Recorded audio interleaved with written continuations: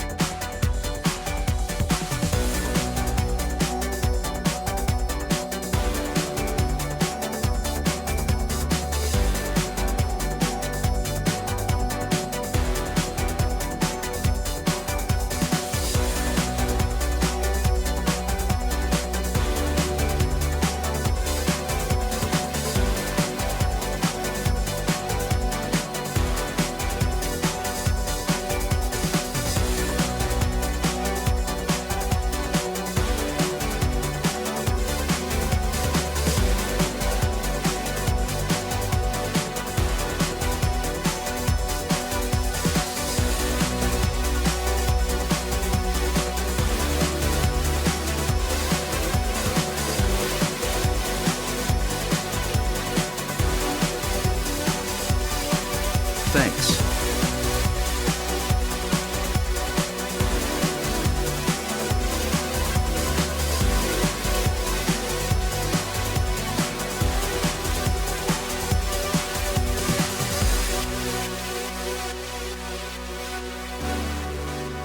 Thanks.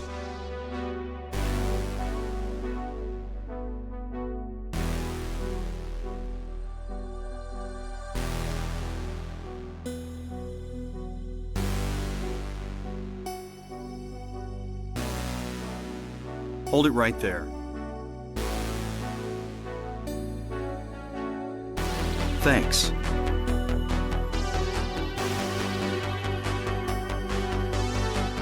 Thanks.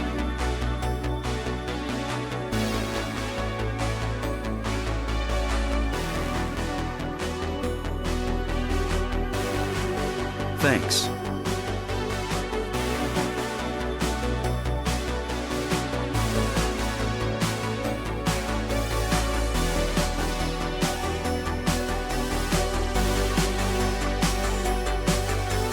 Thanks.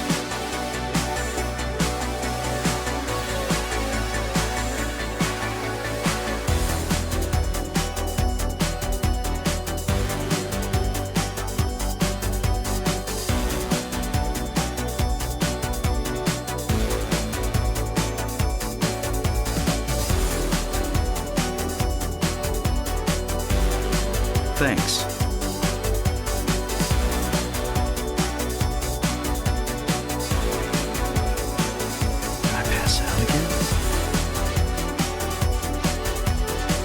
Thanks.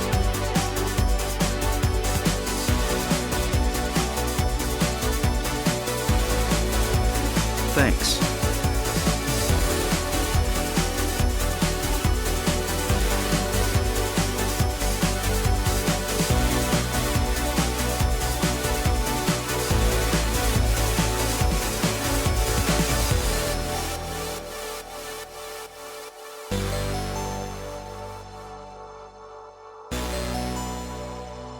Thanks.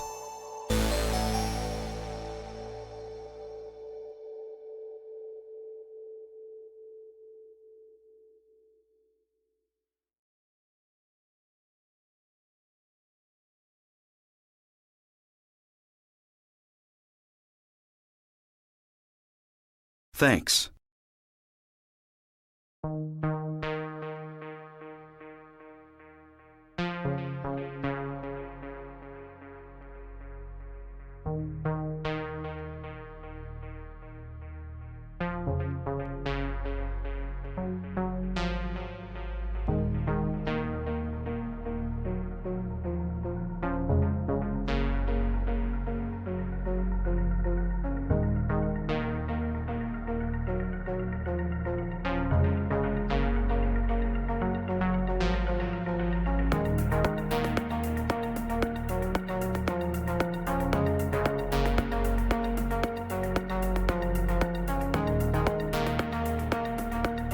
Thanks.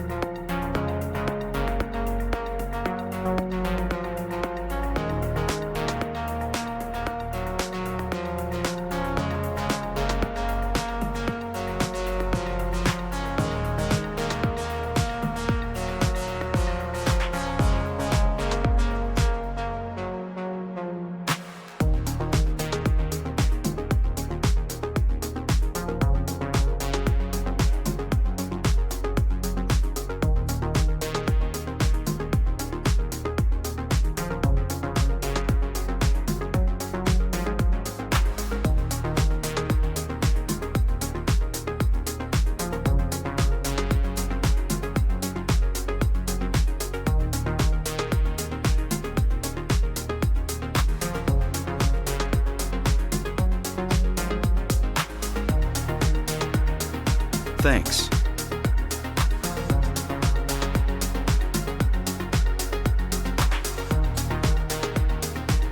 Thanks. Thanks.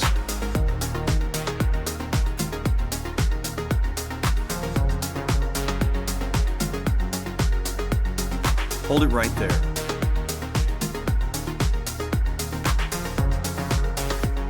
Thanks.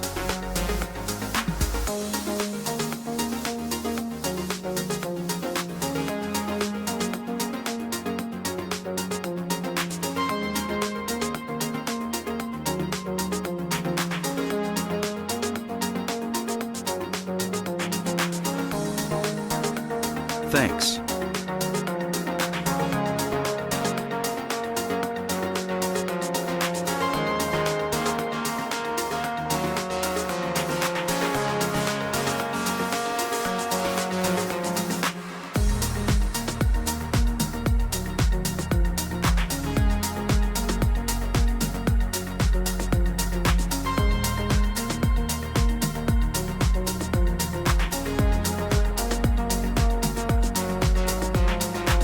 Thanks.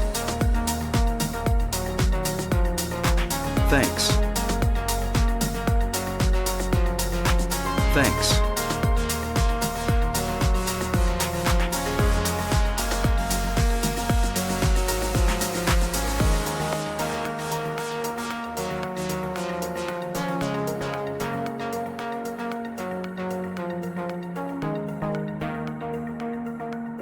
Did I pass out again?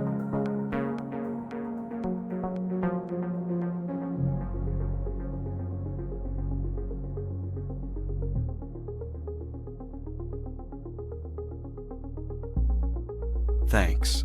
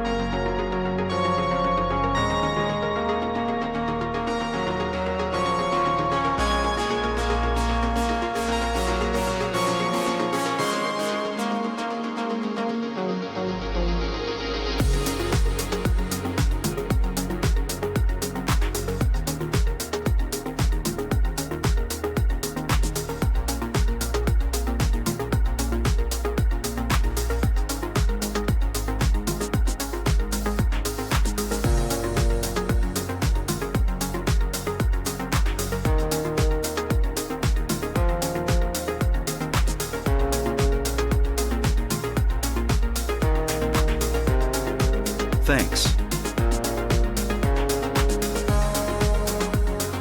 Hold it right there.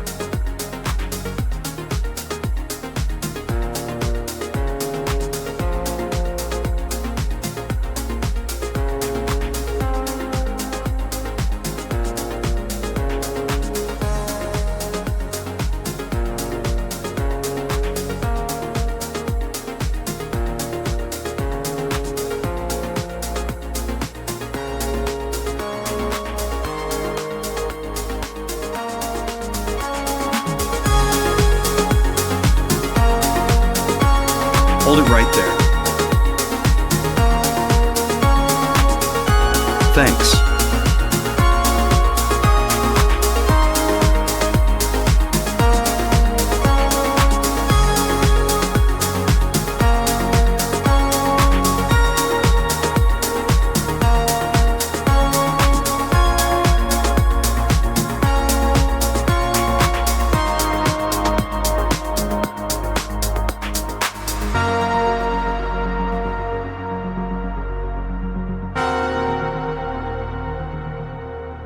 I don't know who you are or what you're trying to do, and I don't care.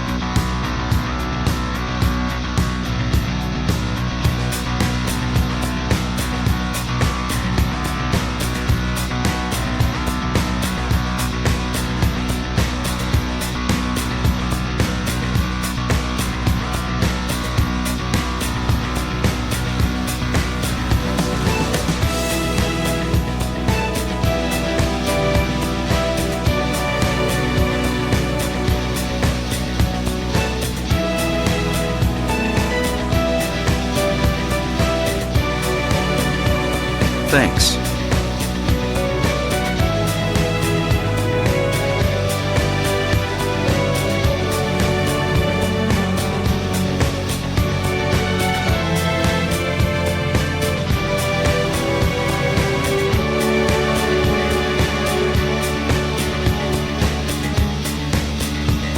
Thanks.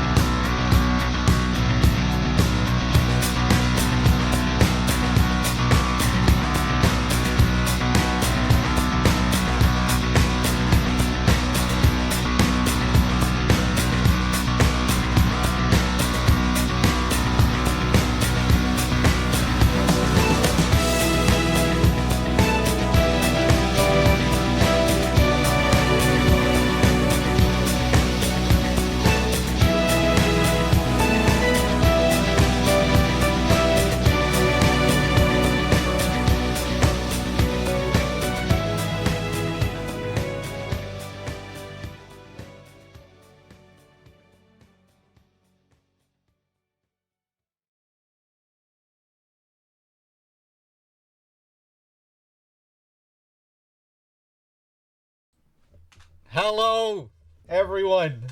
My God. Jesus Christ. How's it going? How's it going? let me thank some people before we get started. Well, first of all, I guess welcome to the big subathon. My first time ever doing one of these things. I probably should have done one years ago, when Twitch actually had good deals for September. Thanks. I think they've gutted it like every year since. Um, but they still have some deals going, and Thanks. they're starting their subathon thing. They're starting September early, so all the subathon deals are in place right now, I think. Harry is sounding very loud in my ears at the moment. Hold on a second, let me turn him down. Um, but yeah, let me thank some people here. Wexford, thank you for gifting a sub to MJ. Connix with the tier 1, thank you. I don't think there are any deals on gift subs. What the hell, Twitch? As far as I understand, anyway, I don't think. I know they're introducing like a limited deals towards the end of the month and things like that. Um, Storm, thank you for gifting a sub to Foxhound. Wexford, thank you for gifting a sub to Gandalf Grey. Drop Data, thank you very much for the $10. Next 4-pack of Peroni and a bag of M&Ms is on me, dog. Drop Data, thank you so much, man. Koskin, Tomato Juice with the fucking 50-pack coming in hard. Thank you so much, man. Jesus Christ. And enjoy whoever got one of those subs. Cheers. Mudokan Pop as well. Thank you for gifting a sub to, I guess that's Bad Humans. Although I thought Bad Humans was already a sub. Whoever it was, thank you, Mudokan Pop. Low Life came in with the 10-pack as well. Low Life, thank you. Wexford gifted a sub to Jankal. Thank you. Goomin, thank you for the 5 bits. Bad Humans. Thanks. Bad Humans also with the 20-pack. We're already up to 53 hours on the clock. I didn't really know what to start the timer on. I was going to do 24 or 36, but I just said, fuck it. Let's just go for 2 days minimum. Davwell with the 73, thank you. J Cash with the 15, Drop Data with the 47, Chebsworth with the 4 years, Tomato Juice with a 10-pack right before that as well. Fallen Forgiveness with the Prime sub, Wexford with the gifted sub to Mudokan Pop, Shadow Cloud with the gifted sub to Summer Teeth, Rico, Rookie on the Job, Phasar, Shadow Cloud with the gift sub, Caster Official with the fucking 25-pack. Caster Official, thank you very much. And the activity feed is not letting me Thanks. scroll down past this point. So I'm assuming that was the first one of the day. If it wasn't, thank you to whoever else contributed. The activity feed isn't letting me go down any further. D-Cups with the 83, Jazzers with the Prime sub as well. Yeah, cheers everyone. Let's see how this goes. Do gift subs count towards sub points? Yes, they do. They do. Everything counts towards sub points. Bits, subs, donations. Although the bits have to be at 500 minimum to contribute. I tried to set it up so, 100 and 200, 300, 400 could also add to the timer. But the thing was being very disagreeable. So in the end, I just said fuck it and I just set it to 500. I wish I could set it lower though. I might try and fuck around with it and set it lower. My mic sounds wrong. It really shouldn't. It should sound the way it always sounds.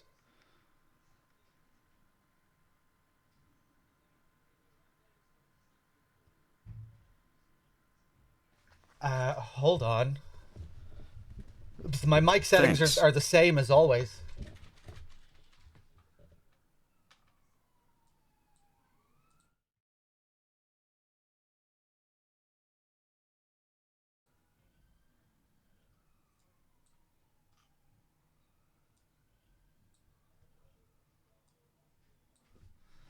Yeah, I don't know. That is very worrying. Wait, hold on. I think I see what the problem is. How is it now? Is it better?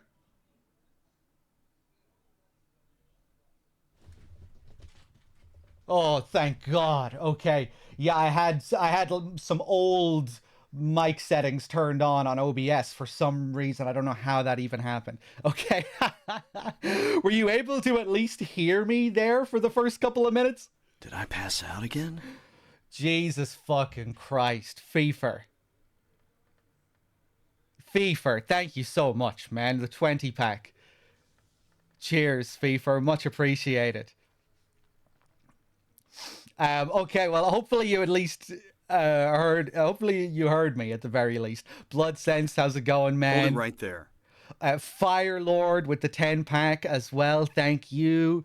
Gandalf. Thanks. Thank you for gifting a sub to Cypher. Let me just pull up something here. Thanks.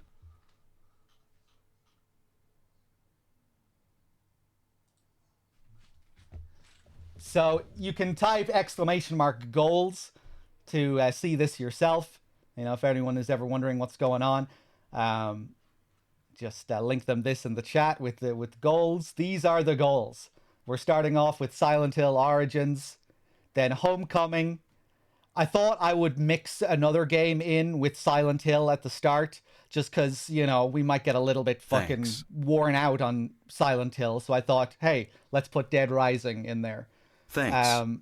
Then we have Shattered Memories, Downpour, HD Collection Unpatched, Max Payne. Hold it right there. If there's a star beside it, it means it'll be a first playthrough, as it says down below. So pretty much everything on the list will be a first playthrough, apart from Twin Snakes and Ballad of Gay Tony, if by some miracle we get that far. Thanks. Max Payne is kind of a first playthrough. I thought I would put the star beside it because I played the game as a kid, but I never finished it as a kid. And I don't think I got very far. I remember using cheat codes to get to the final level, and then I still wasn't able to beat the final level with cheat codes. I remember it clearly. Yeah, Vampire the Masquerade, Outer Wilds, and of course the final goal, 10,000, where we will just keep going until the Silent Hill 2 remake. That is the cap on the marathon as well, by the way. October 8th, when the SH2 remake releases. And Crow will, of course, become a mod. We have some emotes being made as well for this journey Thanks. of Crows. Hopefully Carson will be done with the Did I emotes pass soon. out again? Oh my god. Blood Sense with the 25 pack. Thank you very much, Blood Sense. Jesus Christ. I think I have some more people to thank here as well. Wexford gifted a sub to Big Red Beard. Thank you so much, Wexford. Again, Repelly with the 4, with the Prime 4. And yeah, on the right, you can see how much you get for tier 1, tier 2, tier 3. We're going based off sub points, not total subs. So yeah, basically, if someone subs with a tier 2, it'll add 2 subs to the goal. If someone subs with tier 3, it will add 6 to the goal, and it'll also add 12 minutes. Resubs, that isn't exactly right. Thanks. Like, if someone is already a sub and they resub, it won't add 2 minutes. I think that's just if someone hasn't subbed, or if someone was a sub before, but they're not now, and then they resub, it'll add 2 minutes. Or if they sub with tier 2, it'll add the tier 2 amount, and tier 3. Donations, 2 minutes per dollar. Bits, 500 per Thanks. 5 minutes per 500. That should really be. But yeah, there we go. Hold on a second. And yeah, I'm also open to adding new goals as we play. You know, we can add stuff as we go. Because I was thinking, you know, if we get up to Max Payne and I really have a good time with Max Payne, maybe we'll add goals to play Max Payne 2. And maybe even 3, who knows. But yeah, we'll see how it goes. Thanks. I would imagine if we somehow get to like up into the high numbers, like there's 7K for GTA 4, 8 for Twin Snakes, 9 for Outer Wilds. It might be nice to have some goals in between those as well if we ever get that far. But yeah, obviously there's a lot of ifs. So we'll see how it goes. Wexford, thank you for gifting a sub to Glassy. K Charisma with the 12, thank you. Idiot Bastard with the 4, thank you. They the game I'm looking forward to the most on this list, if we get there, is definitely Deus Ex. That's what I'm most interested to play.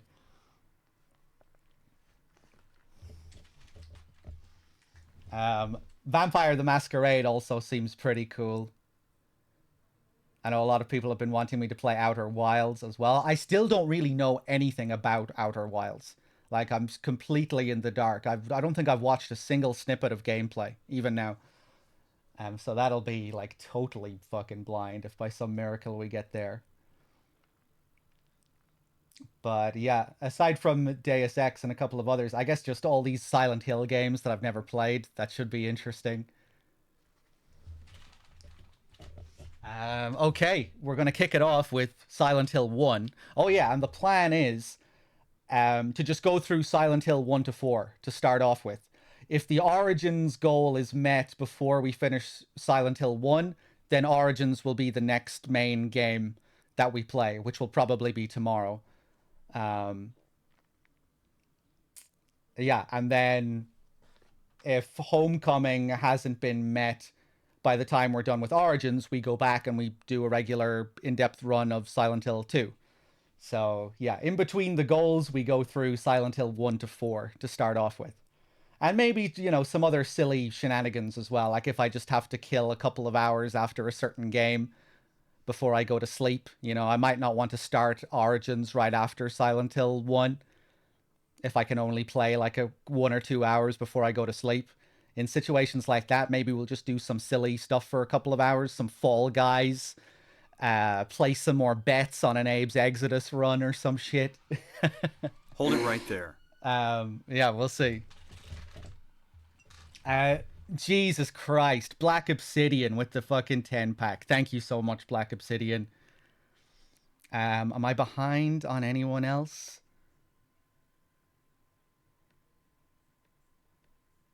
Listo with the 5-pack. Thank you, Listo. I didn't miss a second pack from Bloodsense, did I? Bloodsense, thank you again. Okay, how about we play some games? I'm gonna play VODs when I sleep, yeah.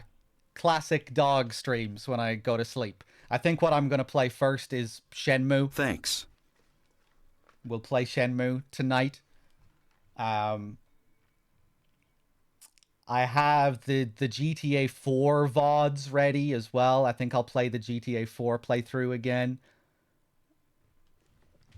And yeah, who knows what else. Okay, hold on.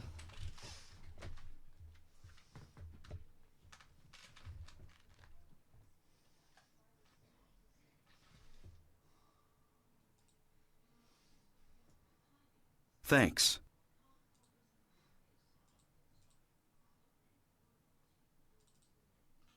Thanks.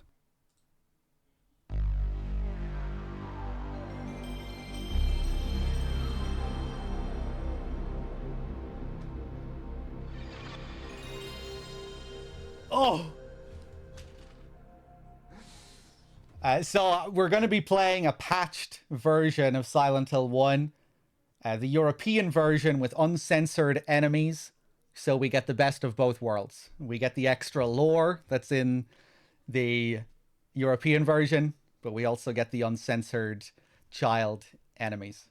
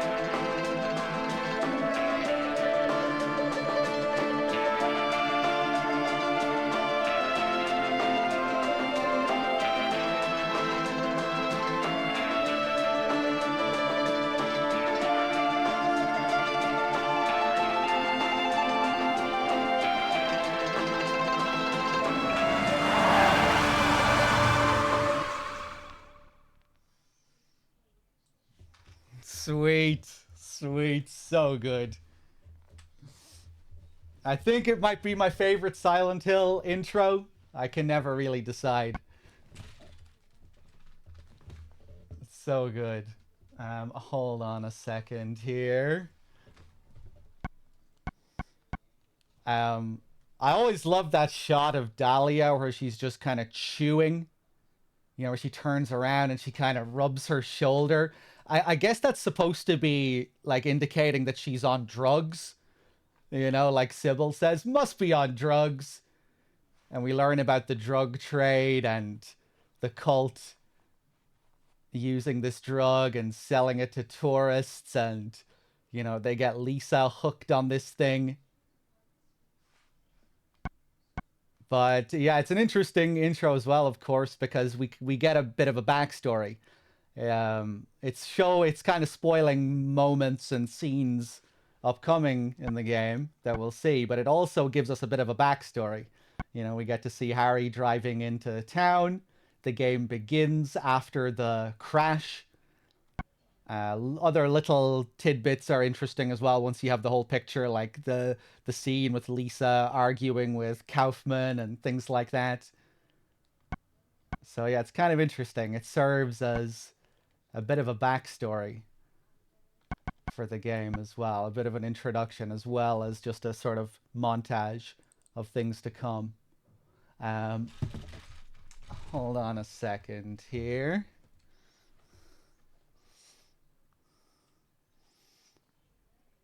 Yeah, I mean, I'm using the word spoiler very loosely, like just that it shows you scenes that you will see later on. It's a mishmash of things that you will see later in the game and a backstory which you only see in this opening montage.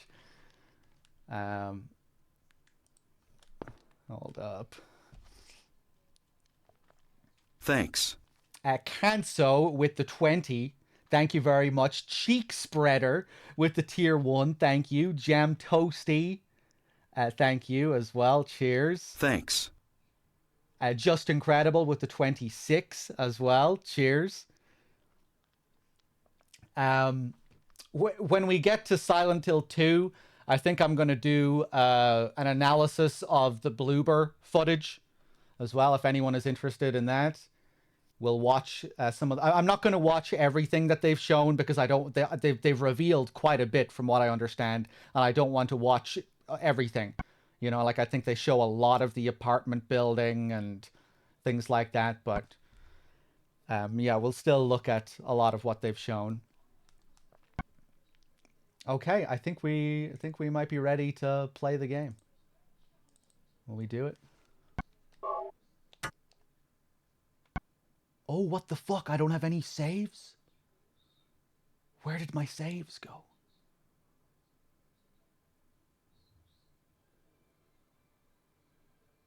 I won't be able to look in first. I won't be able to do the over-the-shoulder look. Ah, that's okay, I guess. We can live without it. Thanks. I have extra riddle difficulty prepared for Silent Hill 2, by the way. I think I've only ever streamed that once before. And a lot of people don't know about it. The secret riddle difficulty. So, yeah, that's something a little bit different to look forward to when we get to Silent Hill 2 as well.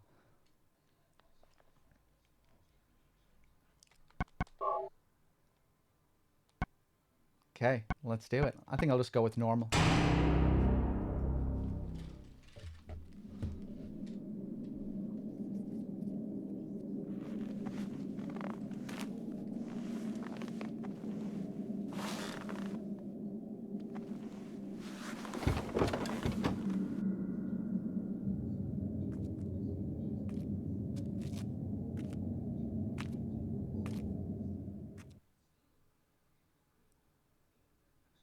These gorgeous FMVs. Love how ghostly these opening scenes are. The grey. Cheryl, where are you? You son of a bitch. It's quiet. Too quiet. This place is like a ghost town. Thanks. Raw Band, thank you for gifting a sub. I mean, Wexford, thank you for gifting a sub. To Raw Band. Oh yeah, I uploaded the Abe praying emote just now, so that should be live any time now. Hey, there it is.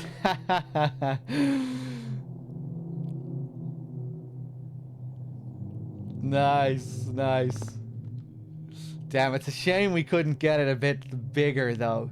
It's so nicely detailed, which you're just not going to see at that small size. I'm so used to seeing the larger version of it. The praying, the sparkles look really good, I think. One of the best things about Silent Hill 1 is Harry's little backstep.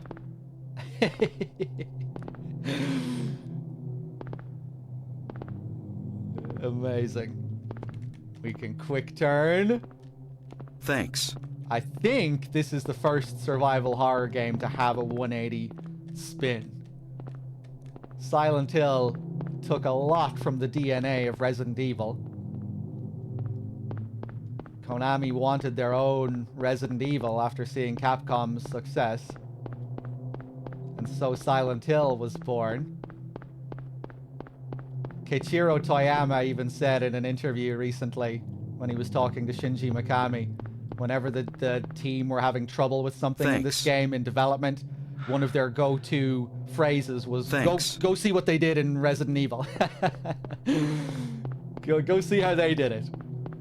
But I think the quick turn was actually something Resident Evil took from Silent Hill. So I think it was RE3 that first had the quick turn, wasn't it? And I think RE3 came out after SH1, but I could be wrong.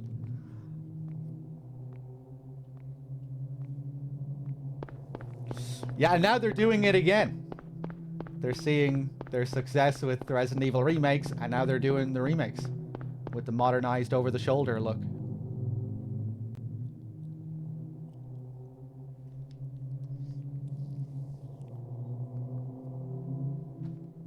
Cheryl? Is that Cheryl? Oh, really, Nico? I guess it's another thing Silent Hill took from Resident Evil then. Where are you going? Hey, wait! Stop! Love how they mysteriously hide Cheryl's face here. You know, giving the impression that there's something up with Cheryl, her identity. As we'll find out later, Cheryl isn't really Cheryl. Or there's, you know, there's more to it. Oh, oh. Wexford, thank you for gifting a sub to Dim. Fatepi with the 63 as well, thank you very much.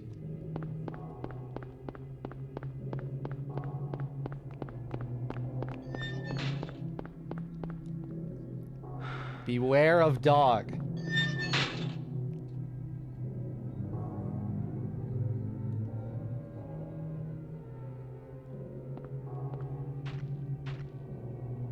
Jesus, what is that? Thanks. Yeah, I've two variations on the Harry thanks. One of them is a little bit more somber than the other. K Charisma, thank you very much for the 10 bits.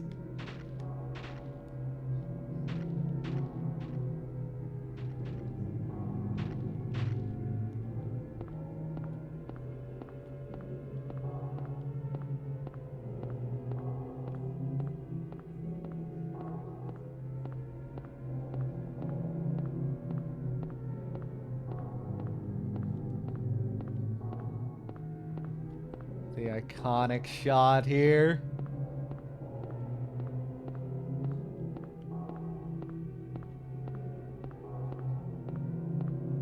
We get darker and darker.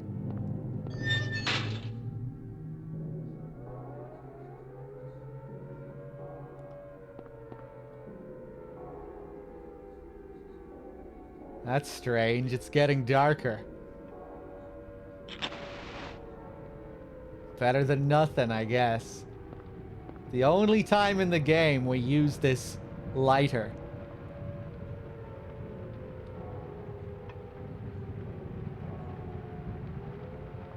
Looks really cool.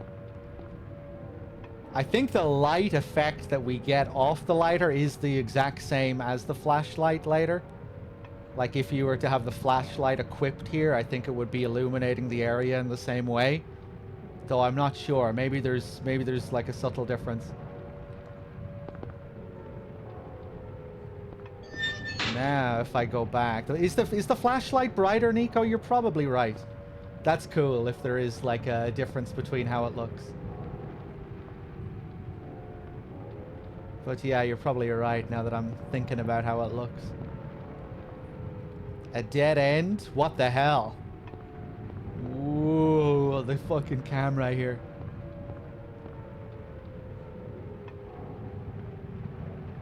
The rain looks great in this game as well, I think. And there are quite a few different animations for, you know, what the rain touches. You know, it'll look one way if it touches the ground. If it touches metal grating, it'll have a unique look. I think with the metal grating, you can see it like fall on the grating, and then there's a separate animation for drops then falling from the grating. The little splashes on the drum cans there.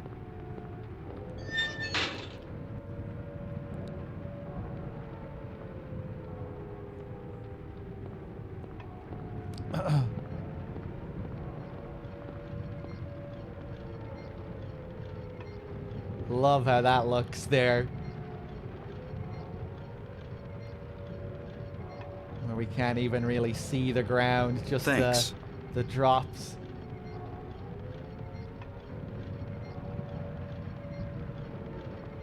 Wexford, thank you for gifting a sub to Master of Reality.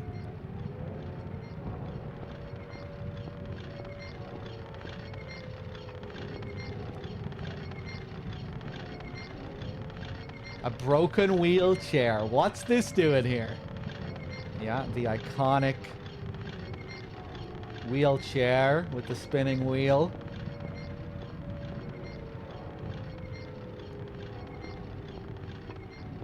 That comes back again in Silent Hill 3. Whoa! I don't remember this fucking bugging out the last time I played this. What's this?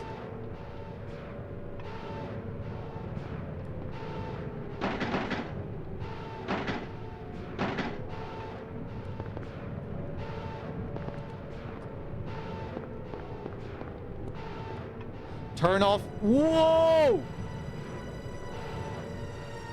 Turn off PG XP. I don't think that's going to fix this, but it will fix the church scene.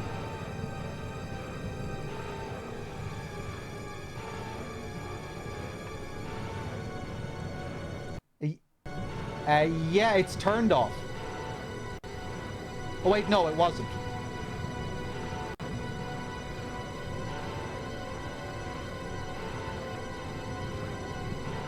Oh!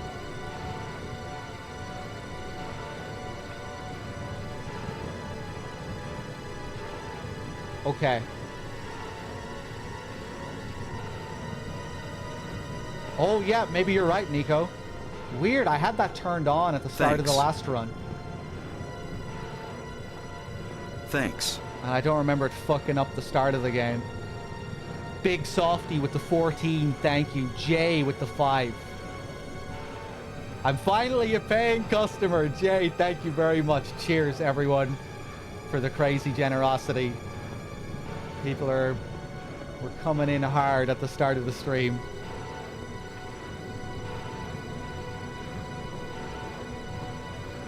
Ah, okay, Nico. Thanks. Dev, thank you.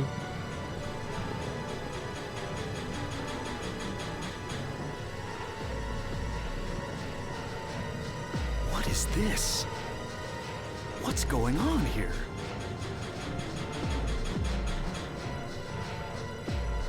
cinema. Whoa! Go, go, go, go.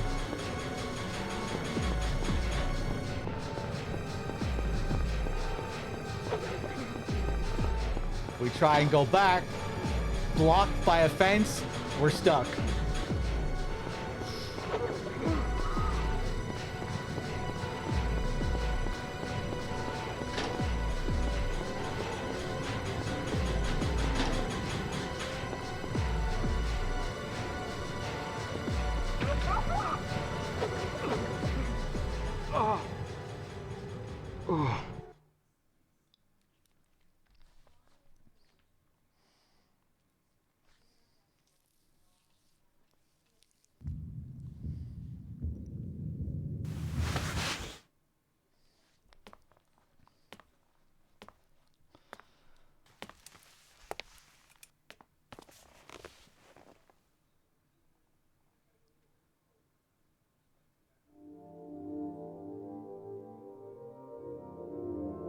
Was I dreaming?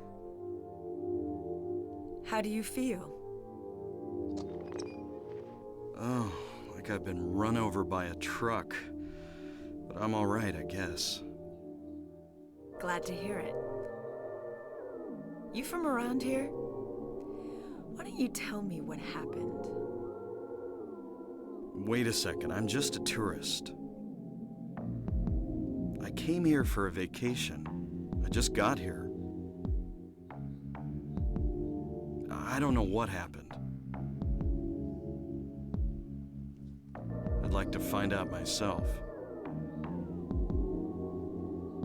Uh-huh. Have you seen a little girl? Just turned 7 last month, short, black hair. My daughter. Sorry. The only person I've seen in this town is you.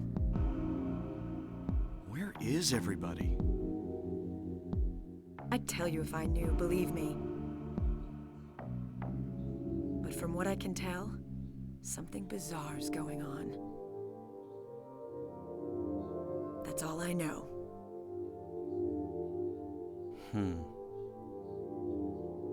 What's your name? Harry. Harry Mason. Sybil Bennett. I'm a police officer from Brams, the next town over. The phones are all dead, and the radio too. I'm going back to call in some reinforcements.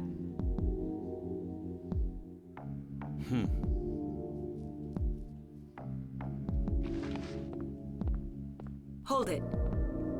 Where do you think you're going? My daughter. I've got to find her. No way. It's dangerous out there. In that case, I need to find her now. Cheryl's my little girl. I can't just leave her out there by herself. Have you got a gun?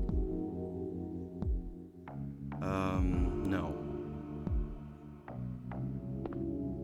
Take this, and hope you don't have to use it. Now listen to me. Before you pull the trigger, know who you're shooting. And don't do it unless you have to. And don't go blasting me by mistake. Got it? Yeah, thanks. You do Thanks. best to stay nearby. I'll be back with Oh help my as God. quick as I can. That kind of mind fucked me there for a second. Jesus. Thanks, whoever it was. Yeah, I couldn't remember where that thanks came from in the game. LNPHL, thank you very much for the 9. Dev Chan, thank you for the 11. And I think I'm up to date with everyone else. Jay, Big Softy. Cheers, guys. Yeah, I love that scene. The music is just perfect. It fills the spaces so well. Kind of serves as the commas between what they're saying. Let's take a look around here, shall we? We got the Portishead posters on the wall there. Big Yamaoka influence. We got Stephen King on the wall here. Another big influence. This was something that Stephen King did in his college or something. You can see there it says study, damn it. And you have a picture of Stephen King there.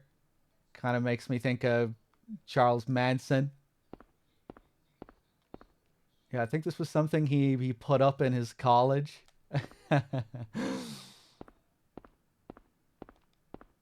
The pinball machine here, I think, is also closely modeled on a real pinball machine. And here we have our save point. Someday someone may experience these bizarre events. Hopefully they will find my notes useful.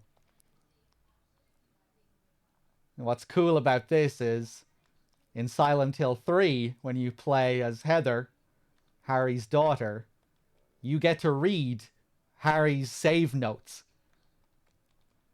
In this game, we just save, and we don't see what Harry writes. But in Silent Hill 3, we get to see what Harry was writing. And it gives a bit more character to him. It's a really cool little detail in Silent Hill 3. You know, we get to see how Harry was feeling about a lot of this stuff. Because in Silent Hill 1, we just see a lot of confusion, mostly from Harry.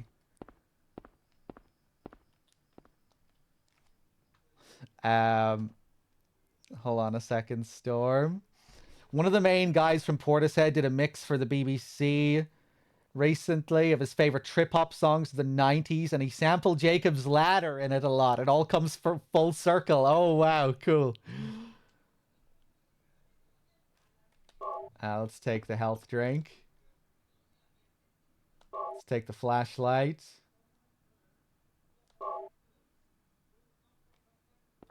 Whoa. Love how the camera changes there. And then suddenly cuts when we see this.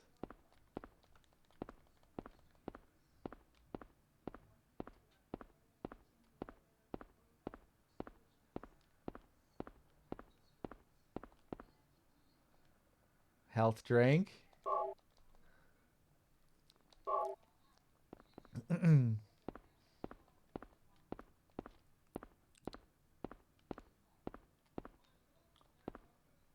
A radio. Seems broken. Can't hear anything.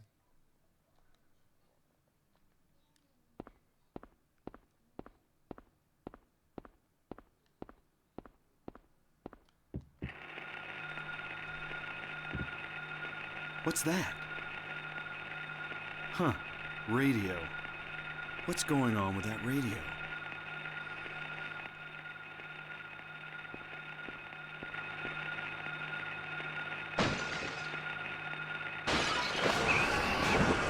Quick! Take out your gun. I always forget the controls here, even though I've played it 100 times.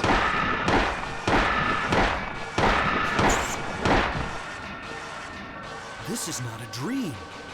What's happening to this place? I really wanted to get that dialogue as one of the alerts for Harry, but I could only find one of the lines. Like, this is not a dream. Actually, I don't think I could find what's happening to this place at all. Nico, Crow, if you feel like doing some sleuthing, if you feel like doing more work for me, you could try and find that line.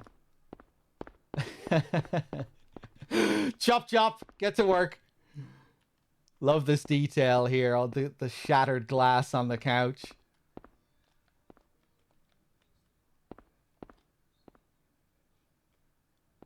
The busted in blinds there.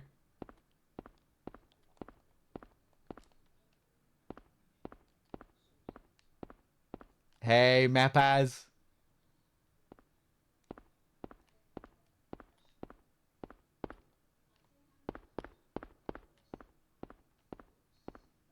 Okay, let's go out.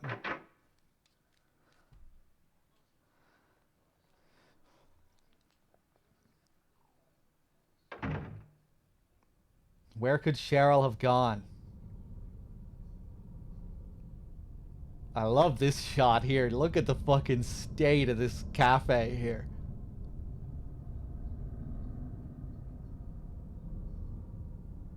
That is some nice grime. Hold it Some right nice, there. Some nice dilapidation. An anonymous gifter with the fucking 10-pack. Thank you so much. Cheers. Thank you. Enjoy, whoever got a free sub.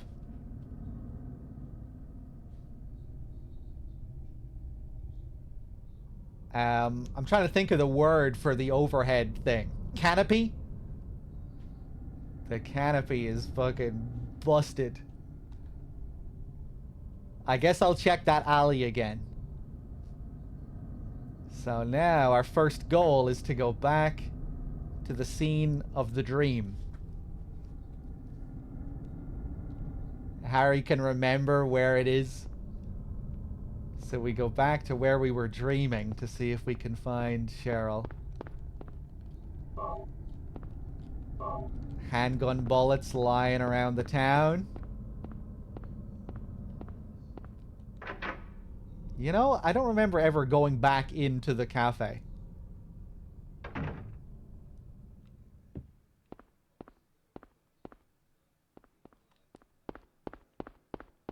Nothing changes or anything. Mrs. Beef. How's it going? I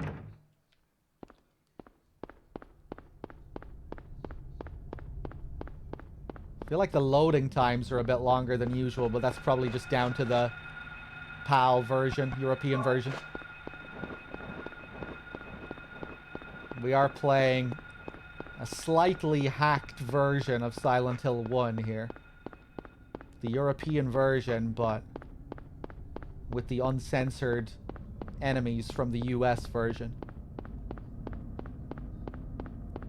The kids in the school were censored to look less like kids.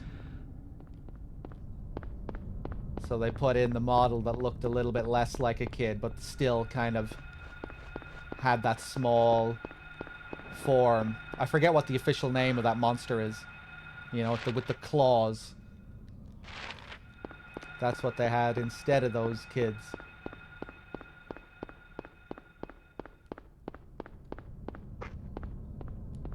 Okay, back to the alley. The claw fingers, yeah. The kids are called mumblers, aren't they?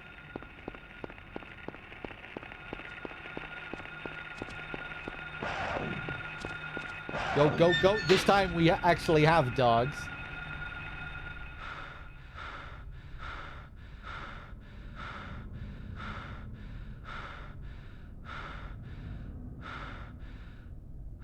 Jesus, you okay there, Harry? Takes a bit to get his breath back.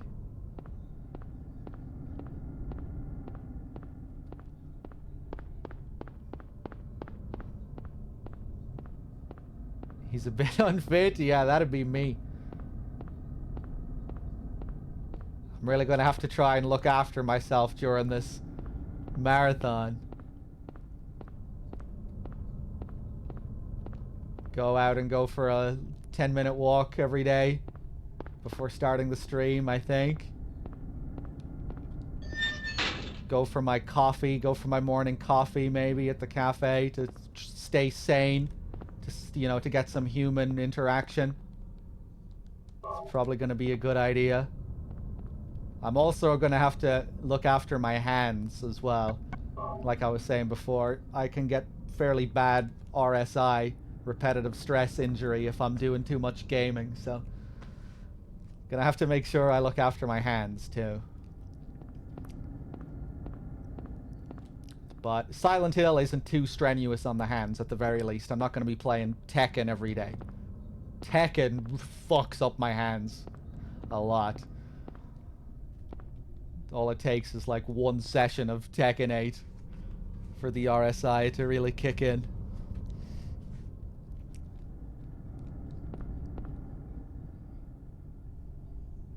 To school. Isn't this Cheryl's sketchbook? She's at the school. Yeah, no, it should be okay. It was way worse years ago. Now it's quite good as long as I take care of myself.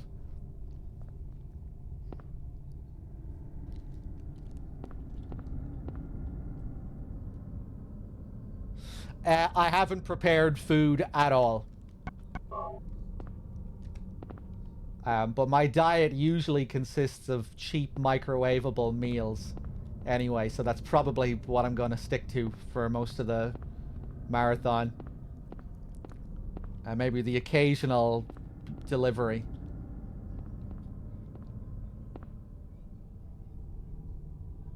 Sketchbook cover. This picture.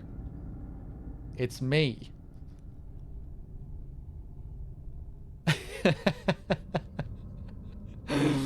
So, yeah, there's Cheryl's lovely drawing of Harry.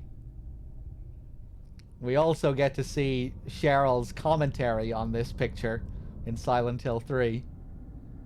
She has quite a funny line about it. What is it again? My picture of Dad. Truly awful work, or something like that. The first picture Cheryl drew in the sketchbook I gave her on her 5th birthday.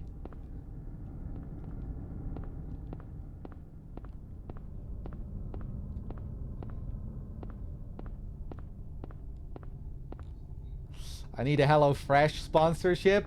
I could take a HelloFresh sponsorship if I wanted. That's actually one of the sponsorships they have going at the moment on the... I forget if it's being advertised on the Stream Elements site or on Twitch's site. And of course, Raid fucking Shadow Legends is the first one on the top of the list.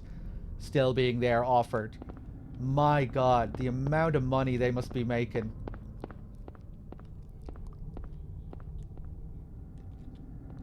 I've refused Raid sponsorships more than any other by a long shot. They always offer really good money as well.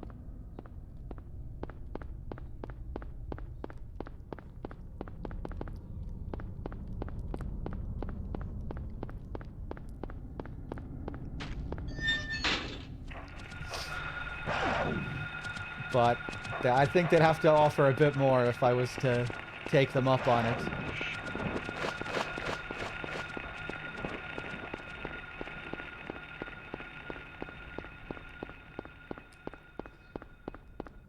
Okay, where are we going?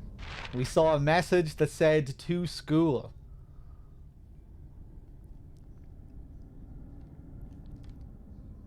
Which must be Midwich Elementary School.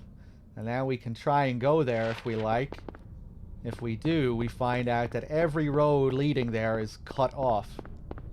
So we need to find another way.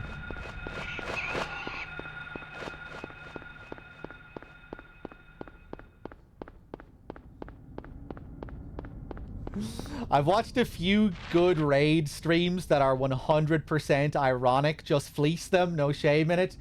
Oh, well, like, just let me just clarify. I have nothing against someone doing a Raid stream. You know, if someone needs the money, you know, all the power to them. If I really needed to, if I really needed the money, you know, I would take them up on it.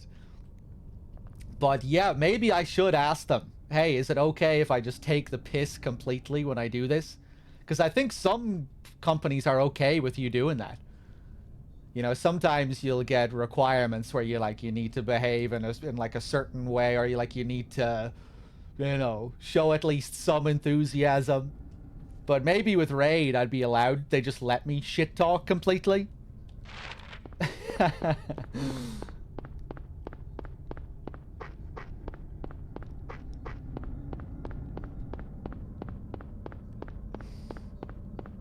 Although I don't think any sponsorship I took, I don't think they ever really put pressure on me to like say that I liked the game or anything like that. Come to think of it.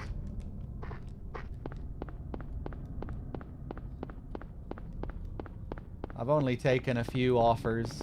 I usually try and pick things that I think I'll, you know, there's a decent chance I'll enjoy.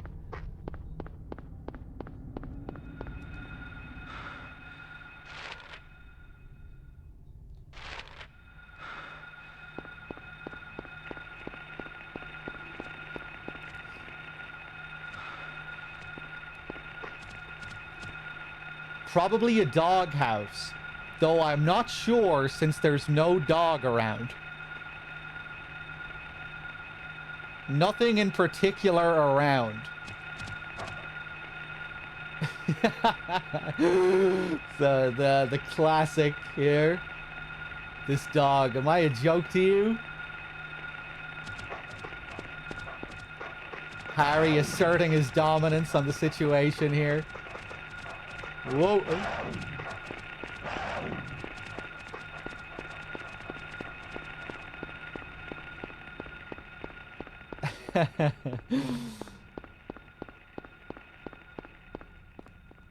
Trying to think now of all the sponsorships that I did. Hitman, I mean, that was just a pleasure.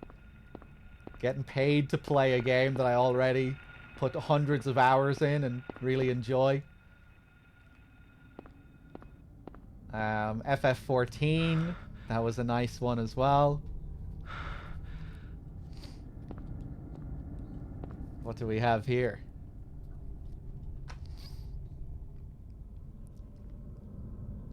Doghouse, 11th Street. So now we find something which takes us straight back to the doghouse.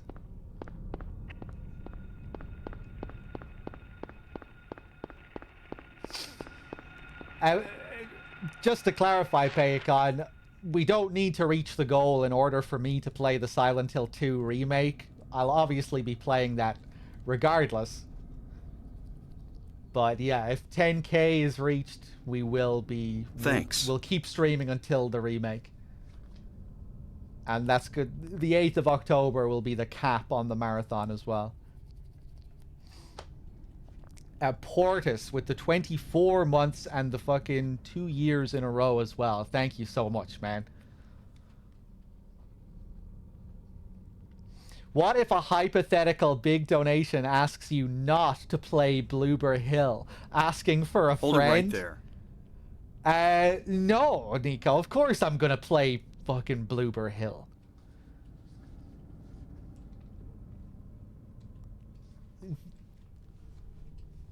What are you getting at here, Nico? You don't want me to play the Silent Hill 2 remake? Of course you do.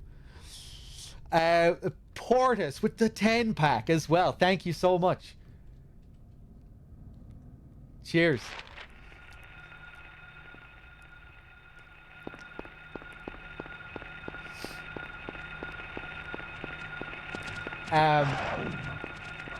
But again, if by a miracle the 10k goal is reached, we will do a Bloober marathon up until SH2 remake releases. Well, not exactly. We'll do a horror-thon, which will be a collection of Bloober games and other horror games. Assuming we still have like time to do that with all the other goals.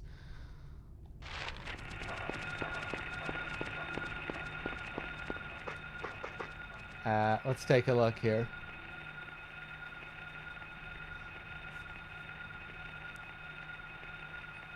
Am I going to do sleeping streams? Well, I'm going to sleep on stream, but I'm not going to have a camera pointed at me or anything.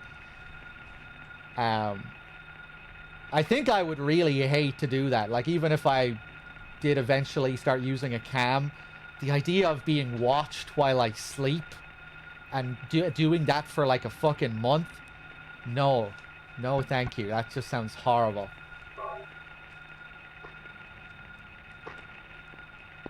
I guess some people are okay with it, but I don't know. You know, you need some fucking privacy. Especially for like a subathon.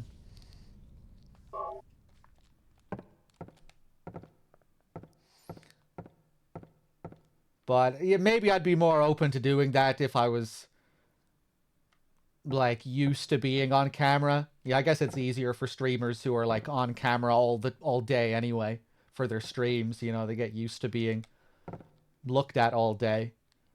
So maybe I'd feel differently about it if I was using a camera all the time. Aiming the camera at my feet while sleeping. Oh, that's actually a good idea. Maybe for the next subathon. I would be open to that. If I just had like a camera pointed at the bottom of my bed. So you just, you know, you saw my legs and my feet going in and out of frame randomly. That's actually a good idea. I'd be okay with that.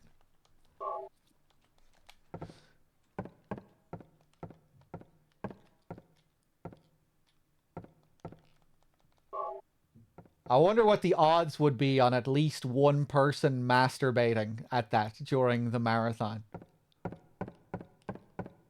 You know, out of several thousand people, surely one person would be turned on by that. Pew? I mean, well, aside from Pew. It's locked. Damn, man. I don't know why I don't know why I don't have my saves. Guess I deleted my saves or something by mistake.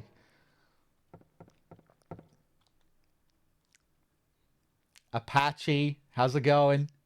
Good to see you. Implosion.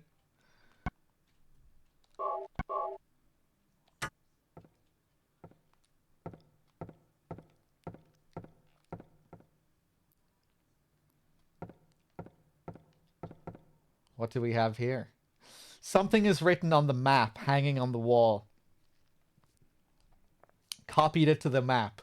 Keys for Eclipse. We have Cafe 5 to 2. There, that's where we just came from. The keys for Eclipse is written on that square where we, on that block where we had the dream. That's where we went down to get that note from Cheryl, which is interesting. And all the other symbols tell us where we need to go to find these 3 keys that we need. Thanks. Up that alleyway, up at the top right, and that circle down at the bottom. Feefer, thank you for gifting a sub to Apache. Yeah, here we have 3 locks. So, yeah, we need to go to these 3 places to get these keys for the Eclipse. Let's grab this health drink.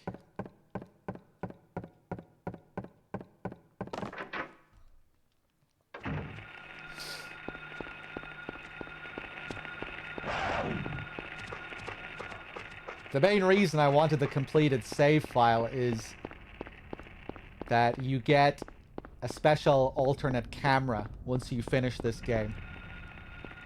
An over-the-shoulder camera where you can look at things up close.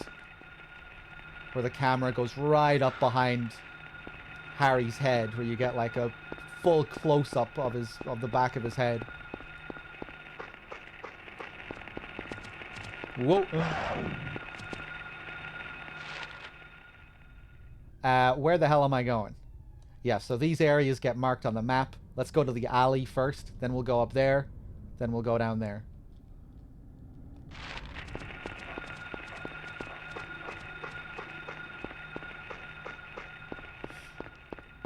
Yeah, it's this, you know, at the end of the game, before you go to nowhere, when you're taking the elevator down to nowhere, and you get that crazy shot behind Harry's head.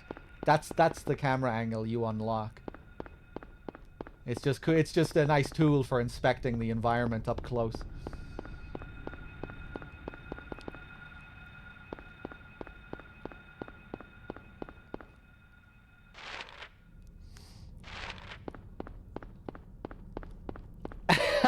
Implosion.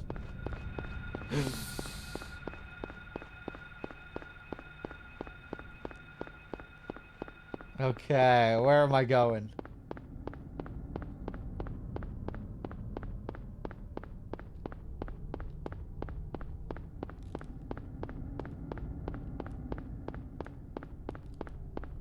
I think I'm in the right alley.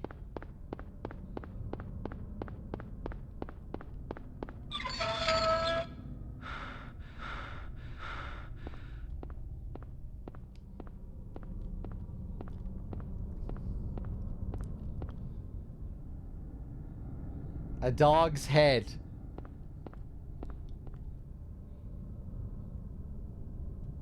So here someone was playing basketball with the dog head, it would seem.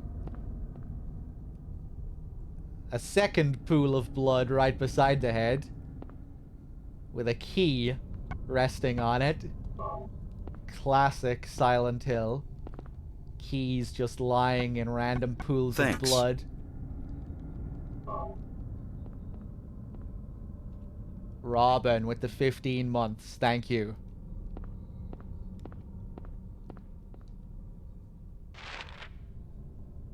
Okay, next we're gonna head up there to the top right. Key of Woodman. This is a reference to the Wizard of Oz, the Tin Woodman.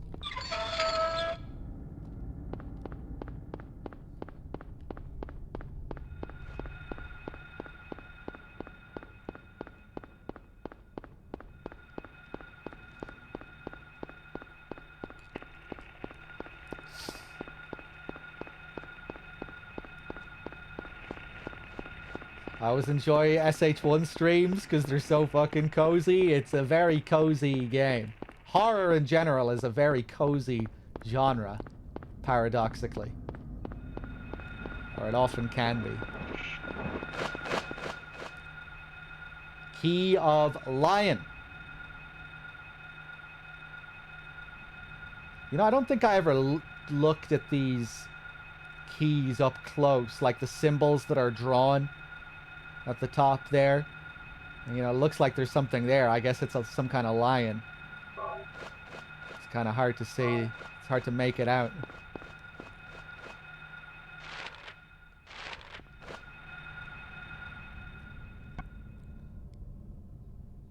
Same with this. Yeah, you can kind of see that it's some kind of man.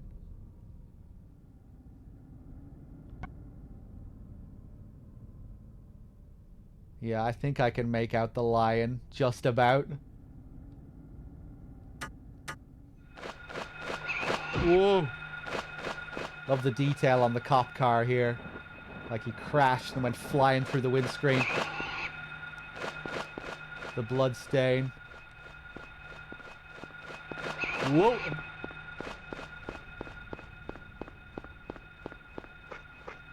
The courageous lion. Thanks. Hey, thanks. Omaru with the 76. Cheers.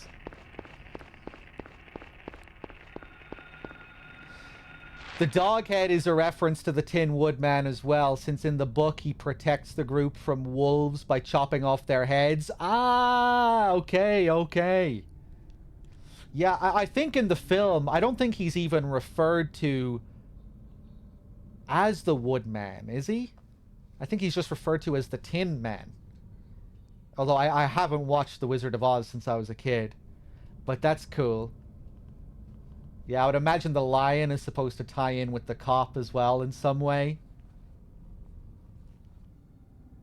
And if I remember, this next part where we cross the wooden bridge here is also like a subtle little reference.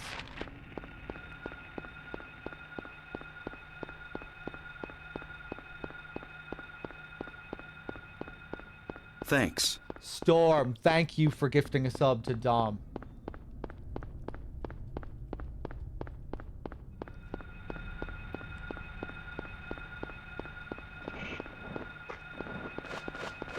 Yeah, here we cross this little makeshift wooden bridge. Key of the Scarecrow. Yeah, doesn't the Scarecrow create a bridge or something like that? I think I remember people talking about this. Whoa. Go, go, go, go, go, go, go.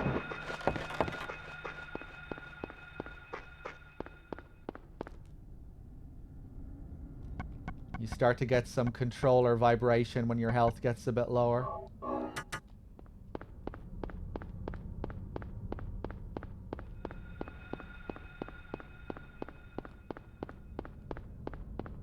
Okay, so we have all of the keys. Oh, yeah, I forgot! We can fucking look closely here at them. Oh, I'm sure I have done this plenty of times before. I just can't remember looking at them. Cool. Yeah, there's the Scarecrow.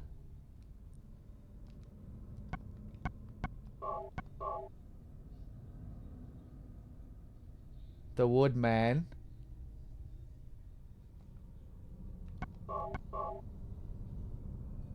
And the Lion. We're going to have more lions later on as well when we go to the antique shop. The Green Lion.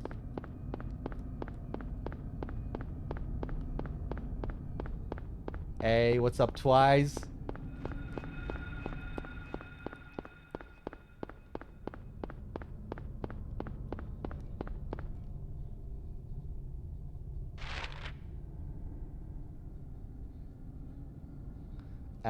Back to 11th Street.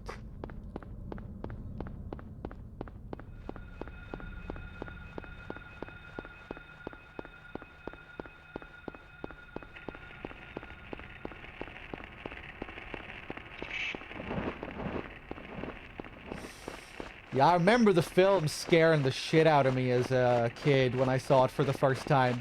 The Wicked Witch. That was probably one of the first films I ever saw.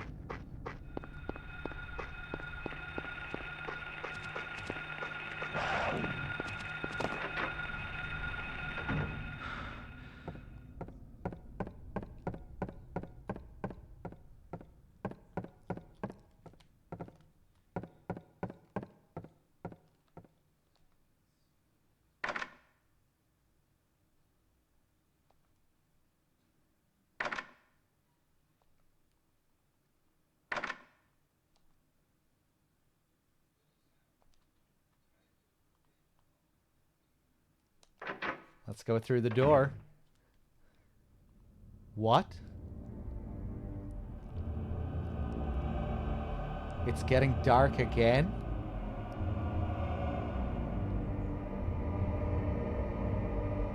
What's going on?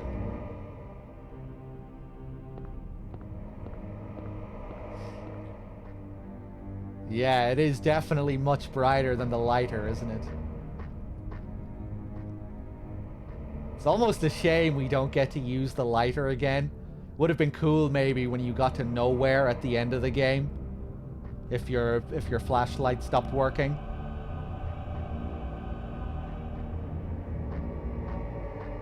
You have to use the lighter again. It would have been a nice throwback. Just because it looks so cool as well. It has a certain atmosphere about it.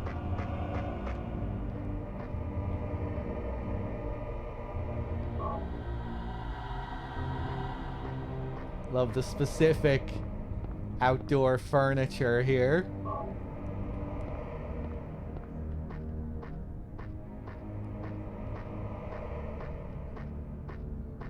This game was hyper-realistic, scary back then. I guess it's interesting that this game doesn't have pre-rendered backgrounds.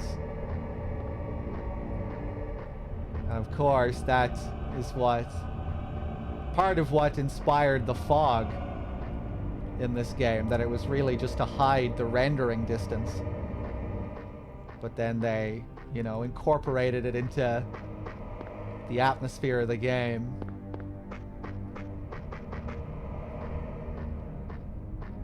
But yeah, the fog as an idea was born out of technical limitation. They used it to hide the rendering.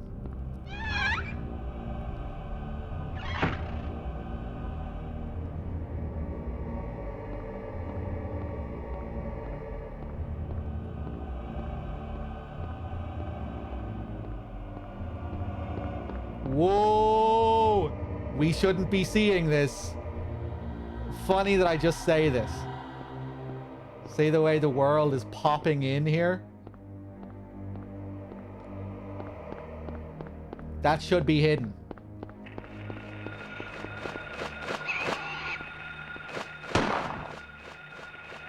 Here, it's just the darkness that should be hiding the rendering distance.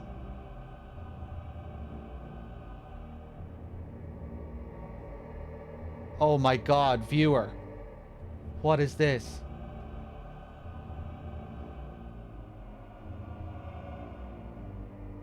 Threedogg, the timer you're using breaks when it adds time for bulk subscriptions and probably large donations as well. As 124.40.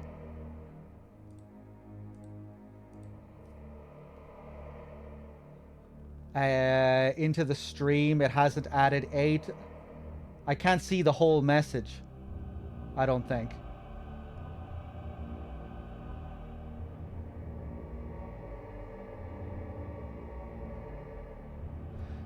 This happened with DRK's Subathon last year as well. Yeah, you can unpin the thing now. I'll just read it in chat. The timer you're using breaks when it adds. Yeah, it's okay. You just need to post it once.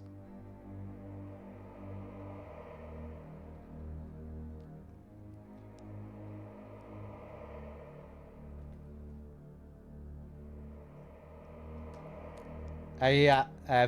Please don't spam. The timer you're using breaks when it adds time for bulk subscriptions. And probably large donations as well. As of 124 into the stream, it hasn't added 8 hours and 56 minutes.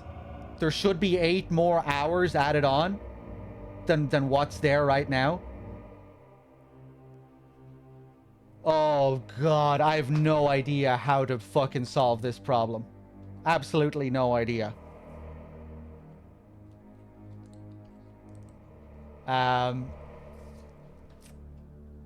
Hold on. I could try.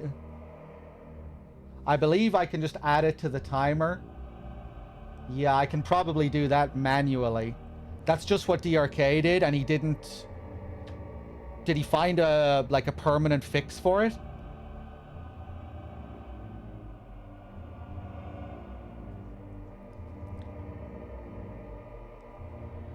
Damn, man. I thought I tested this thoroughly.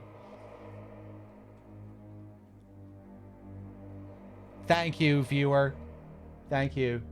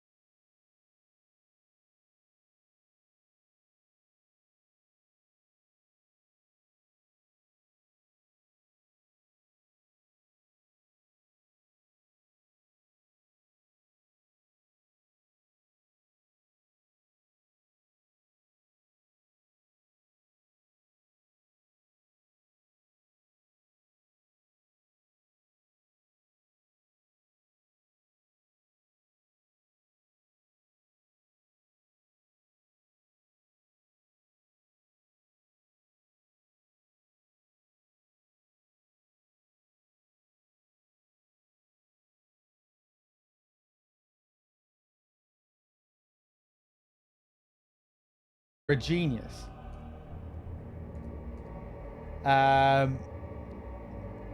Okay. Hopefully this works. Let me just double check.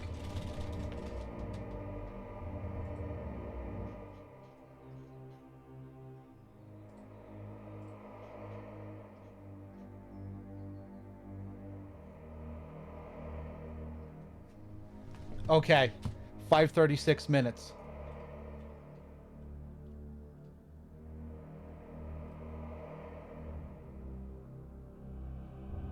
Are we sure it's 5:36 minutes? Are we absolutely positive?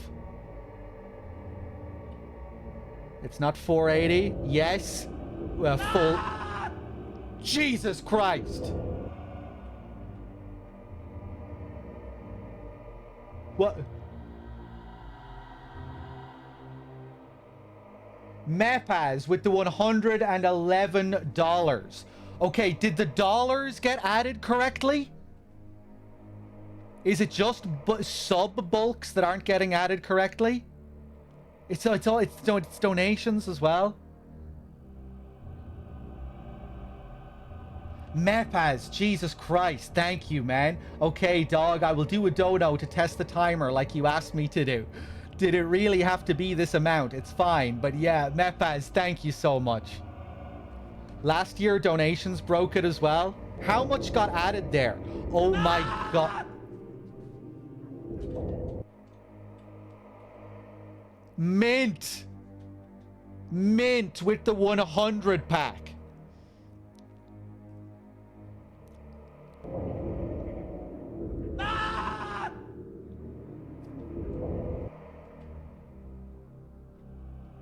Why did James scream again?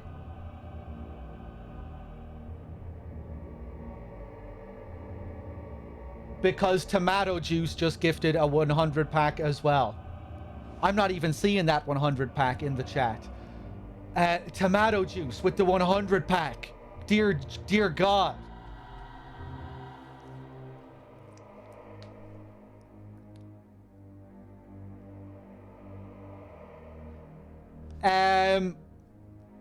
Viewer, is there any way I can give you permission to use the sub add time command? I'm assuming I'm the only person who's allowed to use it at the moment.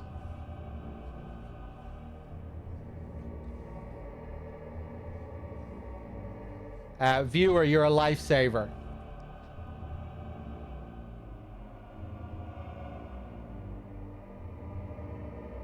This is the marathon timer website. I'm not sure what you mean, but yeah, I'm using Stream Elements. I'm using the thing that's built into Stream Elements.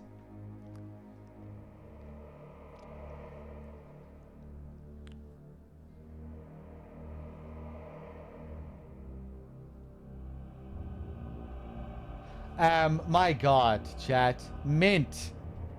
The return of the fucking legend himself. Mint.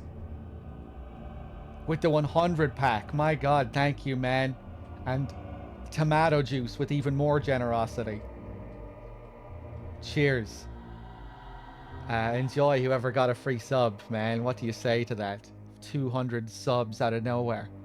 So how many minutes am I adding onto the timer now?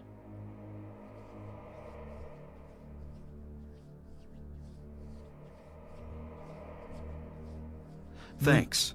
Mudokan Pop with the gifted sub to upgrade. Thank you.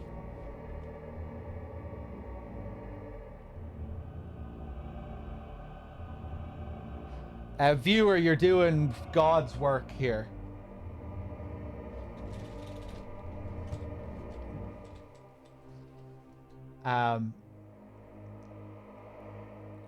Okay, I'm gonna go back to the game.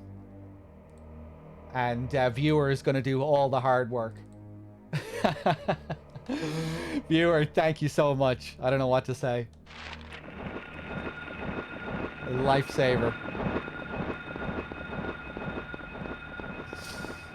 All I have to do is play Silent Hill 1. Hold on. Now I need... Now I could use Nico's help, maybe. Nico, do you have any fix for this shit?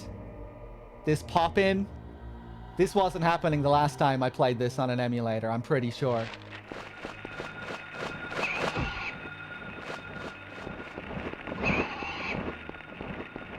Oh, now we've met the goal! I wasn't even paying attention to the fact that we met the goal. What are we Thanks. at? We're... Jesus Christ. Nick, thank you for gifting a sub to Mint.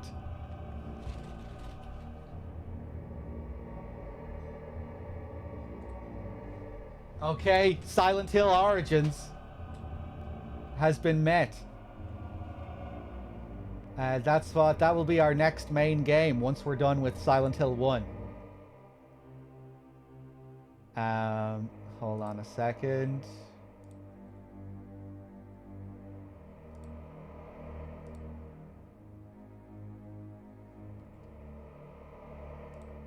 Thanks.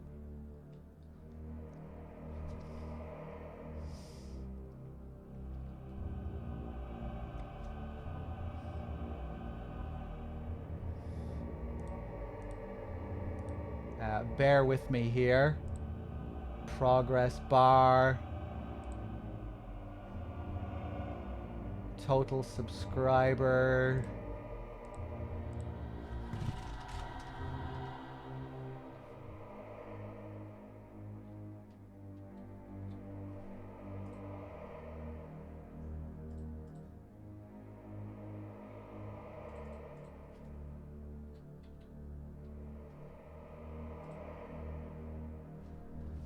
Okay, hopefully that bar just updated itself. Let me change the text.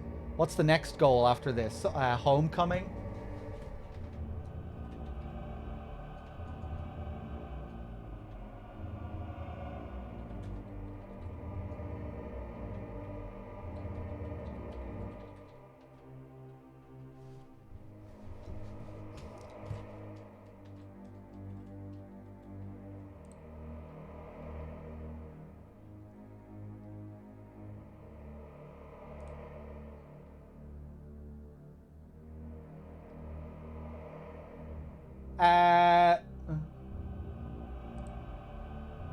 Wait, that's still not right. Target.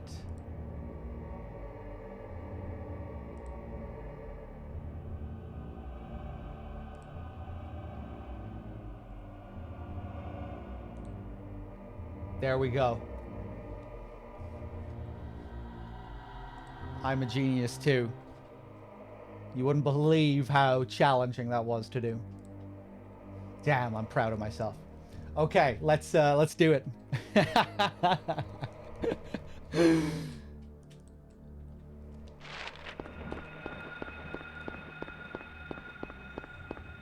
Okay, thankfully we don't have too many of these areas in Silent Hill 1 where we're in the dark like this, but it'd be nice if we could fix this. We shouldn't be seeing this pop in here.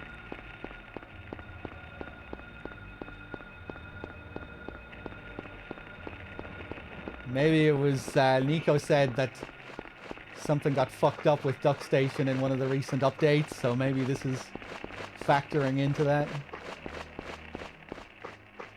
Ugh. Silent Hill 1 doesn't deserve this.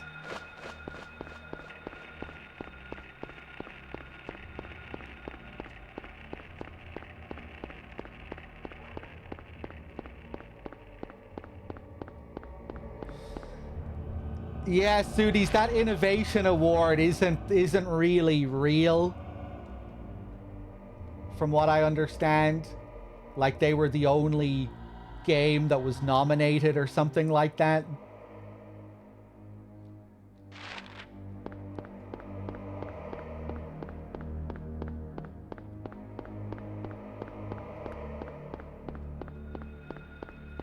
I can't remember what the deal is with it, but it's basically not real. Didn't really happen. Doesn't really exist.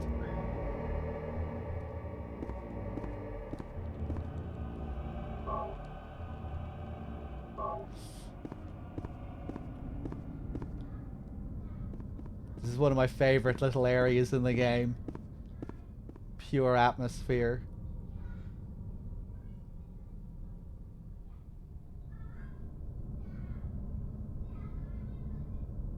The smashed glass with this sound and the snow falling outside.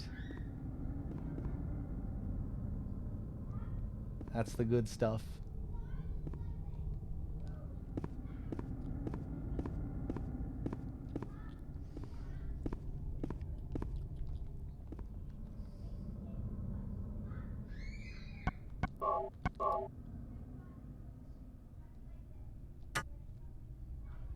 Oh, I think you can probably hear kids next door screaming.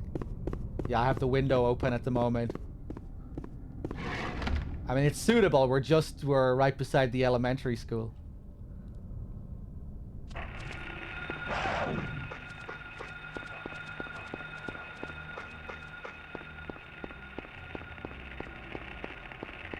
Whoa.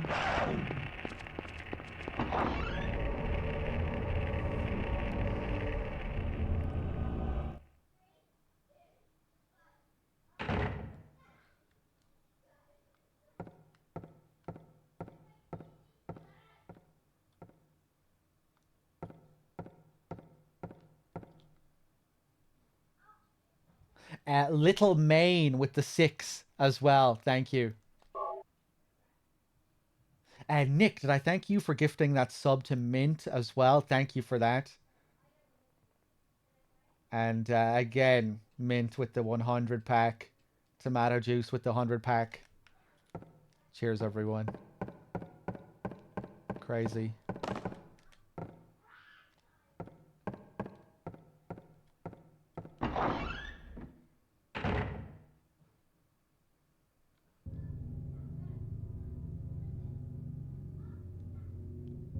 Love the use of sound just in these first 2 areas. Complete silence when you walk in. And then this low bell chime. Boom. I may have missed an anonymous tier 3 gift sub an hour ago. My apologies. Thank you, whoever gifted the tier 3. Cheers. Thanks. Player Bam with the 7 as well. Thank you. Moore, Ronaldo, Gordon. Thanks. This must be the list of teachers.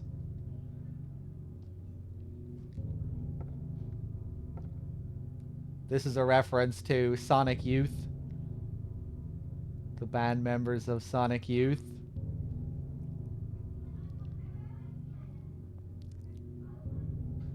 So we have a list of teachers that work at this school. One of those teachers will become a bit more relevant as the story goes on. Even continuing on into Silent Hill 3, where we get even more information on a certain teacher.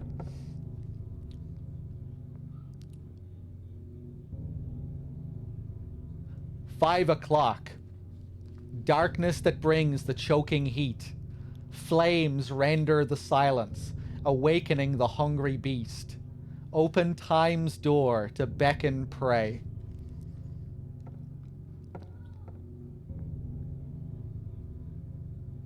It's written in blood. 10 o'clock, Alchemy Laboratory. Gold in an old man's palm. The future hidden in his fist. Exchange for sage's water. Thanks. It's written in blood. 12 o'clock, a place with songs and sound. A silver guidepost is untapped in lost tongues, awakening at the ordained order.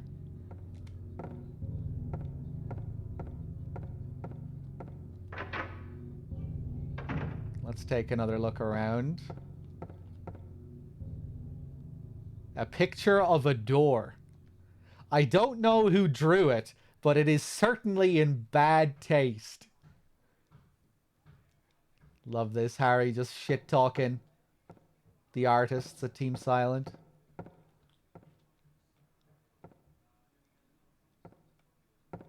Kind of stands out a bit here. Not what you would expect to see in a elementary school. Rossi with the 19. Thank you.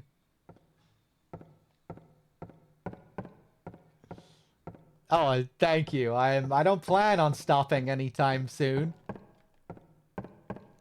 Glad you enjoy the streams. Cheers.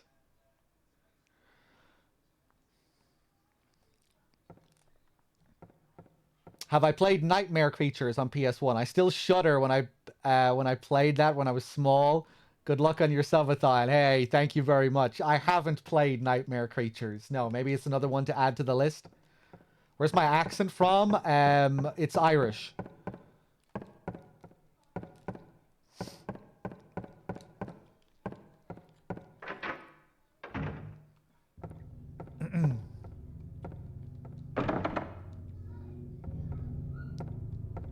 Lock door here. Thanks.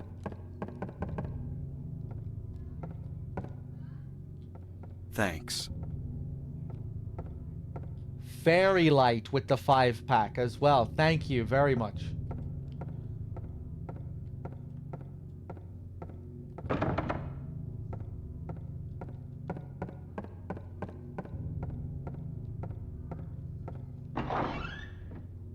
Let's take a look outside.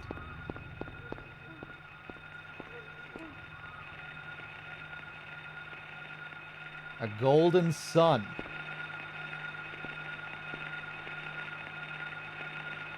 The tower door is locked. The hands are stopped at 10. One of those messages was at 10, wasn't it? What do we have here? A silver moon. Oh God, get off me!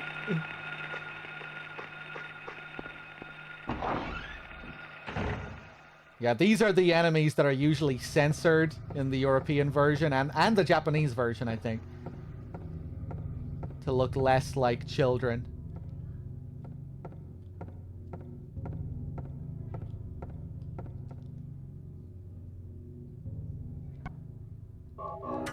Let's heal up. So which one was 10 o'clock? Alchemy Laboratory. Gold in an old man's palm. The future hidden in his fist. Exchange for sage's water. Thanks. So, given that the clock is currently at 10, this means that this is where we have to go first. And the chemistry lab is where we need to head to. Alchemy Laboratory. Both of the doors are locked on this side. Dom, thank you, man. Jesus. Coming in with the 5.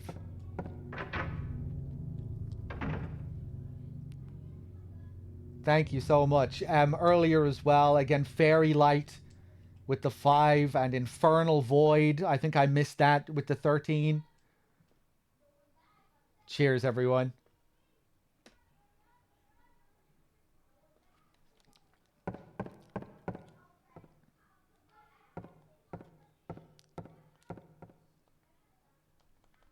This is our little safe room here. The infirmary, suitably. Silent Hill Hospital.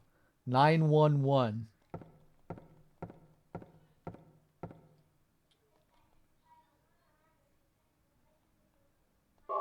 Okay. Hey, Dom, I really appreciate it, man. Thank you.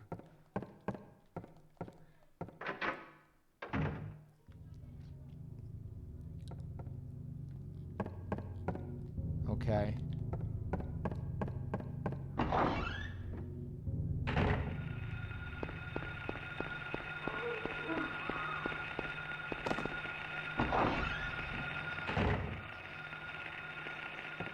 Thanks.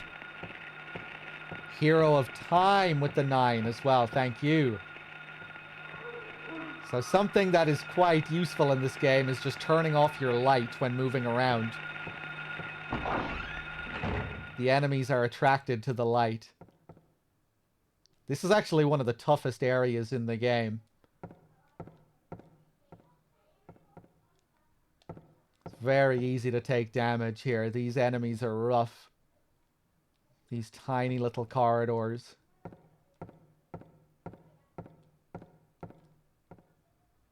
A friend in need.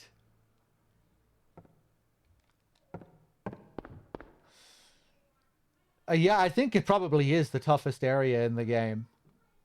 The sewers can be very dangerous as well. When you're unfamiliar with the game, just how dangerous the enemies are down there. The hospital is probably the easiest. The enemies aren't as bad.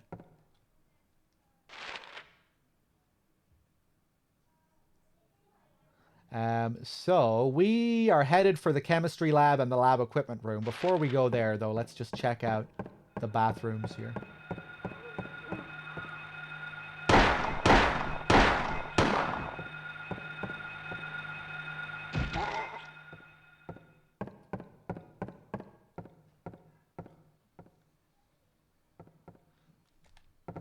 Did the timer get updated? Not yet.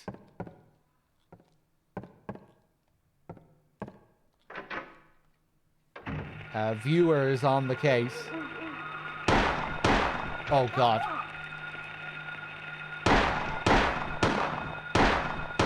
Oh! Aim at this one, please, Harry.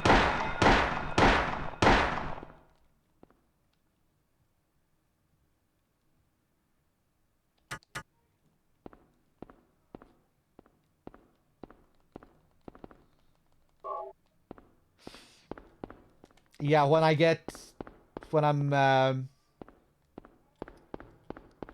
we wrap up the stream for tonight, I'll try and put in a couple of hours and sort out the sub clock before I go to bed.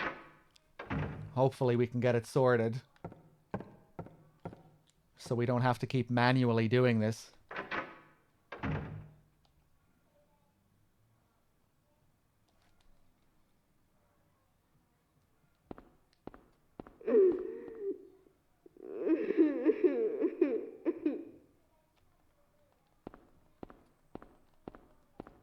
Thanks. Queenie, thank you for gifting a sub to JJKs.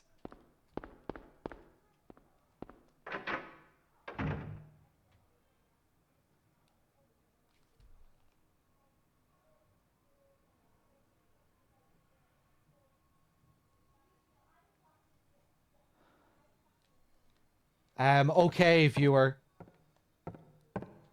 Thanks.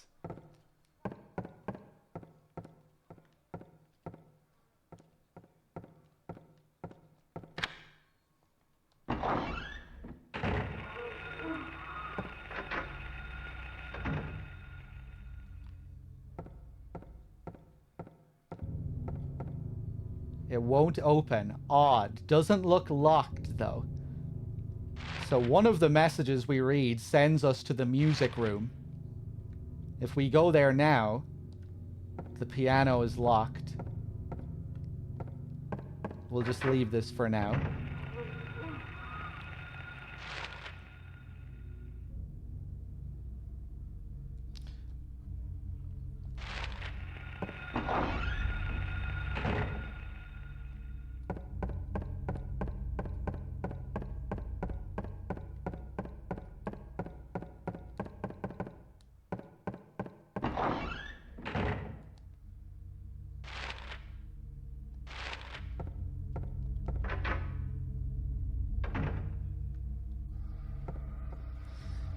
HD collection unpatched. Yeah, that's one of the goals. I've never played the HD collection.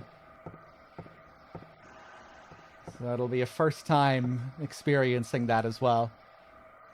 When will I swap over to the next game? After this playthrough? I don't think so. I think I'll wait until tomorrow's session before we do Origins. Because if I start it tonight, I won't be able to play all that much of it.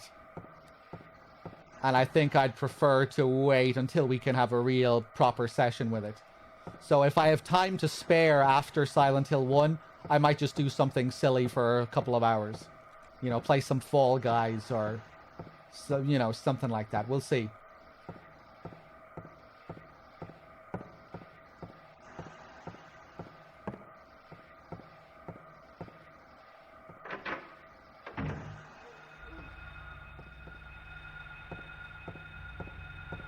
PT. Oh, I don't know where I have a microphone to do PT. I think I might postpone that and maybe do it at another time.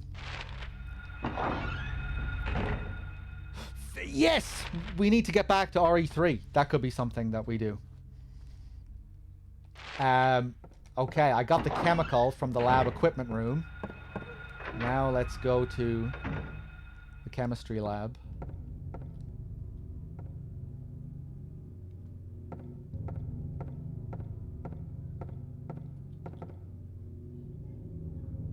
Statue of an old man's hand. The fist shut tight as if never to let go.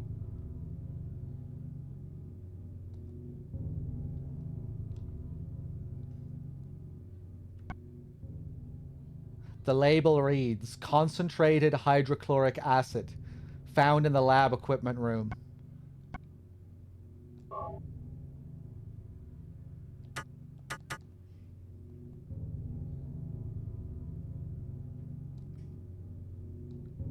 Let's test it.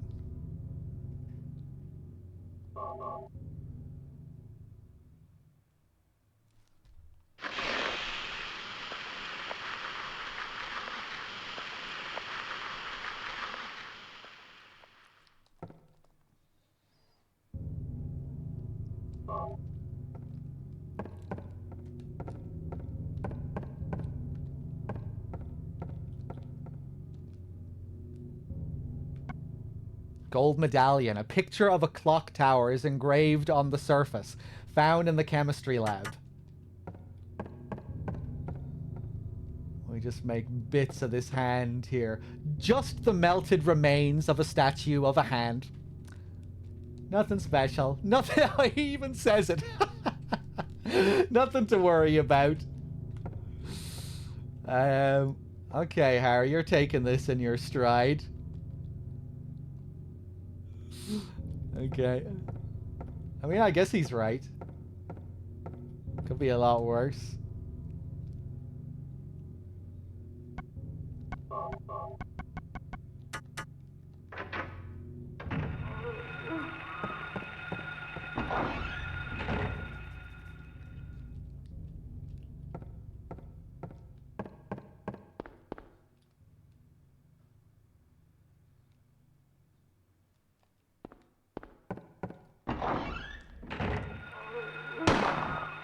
Ooh, I love the slight tilt on the camera here when I aim.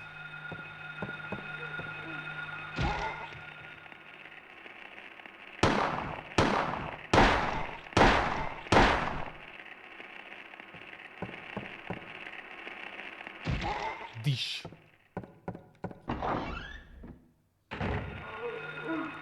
Go, go, go, go.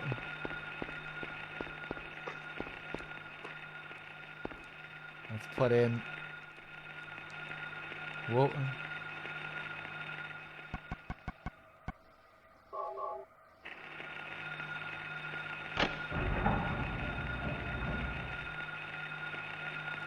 Now, whoa.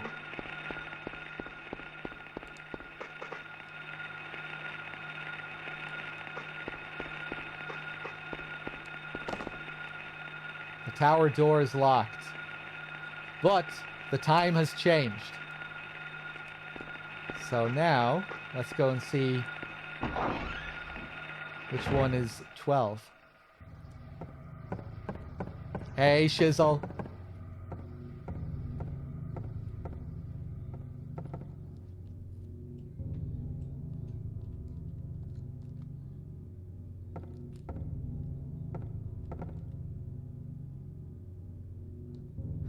It's written in blood, a place with songs and sound.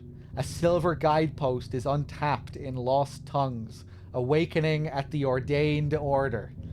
So, this one is quite obvious. This one sends us back to the music room.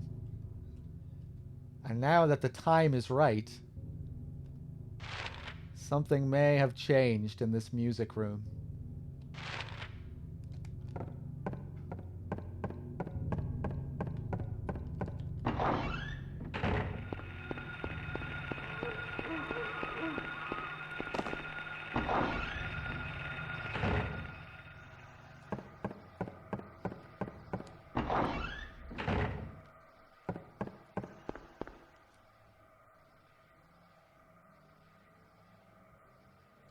Okay.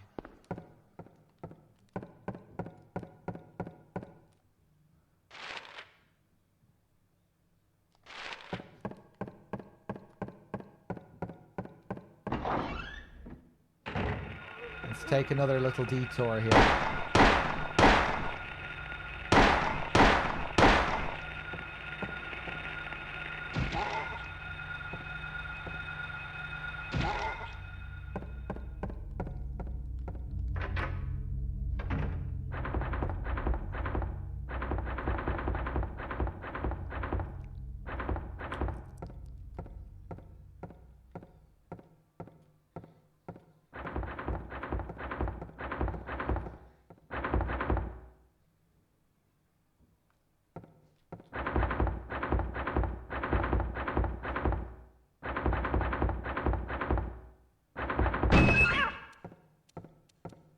Just a cat.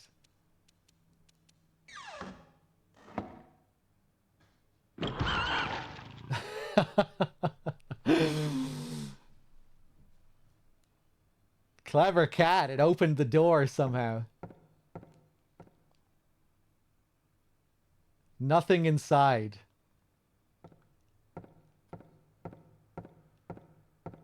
So this is something you don't even need to trigger. Warning, don't forget to take all of your possessions after using the lockers. Normal elementary school bulletin board, nothing in particular here. I like the dog here.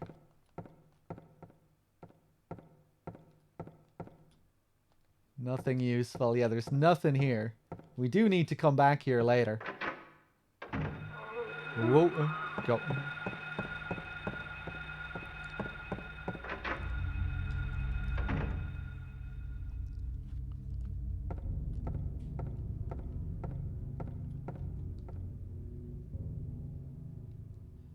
And now, when we come back, mysteriously, the piano has been unlocked.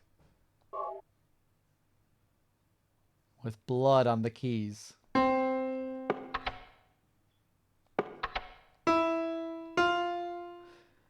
Do I remember D.I.J. in Code Veronica? No. So some of them seem to be working correctly. Others make this weird clicking noise. Let's see what else we find here. Bo. It's written in blood. A tale of birds without a voice. So this is the key to understanding the puzzle here. That we need to interact with the keys that don't make a sound or don't make their proper sound. The ones that work correctly are the ones that have a voice. The ones that click don't have a voice. And this is a tale of the birds without a voice. First flew the greedy pelican, eager for the reward, white wings flailing. This was the end of many a child's playthrough of this game back in the day. And I remember I needed to get my parents' help here for this. When I was a kid. First flew the greedy pelican, eager for the reward, white wings flailing. Then came a silent dove, flying beyond the pelican as far as he could. A raven flies in, flying higher than the dove, just to show that he can. A swan glides in to find a peaceful spot next to another bird. Finally, out comes a crow, coming quickly to a stop, yawning and then napping. Who will show the way? Who will be the key? Who will lead to the silver reward? So, our first verse here. First flew the greedy pelican, eager for the reward, white wings flailing. Obviously, on the piano, you have white keys and black keys. Some birds will be white, some will be black. The first one here is a pelican, a white bird. So our first key is going to be a white key. Hold it right there. eager for the reward, white wings flailing, means that it's coming in quick. It'll be on the far left. We won't have to travel far across the piano to get to this pelican. So it'll be one of the first white keys. That's what that means. And Aranesis coming in with the 10-pack as well. Thank you. Cheers. Much appreciated, Aranesis. Thank you, man. Where were we here? The second verse. Then came a silent dove flying beyond the pelican as far as he could. So another white key. This one is going to be on the opposite side of the piano. We're going to go as far as we can to the other side to find a bird without a voice. So from one end to the other. Then a raven flies in, our first black key, flying higher than the dove just to show that he can. So this one is going to be right above the dove. A swan glides in to find a peaceful spot next to another bird. So another white key that'll be right next to another bird that we're dealing with here. Finally, out comes a crow, coming quickly to a stop, yawning and then napping. So another black key and another one that's coming in quick. Who will show the way? Who will be the key? Who will lead to the silver reward? So let's just go through this again. The white key at the very start. Then another one at the opposite end. Then a raven just above the dove. Then a swan gliding in to find a peaceful spot next to another bird. And then finally a black key near the start. So the first one is going to be not that, but the earliest possible white key. Then we need to find the one on the opposite end. The one furthest away from this one, which is also white. It's going to be that one. Then after that one, we were told it was a raven that swooped in directly above the dove. So that's going to be either this or this. Has to be this. Then we were told that another bird, white bird, came in, dropping silently down next to another bird.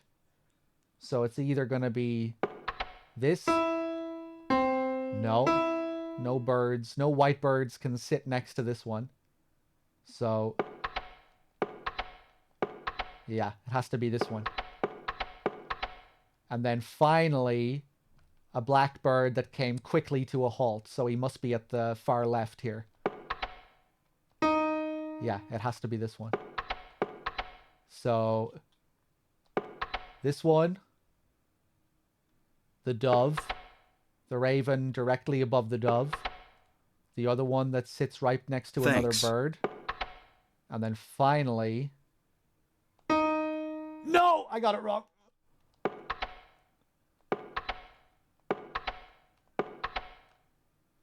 This one. Hey!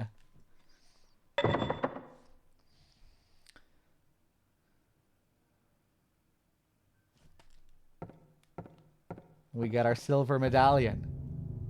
Yeah, it's a cool little puzzle, this one, I think.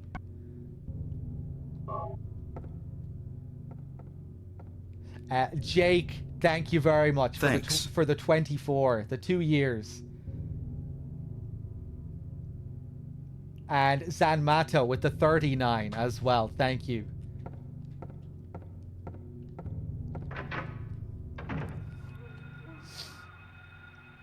That was a lot of sounds for birds without a voice. Do you not understand the birds without a voice thing? It's that the puzzle revolved around all of the keys that didn't play a note. Those were the ones that we had to interact with. The keys that played a note, those were the ones we had to avoid.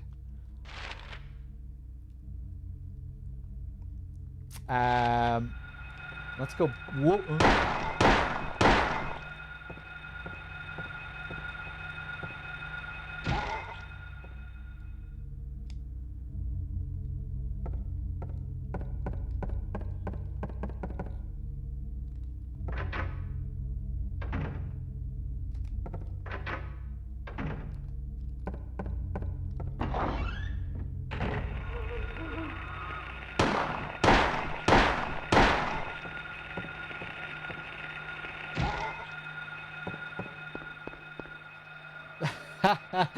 You know, I did study music, and I don't think I ever paid attention to that.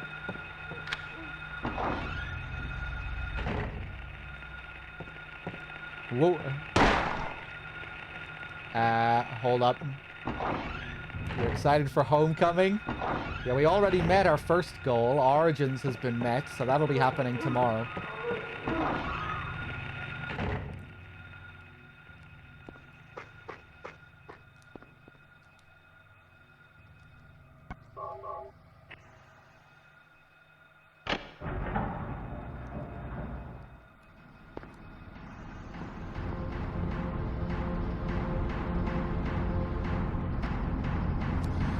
Was it hard thinking about the goal levels and how much time to add and all that?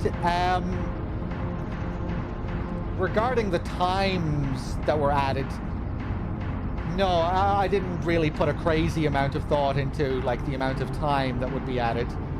Most of the thought was gone into the games I was going to play, and yeah, deciding on all the games, getting all the games set up and ready to be played. And yeah, just learning how to use all the stuff for the Subathon. All the widgets and everything, and it's kind of fucked up at the moment. We need to add more time to the Subathon than what's already there. We might actually have to switch over and use something else if it's a bit of a pain. But yeah, we'll update it to the proper time eventually. No, the timer keeps going when I sleep. I will never be going offline.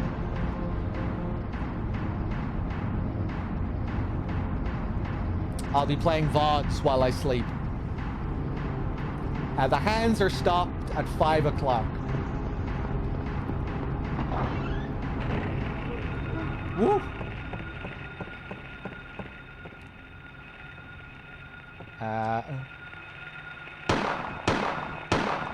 Oh my God, Harry! Jesus Christ, man! I've never seen him miss that many shots in a row. Harry's just a normal guy. Harry's just a writer. He doesn't know how to use a gun.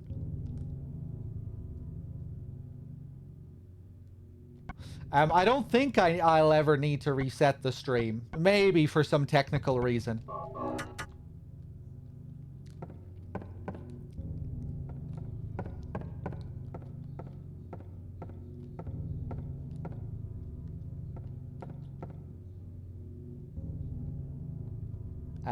So now the clock is at 5. Darkness that brings the choking heat. Flames render the silence, awakening the hungry beast. Open time's door to beckon prey. Will I play another world in the future? Probably, yeah, I would say so, because I really enjoyed Heart of Darkness.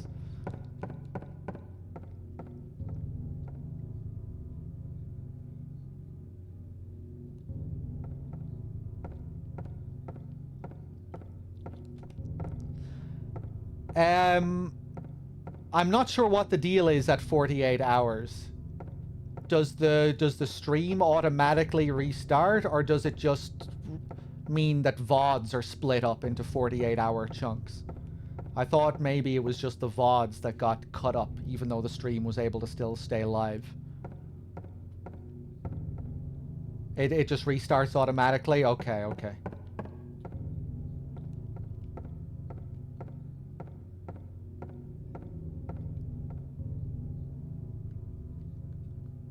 What a weird spammer. What the hell? You always have to wonder, what is that guy actually doing right now?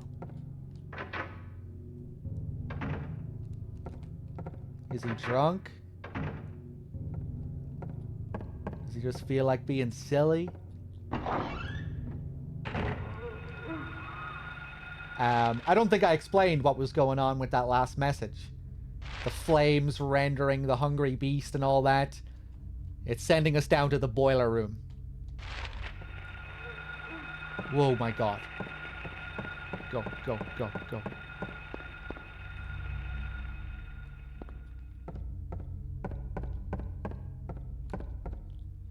Bad joke? It was several messages, though, and some of it was just straight up spam, keyboard gibberish. Just random letters.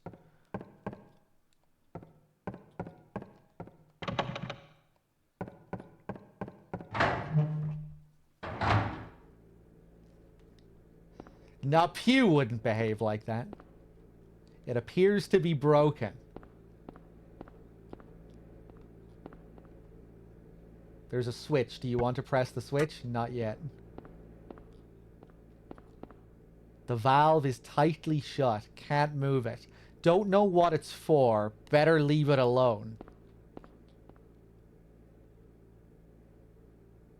This is a cool little detail. These valves, we can't do anything with these now, but once we switch over to the otherworld version of the school, when we come back here later, these valves will be set up in a different way and we will actually have to interact with them.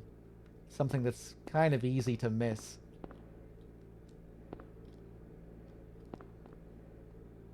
There's a switch.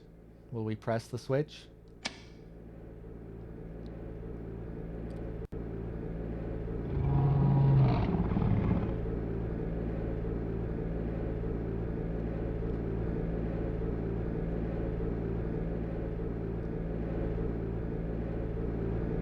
Love some of these machinery sounds in this game. Was that a machine or was it a hungry beast? Like in the message.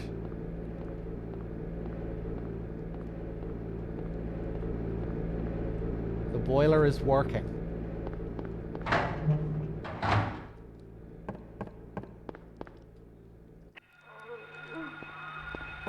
Whoa.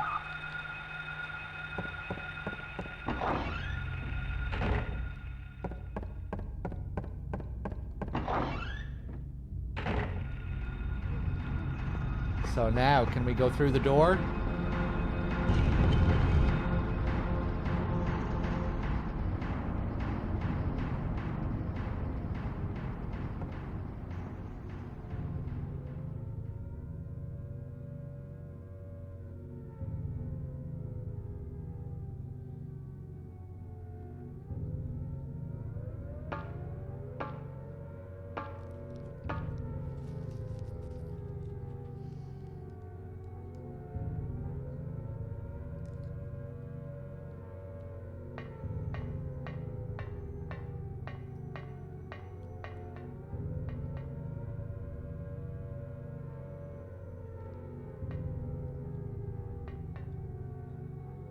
Thanks. I always found these items on the ground to be kind of disturbing here. This makes you wonder, what the hell? What are these things? What are these bottles? I guess if we're in some kind of bunker, you'd think food supplies? These the sirens going off here? Or is it something else? Winter mute with the 18 months. Thank you. Thank you.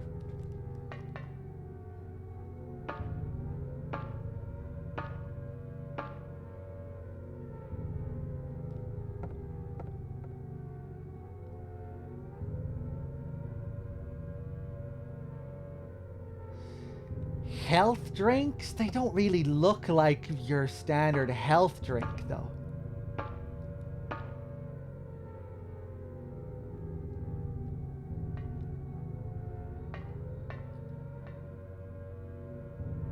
But some kind of medicinal thing.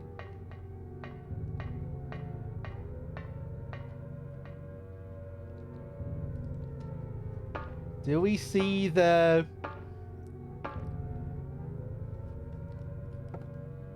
Do we see the exact same bottles here later on? Obviously, hospitalization and sickness is a big theme in the game, and we'll see more and more hospital-like imagery as we go through the game.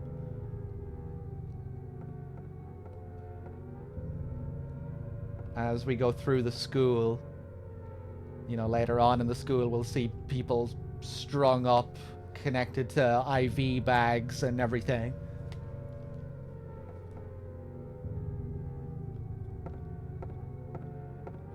But I guess it's just that down there in the bunker, that's all we see are those little Those bottles.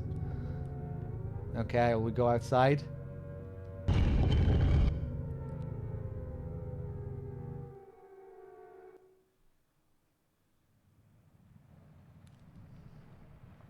Where am I?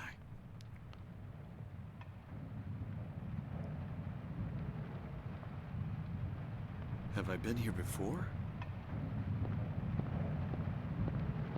Thanks.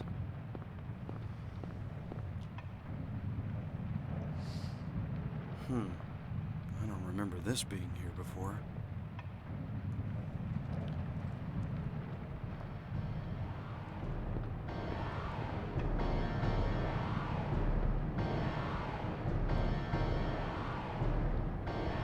Check the map.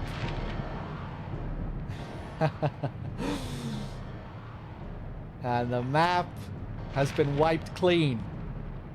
We're back in the school again. A new school. Rolla with the 9 months. Thank you. With a mysterious symbol on the ground.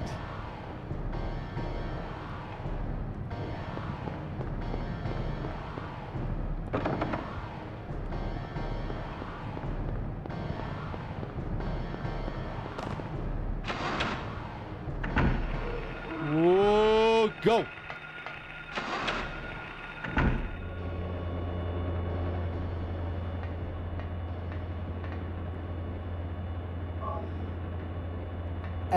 From what I understand, they're called elementary schools in the US. Yeah, we call them primary schools in Ireland.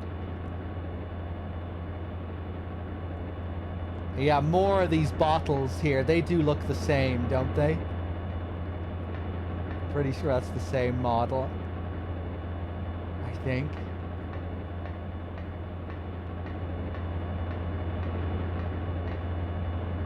Yeah, you probably see them all over the school here.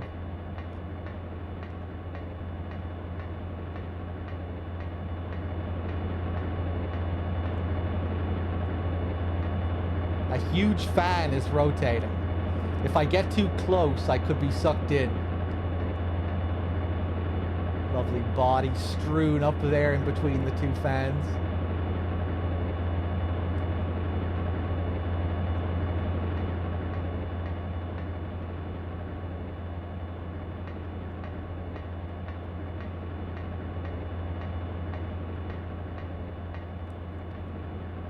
Is this NG Plus? It's not. I don't know what happened to my saves.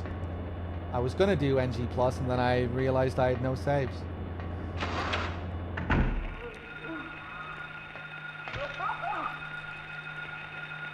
I have extra riddle modes ready to go for Silent Hill 2, by the way. Which will be a nice change. It's very rare that we do that. I think I've only done it once before. I'm playing Silent Hill 1 on normal mode as well, which I don't usually do. I usually play on hard. Thanks. Rexa with the 30 as well. Thank you.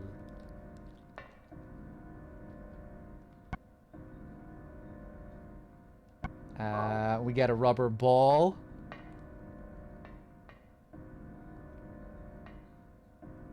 Some hospital gurneys and children's dolls hung up here. Children's blocks.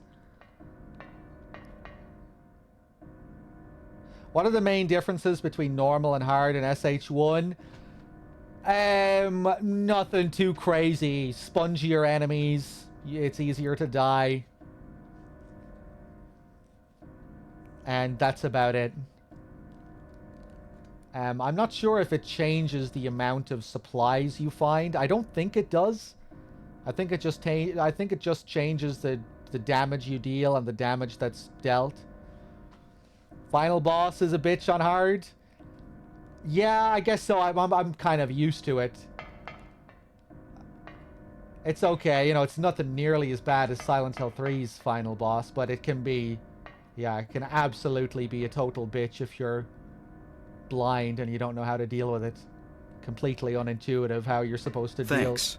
Even when you know how to deal with his attacks, it kind of feels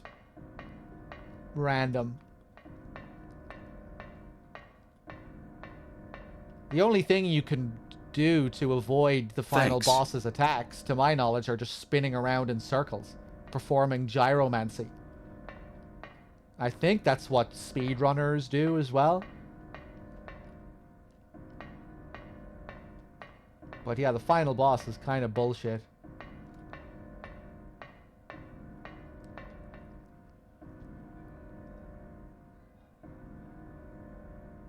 Yeah, enemies might be a bit faster as well.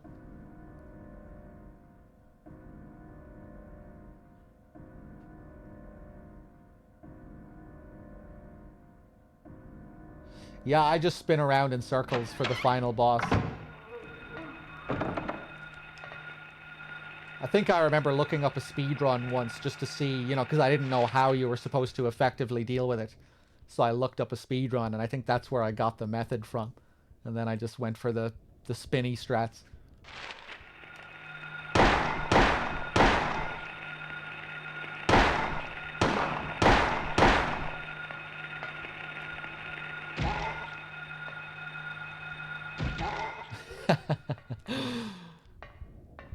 Gyromancy is a speedrun strat? Yeah, this. That's how you beat the final boss. You spin around like this. Imagine if Harry could actually get dizzy doing this.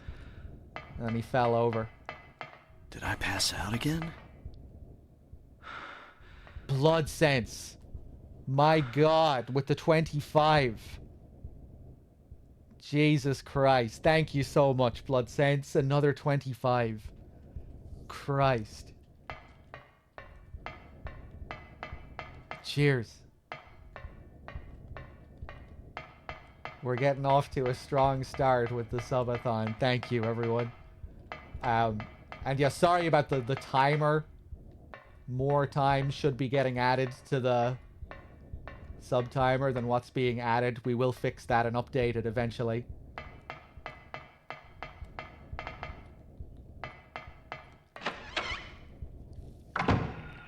Where am I going?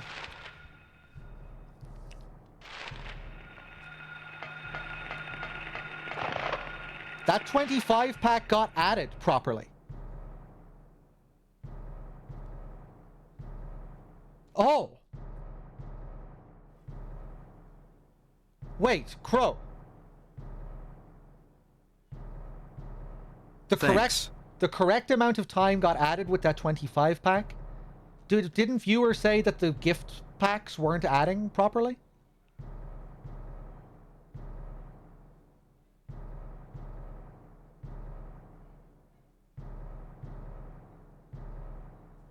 Like 40 minutes. 40 minutes is 10 subscriptions.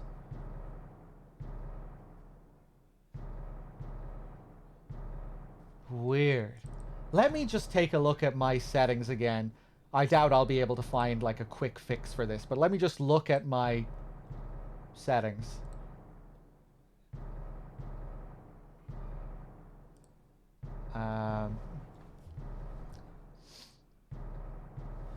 Subathon.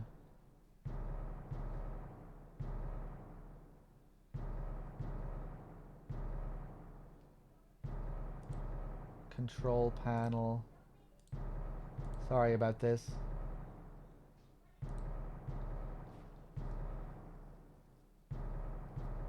Yeah, I don't know.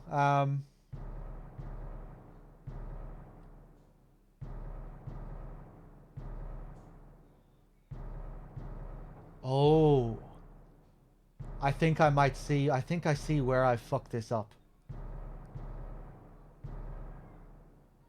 I think I see where I fucked this up.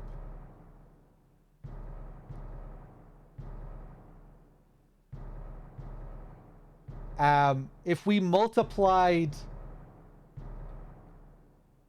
all those subs, if every one of Blood Sense's subs added 2 minutes to the timer, how much would that add?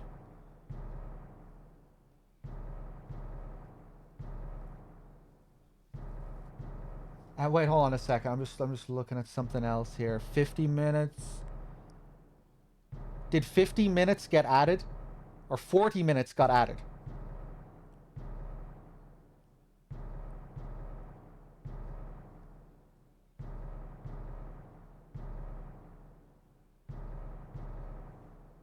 If it added 50 minutes, then I think I might have found a fix. Or at least a fix for... At least somewhat of a fix.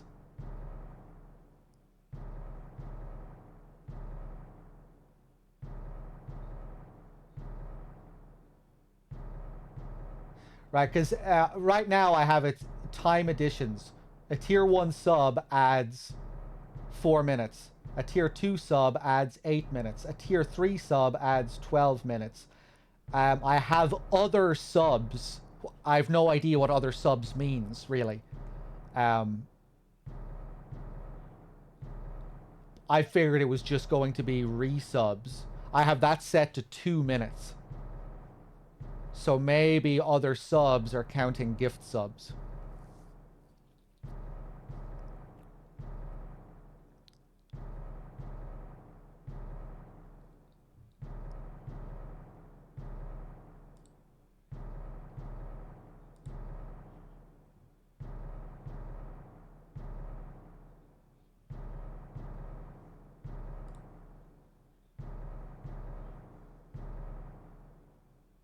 But then I'm going to have a problem.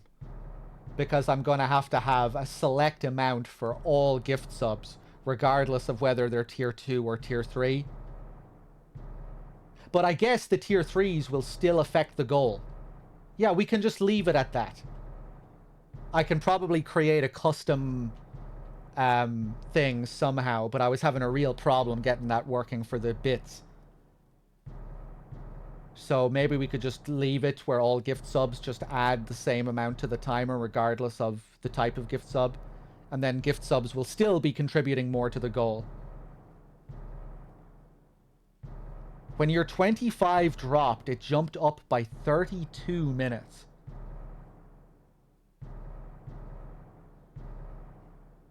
I have no idea how it's calculating that.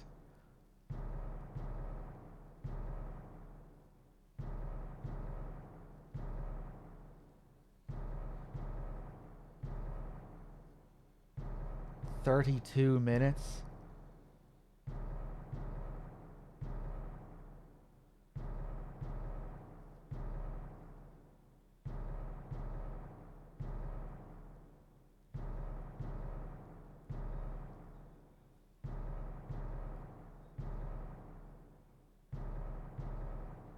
All right, fuck it. I'm just gonna keep playing, and I'll fuck around with this maybe before I go to bed tonight and see if I can sort it out. And until then, we'll try and just manually keep it up to date.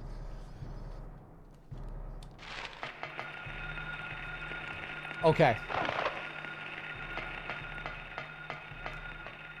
And again, I really appreciate it, viewer, you going to all this trouble.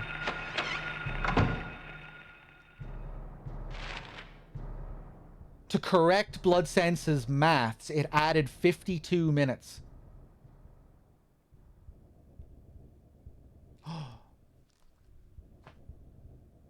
Thanks. But that doesn't quite line up with what I thought it could have been, right? Hold on a second.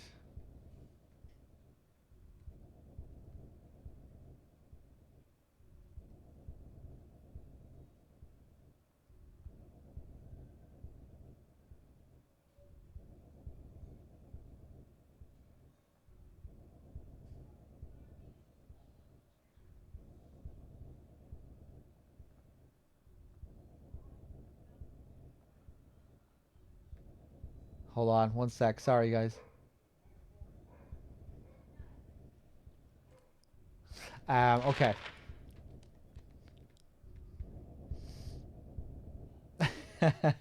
Mr. 23, thank you very much for the 19. Happy Subathon, Threedogg. It's not my birthday, but if you can wish me a happy birthday and then ban me for 24 hours again, that would be really funny. Thanks.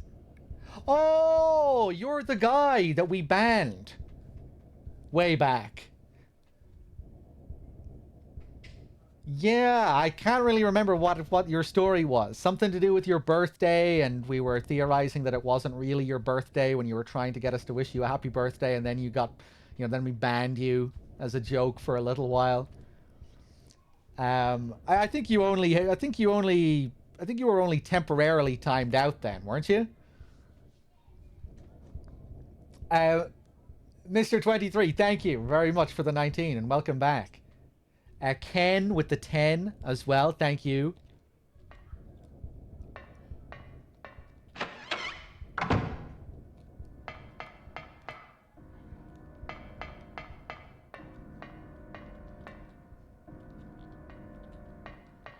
Cards are scattered.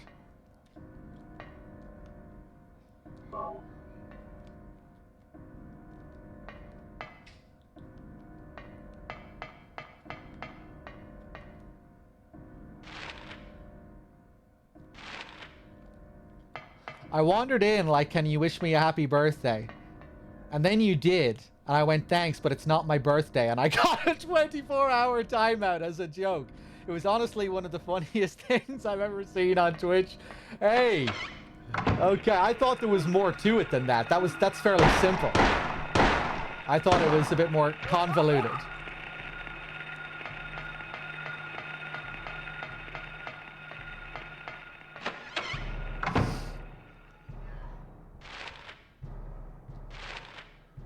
Okay.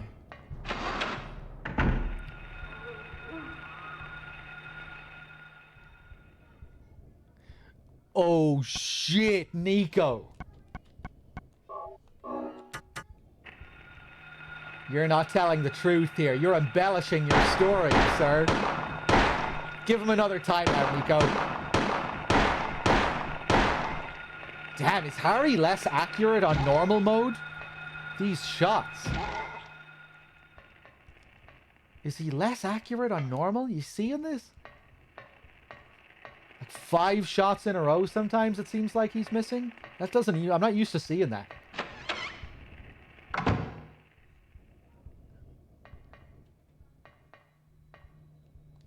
Hey, Valon. How's it going, man?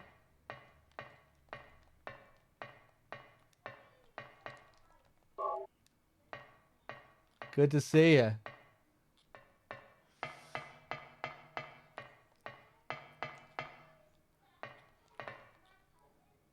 Let me take another health drink here. I love seeing how everything is changed in all these rooms when we go back to the otherworld versions of them.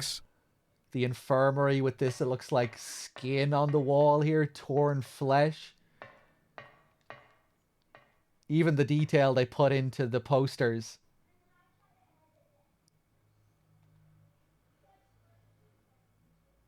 Notice. Hell. Hell coming. Hell coming. Hanatani with the 5-pack as well. Thank you.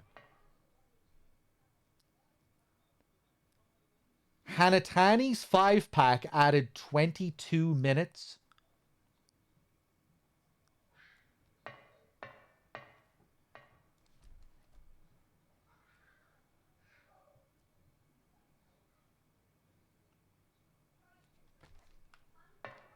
It should have added 20, right?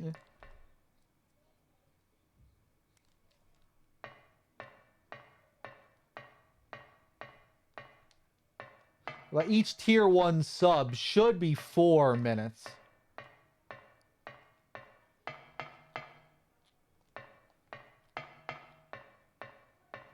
Yeah, there's something really fucked up with the timer, but we'll get it sorted eventually.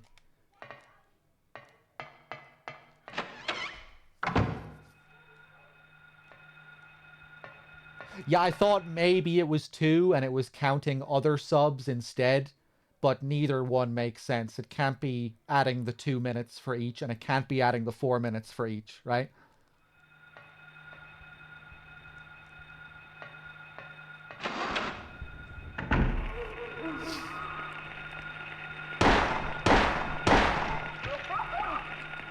Get off me.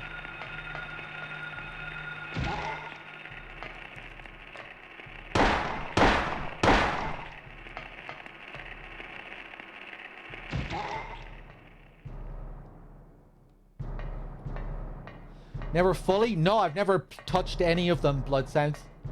Not even, like, partially. I haven't played any of these games. Even part of the way through. A wheelchair. What is it doing here? More hospital items. I love these bodies hung up here. Really seeing Masahiro Ito's Francis Bacon inspiration here. And throughout the series, we'll continue to see monsters and things inside frames like this, caged up monsters. I think his main inspiration for those were the paintings of Francis Bacon.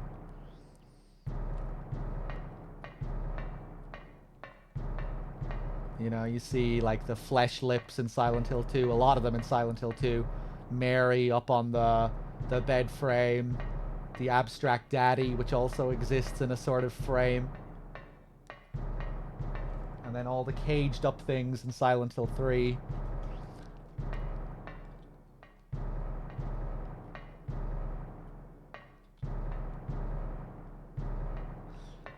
But yeah, I remember when I was growing up as a kid, I remember seeing Silent Hill Homecoming in a shop on the shelf, and I just didn't get a good vibe from the cover of the game. Something didn't feel right. You know, I didn't know anything about the development of the series or who was making the games or anything like that, or really giving much of a shit about all that when I was, you know, growing up playing them. But I remember I saw Silent Hill Homecoming on a shelf, and it just didn't look right. And then I just didn't really play any of the games since then. Any of the games after that. I didn't even play Silent Hill 4 when Silent Hill 4 first came out. I didn't play that until many, many years later, but that's just because I never really saw that game anywhere. You know, back in the day when you actually had to go out to shops and buy your physical games. Thanks. Just never came across Silent Hill 4. I think that's why I never had many GameCube games as well. Back in Ireland, man, it was a struggle finding any place that sold GameCube games. You had to go traveling to find a shop that sold them. Mars Death with the 3 months. Thank you.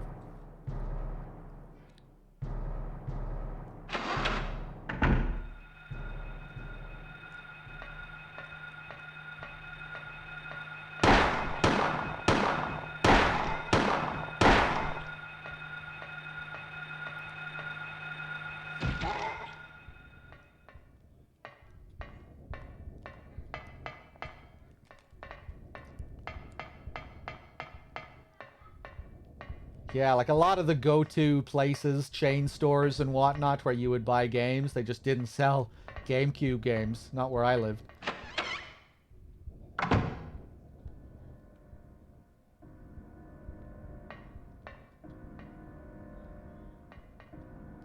Am I doing all lore bits in the playthrough? Yep. Yeah, it's a story playthrough. So now we come back into this room and the painting has come to life. Love this image here. The couch strung up on this barbed wire.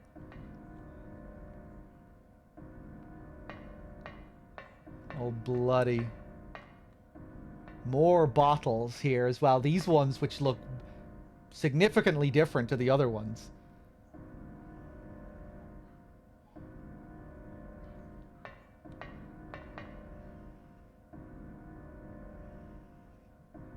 What? Is this a door? If it is, there's no keyhole or even a knob. If I push it, it moves a bit, but it certainly won't open. What's this? In the center of the door is a horizontal slot. What's it for? Dog, have you seen Louis Wayne's cats art before? He started out doing realistic painting of cats and developed schizophrenia. Crazy to see how his art changed with his years. No, I'm not familiar. I'm not much of an art connoisseur. But yeah, I'd be interested in taking a look.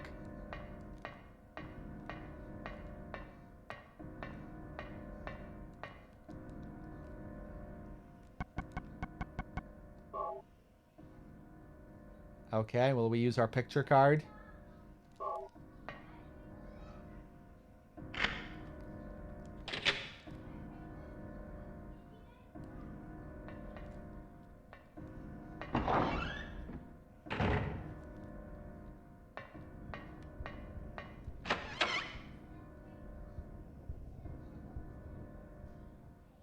Hey, Alexander.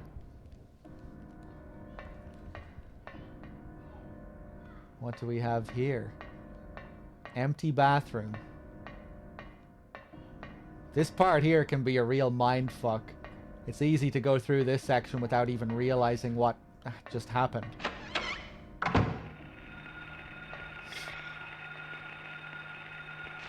If we look at our map here, I'm on the second floor. Just came out of the woman's bathroom. And the door that should have been there that we just came through is gone. If we go back into this bathroom,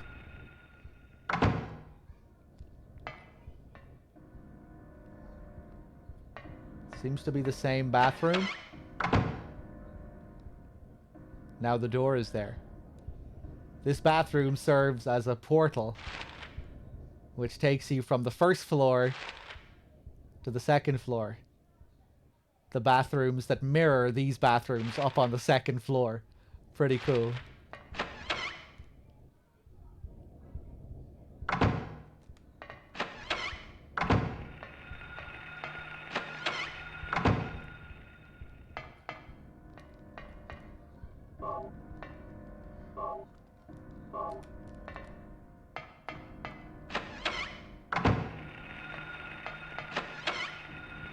Let's go through the portal again.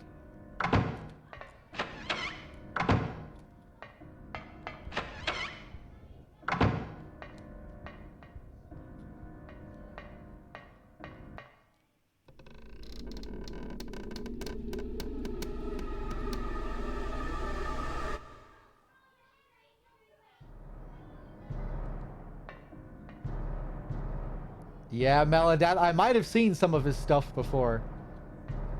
I'll have to take a look. And here we get a shotgun. Pretty easy to miss this bathroom and this whole area if you're not realizing what's happening with the portal. You think you've explored this bathroom when you haven't. A hanging body. This is sick. Yeah, it is pretty cool.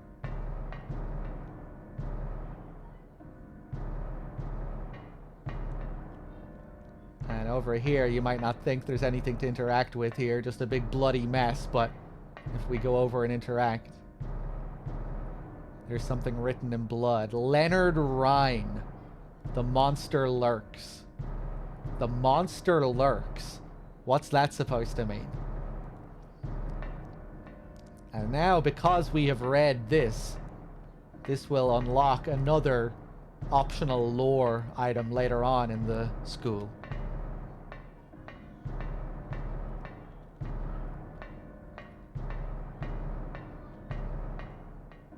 For reference, Mepaz's $111 was added correctly. Okay. Okay. So, I'm assuming all the donations have been added correctly then.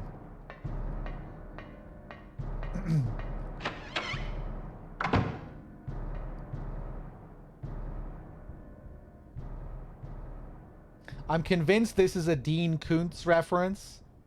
In Phantoms, they find Timothy Flight The ancient enemy on a bathroom wall, which leads them to a clue. Author name, then title of book. This is almost exactly the same situation. Oh, interesting.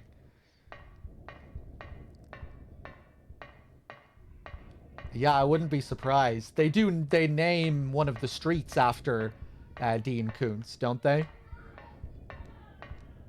Isn't there a Koontz Street?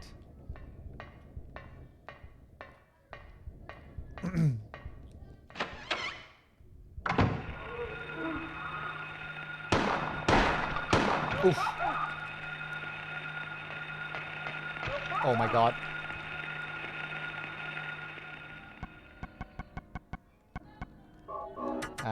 Can I run away? Go, go, go.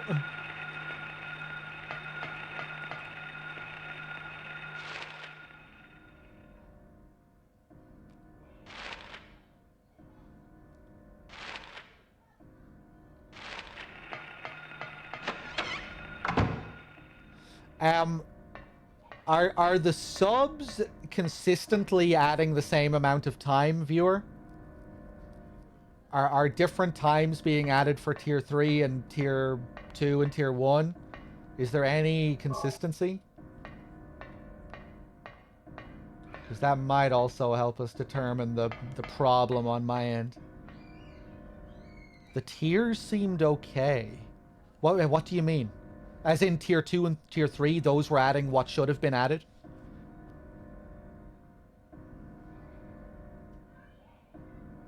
The tier 3 from Anonymous added 12 minutes. Okay, so it's just the tier 1s that we're having the problem with. Hopefully we can sort it out. It'd be great if we could just fix it instead of having to go to a new, like a whole new timer system. Can't use the phone.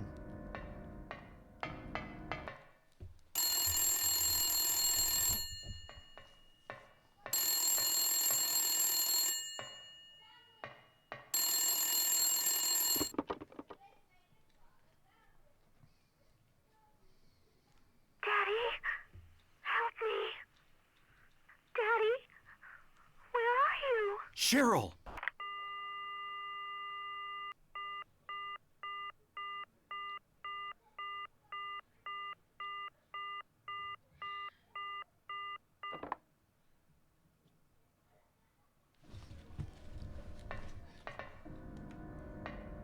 This always makes me think of when I was a kid playing this game for the first time. This was one of the first moments that really scared the shit out of me. Probably because I was Cheryl's exact age.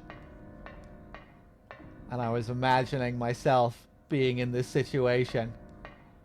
Completely lost on my own, having to fend for myself without my parents. It's always the moments with Cheryl that I remember the most as a kid. Like those moments scaring me. Cheryl appearing on the screen in the shopping mall. The phone call here.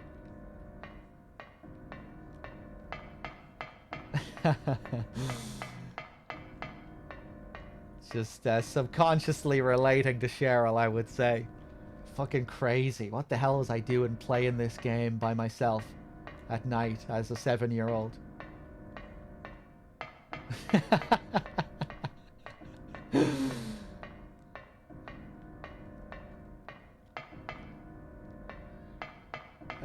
I'd pay a lot of money if I could go back and watch myself. Just to see how I reacted.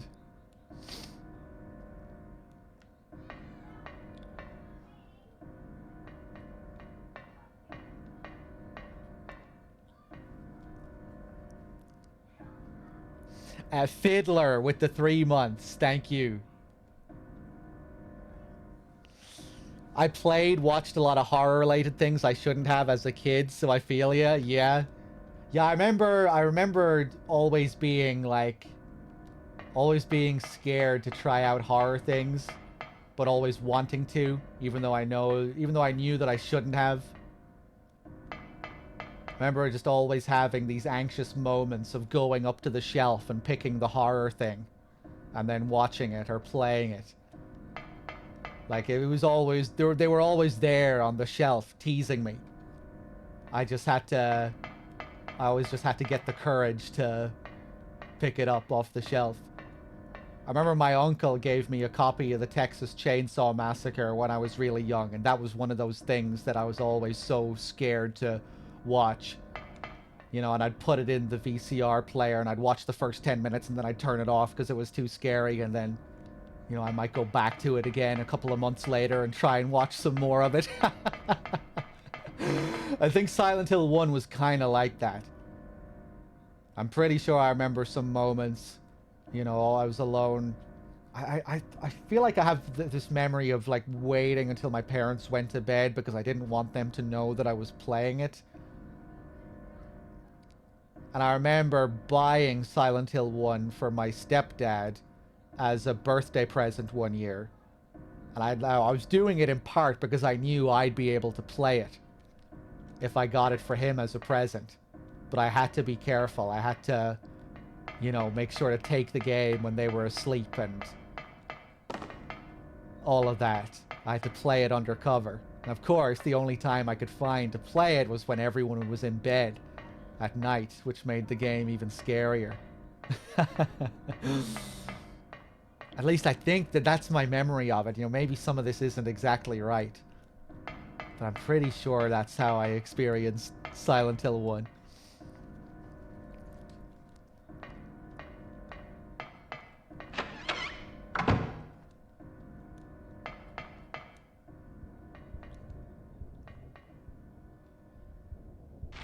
Oh, hey, Fiddler! I didn't see that your sub was a tier 3. Thanks for the tier 3. Much appreciated.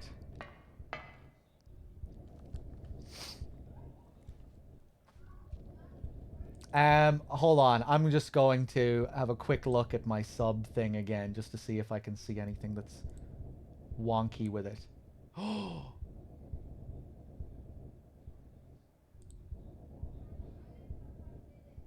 Okay, hold up. I found another menu.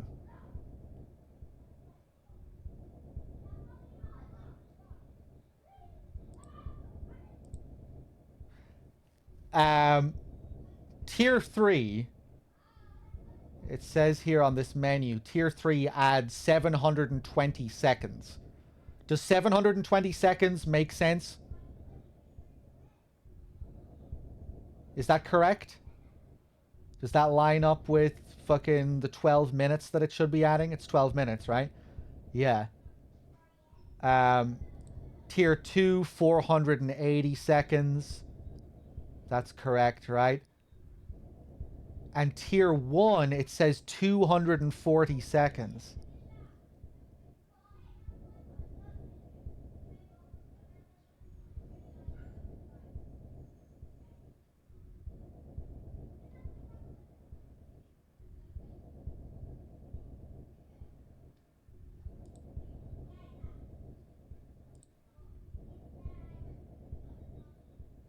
$240 is 4 minutes. And let me just check this other menu here. Yeah, the other one is set to 4 minutes. But there's a problem in that none of the tier 1 subs are actually adding 4 minutes.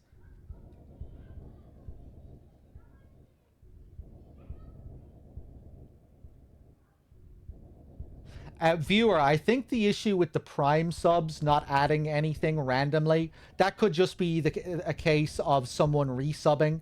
Someone who is already subbed, resubbing. Because if someone is already on a continuous sub and they resub, that's not going to affect the timer at all. Because they're already a number. As a part, you know, they're already a number in the points list as a part of the points. You'll only get added if you're unsubbed and then you sub. If someone is already subbed and they resub, that won't affect the timer.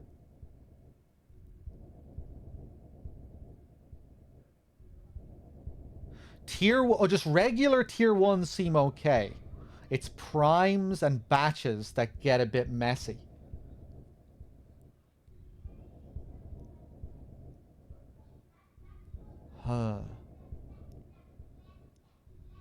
Maybe I should turn off other subs completely, because I have no idea what other subs means. And I have that set to 2 minutes. Have any of these subs been adding 2 minutes? Viewer, maybe if we could figure out what is being calculated here as an other sub.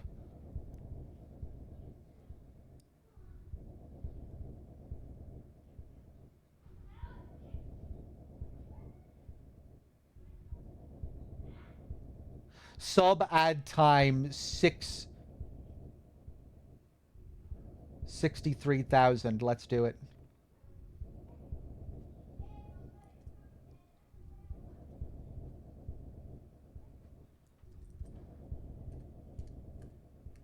Yeah, I looked that up as well, viewer. I think we're correct. Sub add time space 63,000 M. Okay. Let's see if this works. I'm doing it. I'm adding the time. Dear God. Oh my God. What the fuck? Oh wait, I added him!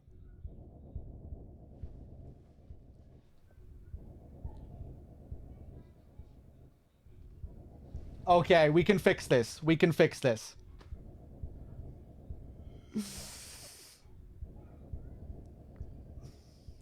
I'll make up for this blunder by gifting a 10-pack, okay? Anytime I make a big blunder, I'll gift subs to make up for it, okay? Fuck. How do I get out of this mess? Can I remove time? Or am I gonna have to reset the timer? How about I just fucking reset the timer to the proper time, and then I'll gift a 10-pack as an apology.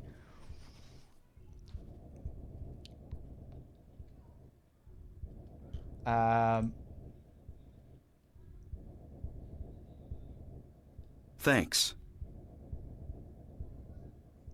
Viewer, what should the time be at?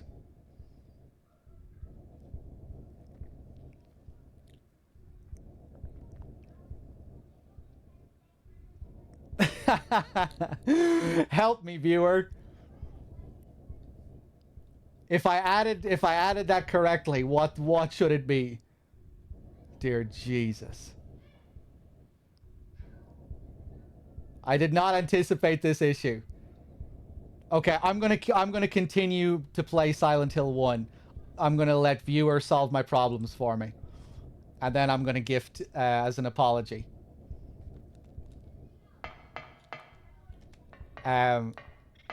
Viewer, you deserve a payment for this.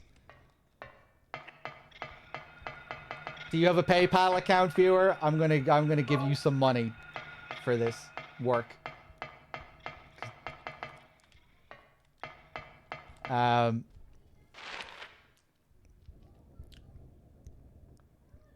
Okay, hold on.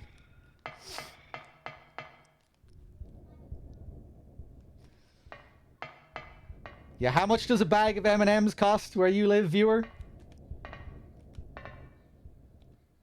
Hold on. Do I have the rubber ball? Oh, of course I fuck it up.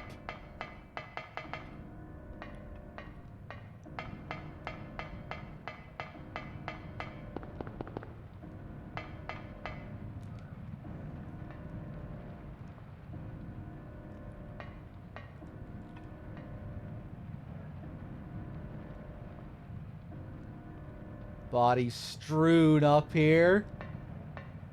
Again, stuck to this barbed wire. More of these seals of Metatron. There's a drainage valve. Nothing unusual. What do we have over here? Nothing special.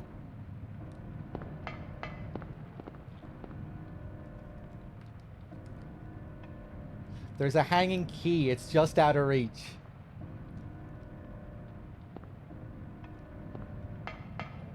Now I think they'll let us. Yeah, now we can turn the valve.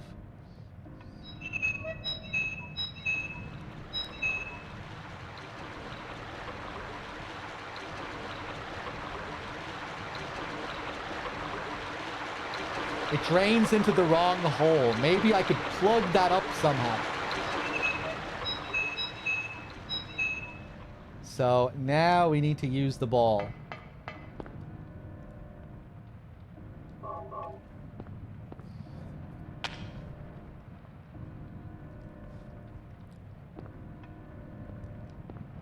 Plug that up. What happened to the timer? I made a big fuck up and I added a load of minutes when I should have added seconds. Timer should be 86:12:04, you legend. Okay, hold on.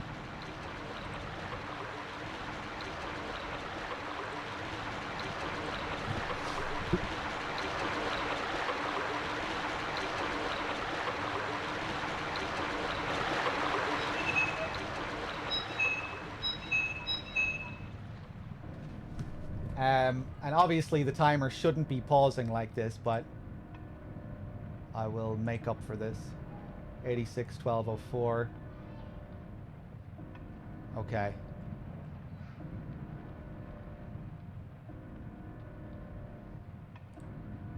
So because I made a big fuck up, I'm gonna gift 10 subs. Every time I make a fuck up, I gift 10 subs. So I'm gonna be completely broke by the end of this.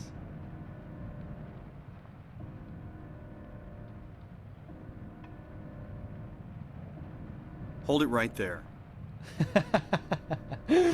Okay, there we go. Yeah, sorry about that.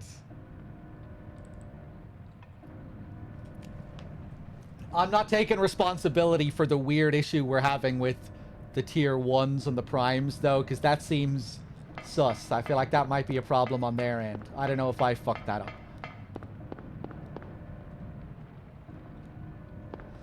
up. That's crazy, though. We're already up to 86 hours. Maybe I shouldn't have put so much fucking time on these things. Maybe tier 1s, maybe all these subs should be adding less than they're adding.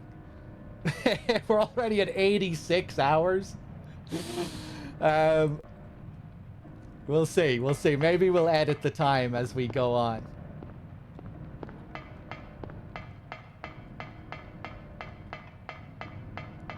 All month. Well, the cap of this for the subathon is going to be October 8th. So I'm willing to keep playing until October 8th. And if the 10k sub goal is reached, that is also a part of that goal, that I have to go until October 8th, whether the timer runs out or not.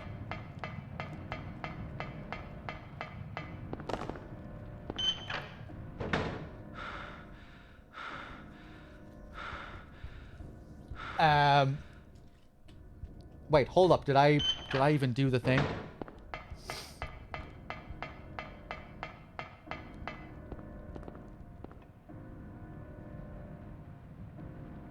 Yeah. You have to add 20 minutes or you've ripped yourself off. Okay. Sub ad time 1200.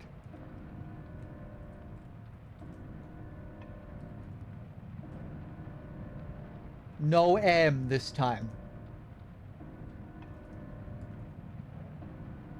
Sub ad time 1200.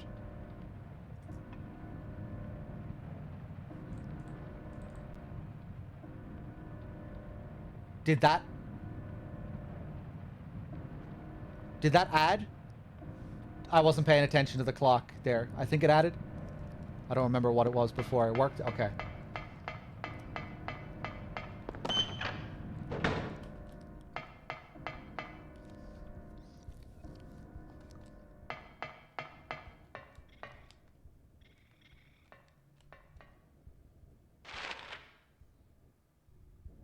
Okay, so we need to get to the drainage ditch outside to get this key. Yeah, we know that minutes works now, right?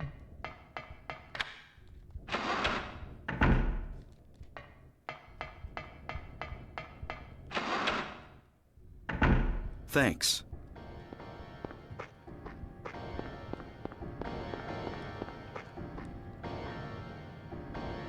Mr. Kittenzilla with the fucking tier 3 and the 48 months. Good lord. Thank you.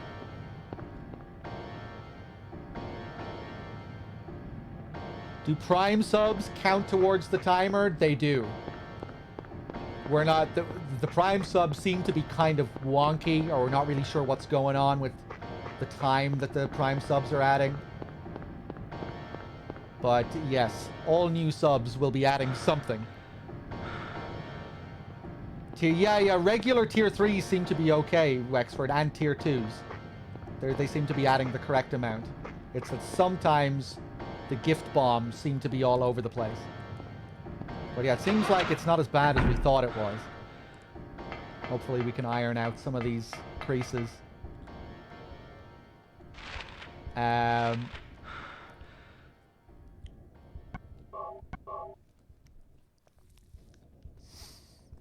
2 northwest.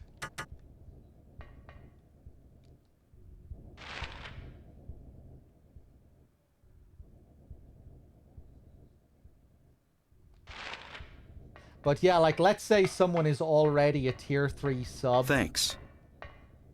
And they're subbing continuously, and then they resub. That might not get added to the goal list. You know, to the subscriber points, because they're probably just already there as a subscriber point. So that might not actually be a fault in certain situations.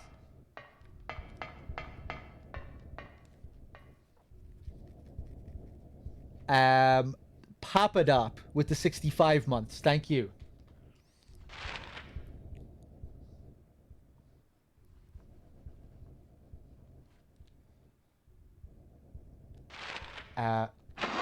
Okay.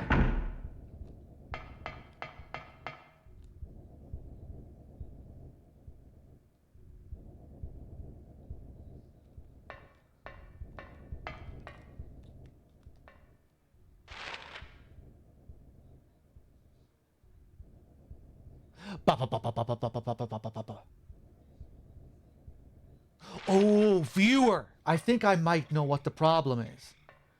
What if subs that are already subbed are getting gifted subs?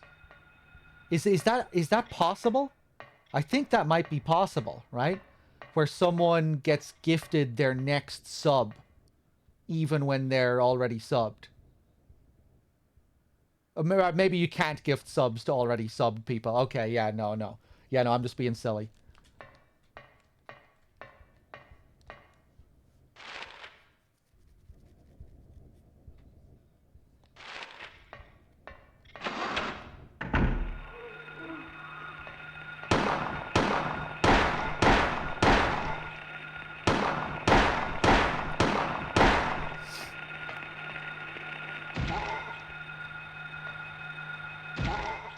I wonder, does Twitch always prioritize people that are currently in the chat as well? I'm assuming they do.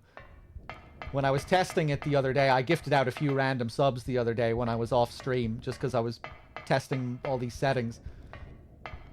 Thanks. And yeah, I just noticed it was gifting random followers. So I'm assuming it prioritizes people in chat and then followers, or maybe not. Maybe it's more random than that.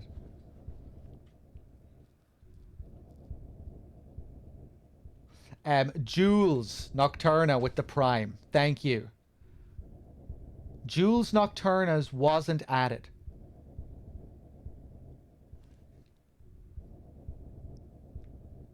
Weird. Let me just look at my thing again.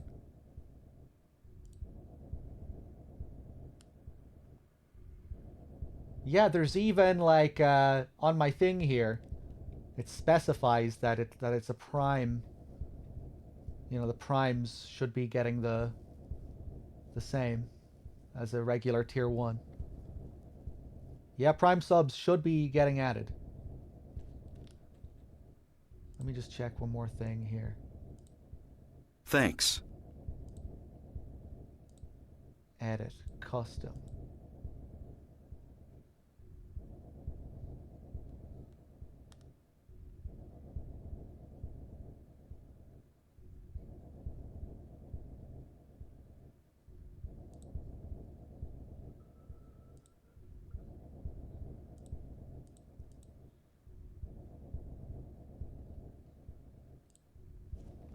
Have some regular Prime subs been added, or have all regular Primes been fucking up, viewer? Or have you noticed that some of them have been adding? A few Prime subscriptions have been added. Weird. Okay, fuck it. I'm not even. I'm just not gonna touch this thing. I thought maybe I had to add some new custom Prime sub thing here. No, fuck that. Okay, I'm gonna go back to the game. It seems like it might just be a problem with the program. Which is weird, because this is like Twitch's... This is... I think it's most people's go-to subathon program.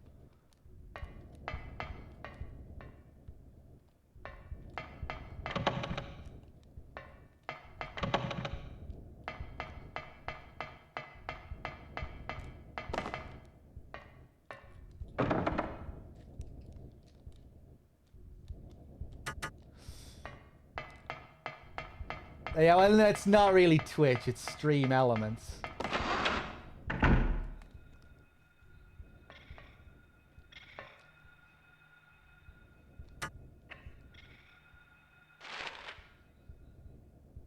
Okay, we're going to the locker room.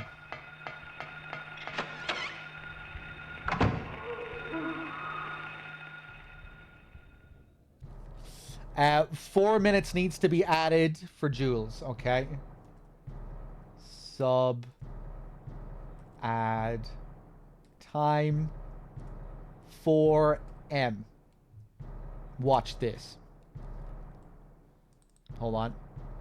Okay, watch this. Oh!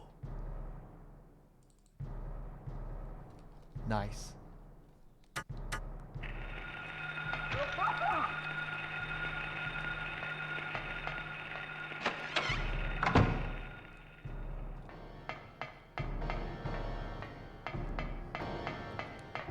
Let's grab some more shells.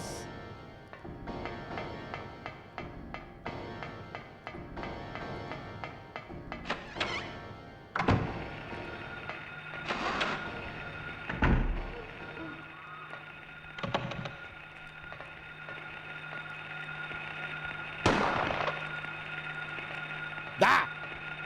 Oh, you son of a bitch!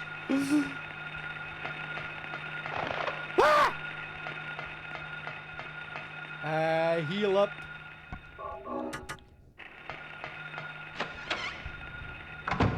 Man, the school is brutal.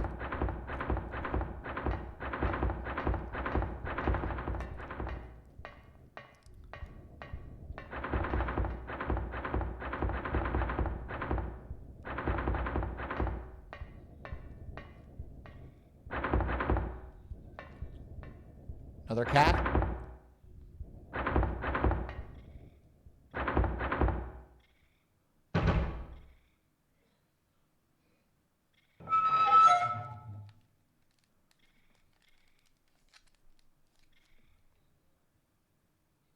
Nothing inside. Looks like there's the remains of something in there. Looks like it could be a cat. Microwaved cat. But nothing.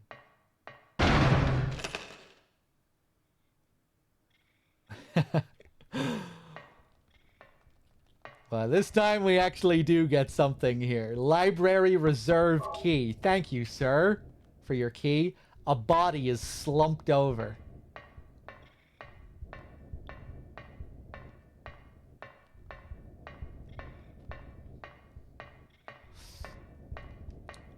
I have so many calculators open and fire. Oh, you're not doing all of this in your head, viewer? I thought you were a mathematical wizard.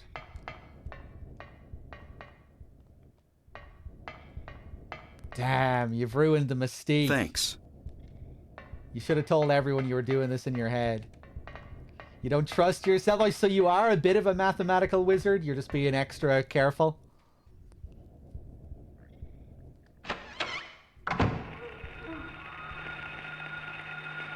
Thanks. Jurovich with the 19. Thank you. Hold on.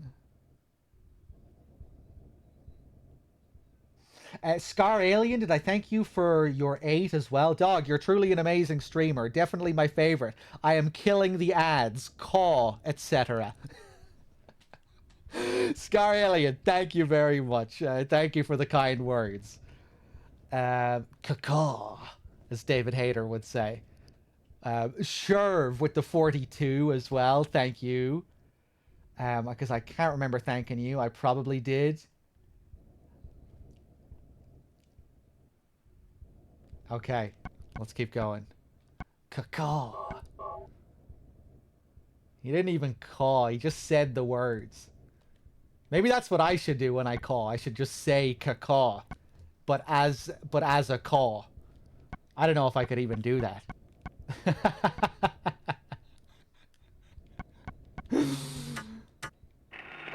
Maybe I'll try. Next time I'm about to call, I'll see if I can say caw when I do it.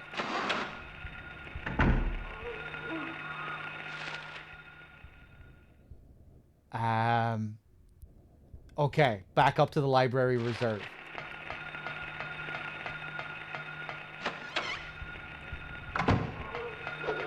Thanks. Gliv Glove with the 2 months. Thank you. Get off me.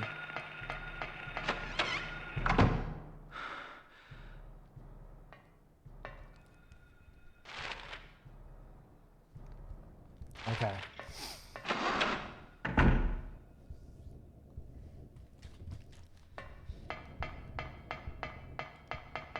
Gliv Gloves wasn't counted. It might have been a continuous sub. Gliv, were you subbed? Were you already subbed? You weren't.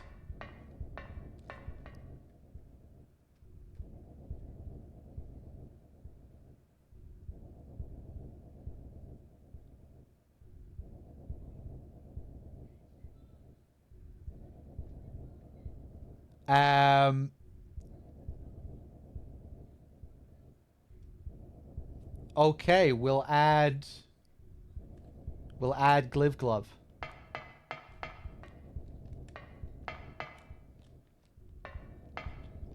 Maybe it's a Prime thing. Well, that's the thing. Some Prime subs are getting added, some aren't, and we're trying to figure out why some aren't.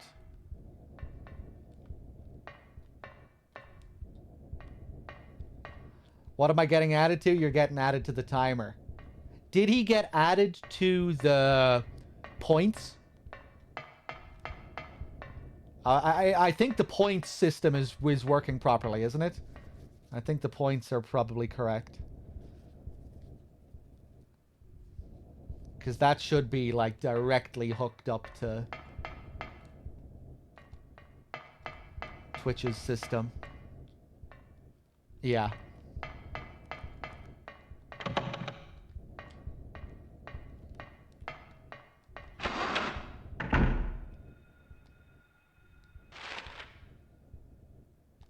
Wait, where the hell am I going? Back in here.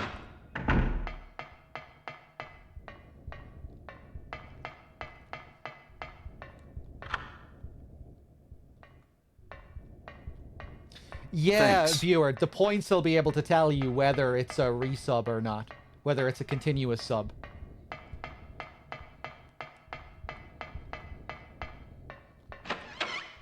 Dollar Bean with the 19.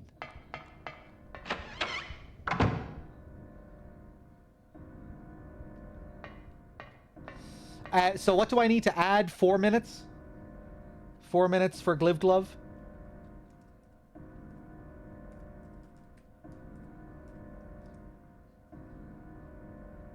$4M.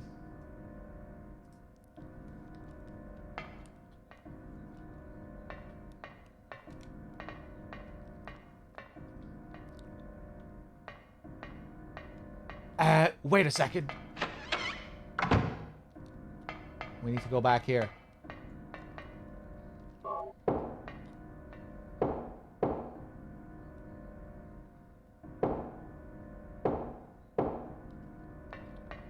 No Thanks. useful books. Nevicus with the 11 months. Thank you.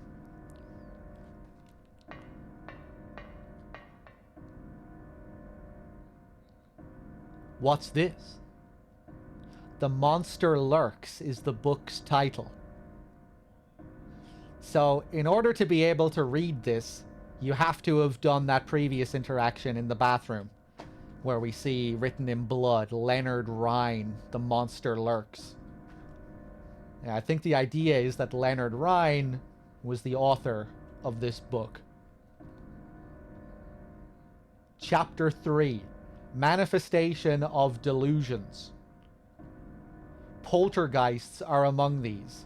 Negative emotions like fear, worry, or stress manifest into external energy with physical effects. Nightmares have in some cases been shown to trigger them. However, such phenomena do not appear to happen to just anyone. Although it's not clear why, adolescents, especially girls, are prone to such occurrences. So, major piece of lore here that's quite easy to miss. Which is more or less an explanation for what we're seeing in this game. That everything we're seeing is born out of the mind of a young girl. All of their negative emotions born from nightmares, fears, manifesting into physical forms. And that explains why so much of what we're seeing appears to be kind of childlike in nature. The dolls and the blocks and the playing cards and the Wizard of Oz references. We're seeing all these little girls, all her experiences come to life in a twisted, nightmarish way. Okay.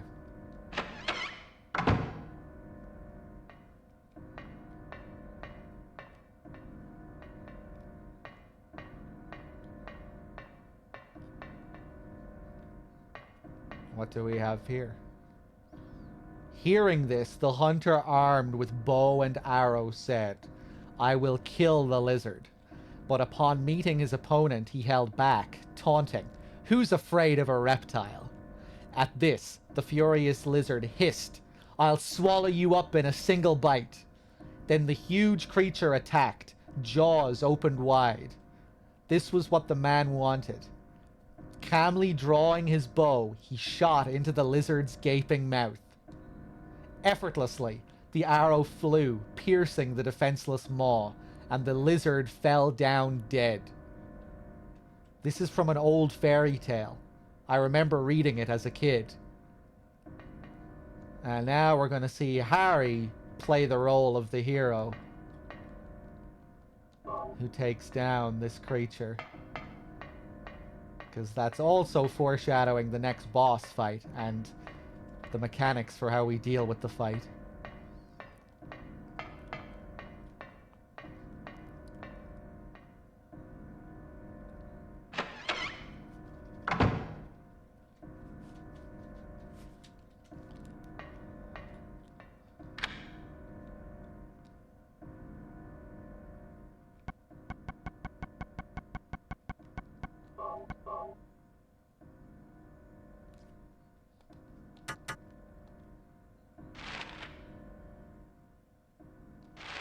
Okay.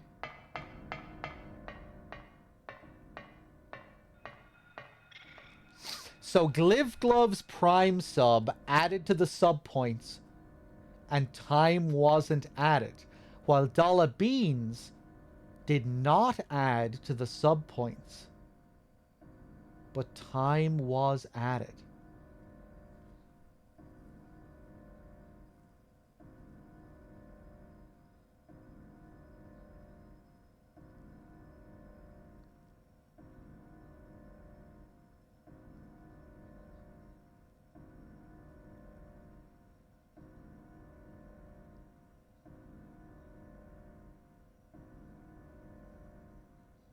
Dollar Beans was just a regular sub. Oh, did you think it was a Prime sub? Thanks.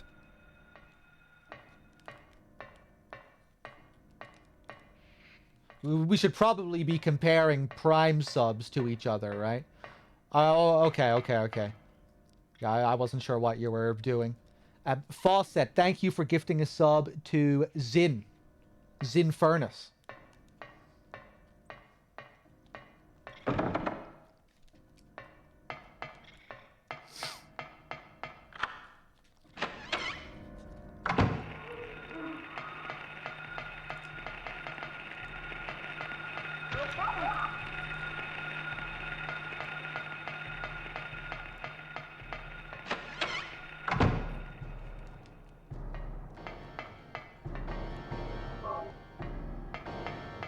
Okay, let's take the health drink.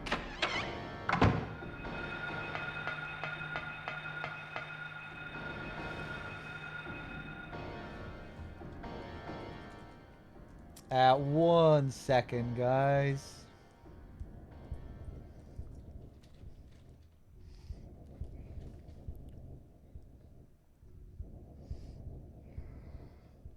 Where am I? Did I pass out again? Was that another dream?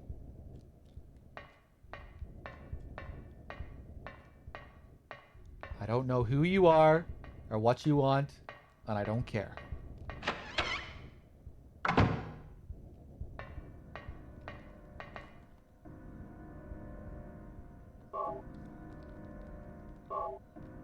Some shells.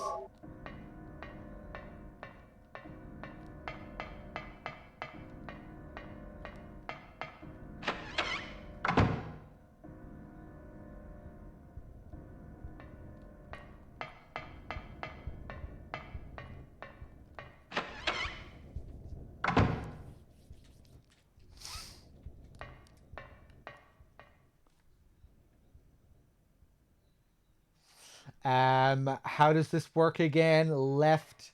See, now we're back in the boiler room. Remember the valves that were there before, which were just completely useless to us? Now they become useful. Hold it right there. They've been rearranged. Hold it right there. What do we have here? Pew! Pew with the fucking 10-pack. How's it going, Pew? Cheers, man. Cheers.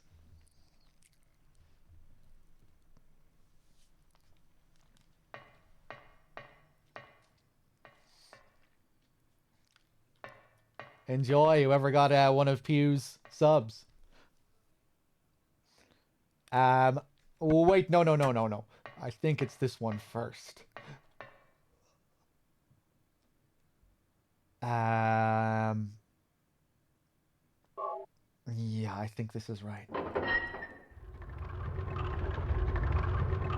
This puzzle can be a real pain if you keep fucking it up because it's so slow. Yeah.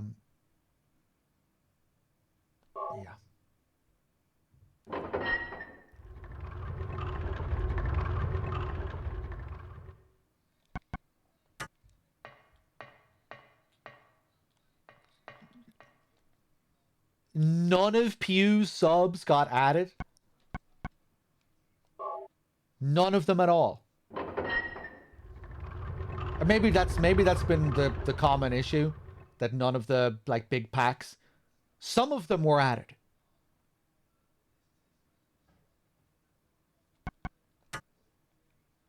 Shut the fuck up. There's no need to be rude now, viewer.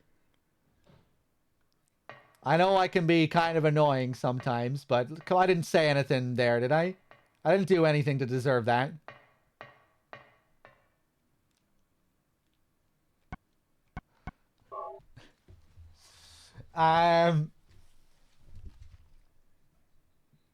Okay, let's heal.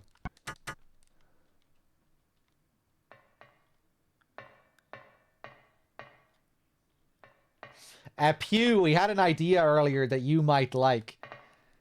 We were talking about how some streamers during subathons will record themselves as they sleep. And I was saying how I didn't really like the sound of that, even if I did decide to go on cam at some point. People watching me while I sleep didn't really, sit well with me. Thanks. I feel like I'd need my privacy a bit, you know, especially if I'm streaming for like a month straight. But then I think it was Bad Human suggested that I have a camera just pointed at my feet at the end of the bed. And I thought I would probably be down for doing that, maybe. You know, so you just see my feet occasionally going in and out of the frame. You know, just a camera capturing the end of the bed frame. So you just get to see anything that passes by that frame.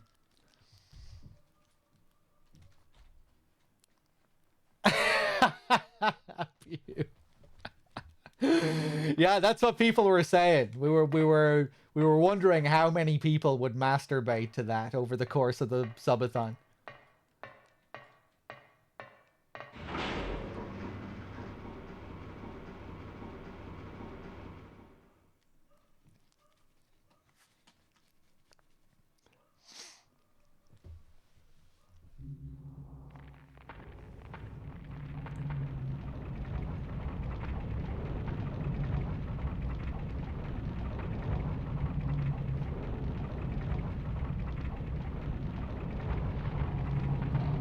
So, here we go. Here's the hungry beast. First, we need to get those jaws open.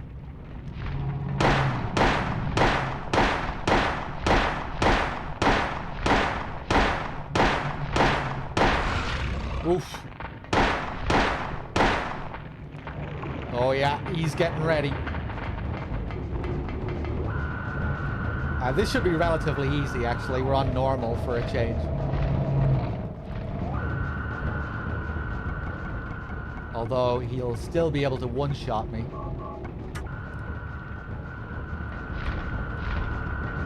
Whoa! Woo! Okay.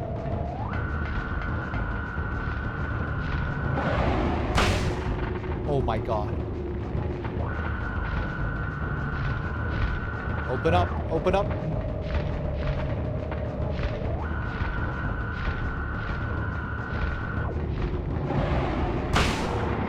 Oh, wow.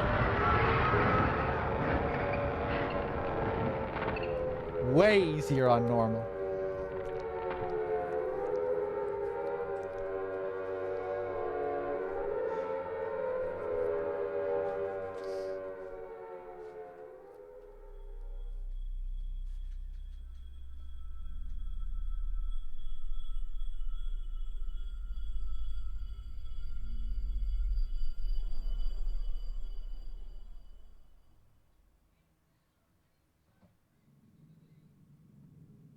Huh?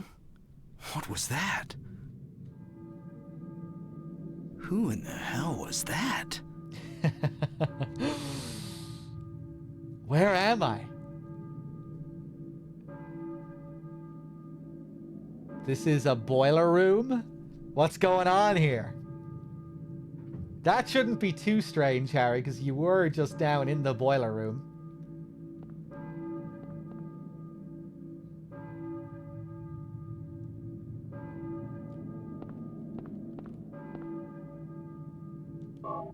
And we get the K. Gordon key. Remember that was one of the teachers' names earlier?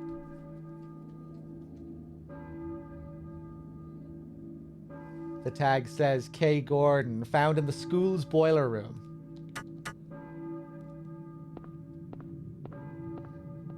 And we see another girl. Not Cheryl, but she might make you think of Cheryl.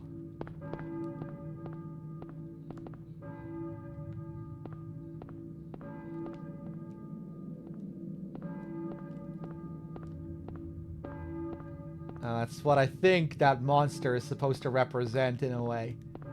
Later on, we'll be learning all about this girl, Alessa, and how she was burned alive. And when she was burned, she was able to then split her soul in two. And during that boss fight, we see this figure being burned. And then we keep shooting at it, and the head splits in half into two separate pieces. Which is imagery we see again in Silent Hill 3 with the first boss of that game and the split worm.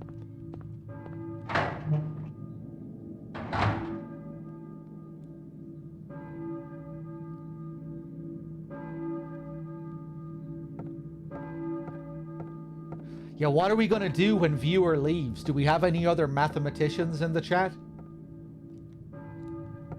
Hopefully we have a few more mathematicians around.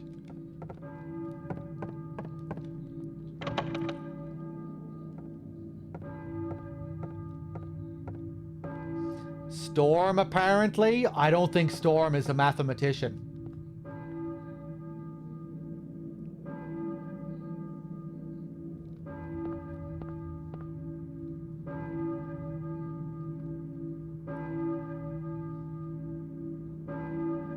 I hear a church bell, I think. But who's ringing it? Lepe with the 70, thank you.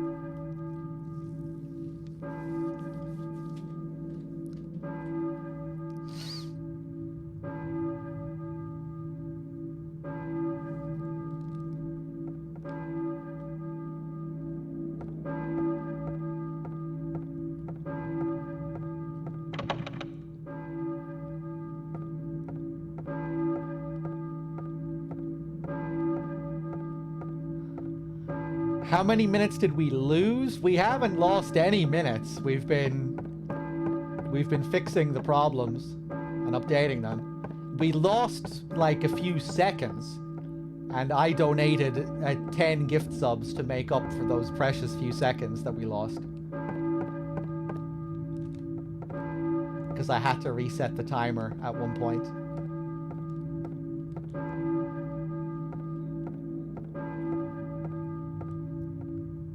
Do I want to check if mods can add time?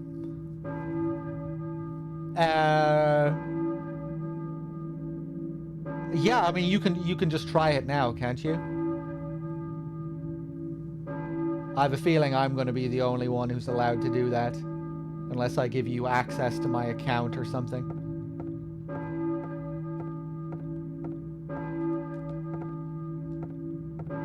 It worked!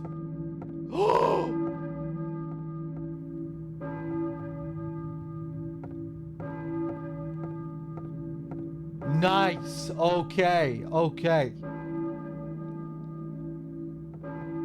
Now I can just play. And you can never ever go to bed for the next month and a half. Okay, we'll be good.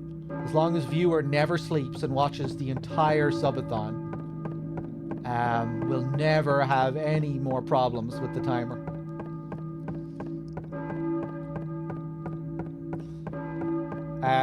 Will you accept a bag of M&Ms as payment, viewer? For this?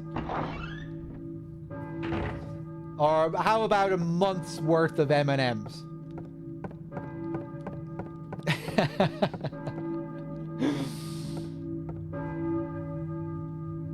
Maybe we can hire someone to look over the stream tonight when I'm sleeping. K. Gordon, that's it. I'll note the address down on the map. So we're going back to the list of school teachers here. I love how they bring this back at the end, how it becomes relevant. And then in Silent Hill 3, we learn even more about K. Gordon, and the reason why this one in particular is being highlighted is because this person was Alessa's school teacher.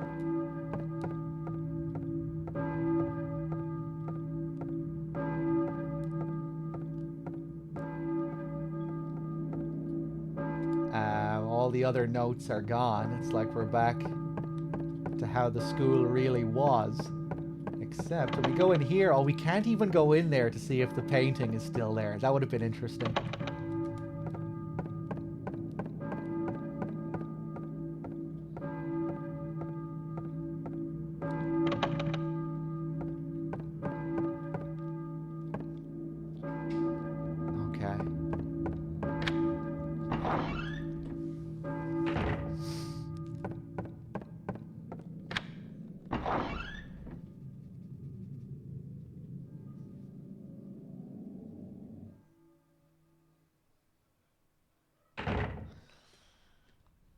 What's the poll? Should Third Storm be viewers' timer understudy? No.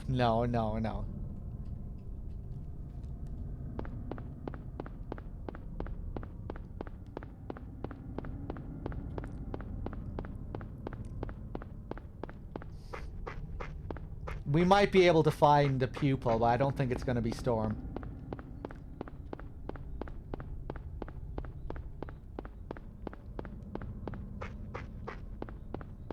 We need someone with serious mathematical prowess. I don't think Storm is up to the task, and I'm definitely not up to the task. Even if I had the mathematical prowess, I just wouldn't be able to manage it while playing all the games at the same time.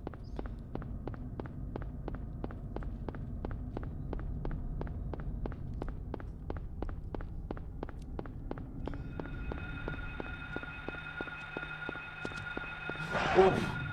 Go.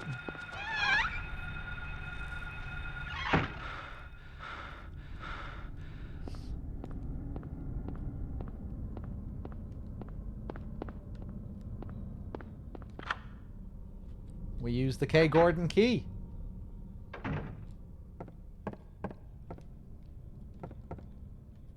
Nothing special. So now we're headed for the church. The local church.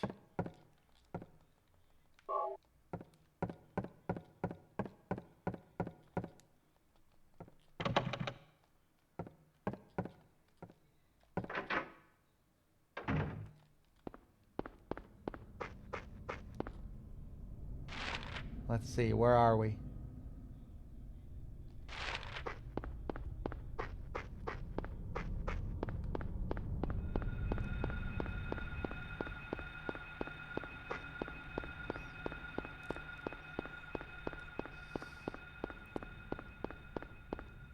Oh, we have to stop here to examine the Pepsi logo. If you look here, you see an extremely stretched Pepsi logo. Except I think it's called Percy. I think P-E-R-S-I. It has a big line drawn through it as well. It's kind of hard to see. It looks like it has a line drawn through it. Percy.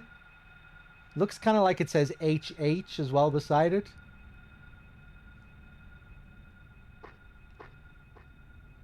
Why does it say S-O beside it?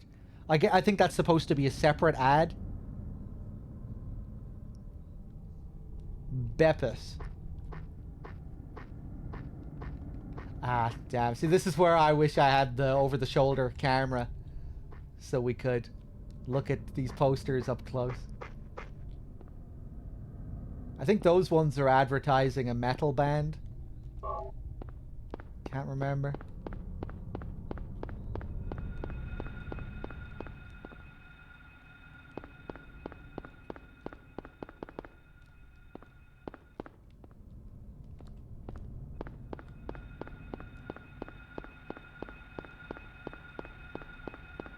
Okay.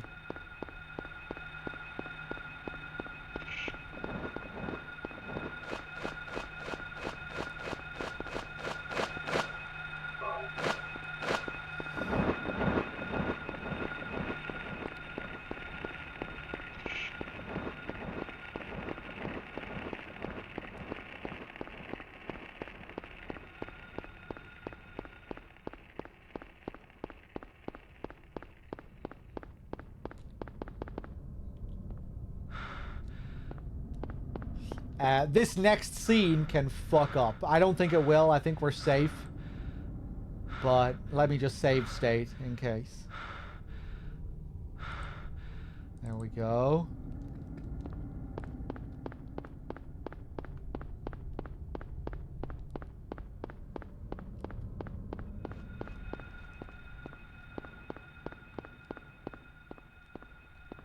Balkan Church.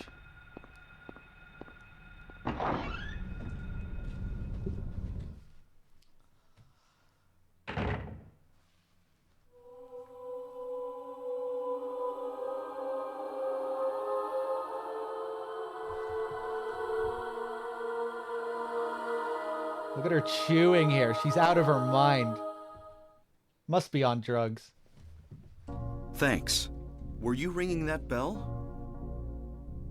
I've been expecting you. It was foretold by gyromancy.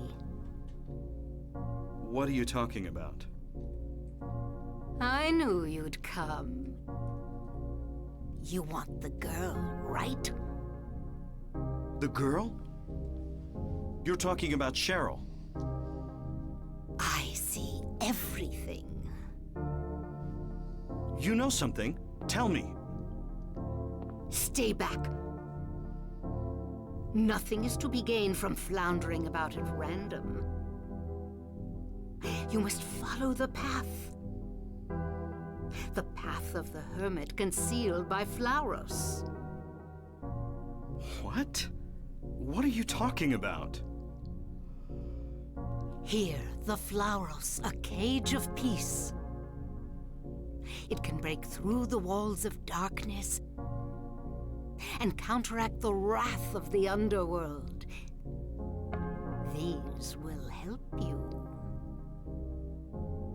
Make haste to the hospital before it's too late. Wait! Don't go yet!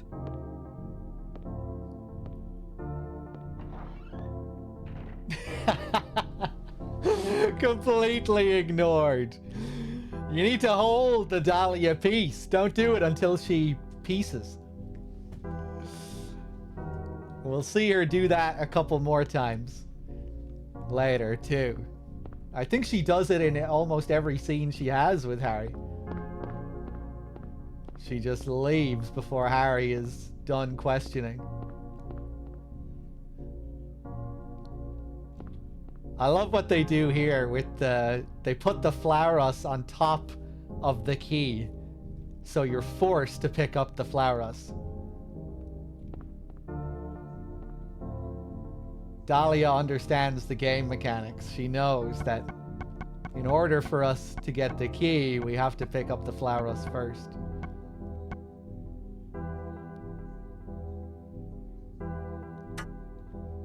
Okay, I'll do it.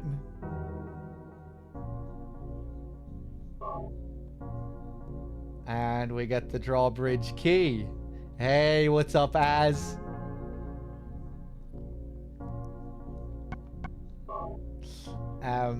So gyromancy. She said that she was expecting us and that it was foretold by gyromancy. I'm going to read you out the Wikipedia article for gyromancy. For those of you that don't know, this is an interesting little tidbit here. Gyromancy is a method of divination in which a person spins around inside or walks the circumference of a circle drawn on the ground, the perimeter of which is marked with the letters of an alphabet. The divination is inferred from the letter at the position where the person either stumbles or falls across the circle's edge. The person would repeat the practice till he evolved an intelligible sentence, or till death or madness intervened. The dizziness brought on by the spinning or circling is intended to introduce randomness, or to facilitate an altered state of consciousness. The word is derived from medieval Latin gyromantia, which is derived from the Greek gyros, circle, and mantia, oracle. Gyromancy is mentioned in the PlayStation game Silent Hill. So now you know what gyromancy is.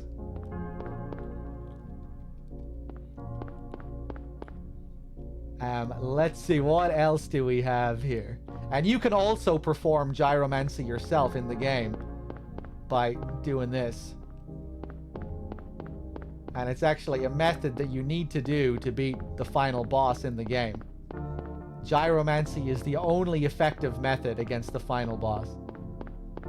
It's kind of hard to find the space to do a perfect circle here, but yeah, you can also perform it in the game. Except Harry never gets dizzy, because he's a badass. Harry never stumbles.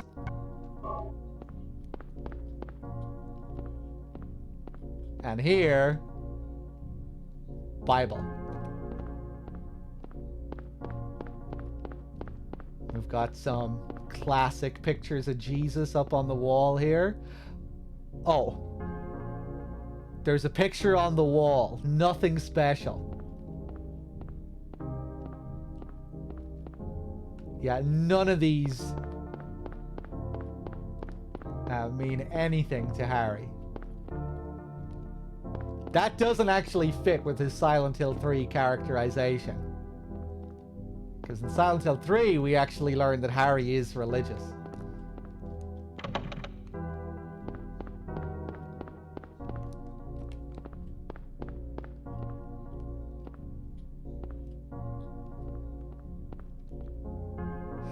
That's a newspaper. Nothing important. Although I guess he doesn't have to be a Christian, but I just kind of got the feeling that he was.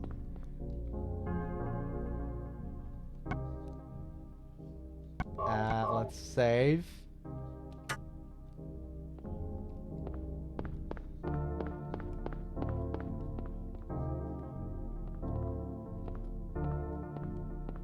Harry found Jesus after the events of Silent Hill 1. Yeah, maybe he did. Maybe he isn't religious right now. Pretty funny that he would become a Christian after the events of Silent Hill 1. But yeah, I guess he needed to cope somehow with what he did in this game. He kills a god at the end of the game. Or, you know, a kind of... Thanks. A prematurely birthed god. And Nostrovus with the 30 months. Thank you very much.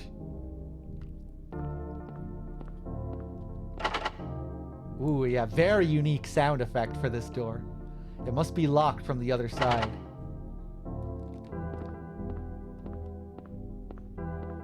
But yeah, do you reckon Dahlia's supposed to be on drugs throughout this game?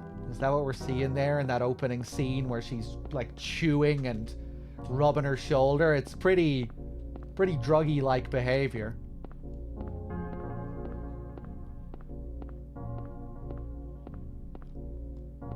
The chewing.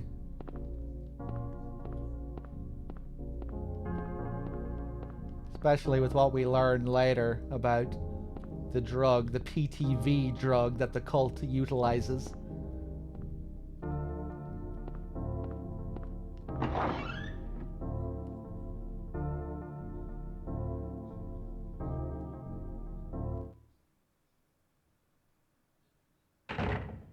Okay. So we met Dahlia. We heard her talk a load of gibberish about gyromancy, and she said we'll need the Flauros, which apparently is a cage of peace, which will help us in counteracting the forces of the underworld. And she seems to know that we're looking for Cheryl, or the girl, and that we need to go to the hospital next if we want to find her.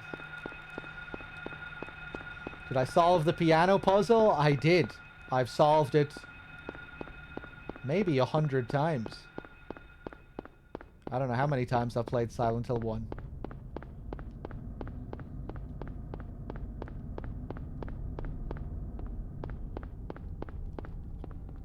But when I first played the game, I didn't solve it. I asked my parents to help. At least I think. Because if I got them to help... Thanks. If I got them to help, which I thought I did, then they knew I was playing Silent Hill 1. Maybe they caught me playing. Maybe they found out that I was playing it behind their back. I wish I could remember fully.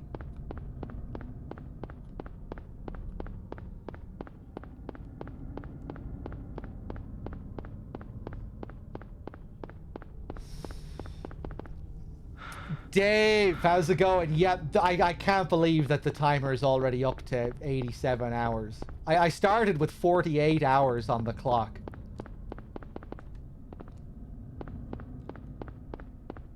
And when I started the stream, I think I was at 605 sub points. Thanks. So it's been totally insane. Pew with another 5-pack. Pew, thank you so much, man. And yeah, everyone, the generosity has been absurd so far. We're getting off to a crazy start here. Tomorrow we'll be starting our first playthrough of Silent Hill Origins. The first goal has already been met. I'll probably still have a little bit of time to spare when we finish Silent Hill 1. And if I do, we'll try and maybe finish off Resident Evil 3 once we're done with Silent Hill 1 tonight. And yeah, then I'll be going to sleep. While I sleep, I'll play some VODs. Some classic dog VODs will be streamed when I'm sleeping. I'm probably going to start by playing Shenmue, the old Shenmue streams.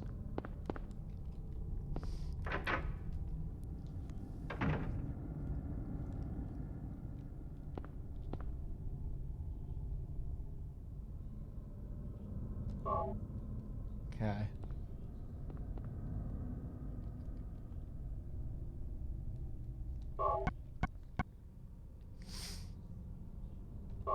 Let's save.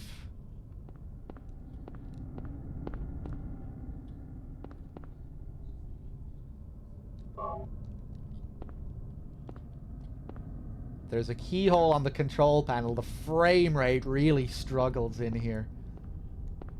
You can even tell with the way the subtitles come up. They come up really slowly.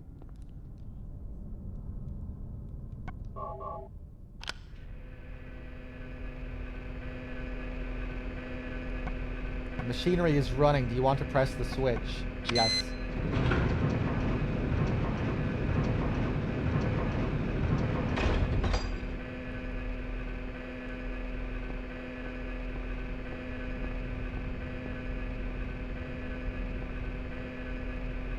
Cheers, viewer. Oh, yeah, look at the paper. Little Silence of the Lambs reference. You can't see the whole headline, but what it says there is Bill skins fifth. You can see Bill kind of clearly, but it's a folded paper. But yeah, little reference to Silence of the Lambs.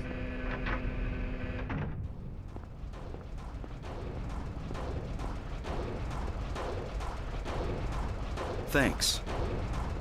Hey, Donald Duck's pants with the 28 months. Thank you.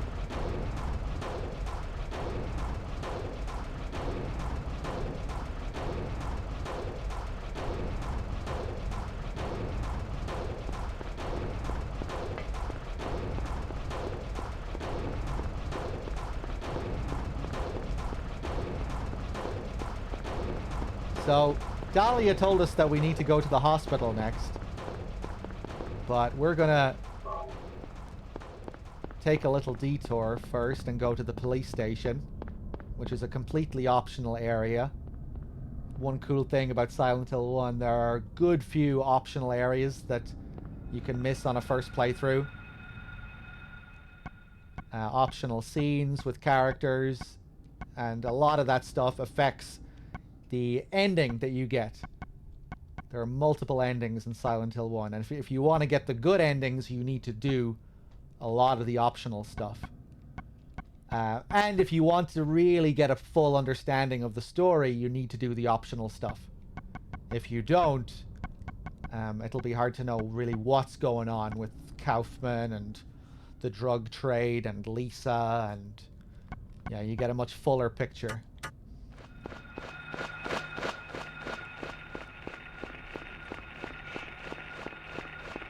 Go, go, go, go, go, go, go! We get these new monkey enemies here.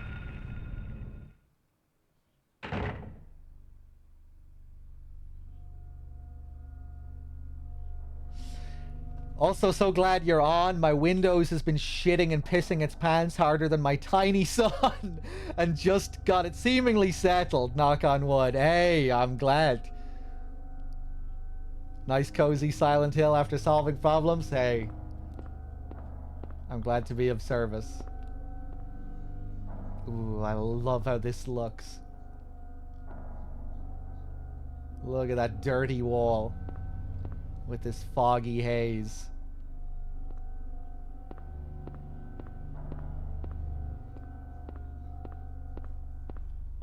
Is this PS3? No, this is emulator.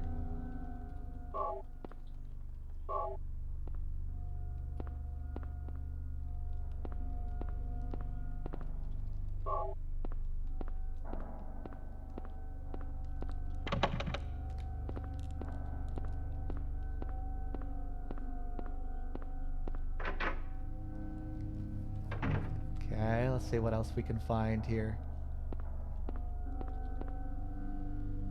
Oh yeah, by the way, once again, if you're watching the stream at the highest quality, I recommend trying to lower it to like 360p or 480. The game should look better at a lower resolution.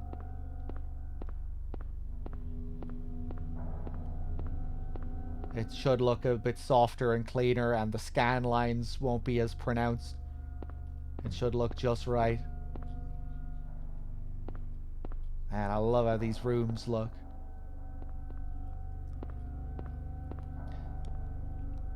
Yeah, I meant to bring that up earlier. I like to bring it up occasionally. Thanks. Yeah, it should look good.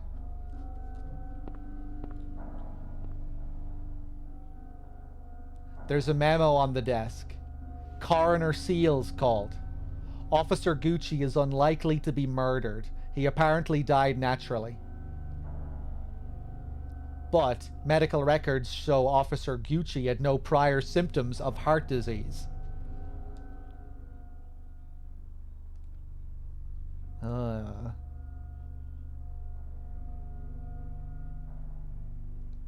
So something shady happened here with the death of Officer Gucci.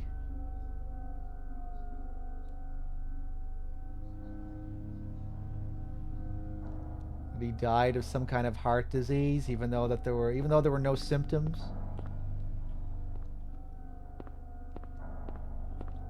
Let's take another look around. Blarg! My God, thank you, Blarg. Coming in with the 5-pack. Cheers, man. I really appreciate it.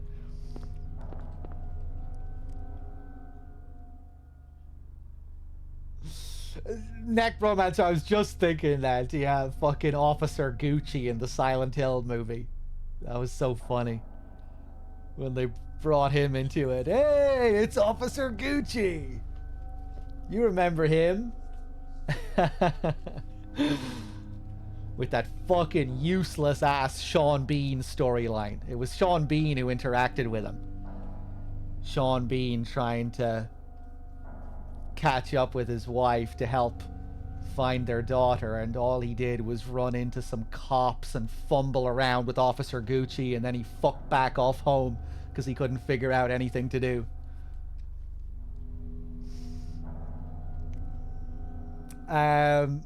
There's something on it. Product only available in selected areas of Silent Hill.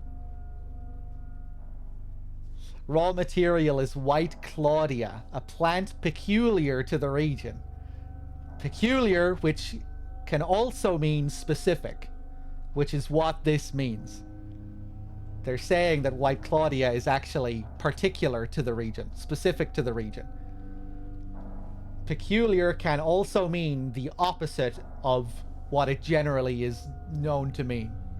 It's confusing. Manufactured here, dealer equals manufacturer.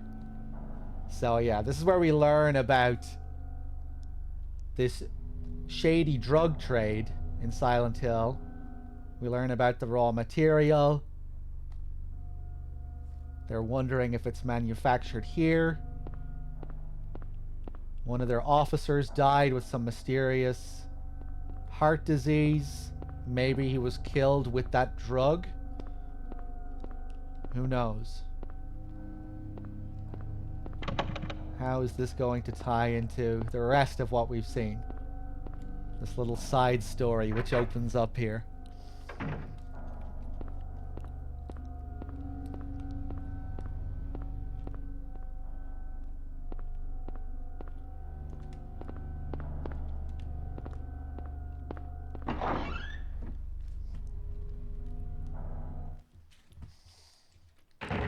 Okay, I think we're done. Let's go to the hospital. Actually, no!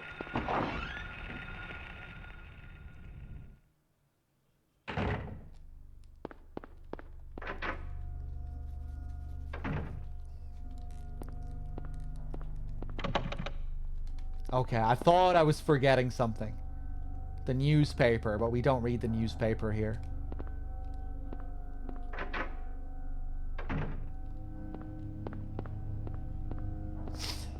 Yeah, Christoph Gans, when he was directing the first Silent Hill film, you know, which mimics Silent Hill 1 quite heavily. Except in the film, it's a mother searching for Cheryl, or Sharon, as she's called in the movie. And Christoph decided that he wanted to frame the movie around a mother looking for their daughter because he couldn't believe that a father would go searching for their missing child, like in the game. That just wasn't a believable scenario to Christoph Gans. A mother desperately searching for a child they've lost, he could buy that. But a father like Harry Mason, that was just that's just ridiculous. Right? And he really believed that, right? Because Sean Bean, who plays the father, you know, he tries to help the mother. You know, the mother goes to Silent Hill in search of the child. And then Christoph decides to tag along eventually. Or rather, Sean Bean decides to tag along. But he just keeps running into roadblocks and these cops. And then he just says, fuck it, and he drives home at one point. And that's his whole story. He's just this useless guy fumbling around, and then eventually he gives up. So, yeah, I guess Christoph had some father issues.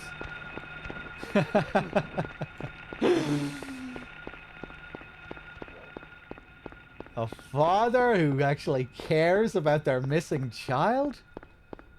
What?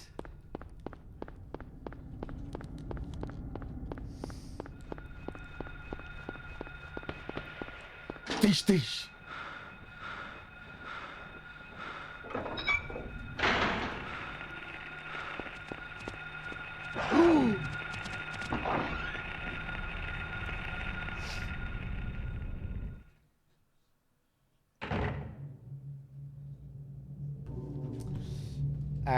He is also the director of the currently in development Silent Hill 2 movie as well, right? So I guess, well, which is going to be heavily based on the game. So I guess we'll see how he deals with marital situations. All of that.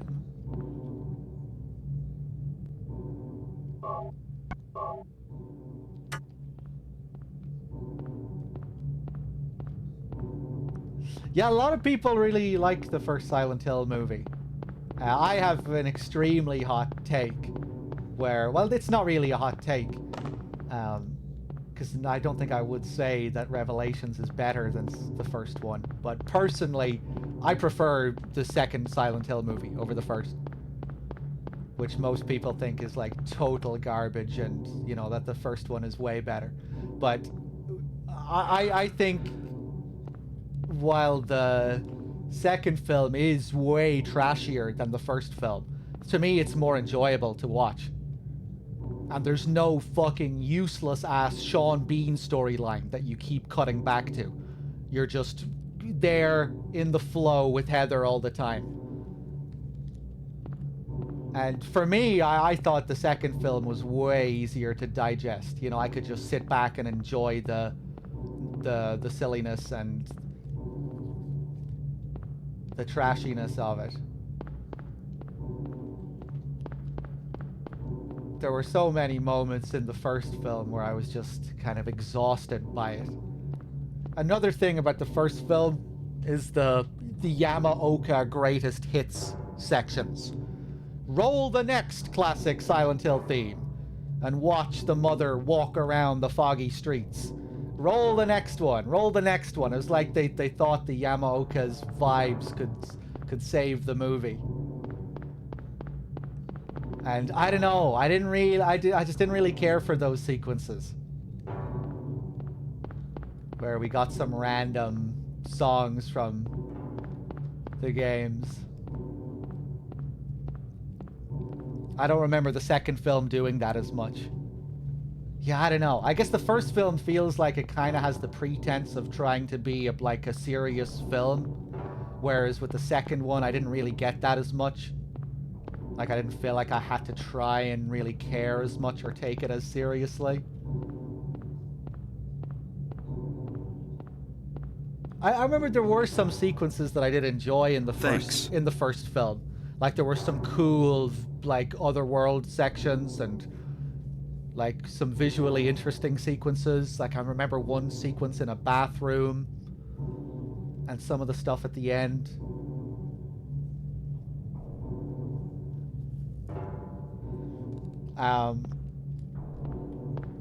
Yeah, maybe I'd feel differently if I rewatched them again. But with my most recent rewatch of the two of them, I definitely remember enjoying the second one more than the first. The janitor sequence, I think that's the one that I'm thinking of. Scatman with the 80 as well, thank you. Sean Bean, yeah, he survives the first Silent Hill film. And then I think he dies in the second one, doesn't he? Because he's the dad again in Revelations.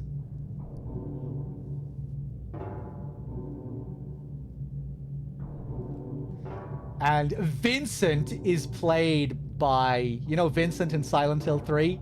Vincent in the movie version is a high school student.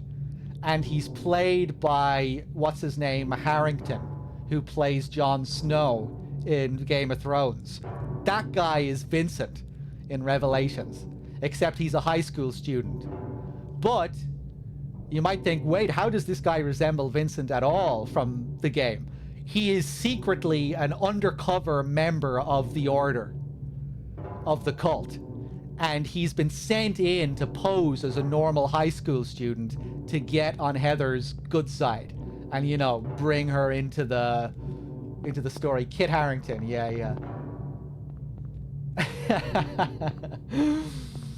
So yeah, they really change up Vincent's character for Revelations. They really reframe it.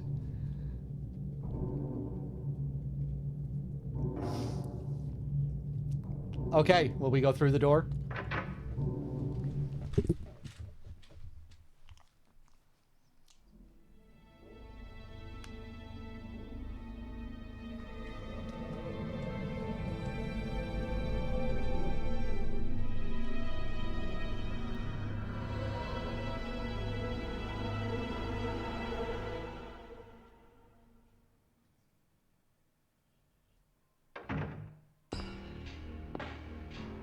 Hold it!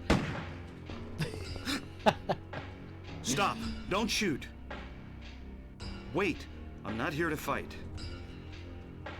My name is Harry Mason. I'm in town on vacation. Thank God, another human being. Do you work here? I'm Dr. Michael Kaufman. I work at this hospital. So maybe you can tell me what's going on. I really can't say. I was taking a nap in the staff room. When I woke up, it was like this. Everyone seems to have disappeared. And it's snowing out, this time of year. Something's gone seriously wrong. Did you see those monsters? Have you ever seen such aberrations? ever even heard of such things? You and I both know creatures like that don't exist. Yeah. Have you seen a little girl anywhere?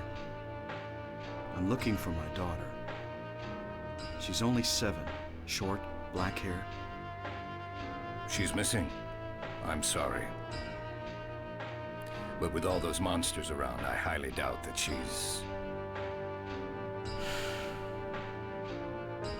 Sorry, I didn't mean to alarm you. Your wife, she's here with you? She died 4 years ago. Now it's just me and my daughter. I see. I'm sorry. Well, I'd better be going. I can't just sit around here doing nothing. So long. Good luck out there.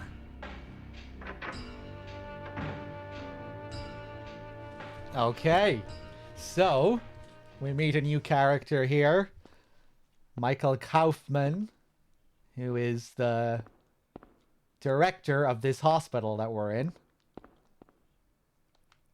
We learn a little bit more about Harry, that he had a wife who died 4 years ago. Now it's just him and Cheryl.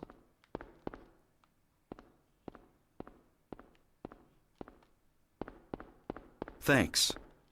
Hey, I say thank you very much for the 2 months. Scatman, I don't think I thanked you earlier. Did I, Scatman, for your 80? Or maybe I did? Scatman, thank you very much. Let me just make sure I'm up to date with everyone here. And Traxo with the raid earlier. Donald Duck's Pants with the 28. Cheers, everyone. Thanks. Chill Penguin with the 18 months as well. Thank you.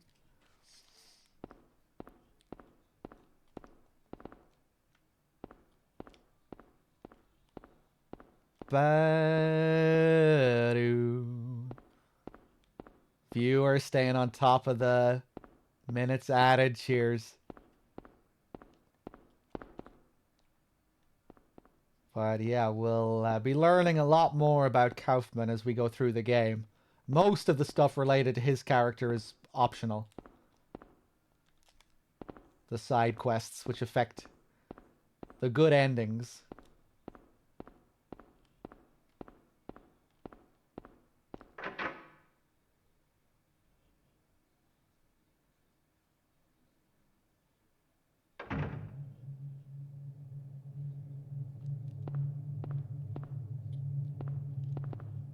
Nothing unusual. Love the visuals here.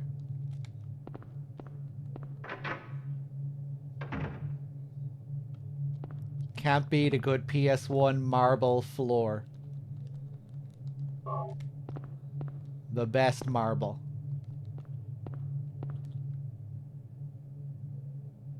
Hospital map. Dog, when you play Silent Hill 2, are you going to do a super in-depth lore playthrough explaining everything? Please say yes. Yes. Yeah. In-depth story run for SH2. Where we'll do all the usual stuff.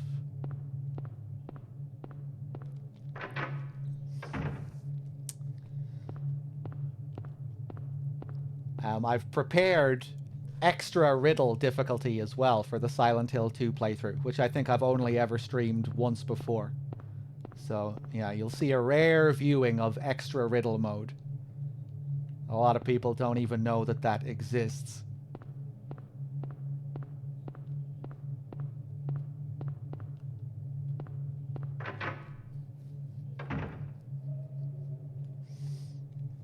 Yeah, there's some really interesting stuff in the expert riddles. I mean, for one thing, it's just cool to have, you know, because they're all written differently. From difficulty level to difficulty level, you know, the riddles are all written differently. And they're all quite well written in their own ways, and some of them are quite poetic.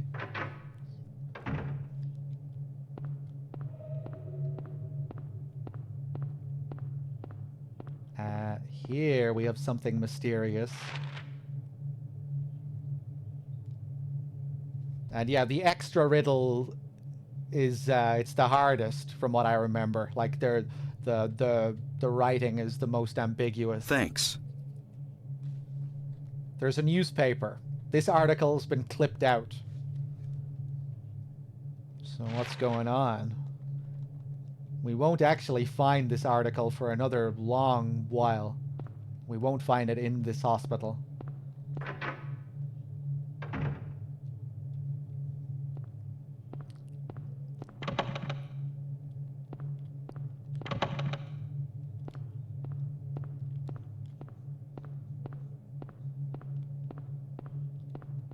Yeah, it'll be interesting to see if the remake does the same thing with, like, the hidden difficulty. Because extra riddle, it's hidden. You don't select it from the menu like you do with the rest of them.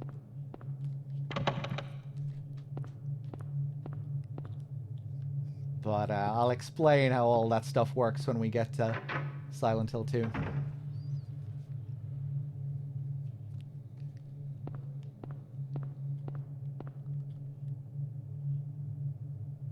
And here we get the basement map.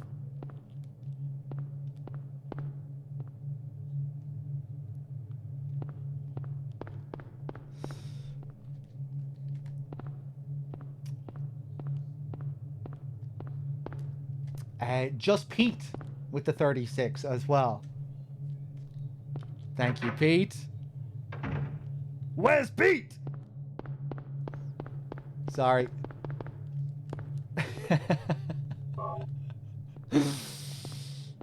Oh, where's Pete?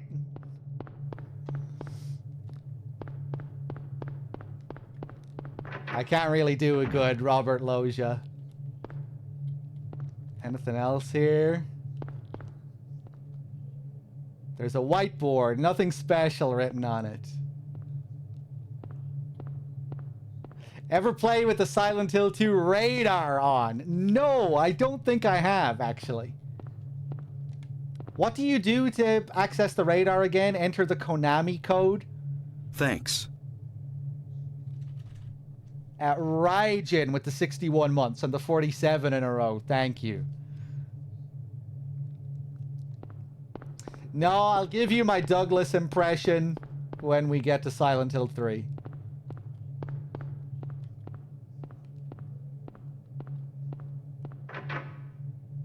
Because we will get to Silent Hill 3.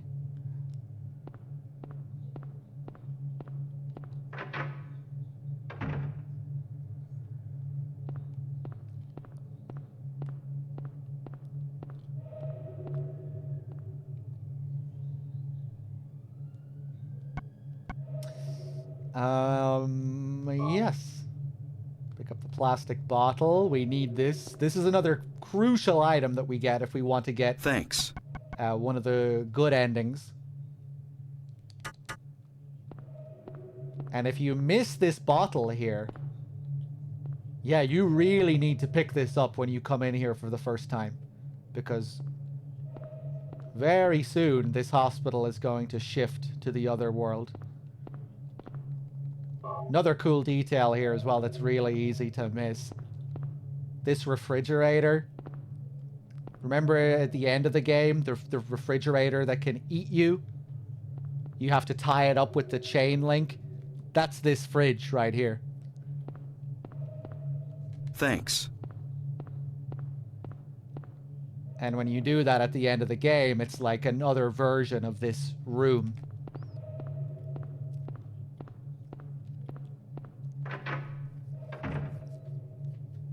Paradoc with the 4 months as well. AAR Mister as well with the 20. Thank you.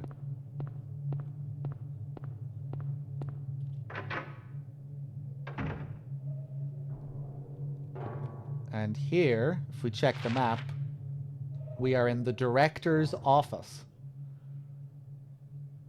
So this is Kaufman's office.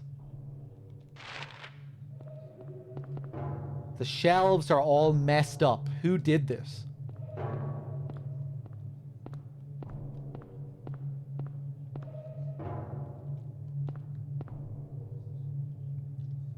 A glass vial lies shattered. It's not just broken, it's been smashed to bits. So here, we can scoop some of this up.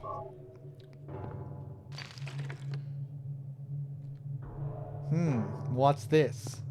You're a bit of a weirdo, Harry, just picking this stuff up. I don't know if I'd want to be carrying this stuff around with me. Not sure if this would be like my first thought coming in here, that I should take some of this red liquid with me. This mysterious red liquid. But it's a wise decision.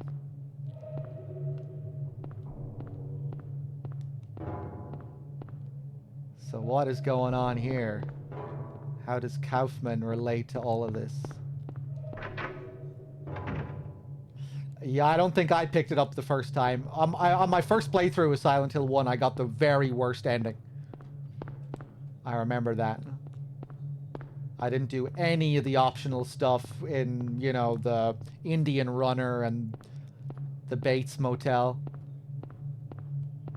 Missed all of that.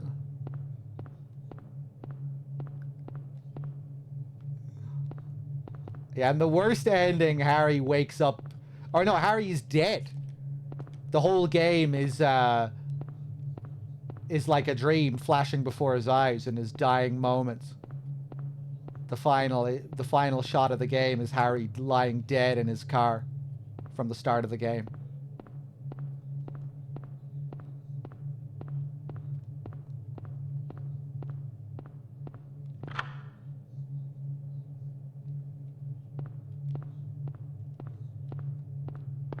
Jacob's Ladder.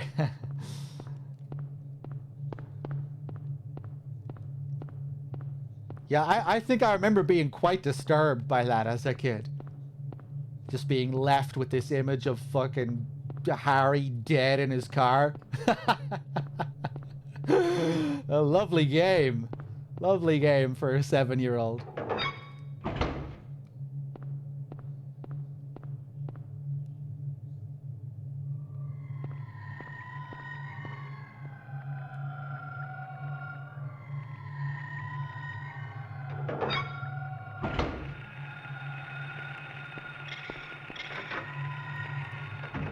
Down into the basement.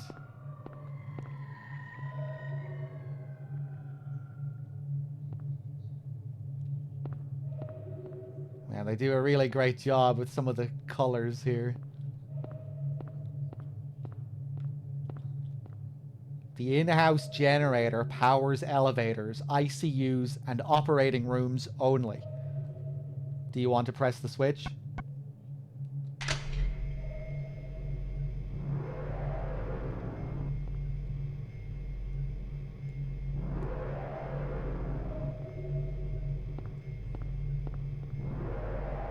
Yeah, I love the way the light looks.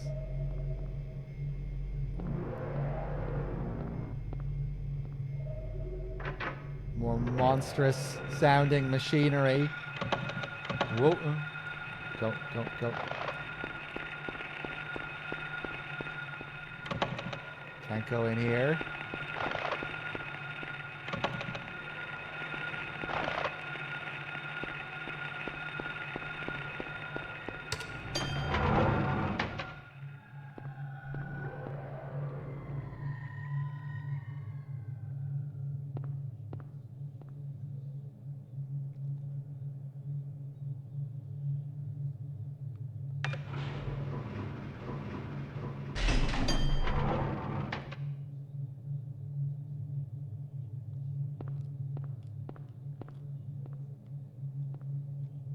Okay, I think we're done on the first floor.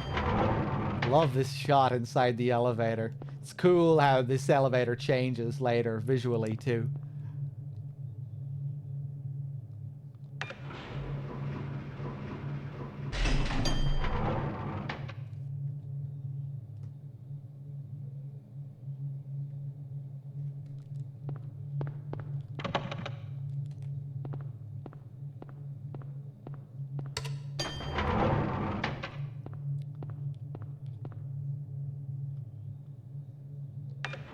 Okay, let's check the third floor.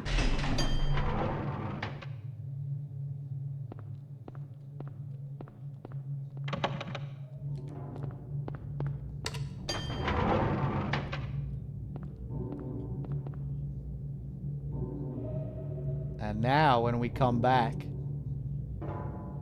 a fourth floor has appeared.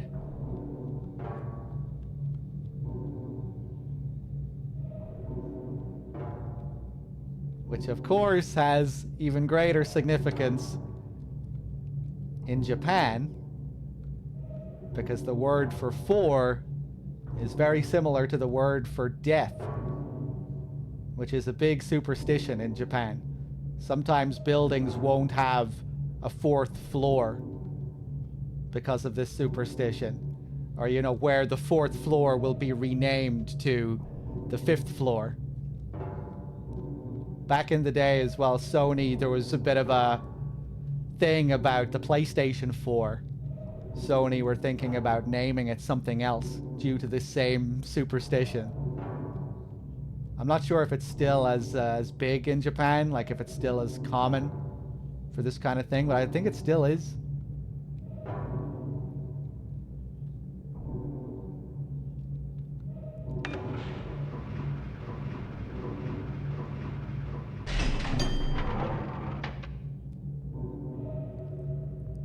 Traditionally, 4 is unlucky because it sometimes pronounced she.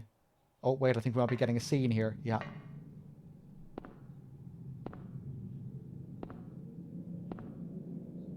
I love how we get this scene here just completely detached from everything we're doing here. Just a random shot of Alessa walking into the antique shop. That's a place we'll be going to later. You see it here for the first time, you don't know what you're looking at. But she's going to the antique shop where we'll be going later. Maybe it's to imply something about how we're transitioning to the other world here or something. Because there is a little chapel at the back of that place. And I think Alessa performs some kind of little ritual in there.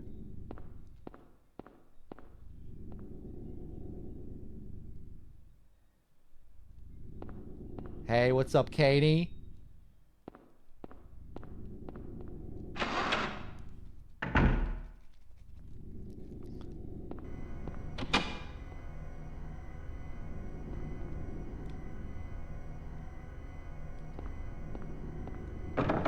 It's locked. The door gets locked behind us. Nothing.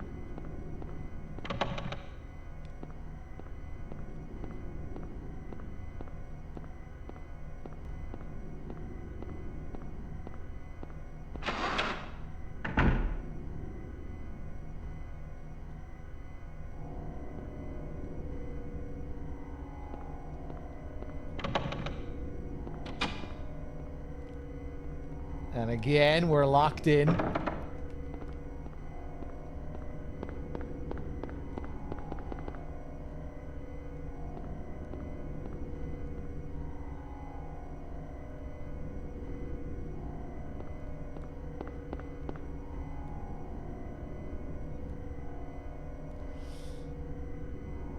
Ooh, that's a long loading time.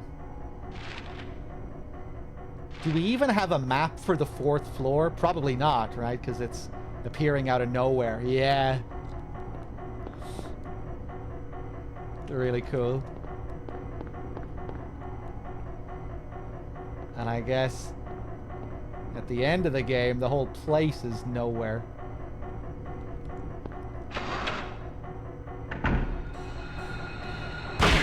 Oh, hold on.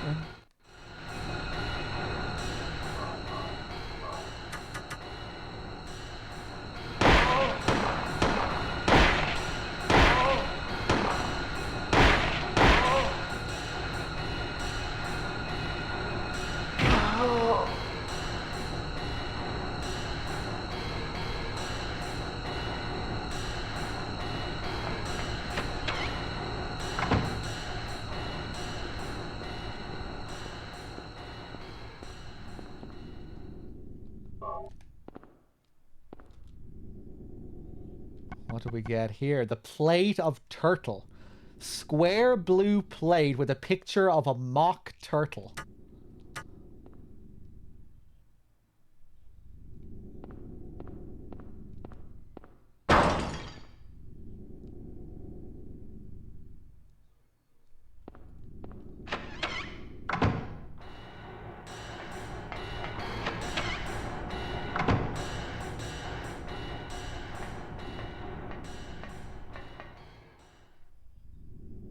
a bird cage. It's empty. So when you come in here for the first time, you think these are going to be like puzzle items and things that we're going to have to solve here. Some of them will be, but a lot of the stuff we find here we can't actually really interact with until the very end of the game. They're just setting you up for the end of the game here with a lot of these items.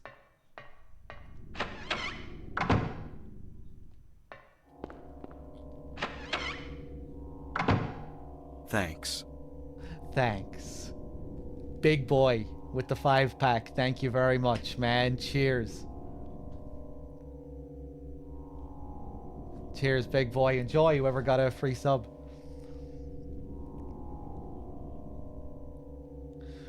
What about a goal? Silent Hill 1 or 2 without using the map? That's not a challenge.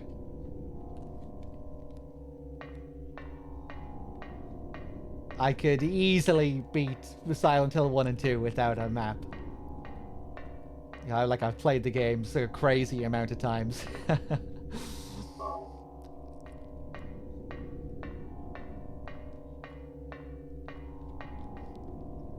I didn't look at the thing, did I? VCR. It's old but usable. But yeah, I am open to adding more goals as we go.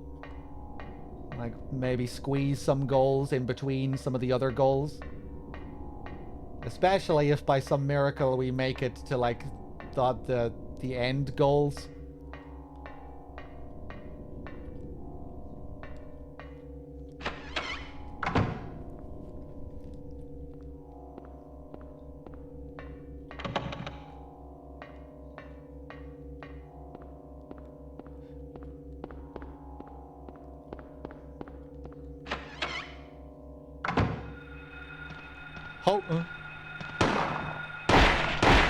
Oh, love this shot here. Whoa.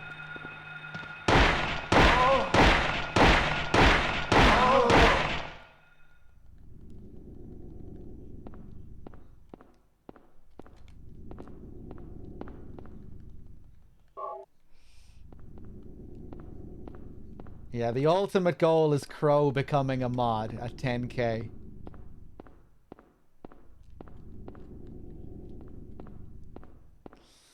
And I have a special emote ready for that moment if it does happen.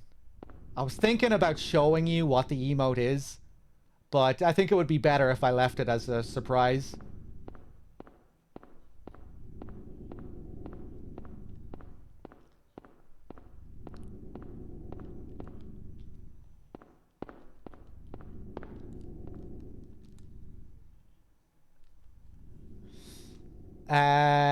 Let's see. Let's use this. I think this is another thing that we can't interact with yet. A steel plate is screwed to the wall. I will hopefully have another emote by tomorrow of Crow reaching for the goal. I'm just waiting on Carson to finish that one up. That'll be another animated emote of a crow just jumping up trying to grab a crown that's dangling from a string.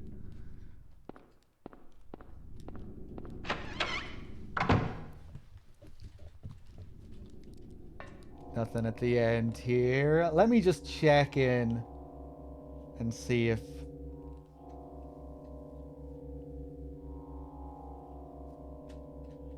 See if Carson is done with this.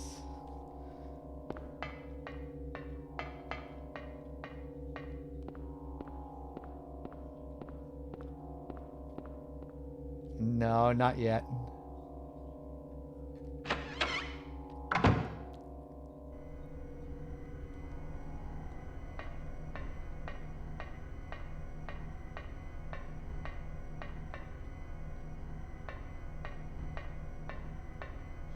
No, they're not really hallucinations. We're seeing the... it was explained earlier quite well in that lore note in the school, Manifestation of Delusions, where it spoke about how young girls are especially prone to their nightmares becoming real. Everything we're seeing in this game is born from a child's mind. A girl's twisted nightmare made real, being transposed onto reality. That everything in her mind gives rise to all these monsters and twisted images and everything. The school, Midwich Elementary School, is a real place. And it's being affected by the mind of this girl.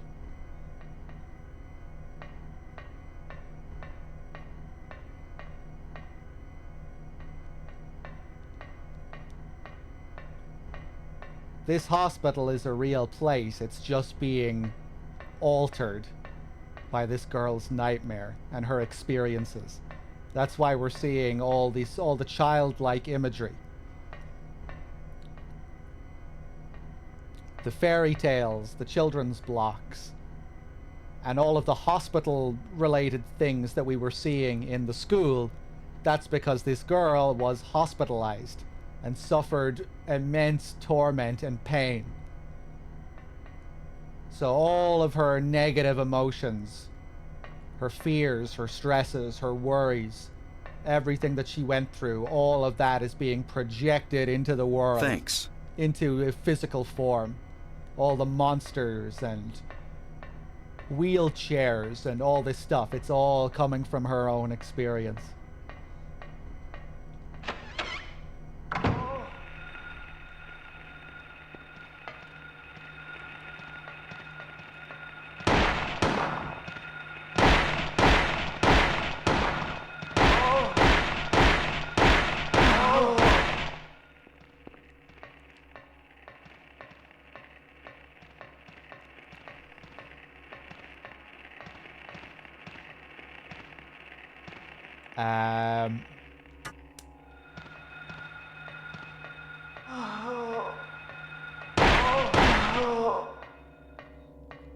Okay.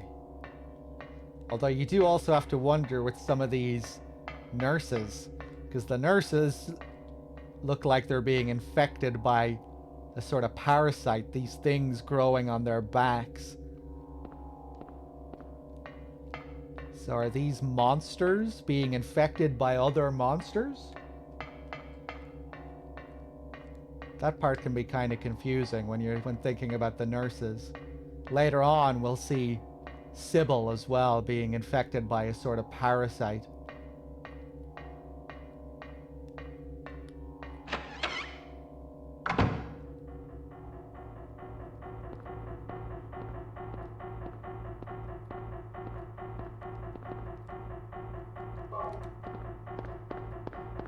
Okay, we got another thing here. Plate of cat.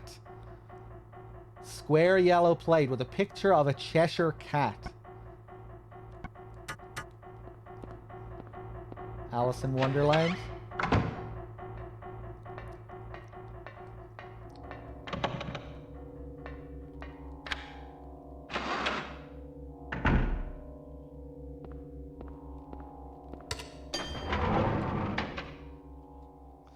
The monsters are all born from the girl's mind as well, yeah.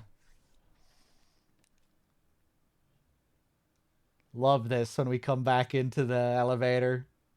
We still get the marble floor, except it's a little bit bloodier than it was last time. In Silent Hill 2, everything you're seeing is born from the protagonist's mind, from the player character. But in Silent Hill 1, you're going through someone else's nightmare, not your own. Which I guess kind of becomes your nightmare too, but yeah.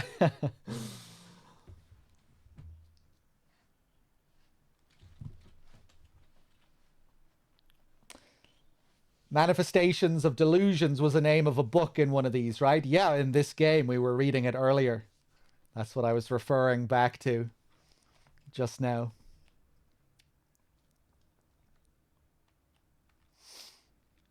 In Silent Hill 1, I don't think you get a list of... You can't look at all of your memos, can you? All the stuff that you collected. Don't think so. No.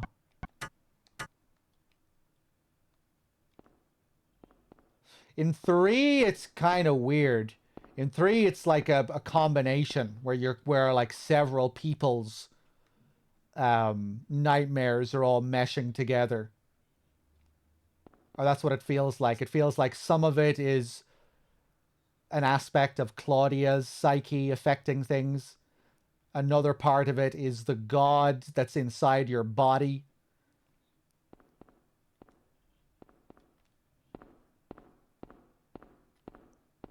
In Silent Hill 3, you're playing as a girl who is pregnant with a demon god. And that demon god is affecting the world around you. And maybe even Heather herself is also affecting it. But yeah, in 3, there's the suggestion that it's being affected by multiple people, by Heather and Claudia.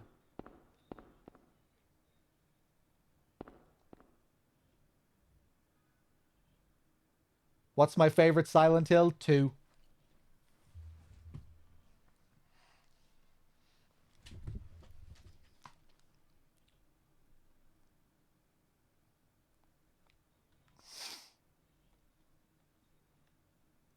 Yeah, I guess in Silent Hill 2, it's not like everything you see is born from James's mind, but you know, the majority.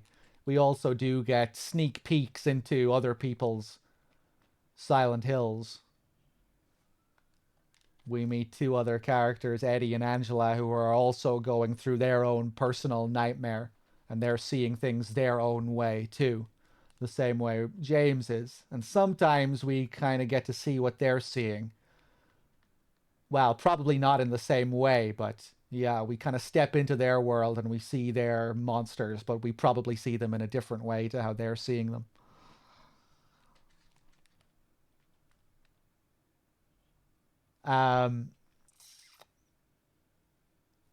Okay. Where the hell am I going?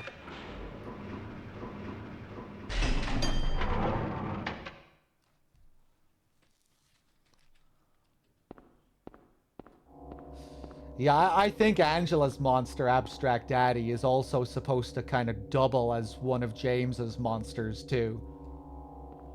And that the abuse of Angela at the hands of her father is supposed to parallel James's abuse of Mary.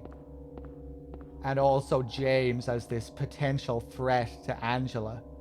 Because throughout the game, James kind of stands in for Angela's father, you know, and she, over the course of the game, she kind of starts to fear him more and more and suspect that he's, you know, he's just like all the other men, that he's only after one thing.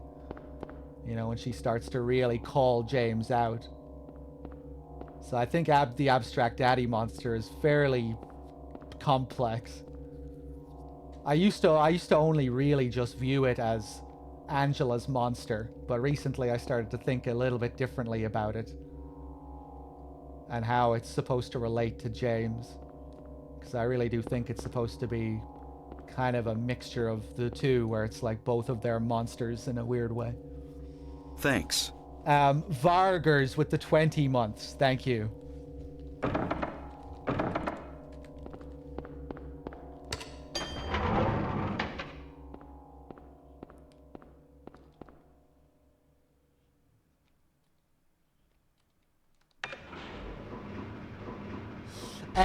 I can't do anything here. I don't think in the elevator. I need to manually go down these other stairs.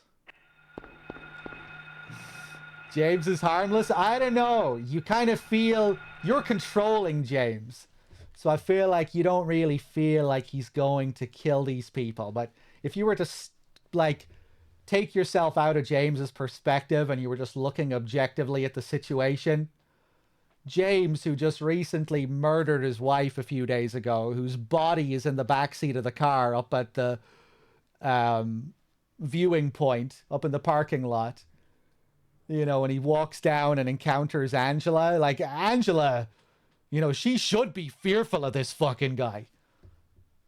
You know, and she stands up and is afraid of James there. Like, this guy is in a very bad mental state.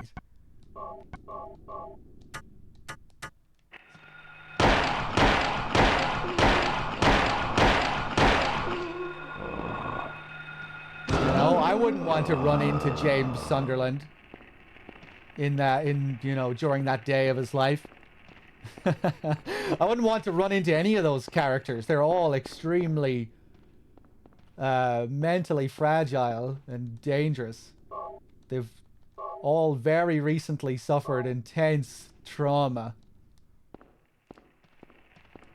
They've all either murdered or seriously injured someone. And they're all in some kind of guilt-ridden, living in some kind of guilt-ridden delusion.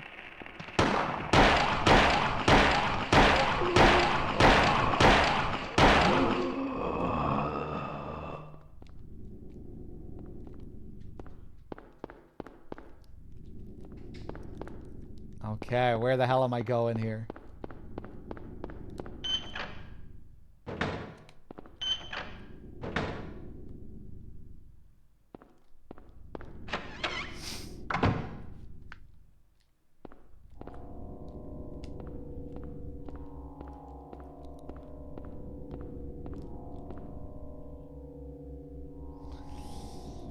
There's a plate of Queen. Let's take it. Did Angela kill her father? She killed her father and her brother. Her brother was also abusing her. They just never make that explicit in the game. And her goal is to find her mother and kill... Jesus Christ. Her goal is to find her mother and kill her too. Because she believes if she can kill the whole family, that then maybe she can find some peace.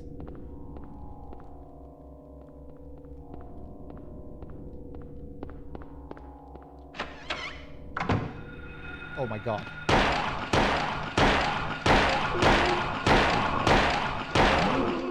Her mother is long dead?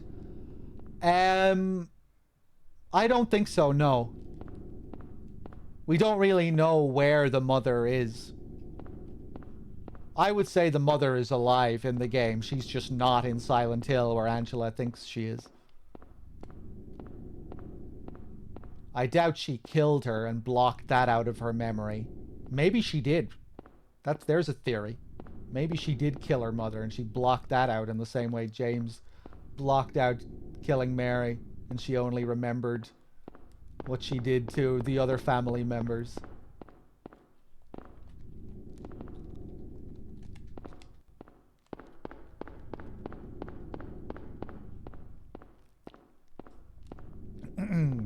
But yeah, no, she was definitely alive recently. You know, she was alive while she was being abused by the father.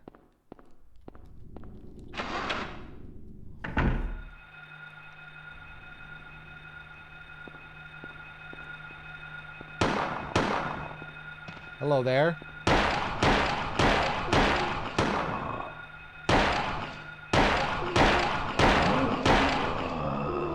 No, I don't think that happened.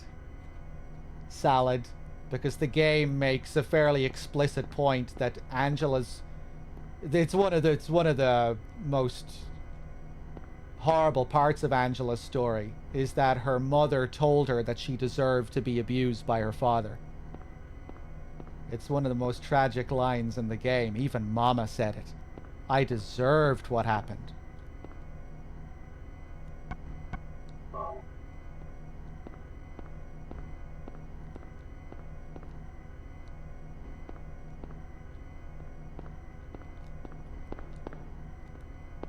It always makes me think of Twin Peaks and the story of Laura Palmer and how Sarah Palmer really knew what was going on in the household and she just turned a blind eye and just, you know, drank herself stupid and smoked 50 cigarettes a day so she could cope with it.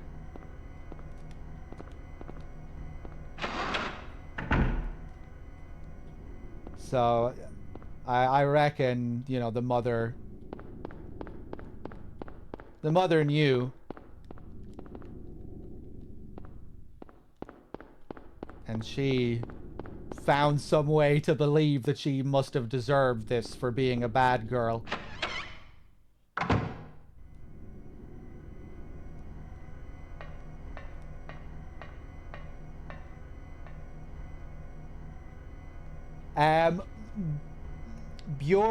Bura Kauto. Thank you very much. I don't think I've ever said your name before.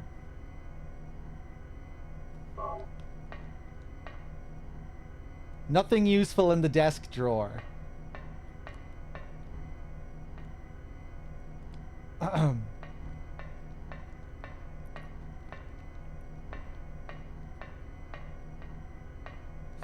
Yeah, Angela's situation is even worse with the mother, really. You know, Sarah Palmer might have just looked the other way, but at least she didn't try and make her believe she deserved this abuse.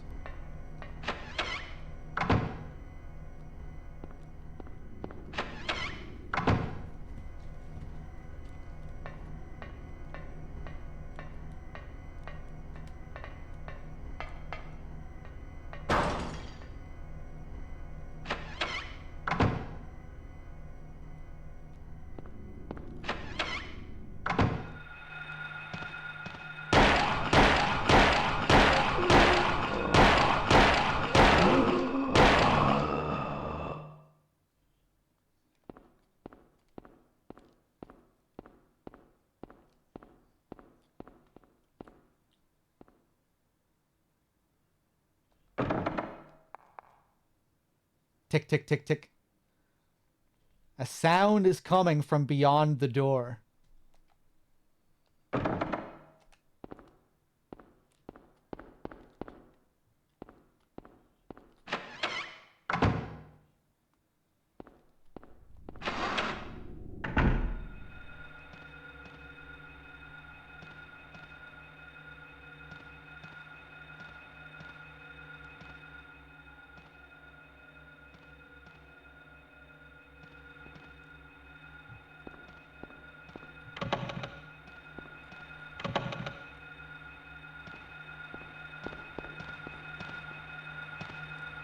I haven't been keeping up with what I'm supposed to be doing here.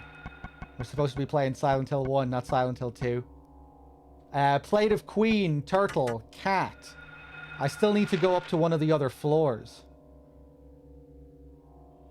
Let's go... I don't think we've searched the second floor fully yet.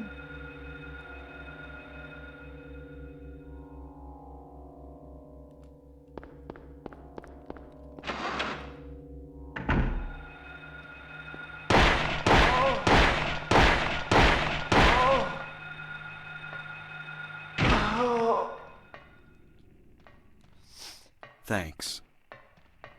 We don't know if Eddie killed anyone in Silent Hill 2. The only thing he ever admits to is shooting someone and killing a dog. The only thing we know for sure is that he killed a dog and shot a football player in the leg. Viking Superman with the 5-pack. Thank you very much, man. Cheers. Enjoy. Whoever got a free sub. And thanks for the contribution.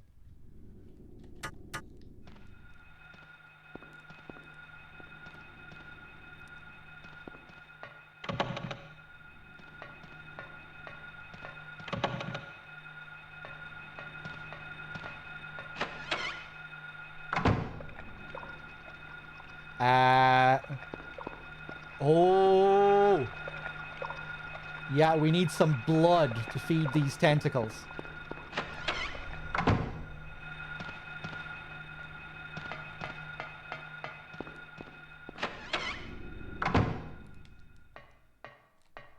Yeah, we can't do anything with this yet.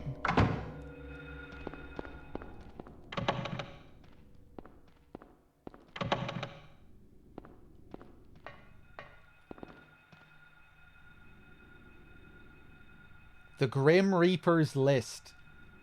35, Lydia Finley.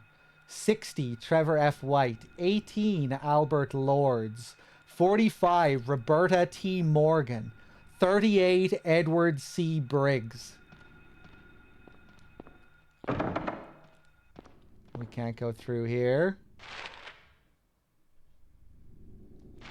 Okay, up to the 3rd floor.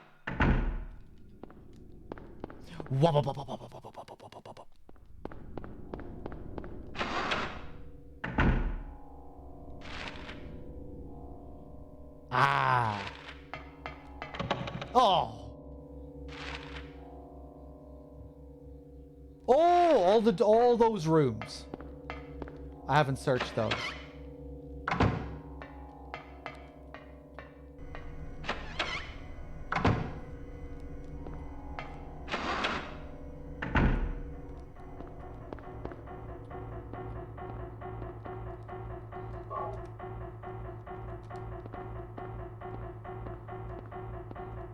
I actually really like how Eddie looks in that scene that they showed in the trailer. You know, for that moment, especially in the prison, he should be like he should be like he should have gone off the edge entirely. Like that's when you're down in the abyss in a place that doesn't even really exist. When Eddie is really supposed to be starting to just lose his mind.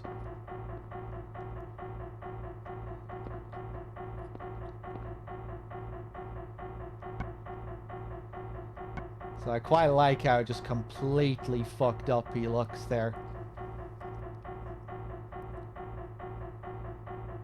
I thought the brief shots of him during the bathroom scene looked good as well, when he was just like drenched in sweat and everything. It looked like they were, you know, using the new technology in a cool way to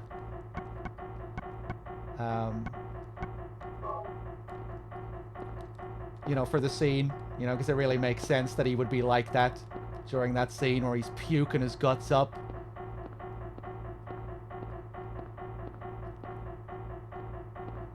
Having him sweat buckets and shit like that really makes sense. The way, even in the original game, the way his clothes look at times, they kind of look like they have these damp, sweaty patches on them.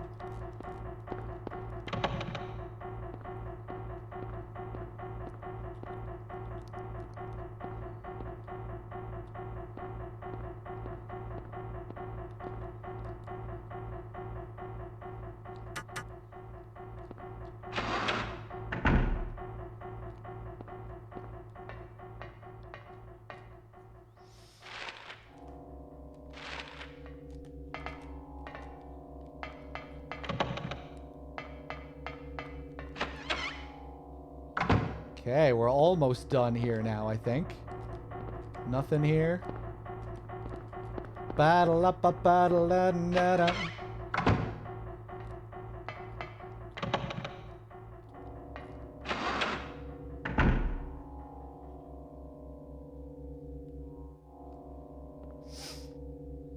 Okay.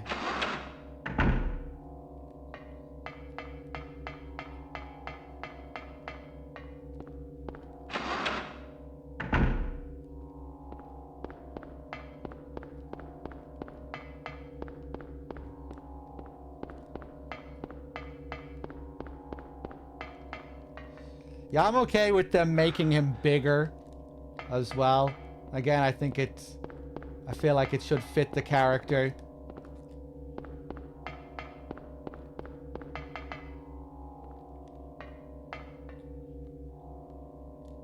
So much of Eddie revolves around his insecurity with how he looks, his weight.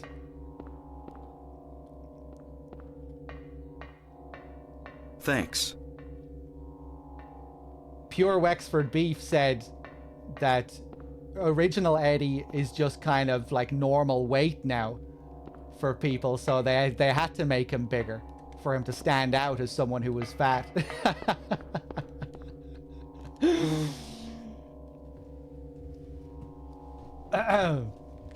But, you know, obviously you get the scene near the end of the game where he's talking about the names people call him. Maybe I am just a fat, disgusting piece of shit. So, you know, it becomes a very overt part of the character. At the end, when he's talking about all his bullies and his insecurities.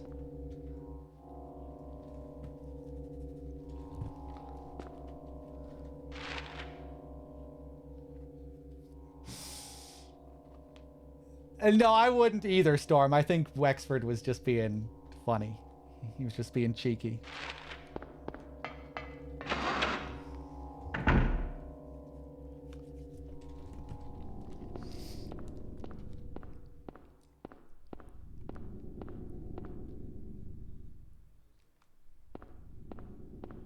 Hopefully they do a good job with the pizza scene. I wonder if they're gonna play it up. Are we gonna get some nasty ass close-ups of Eddie munching on the pizza? Maybe we'll get to go to the pizzeria. Maybe we'll get to see how these pizzas are made. Extra scene of Eddie in the pizzeria.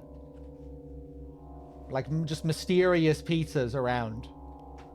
Left there. No workers. No one making the pizza, but these perfectly formed pizzas just hanging there. But it wouldn't really make sense unless we were, like, walking into Eddie's Silent Hill, I don't think.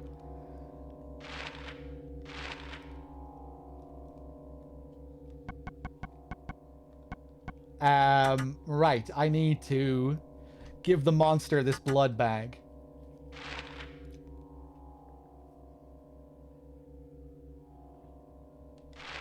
I think it's on the first floor. I can't remember.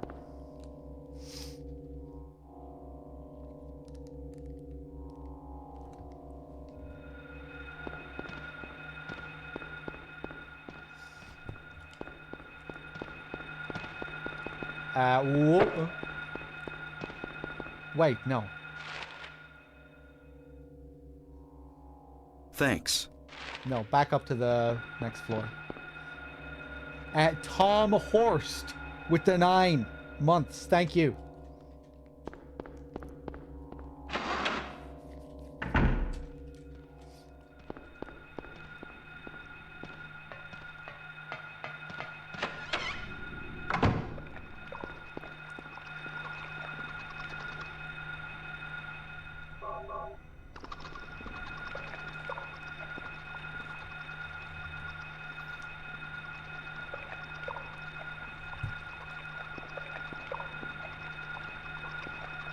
I should have approached it, actually, because you get a nasty animation when you get really close to it. Now we can take this while it's feeding. Ugh.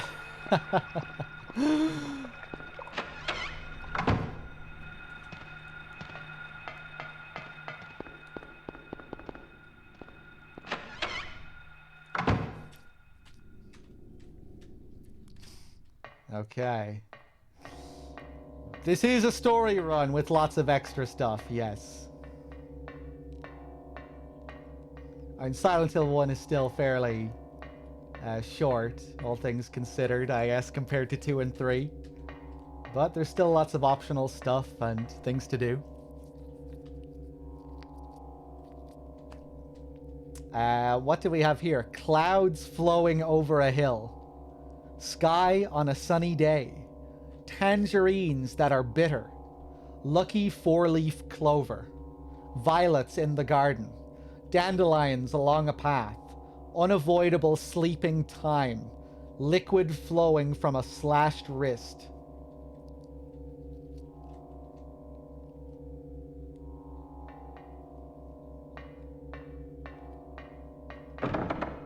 It's locked. There are 4 square indentations on the door. So we found 4 of these things, but there's already 4 inside here. Thanks. So all the colors that are listed are the key to this puzzle. Pretty easy to figure that out. Dean Automata with the year. Thank you. So clouds flowing over a hill, white clouds, sky on a sunny day, a blue sky, tangerines, orange tangerines, a green four-leaf clover, violets in the garden, dandelions along a path, unavoidable sleeping time. I think that's the grey color. And obviously red liquid from a slashed wrist.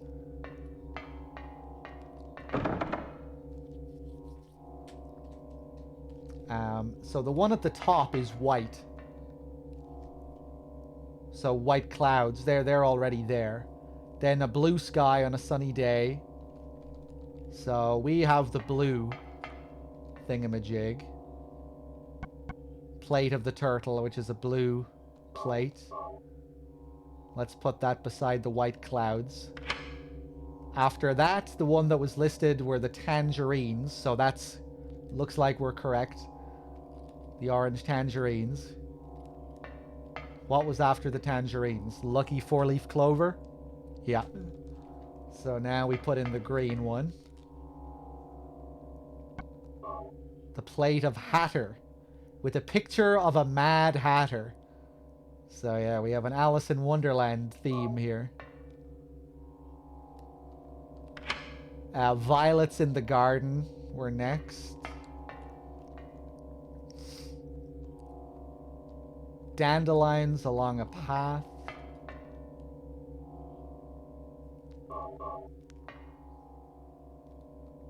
And then last, the liquid flowing from a slashed wrist. With the queen.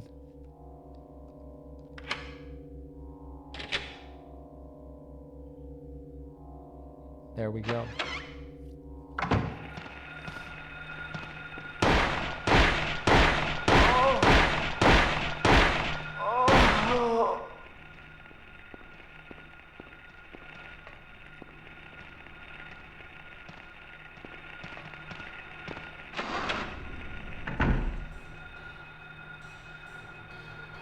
Yeah, if they really want to be controversial, viewer.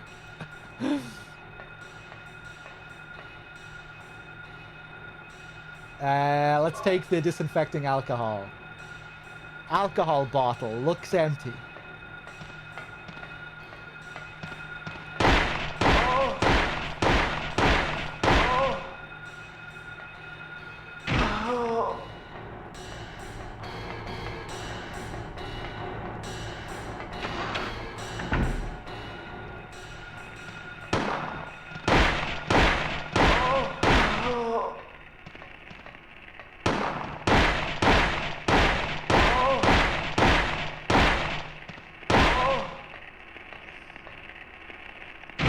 Boosh.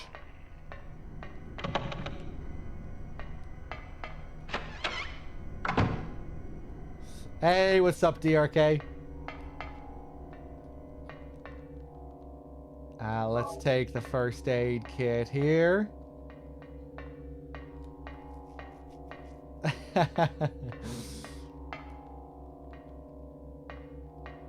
Yeah, there's a famous pizza scene in Silent Hill 2. People were theorizing that they'll change it to a pineapple pizza. If Bloober want to be really controversial with their choices. But I doubt they'd be that ballsy. They don't have the balls for something like that.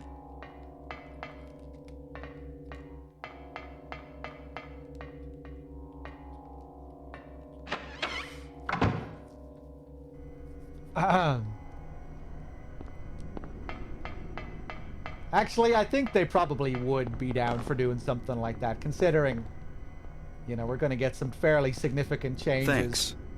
And additions. Completely recreated scenes with a lot of different direction. You know, it's not going to be like the MGS3 remake, which looks like it's a shot-for-shot recreation, story-wise, with all the same voice recordings and everything.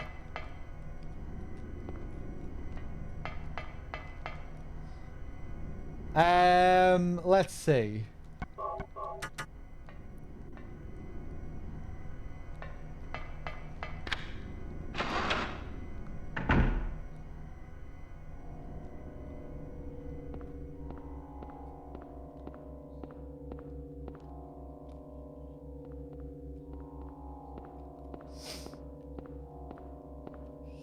My timer is acting up. Yeah, viewer has been a lifesaver.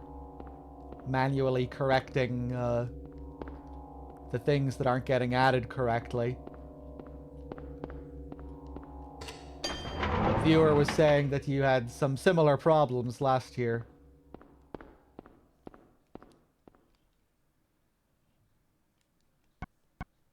Right, so now where the hell am I going? I have the disinfecting alcohol.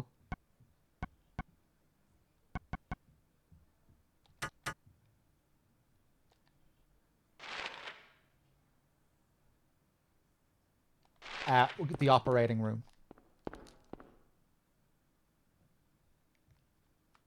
Okay.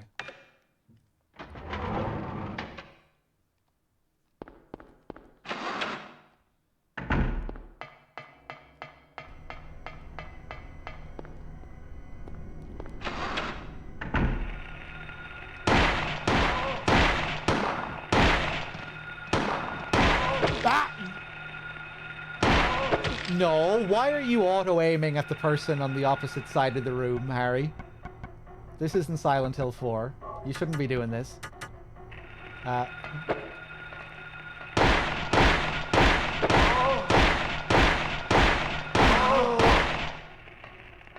Jesus.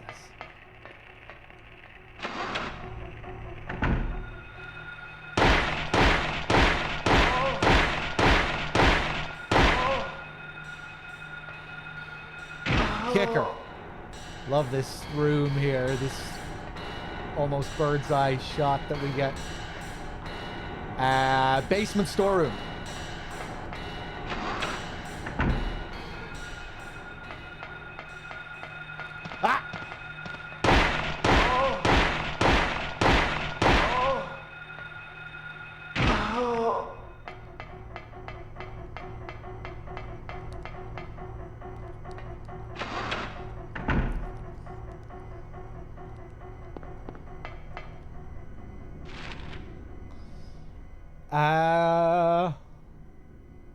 Okay, to the basement storeroom.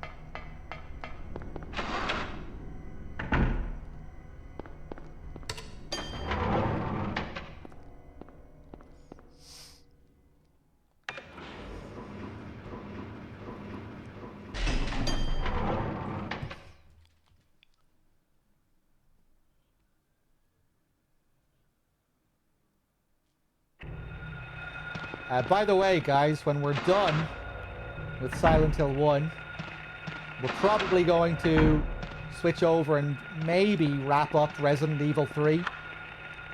Continue the playthrough that I was doing. Just as a little ender to the stream. And then I'll be sticking on the VODs while I sleep.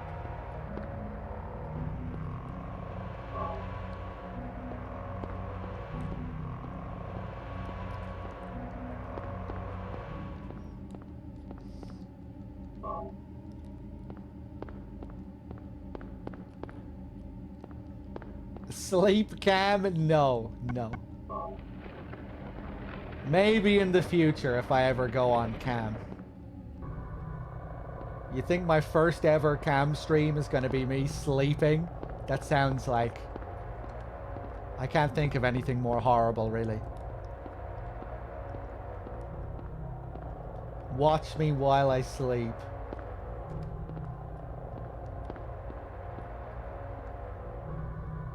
So here we move the bookcase, or whatever this is, chest of drawers, and we get a mysterious door hidden at the back here. I love this door, this thin ass door here.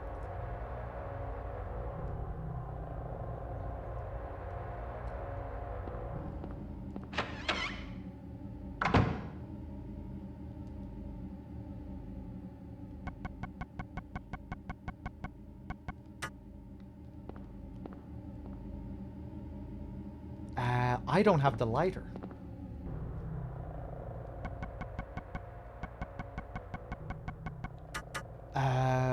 Go back.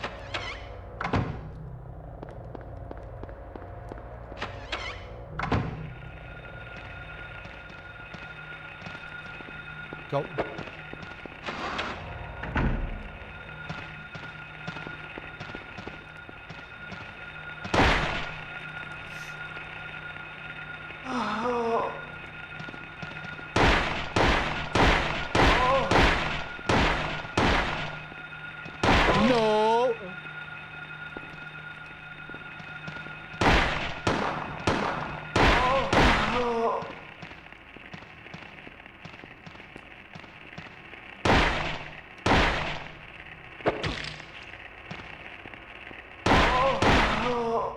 Jesus Christ. I feel like I'm not able to aim as I usually do with Harry this time.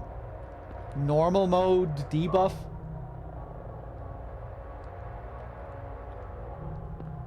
A body laid out on the bed. Don't feel like checking this out. Makes sense?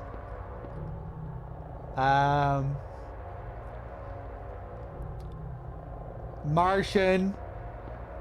How's it going? Oh.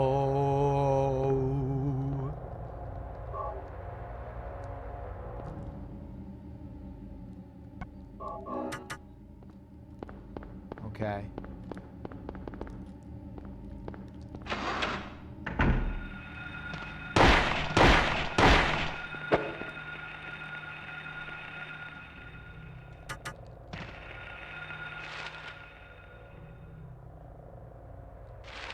Let's check out these rooms. Yeah, that's the same as always. That's locked. Fuck, man. I've played this game a million times, and I can't remember where I get the lighter. I'm just so used to just picking it up always and never missing it. But today, I must have ran past it somewhere, and now I can't remember which room it is.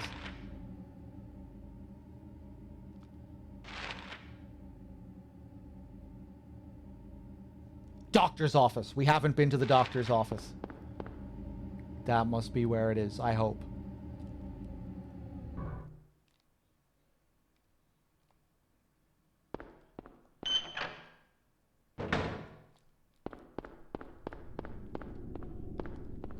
Oh, fuck.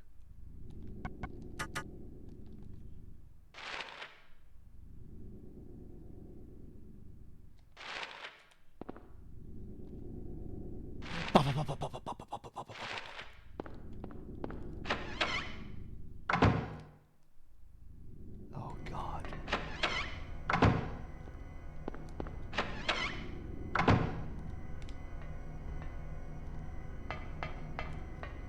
Nothing.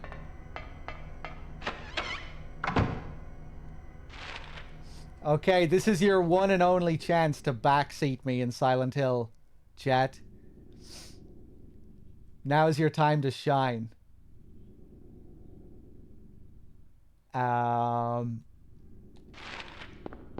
Where is the lighter? Where is the lighter?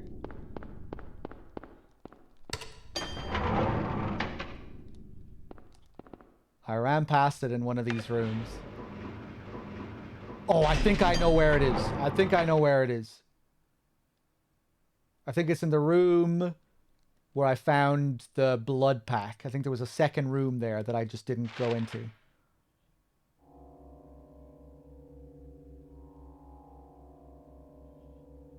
Oh, we haven't checked room 201. Man, I'm not being thorough at all.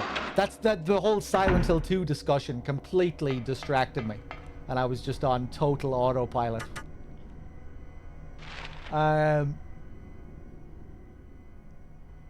Right, let's check room 201. It's probably not even going to be open.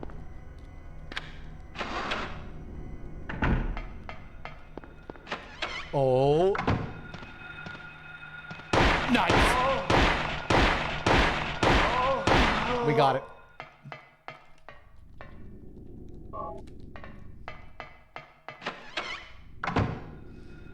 Have I invested in a pair of flared jorts? No. No.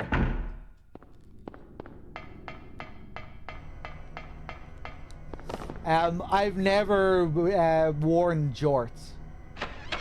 And I'm not much of a shorts wearer either.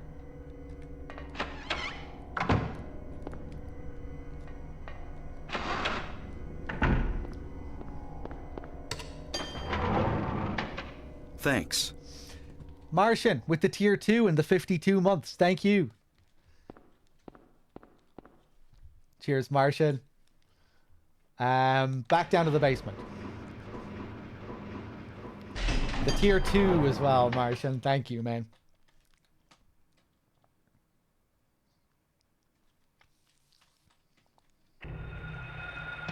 Go.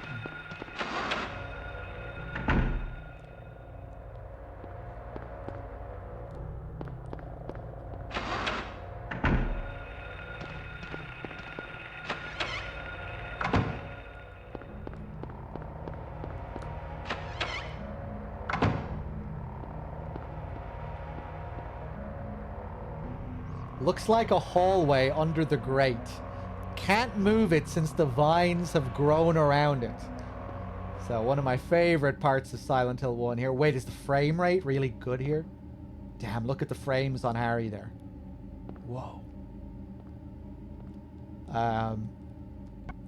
Yeah, now we go... We're in the basement, but now it's time to go into the basement's basement. We can go even further.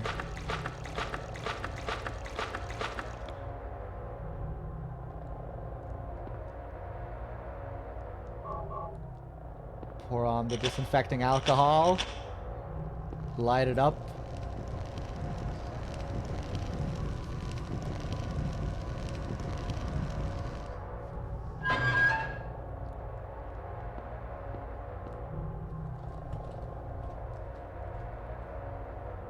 The shift to this color palette works really well here.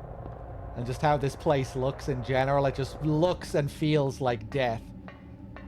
This basement.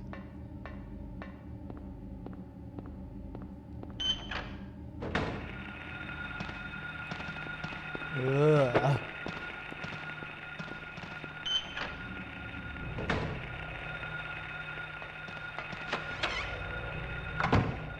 No map.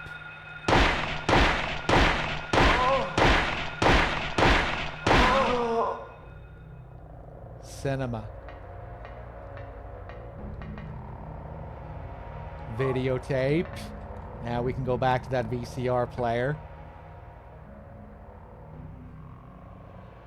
Nothing on the label. Found on second floor hospital basement. It's a nice shot here when you come in with the light.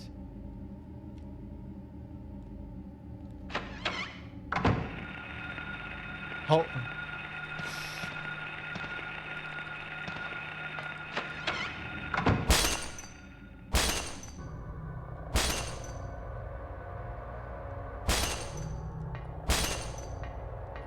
Did I pass out again?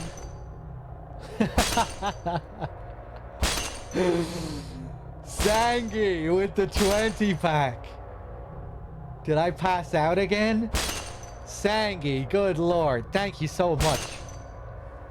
And enjoy, if anyone here got a free sub. Oh, Business is on the list there. Nice one.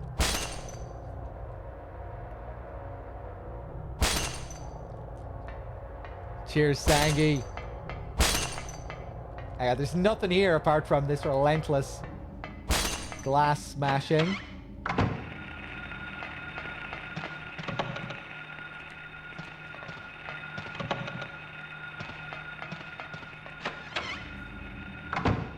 What's this?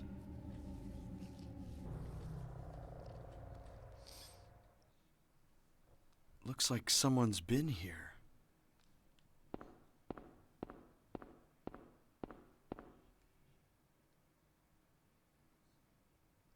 Alessa.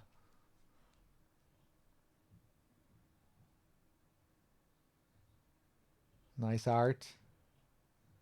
Alessa.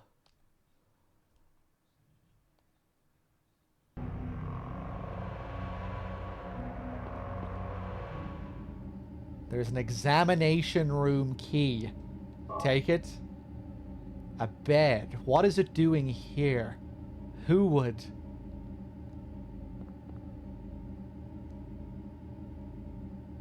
Some fancy looking machine here. Keeping whoever was here alive. Alessa. Look, they even put a nice painting on the wall for her.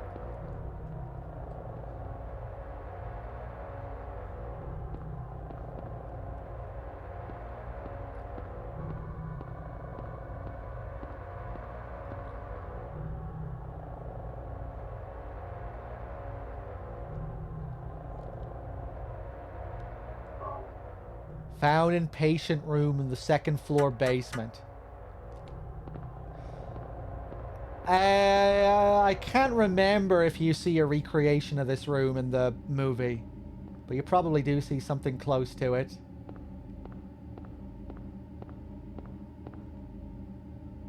It's interesting at the end of the game when we get to nowhere. This room is actually on the opposite side of the hall. The room that we just came from is Alessa's house bedroom in nowhere. And the one over here, that's the previous room. That's her hospital room. It's just a weird little thing that they change.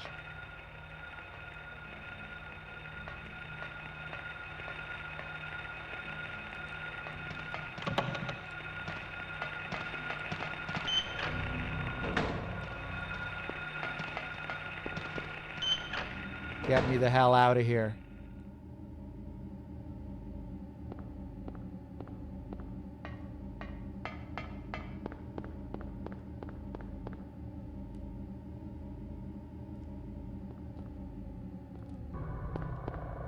Okay, so we come back from the basement's basement. We find a shady place with secret hospital rooms underground. One dedicated to a girl named Alessa. We have a key. We found a key to the examination room. That's where we heard those footsteps coming from beyond the door.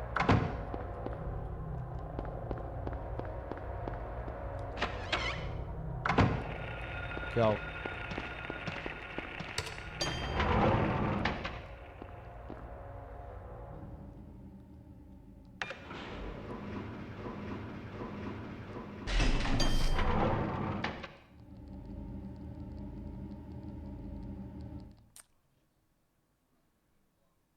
I think I went to the wrong floor. First floor? Third floor? First floor.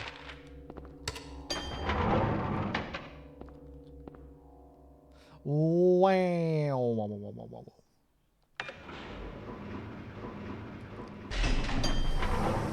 Ichiban, how's it going, man? Good to see you.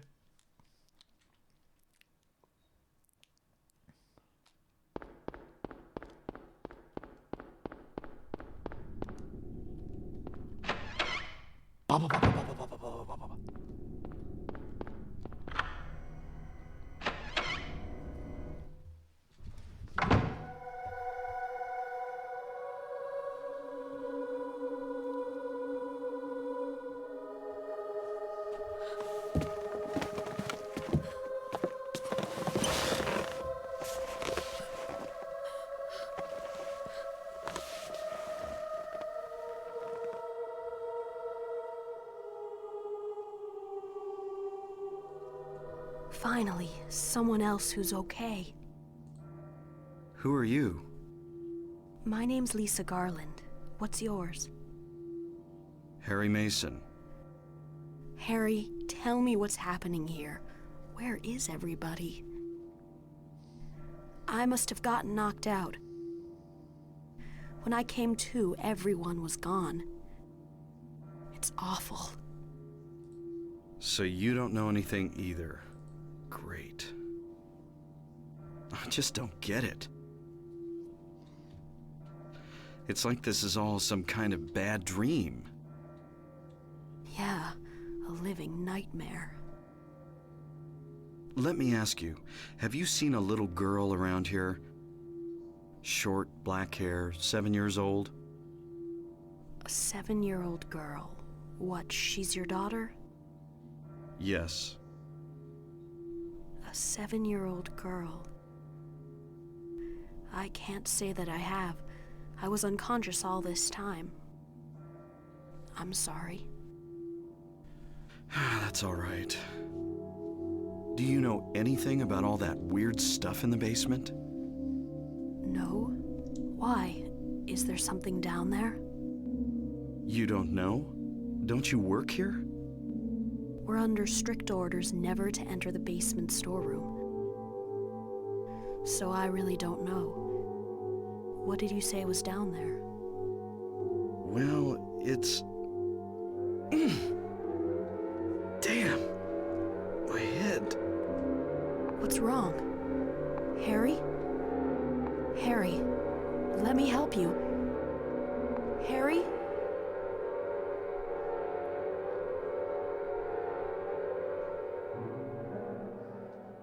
Was I dreaming? You were too late. It's you. Yes, Dahlia Gillespie. Tell me everything you know. What's going on? Darkness.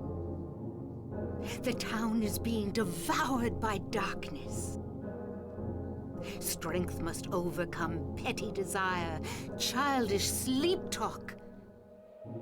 I knew this day would come. What are you talking about? I don't understand a word of this. Believe the evidence of your eyes. The other church in this town, that is your destination. This is beyond my abilities. Only you can stop it now. Have you not seen the crest marked on the ground all over town? So that's what I saw in the schoolyard. What does it mean? It is the mark of Samael. Don't let it be completed. Hey, wait! Peace. There she goes again. See you later, Dahlia.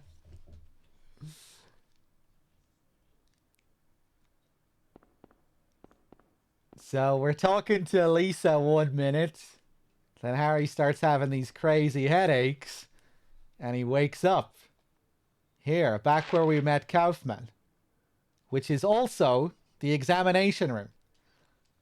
So it's not like he woke up in an entirely new place. It's still the examination room. It's just not covered in all that blood and rust anymore. We've shifted back into reality.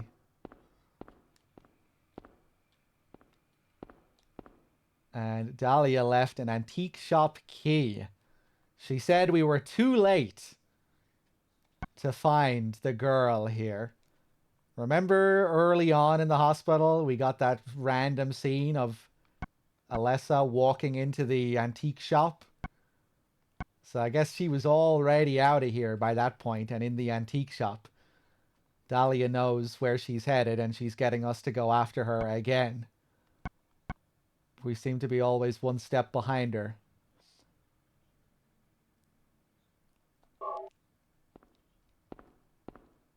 Dahlia is a real schemer. Everything she says that's good is actually bad.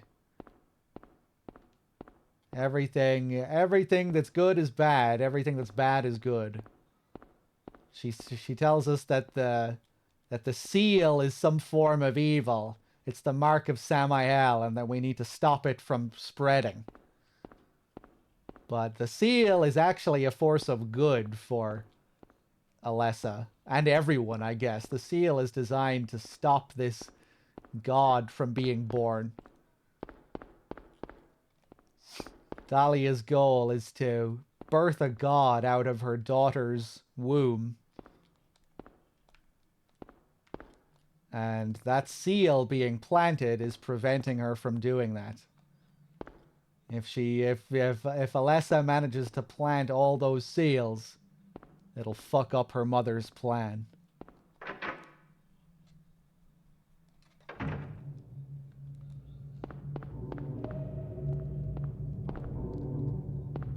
I kind of like what they do with the seal. You know, you see it for the first time in the school and you think, oh, some evil cultish symbol. It might be a cultish symbol, but it's actually a force for good in this game. We learn in Silent Hill 3 that it's not necessarily always a force for good, that it depends on the user. It can be a force for good, it can also be a force for evil.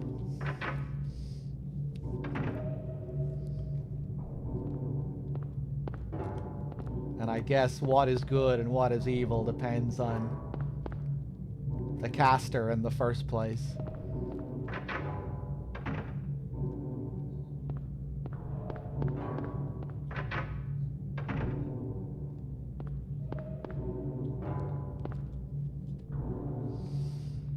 Let's see. Get a close-up look at the Green Lion. The tagged key with a shop name on it that Dahlia left at the hospital.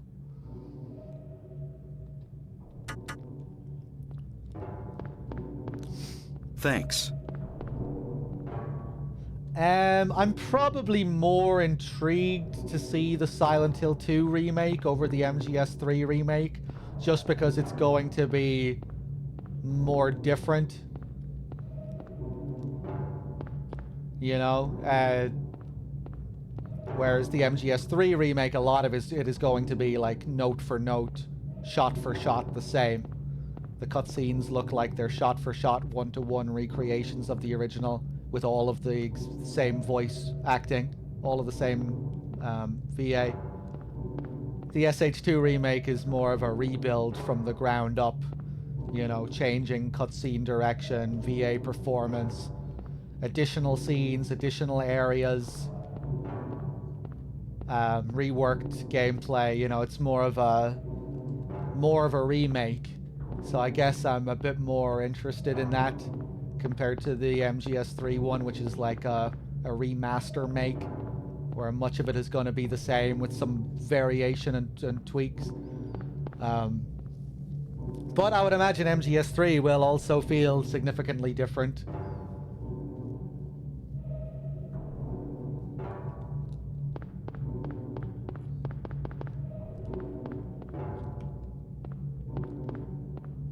You know, I wouldn't say I'm losing my mind in anticipation for either game.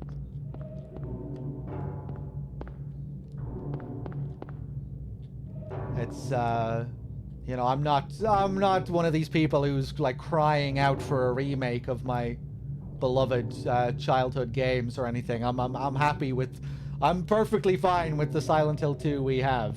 I don't really desire a remake. Same with MGS3. You know, I'm not. I don't really desire a remake for these games. So I'm not going to lose sleep if they don't turn out all that well. I really hope I enjoy them, and I'm really intrigued. I'm quite intrigued to see how they turn out. But my hopes and dreams aren't resting on these two games being remade or anything. There's a newspaper. The article's been clipped out. The same newspaper article.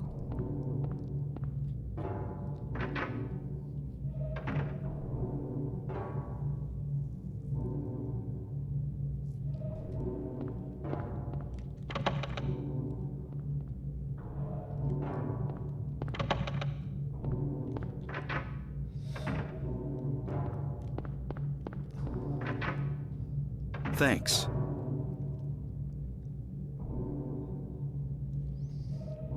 At Raiden with the 3 months. Thank you.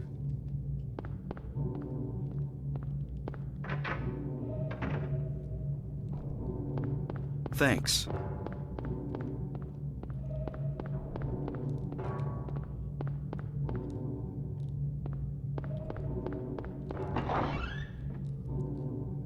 Sydney with the 22 months as well. Thank you. How's it going?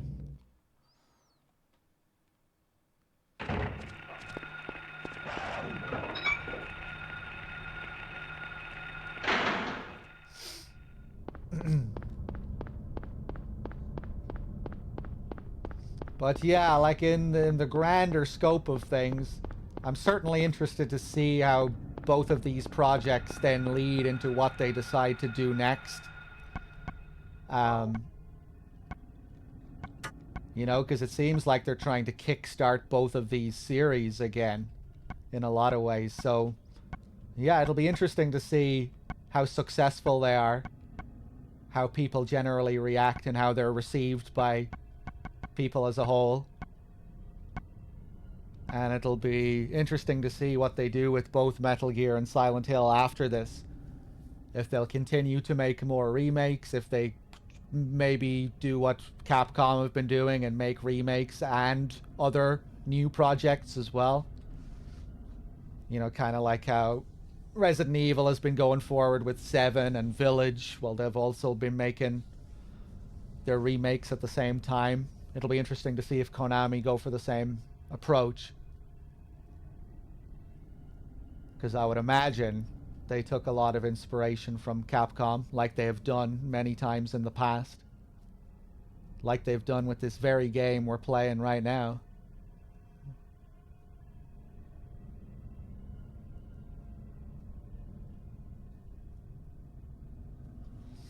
I'm very curious to see Silent Hill F.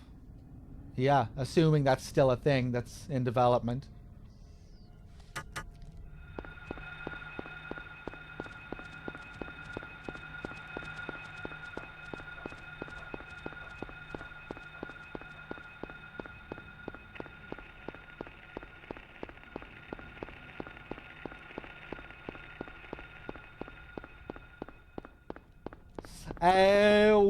I don't know where I am. I'm not on the right street, that's for sure. Yeah, we need to be going up here.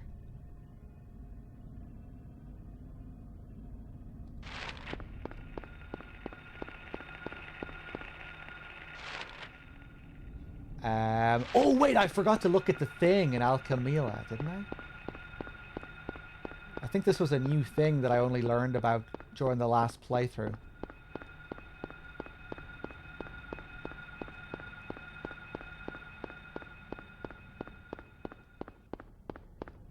Well, just cats.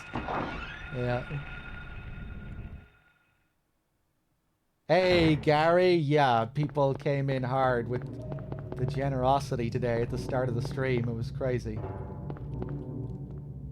There are phones and phone books. I'll copy the location of the antique shop to the map. Thanks. Right. Maybe I did look at this before I left and I just didn't... I just mashed through it. Because he already had it marked on his map, right?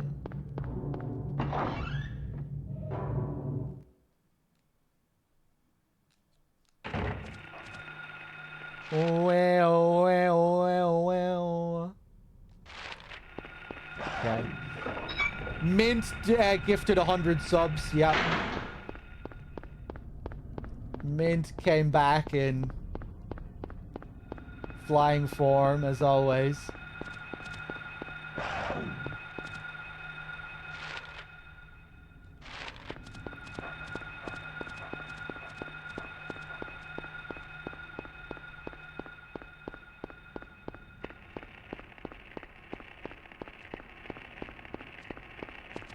But yeah, we had just insane amounts of generosity earlier.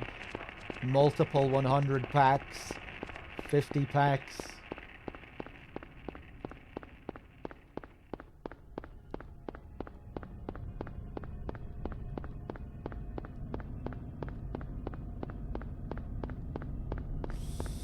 Tomato Juice gifted 100.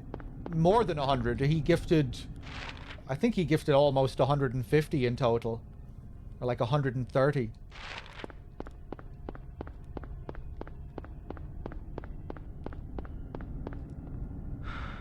No, he gifted 160 in total. Jesus Christ.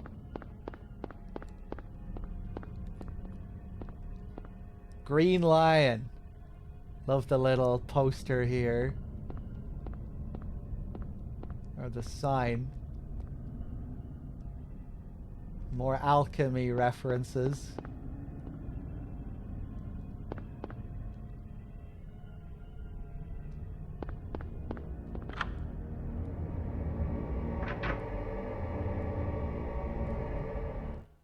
Well. Okay. There's a clock. Nothing special.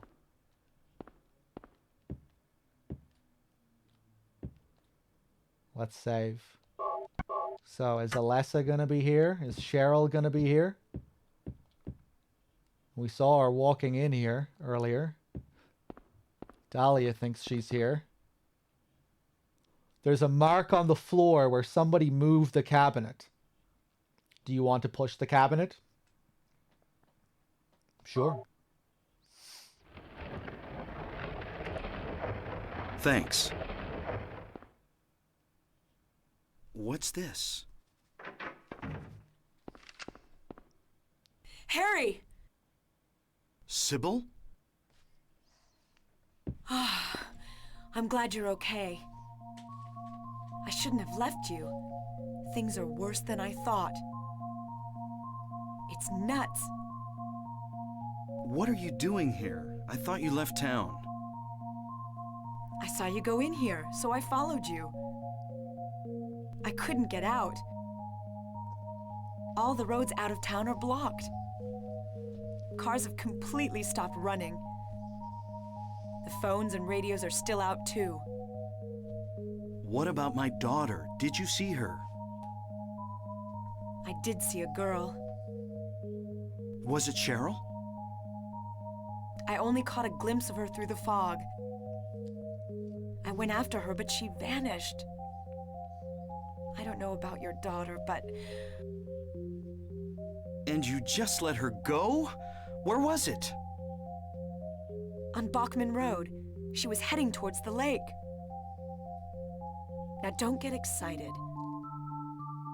It wasn't like she ran off exactly. There was no place for her to go. The road has been obliterated. What? So then Cheryl...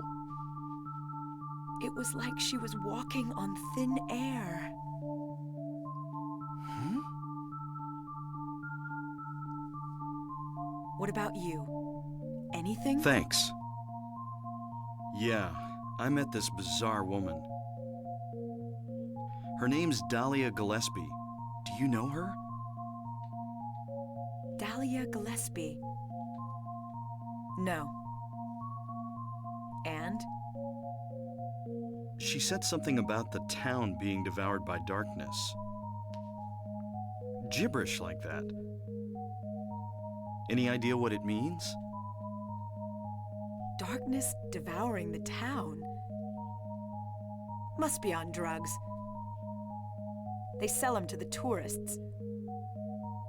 The Force still can't figure out who's behind it. None of our leads have panned out. And the investigation is stalled. What could drug trafficking have to do with all this? I really don't know. But maybe that's the darkness she was talking about. That's all I can think of.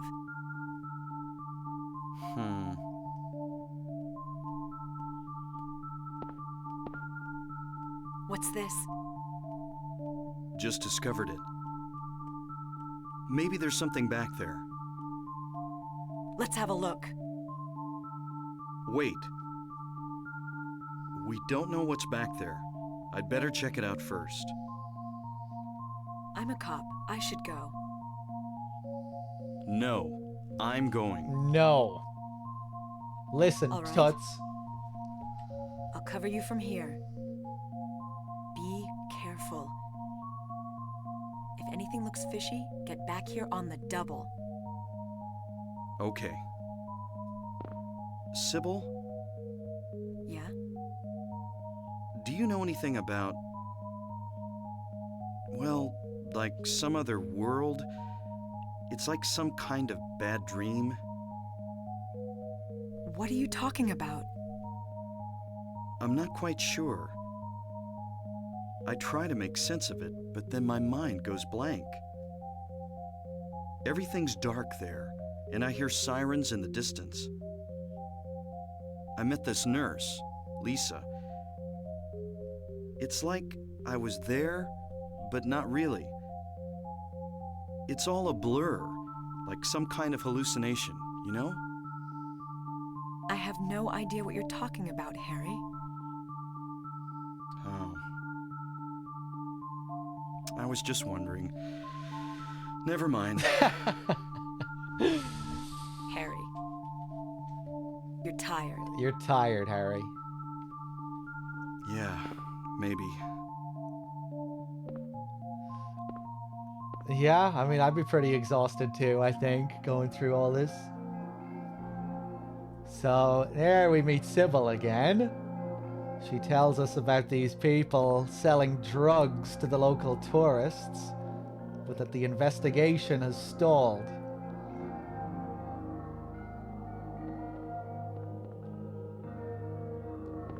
She doesn't know anything about this other world. Let's see what we can find through here.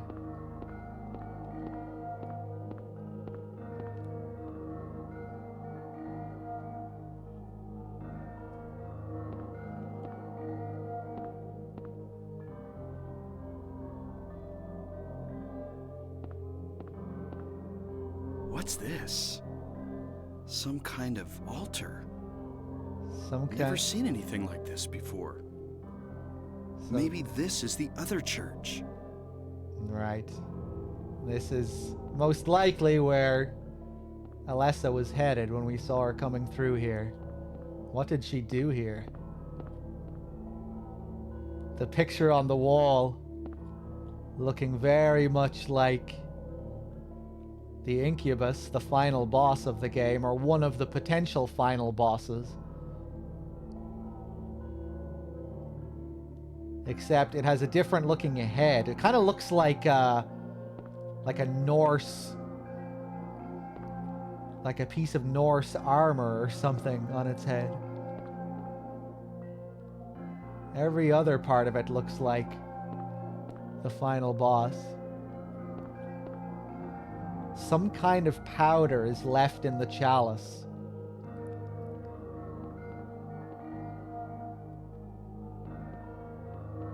Yeah, I think Dahlia probably is on drugs, like we were talking about earlier. When you first see her and she's chewing at her jaw.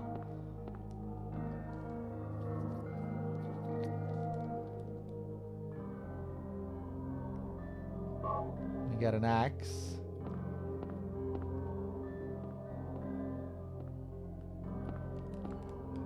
Damn, I wish I had the over-the-shoulder camera on NG Plus to look at some of the stuff on the walls here.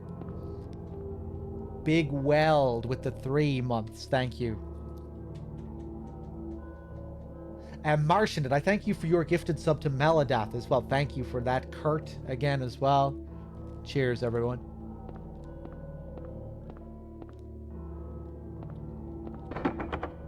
The lock is jammed. So now we have to go back through the hole, back where we came from. What the?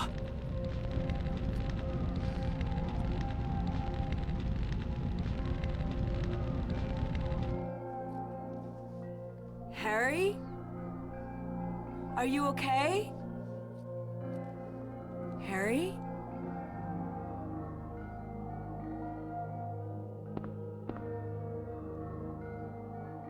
Harry? Where did he go?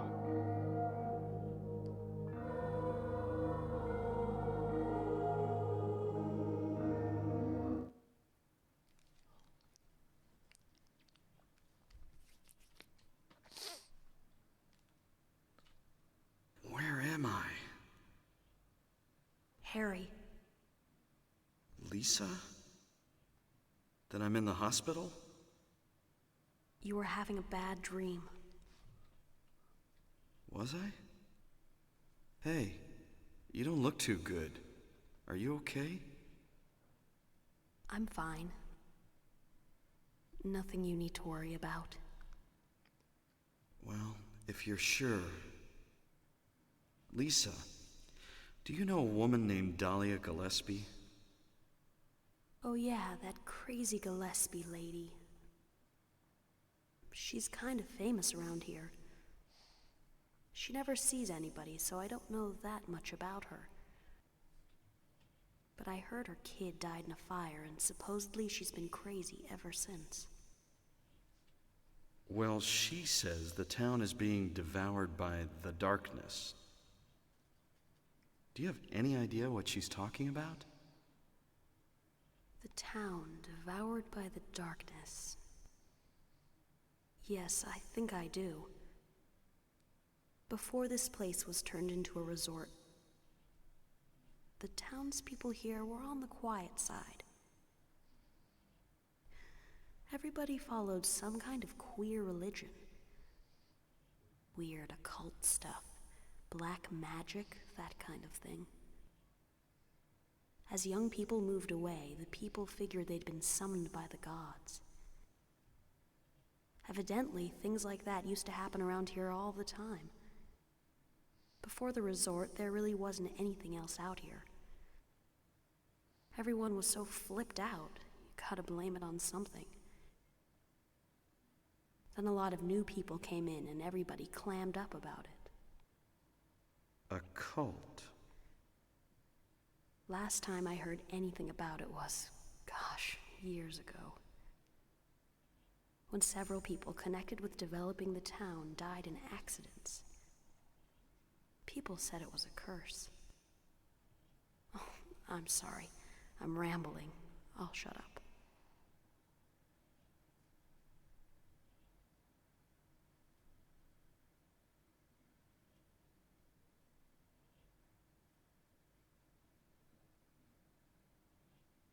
Was that another dream?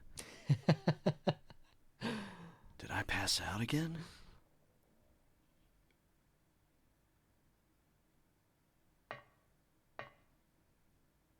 I don't want to think so, but maybe this is all just going on in my head. I could have had a car accident and now I'm lying unconscious in a hospital bed. I don't know what's real anymore. Sybil said Cheryl was heading towards the lake, but the road to the lake is blocked. Aren't there any other roads? Lisa would probably know. Okay, so back to Lisa. So once again, we have shifted into another reality. We are still in the antique shop here. Yeah, we're still up here. That scene with Lisa is the only scene in the game that has that kind of hazy, blurry filter over it, and where there's that very unique kind of reverb on their voices as well, making that particular scene feel like it's in a whole other reality that we don't ever really see anywhere else in the game, which I think is genuinely supposed to be a kind of dream, where he was sleeping here. You know, that fire goes off in the little chapel. Then he seems to shift over to this world. And I think while he's shifting over here, he dreams this conversation with Lisa. At least that's how I see it. Then he wakes up. And there's another symbol planted here. Maybe that's why Alessa was headed here, to plant another one of these symbols. It's interesting as well, when we first meet Lisa, she doesn't really remember anything. She doesn't really have anything to say about what's going on. That she just woke up. She doesn't know anything about what's going on in the hospital basement. And then gradually she starts to remember more and more about what's going on.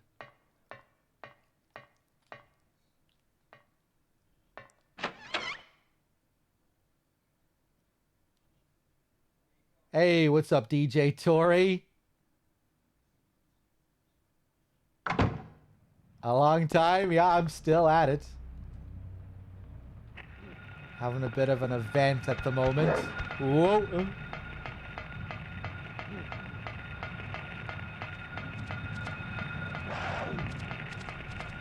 Camera, what are you pointing at here?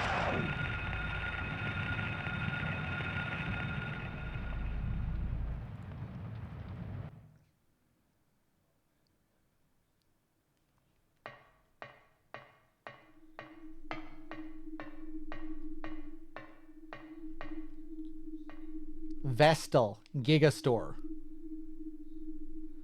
Obviously, riffing on Virgin Megastore.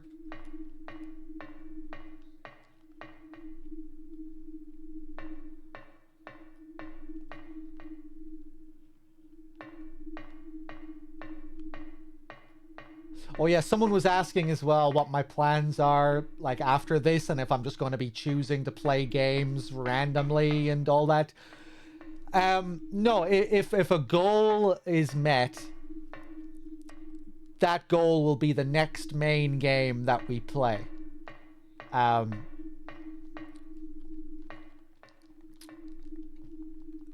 But when I finish Silent Hill 1, if I have time, you know, I don't want to start... I don't want to start a game that's a goal if I can only stay up for another couple of hours before I have to sleep. You know, I don't want to start Silent Hill Origins and then have to sleep an hour later. So if I ever get myself into situations like that, I'll just, you know, play something random for a couple of hours at the end.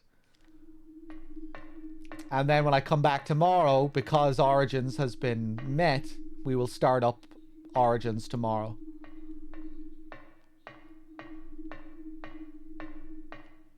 If another goal has been met before we complete Origins, then we'll move on to that goal as the next main game.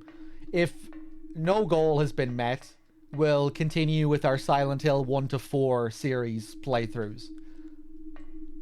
So that's the plan. Silent Hill 1 to 4 in between goals.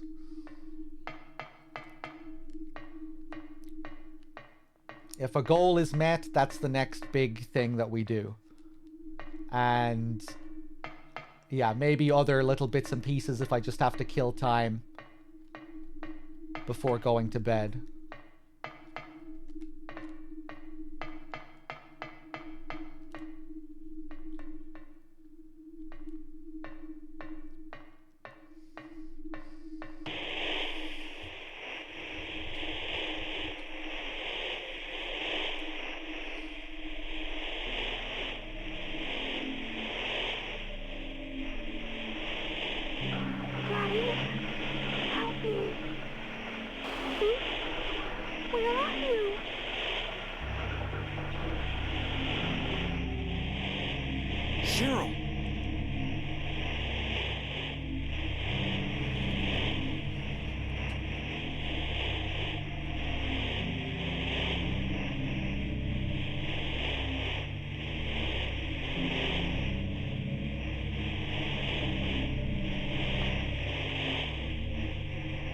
Love the random flashes we get of Alessa here.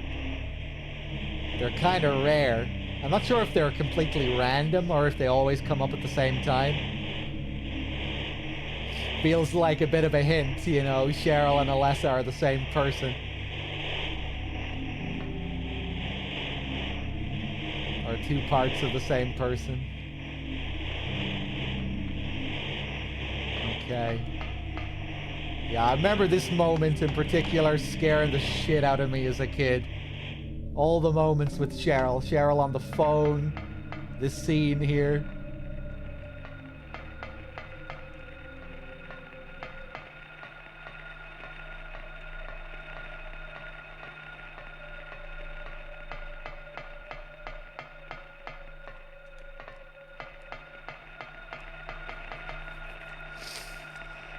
No, Harry adopted Cheryl. They found her on the side of the road.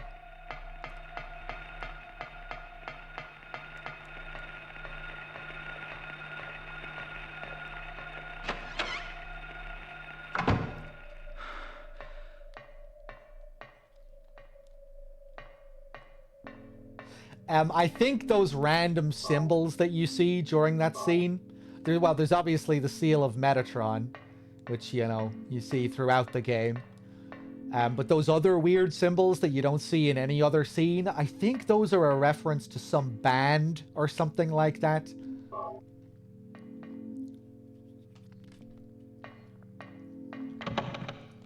Maybe another one of Yamaoka's inspirations or something. I might be pulling that out of my ass, but I don't think I am. I think they're like a reference to some band's artwork.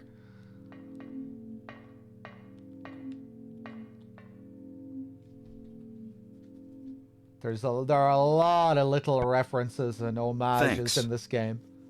Much more than the later games, like way more than in Silent Hill 2, 3, and 4. So many things in the town are referencing little things that inspired them, or little nods to authors and books and films and novels.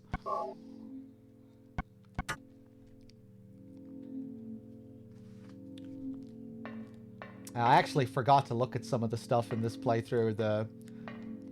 The club out of the movie Demons. You can see Red Rum written on the wall somewhere, a little shining nod.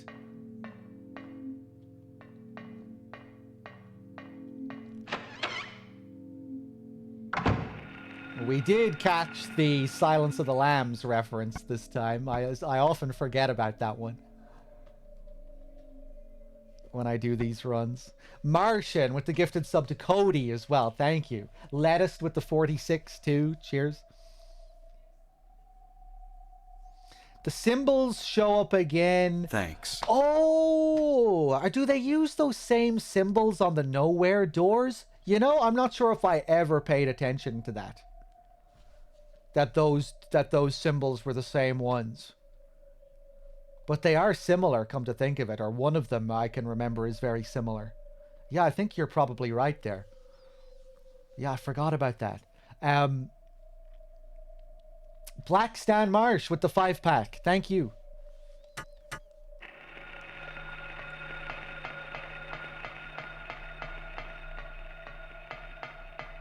Cheers. Much appreciated. Enjoy whoever got a free sub.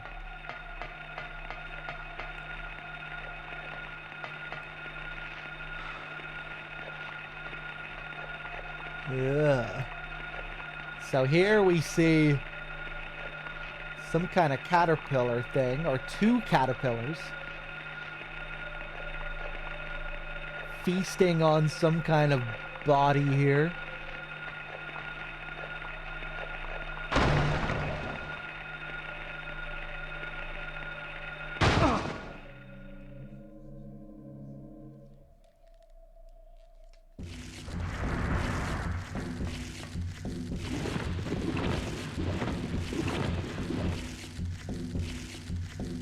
Centipede-like thing. Let's pick this up. Whoa! Got a new weapon here, the hunting rifle. It's actually kind of easy to miss.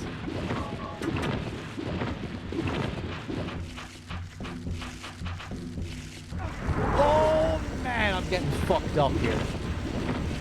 Let's switch to the pistol, actually. I think I missed it too. It's easy to miss the shotgun, too.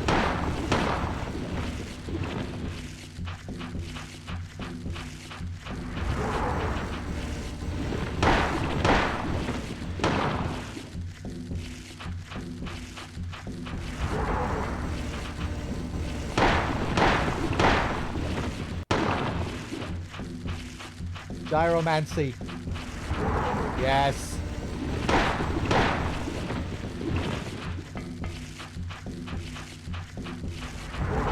Ooh.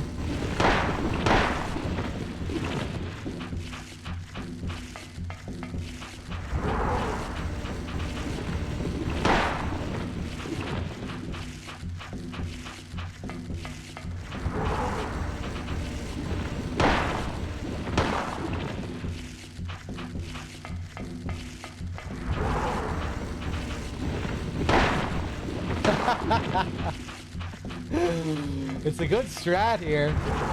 It's a solid strat.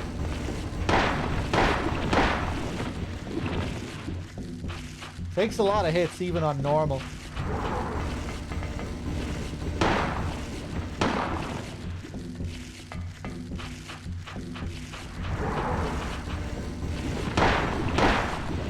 Oh my god.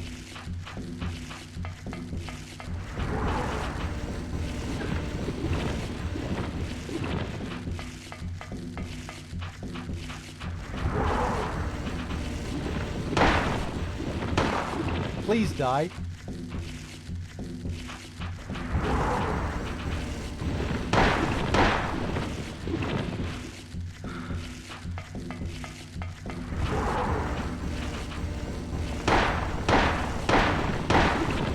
Oh my god, what the hell is going on?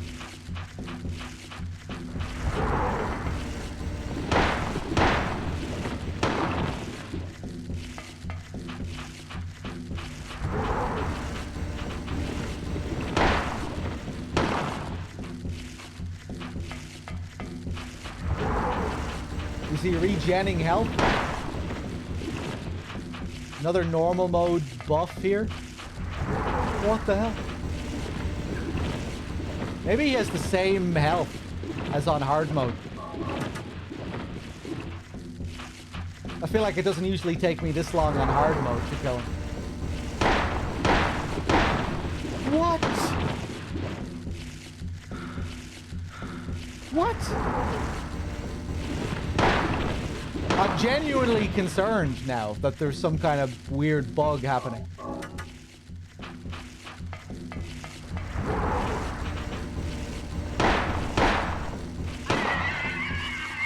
Woo! Jesus! What the hell happened there, man?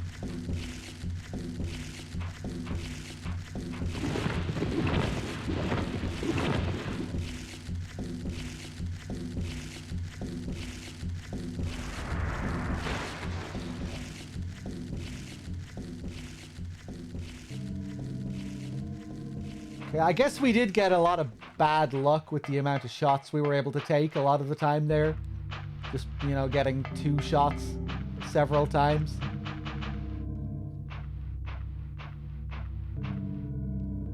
Did you count the shots, Elment? 30?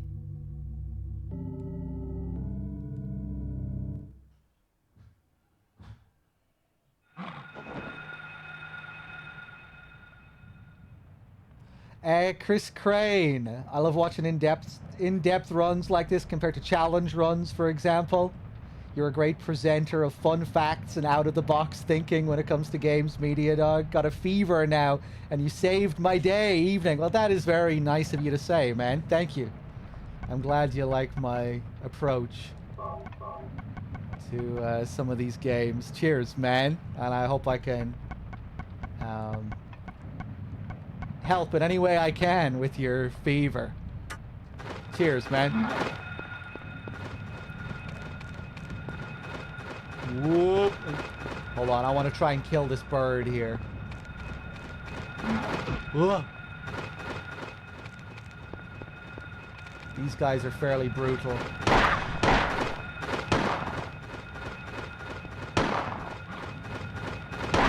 Oof.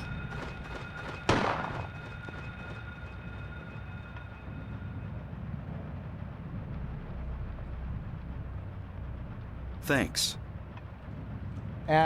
Band ages. Wait.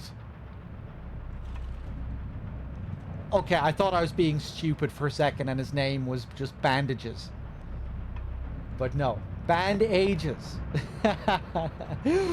Thank you very much for the 3. Cheers.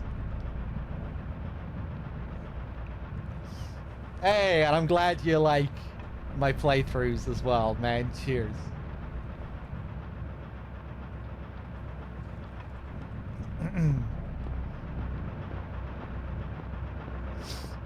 Some of my favorite playthroughs to do on the channel. I really like doing the in-depth runs and going through games that I know well. But some of my favorite playthroughs are first playthroughs. That's why there's so many of them on the list for the Subathon. It's always interesting going through something for the first time. I mean, sometimes it won't be enjoyable, but it's often a really fun time doing first playthroughs on stream.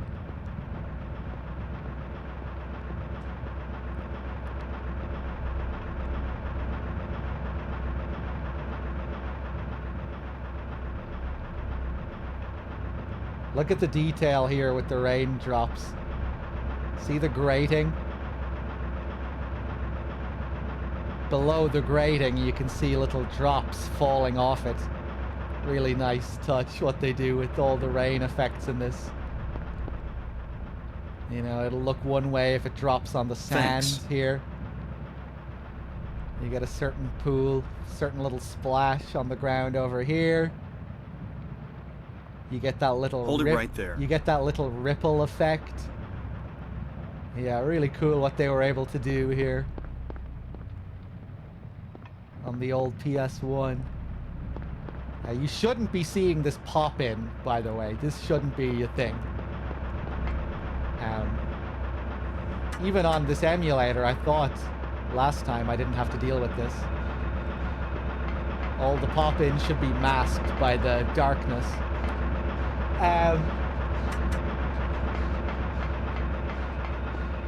Dorferon, or however I pronounce your name. Thank you very much for the 10-pack. Cheers. Much appreciated. Thank you. And Ruben Madik. Ruben Madik with the $5. I hate these fucking in-depth runs. It's a PS1 game. How deep can it be? Ruin my night, and you're an average presenter. Ruben Madik, thank you very much for the 5-pack. Thanks for keeping me grounded. You don't want to let my ego get too out of control.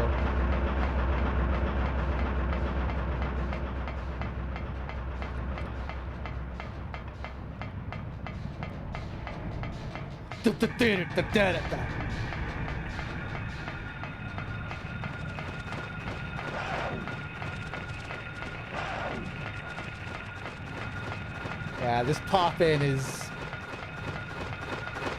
nasty. We shouldn't be seeing this.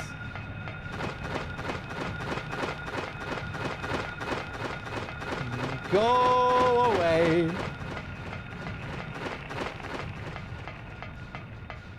I don't think they'll follow me all the way over here. Loja. Galaxy.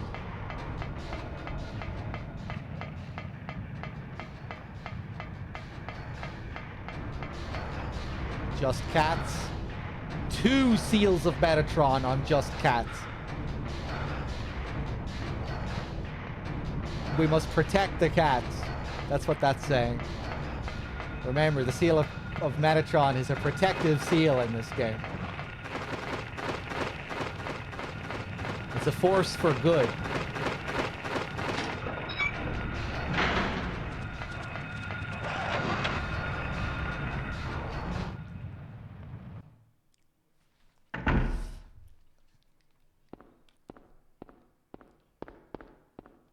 Okay, Lisa, are you here?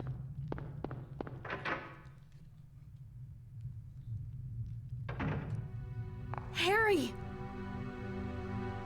Glad you're okay. Thank God you came back. I was scared to be here all alone. I'm here now. I was worried too. I'm real happy to see you.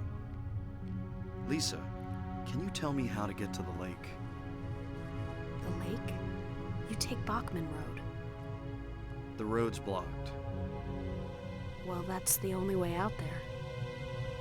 Are you sure? There's gotta be another way.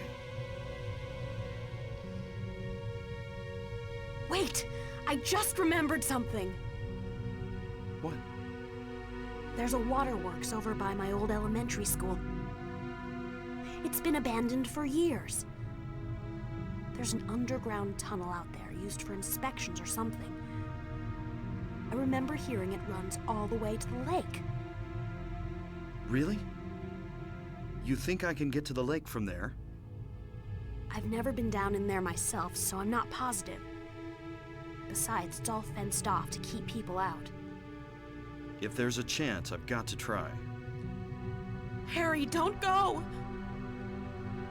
I don't want to be alone. It's so scary, I can't stand it. How about coming with me? This may not be the safest place in the world either. I can't promise you anything, but I'll do my best to protect you. No. Somehow I feel I'm not supposed to leave this place. Oh, Harry, I'm so scared, and I'm cold. Look, just wait here a little longer. I'll be back as soon as I find my daughter. Harry?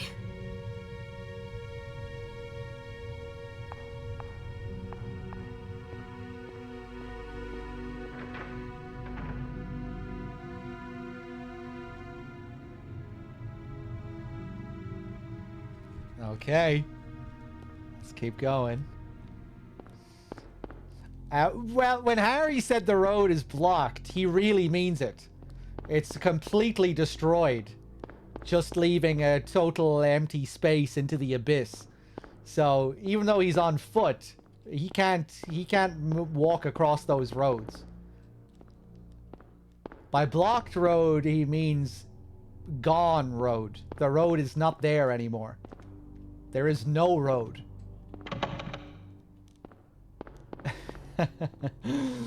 Yeah, it's blocked by the abyss. Okay, so we meet Lisa and she tells us of another path to take. The game will actually do us a favor here. Although, wait, we have another boss coming up. Before we get to that. Love the music here.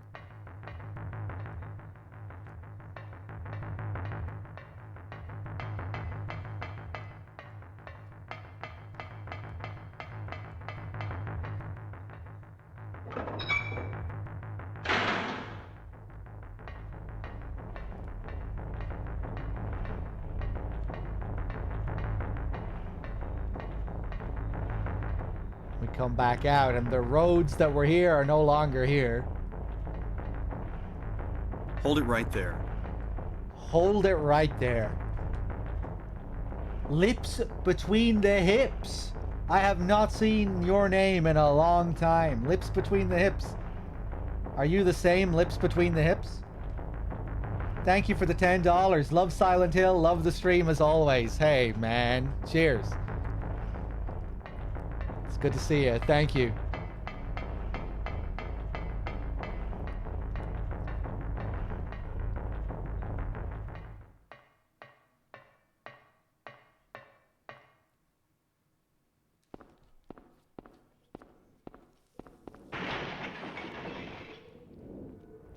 Whoa!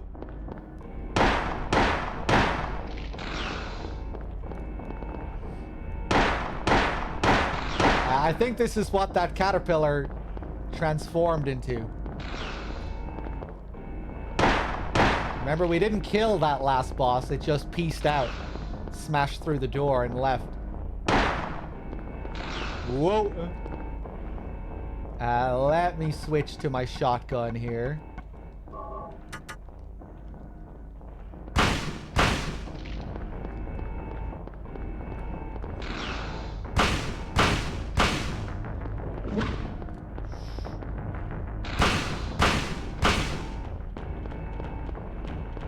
Gyromancy, gyromancy.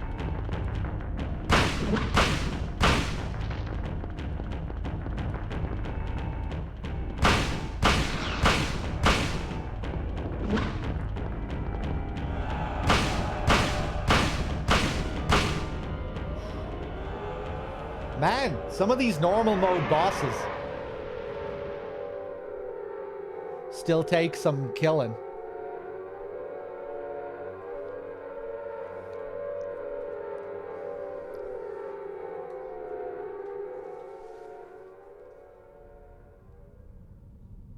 Nice one, Harry. No one-liner, no cool one-liner.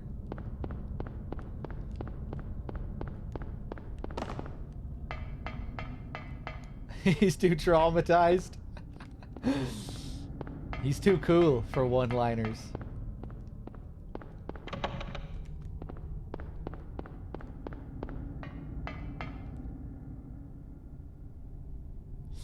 That's just what I was thinking of. I was thinking of Snake and the Hind D because we're up on a rooftop.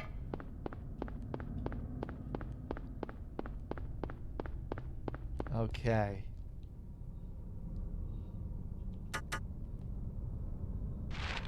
So, yeah, now we head back to Old Silent Hill.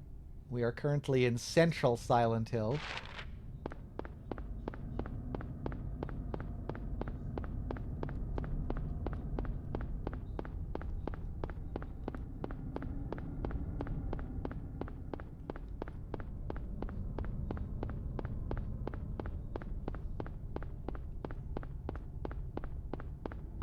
And I think once we cross over to Old Silent Hill, the game does us a favor and just teleports us to where we need to go.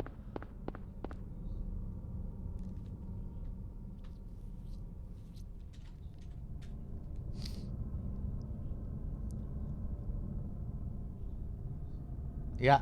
And suddenly we're at Midwich Elementary School.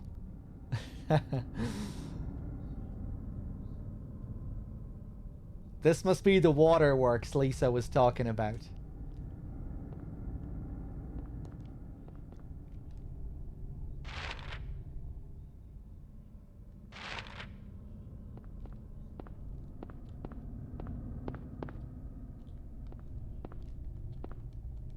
Reservoir. Authorized personnel only. Forgot you could read that. I don't think I usually look at the sign there. It's locked. The lock is worn out. I may be able to... That, I thought that was in the game. I was like, what the hell? Why is he saying that here? Always, Agnew, with the gift sub to Dan Rule. Thank you very much, man. Good to see you. I may be able to break it if I hit it hard. I think we can also use our melee items here, can't we? Usually I just shoot it. Oh! Oh, I forgot about the steel pipe pose.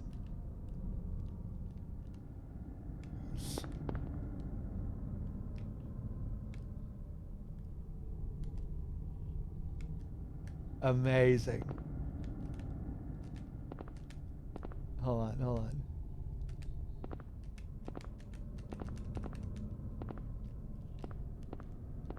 It's a shame he can't do the back step. You know, the hop like this in this position.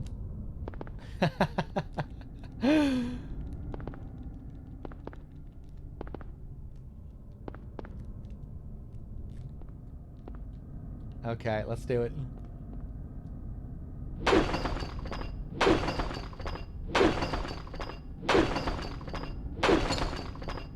Nice.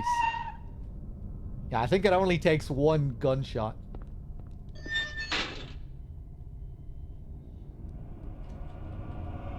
Looks like someone has been here.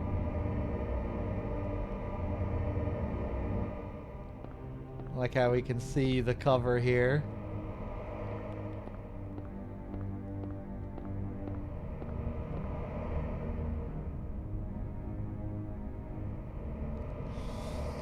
The fight on the rooftop in Silent Hill 3 after Heather returns must be an homage to the rooftop fight, right? I never really thought about that. I guess there's not really much that resembles that fight other than the fact it's on a rooftop. So maybe like a very, very subtle little parallel with both of them just having fights on rooftops at one point. Obviously, you get a big parallel between their first boss encounters, the split worm that Harry fights, and then the split worm that Heather fights.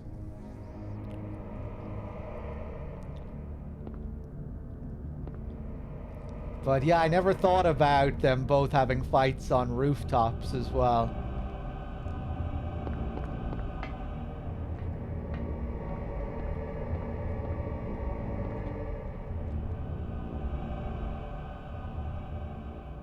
Now I'm trying to think if she fights something that transforms into something in the same way.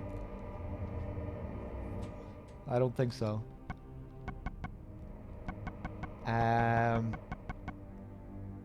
Okay. Let's go down. Oh my god, look at Harry's ear.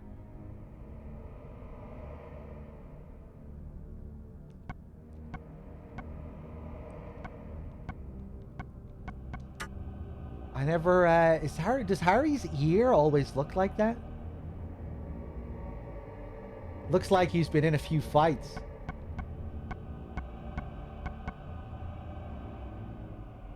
I don't, maybe I just never really stopped to pay attention to his ear.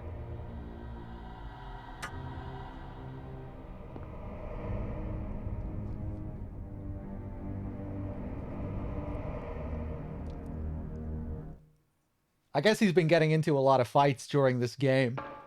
That'd be funny if over the course of the game it affected his ear, the more enemies you fought. Okay, the sewers. Probably the least interesting part of Silent Hill 1.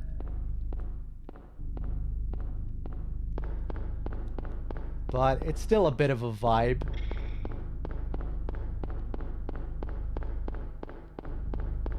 Just not quite as interesting visually. Doesn't really fit into the story in any interesting way. Whoa! Oh god, I'm gonna get cornered by the two of them here. These guys are brutal. I bet they're brutal on normal mode as well.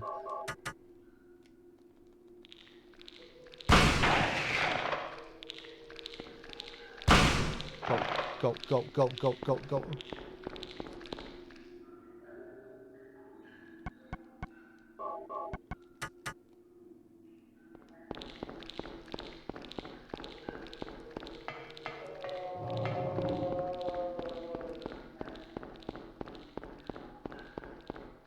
I do kind of like the atmosphere of the sewers. The sound and everything.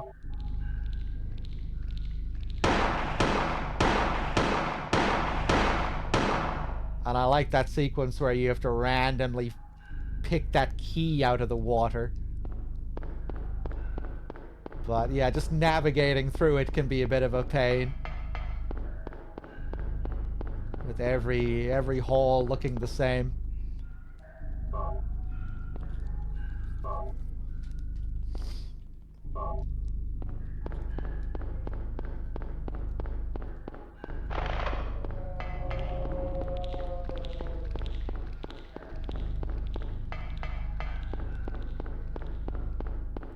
I still can get lost down here.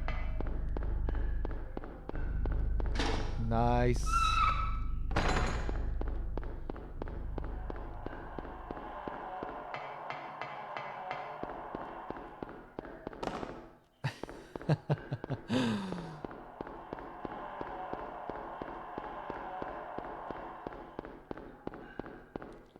We get a map. Yeah, you have to really work to find your map here, too. Key up here. Ooh, nice frames here.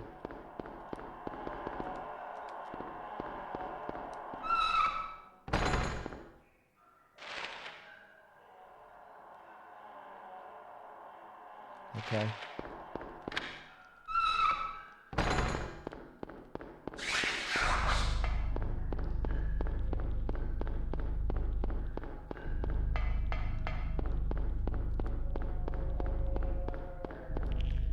Wow.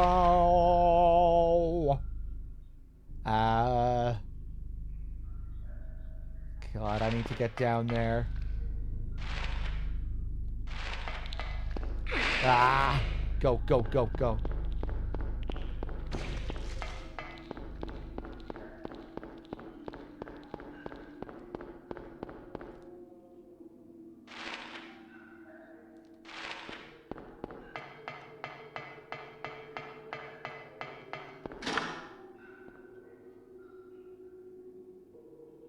Oh, I don't remember hearing that sound here.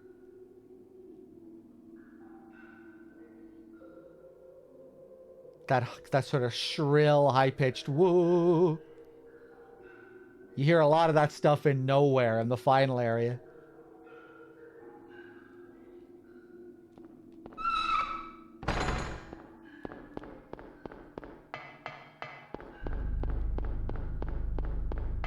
Woo.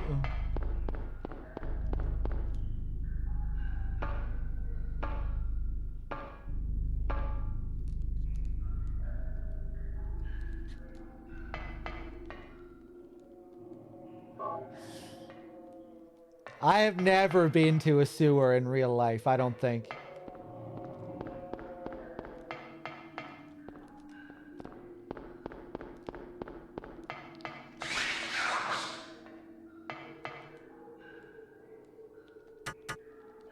Wow.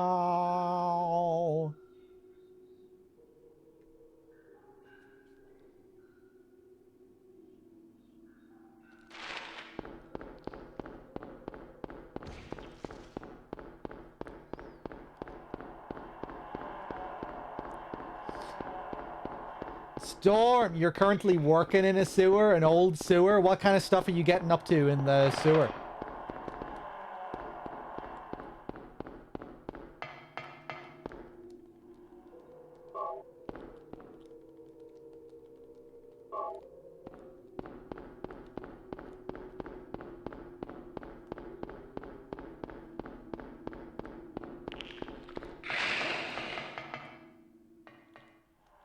Identifying bits of pottery, mainly.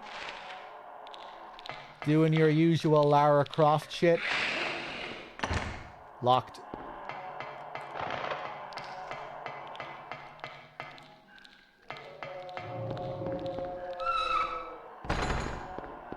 Storm is an archaeologist, if you didn't know.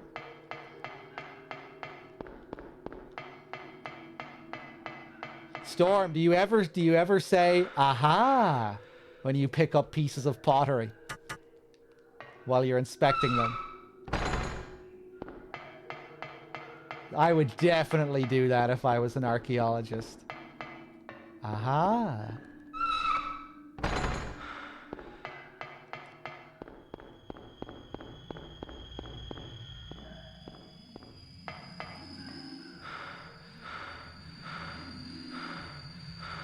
I love this interaction here. Why is this key even here? What the hell happened? Why are we doing this? There's a sewer exit key in the water. Take it. I can't see any key here. Oh, actually I can.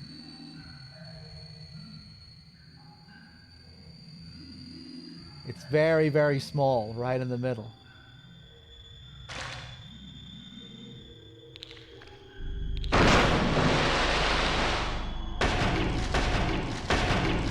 Turn! Whoa, that was nicely done.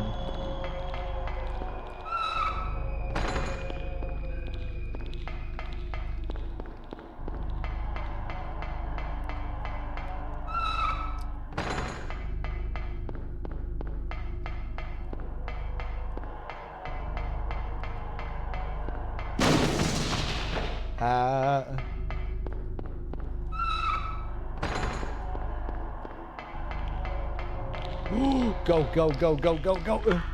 So many of them. Oh, we're done.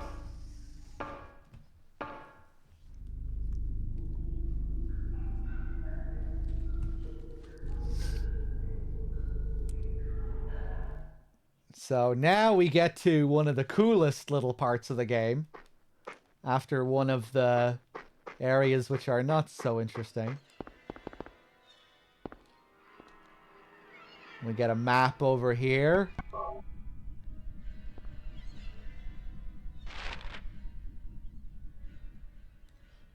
So if we want to progress with the main story, we just head over here in the direction of the lighthouse. But if we stay around this little section and look around, there's a lot of optional stuff here, which is key to getting the good endings later on. Ah, this fucking pop-in again, man.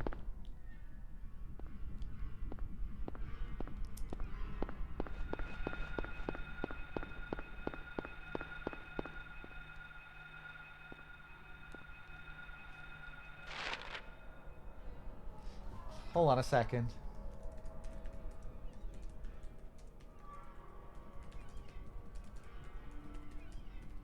I'm just gonna Google this really quick.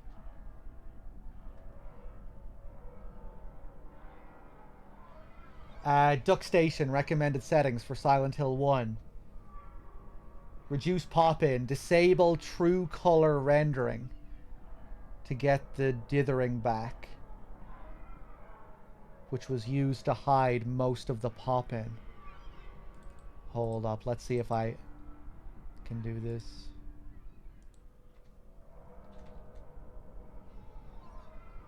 True color rendering.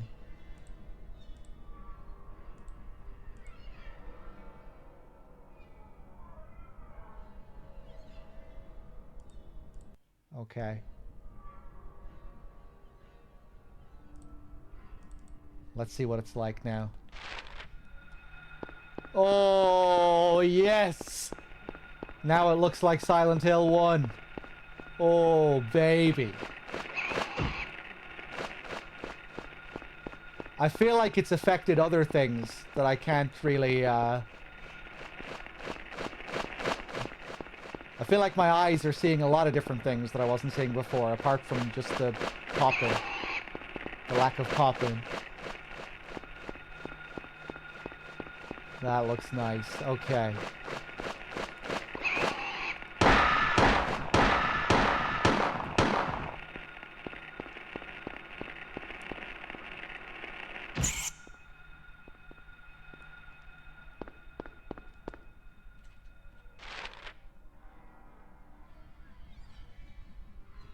Dog, can you make Totally Not Baya a mod purely for the timer?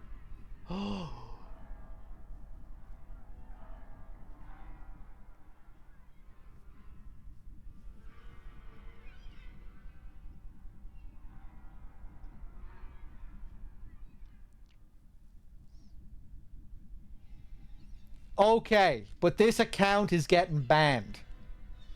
We're banning this account after the marathon. No, I can't allow you to be a mod in any form, Crow. But I really would like someone to fix the timer. I mean, I guess I can make Totally Not Baya a mod. It's not really, you know, it's not really Crow.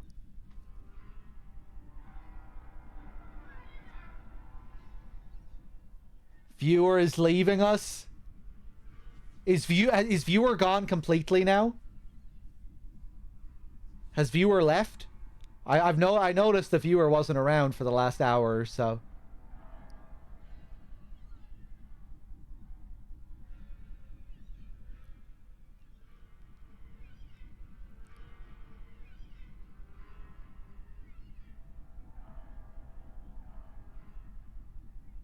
Two minutes ago. Okay, okay. But Crow, you're going to have to go to sleep at some point too, as well.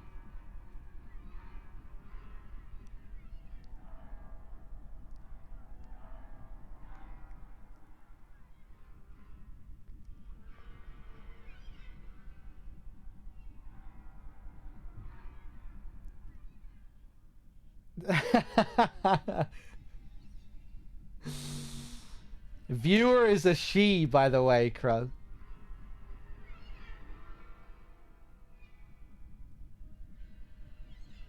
Okay, it's not your real account. It's not your real account. I can mod it.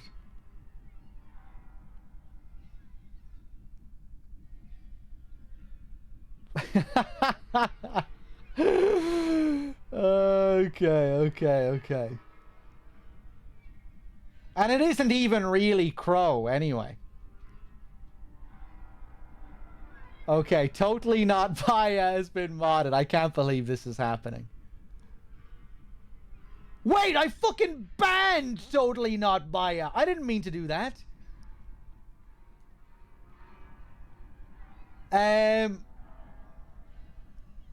Hold on.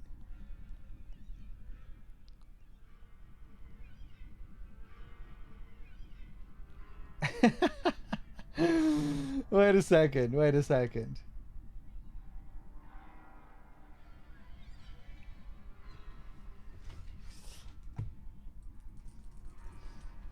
Oh, I think I have to type it in chat. Unban Totally Not Baya.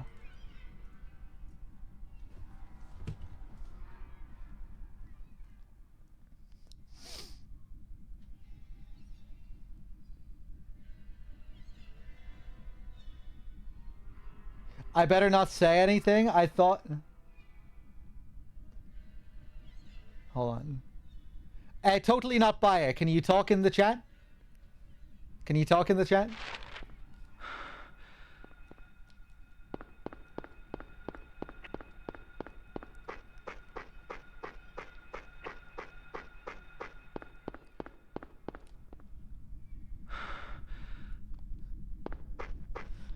I don't think Totally Not Buyer can talk in the chat. Hold on. Unban.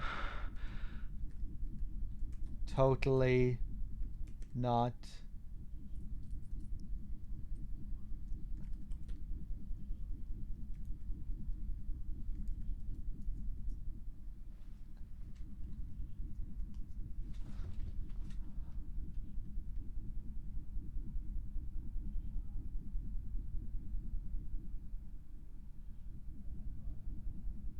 Is he still banned? That definitely should have worked.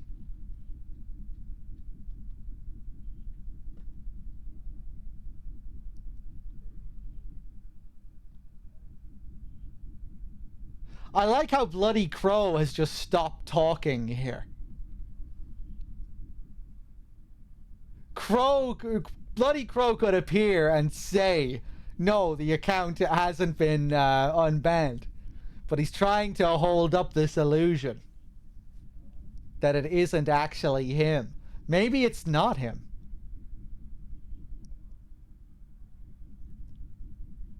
Are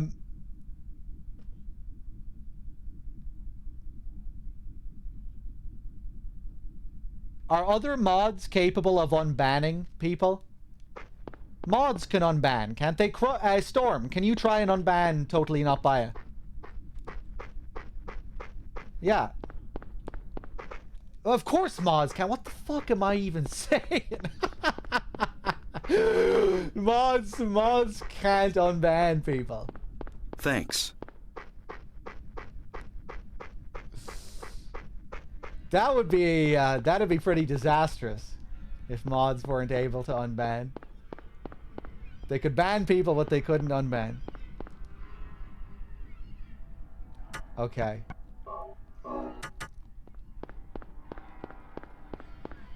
I reckon Totally Not Buyer is what? There we go. There we go. Right. So, let's get back to the game, shall we?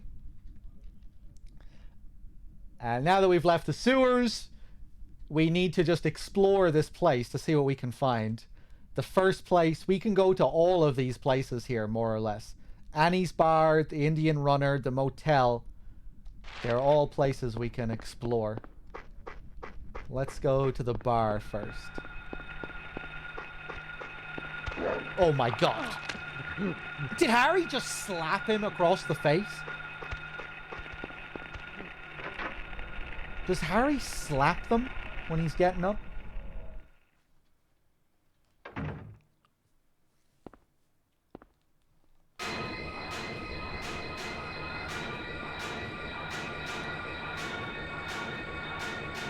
Thanks. Did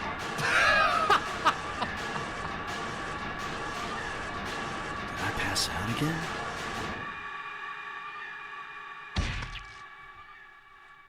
Are you okay? Yeah, I guess so. But I'm beat. I thought I was a goner there. So how'd it go? Did you find a way out? No, not yet. How about you? Zip. But it's too soon to give up. This craziness can't go on forever. A military rescue squad should be here any time now. If they come through the town, we're home free. I hope so. I better get going. This isn't the time to stand around flapping our gums. Do you know a girl called Alessa? No. Love the last shot of Harry there. Kaufman pulling a Dahlia here. No, I'm gone. Fuck you. I have nothing to say. I love this scene. The way Kaufman kicks the monster. His unwillingness to really say anything at all. The military rescue squad should be here any time now.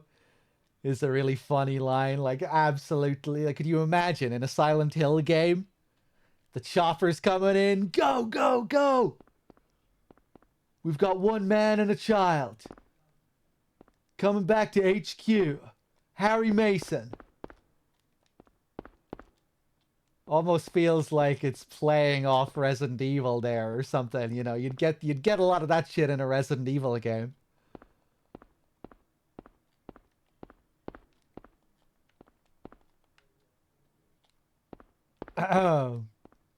Zip.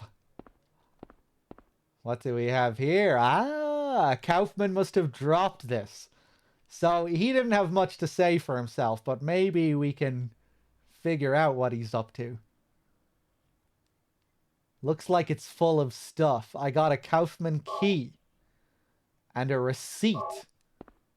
Where have you been going? What have you been up to? Indian Runner 0473. Okay, so he's been going to the Indian Runner. He has the code for the place. A 3 is written on the tag. The key was thought to have been dropped by Kaufman. Okay.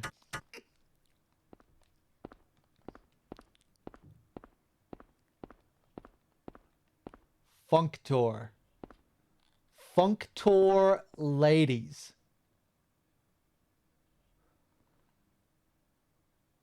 That does say ladies, doesn't it?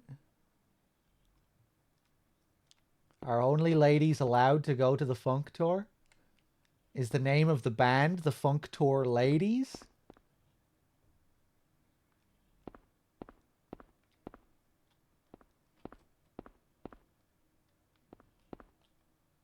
Let's save.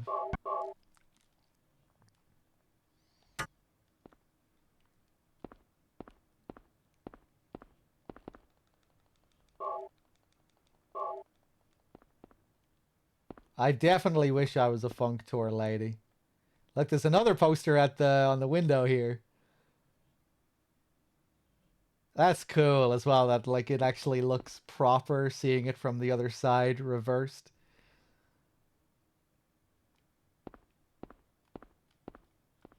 Nice detail.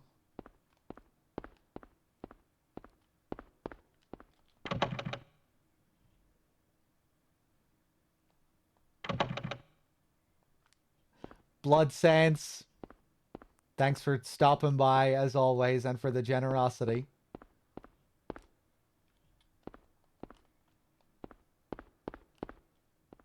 Good night, Blood Sense. Okay, let's head to the Indian Runner then, shall we?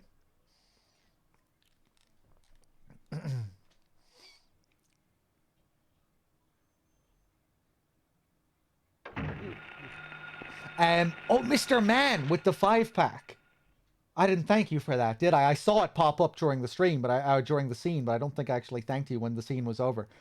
Mr. Man, thank you very much for the 5-pack. And Finvara. Thanks. Finvara with the 1,000 bits as well. Thank you, Finvara, for the 1,000 bits. Oodles Noodles with the 9 as well. Thank you.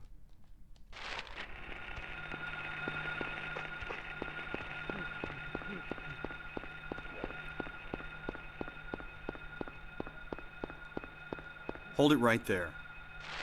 Hold it right there. Raijin with the 10-pack. Good lord. Thank you so much, Raijin. And let me just look at my own thing here. Where are we? Jesus, we're already at 1.3k on the goal. 91 hours and 39 minutes, and there's probably more to add to that when we update the timer. Jesus Christ.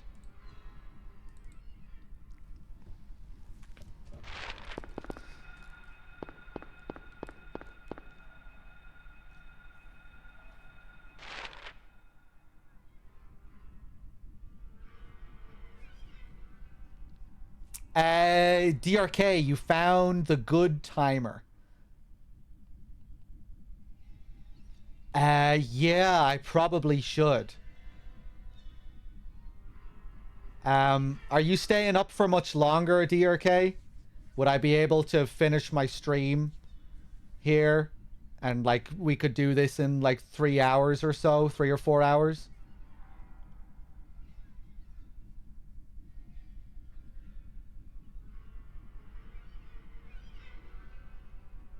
You'll be here? Okay, great. Great. Thanks, man.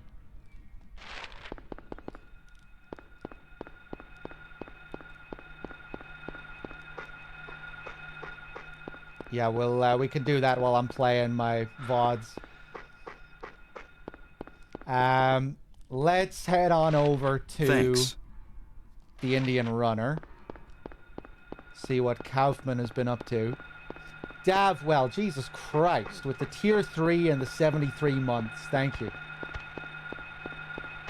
And again, Raijin with the 10-pack. Thanks. Fairy Light Queen gifting us up to DRK.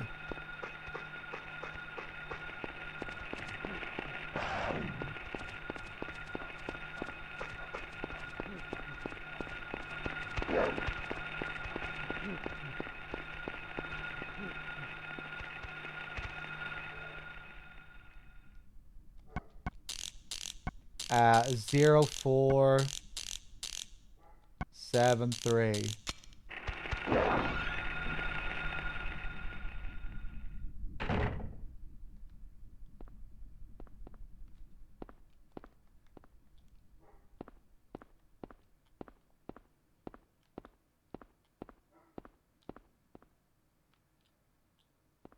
So, what is this place?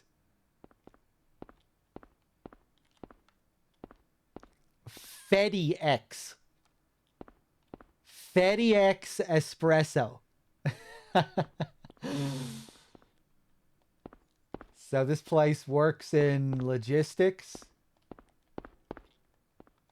Transporting goods. Indian runner. Making runs. Running goods around the place. Rifle shells. There's a drawer. Do you want to open it? Look at Harry doing all this snooping around. You shouldn't be here, Harry. He really becomes a little detective during this part of the game. You know, he's just doing this because he wants to know what Kaufman is up to.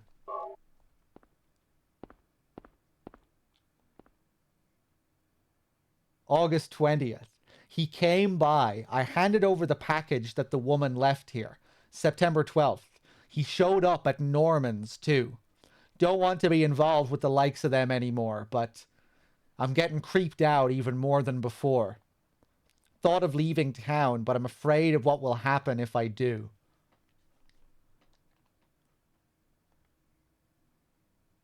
So the he that came by, probably Kaufman, you would think. The woman, probably Dahlia. He showed up at Norman's too. We'll learn later that Kaufman has a room down at the motel as well. Don't want to be involved with the likes of them anymore.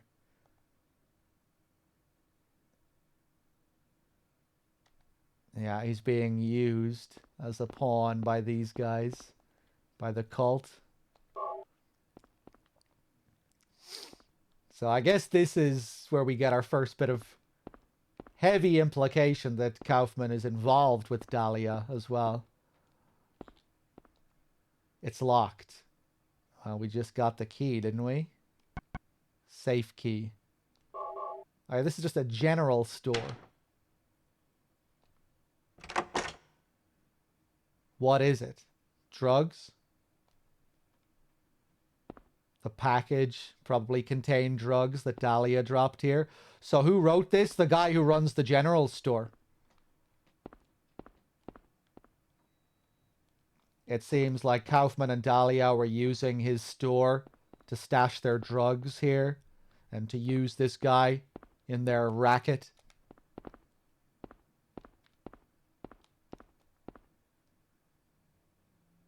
Three loaves of bread, 3 cartons of milk, 2 dozen eggs. Deliver to back door daily, 8 a.m. Rear entrance code 0886, Norman Young.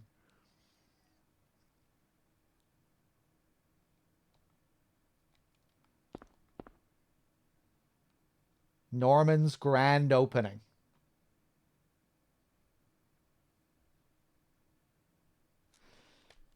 Big nod here, of course, to Psycho Bates Motel. Norman Bates. This guy looking a little bit different to Norman Bates, though.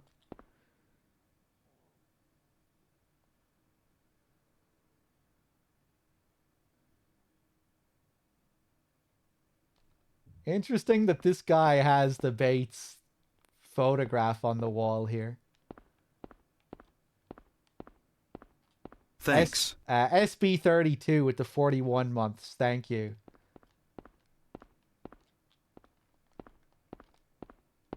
Okay, so now we're going to head down to Bates's.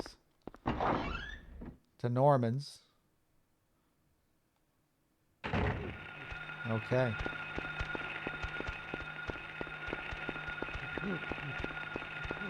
Finally time to lurk. Hey, SB, lurk away, and thank you.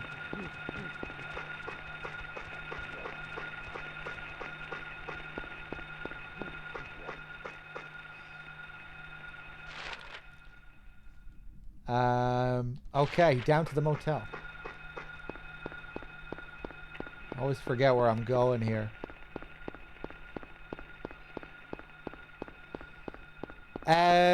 The tier 1 sub should add 4 minutes.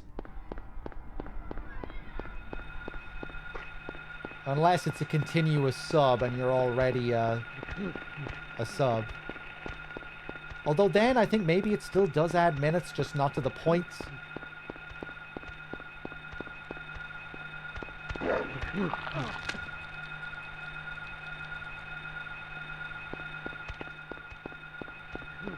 But yeah, you're contributing to the points, and I'm not sure if we've been adding resubs to the timer, like continuous resubs. It will add 4 minutes. Okay. Yeah, it should add 4 minutes.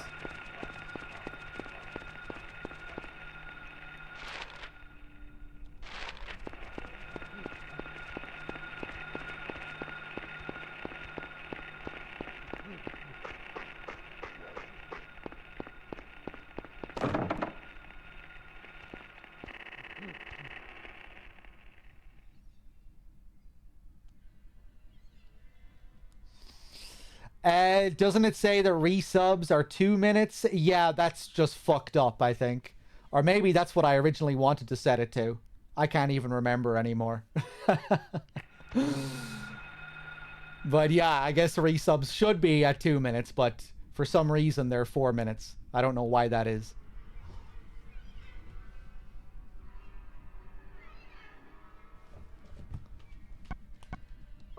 Let's see here. 0473. Yeah, I was going to leave resubs at 2 minutes. But I guess they're just being counted along with regular tier 1s. Oh god. Get off me. Get off me.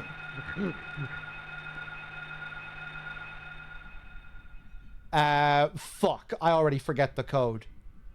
0883.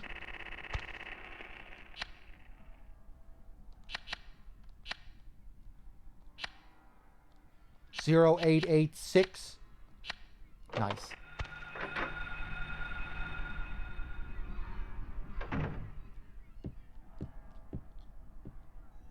So here we are, snooping around again in the motel. What can we find?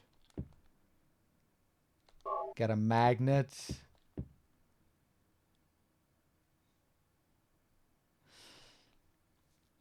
Yeah, so maybe we should actually reduce some minutes from the timer. If we can calculate how many normal resubs we had.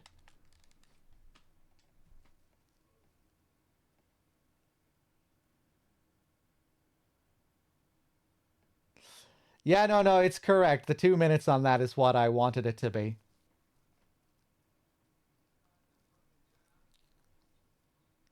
Newspaper. It's the same date as the one in the hospital. So finally, we're learning here what was removed. Learning about what was removed from that paper. Investigation stalled. PTV dealers still at large. Suspicious deaths continue. First the anti-drug mayor. Now a narcotics officer dies of a sudden heart failure of unknown cause.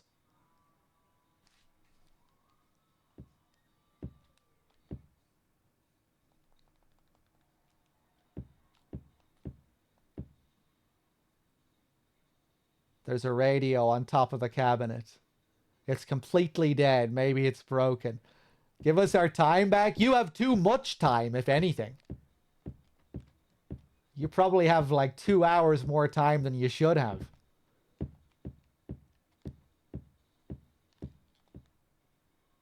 Another little thing on the desk here. Another diary. September 10th. Took package. Told to sit on it a while. Don't want to get involved, but can't disobey. He's probably linked to the death of the mayor and the others. So Kaufman has the motel owner under his thumb as well as the owner of the Indian Runner.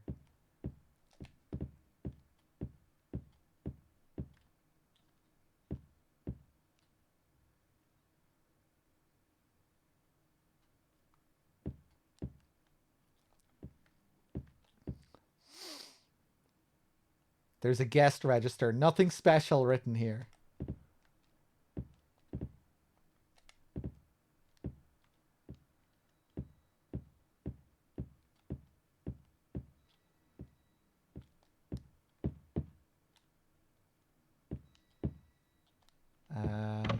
Nothing up here.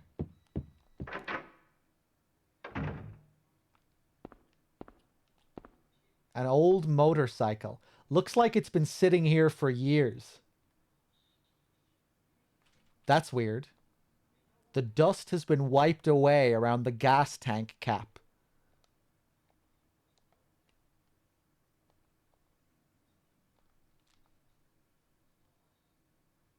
Can we use the Kaufman key? No. Get some more shells. A fine layer of dust covers everything as if long abandoned.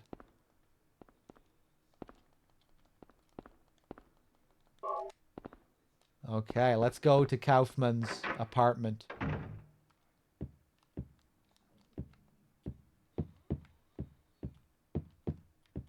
Or rather, his motel room.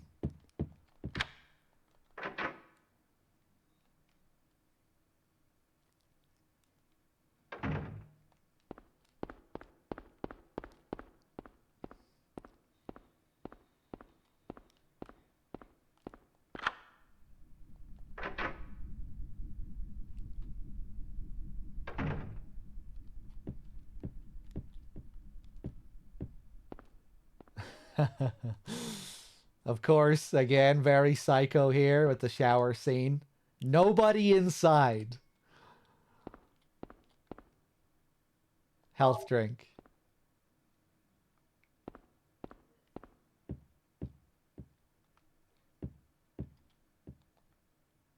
Do you want to push the shelf? If I look at the shelf from here, what does he say? Nothing.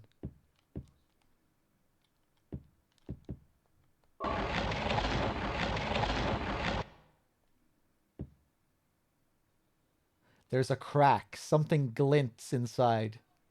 A key. The crack is too small to reach in. Well, we just found a magnet.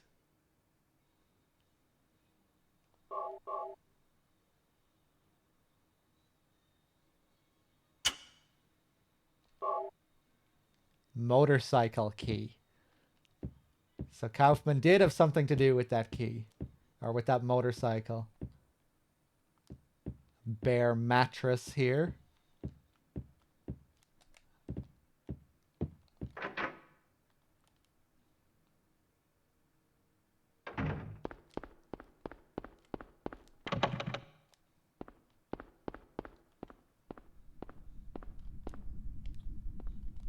Where am I going?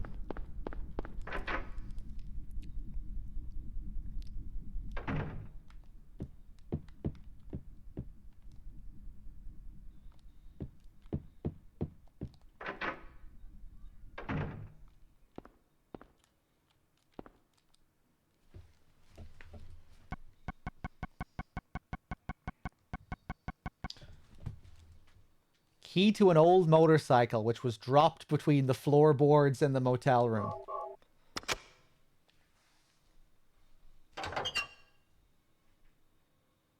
A small glass vial wrapped in a plastic bag. What's this?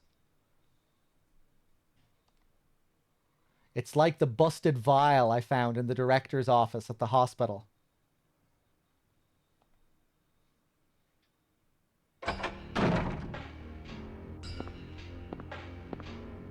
Give me that. What is this? That's none of your business. Instead of messing with that, how about coming up with a way to get out of here? You shouldn't be hanging around here goofing off. What do you think you're doing? You want to get yourself killed? Get out of here. Okay, take it easy. Unless you want to die, keep your mind on business. Got it?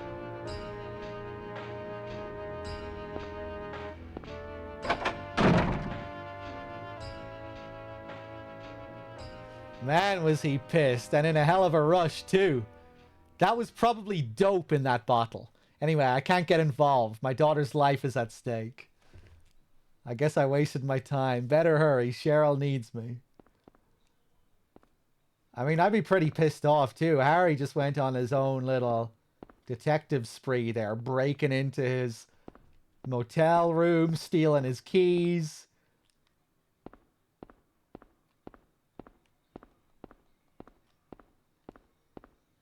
It feels very Twin Peaks here as well. The drugs being stored in the bike's gas canister. Except here, it's not really a drug. Although that's what Harry suspects. What he just found was the same liquid that he already scooped up here.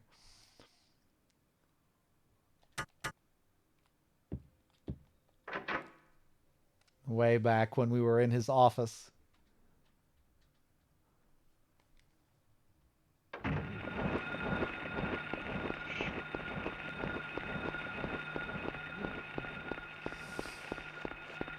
He always sounded like Volgan to me in that scene. I think I've seen people say that before. I feel like he doesn't quite...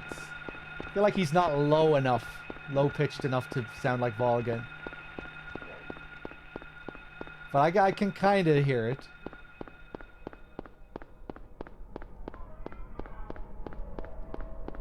I feel like he doesn't quite have enough bass in his voice. Okay, and that's it. We're done with that little side story. That's all there is to do. It doesn't seem like we really accomplished much, but... yeah, it's crucial that we do all that stuff. If we want to get... What's this? the really good ending. Oh. Oh.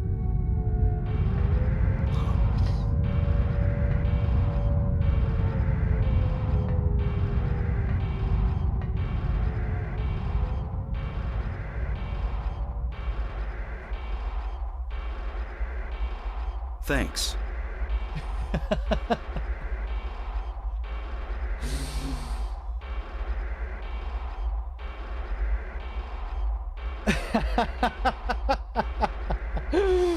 No doubt something terrible is going to happen.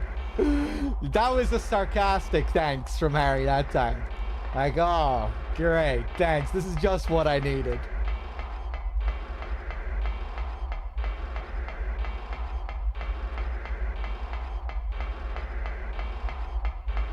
Okay, let's keep moving forward here. Now it feels like reality becoming a nightmare. As if there's no way back. Not something we can move between. This is what reality is now.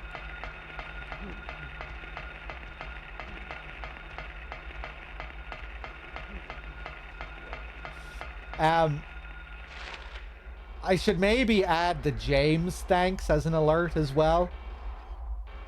Because James also has a great thanks. Oh, thanks. I couldn't find it in the go-to soundboards online. But maybe I could get it somewhere. Oh, did you... Wex posted it on the Discord? Okay, nice. Yeah, I'll add that one. Oh, thanks.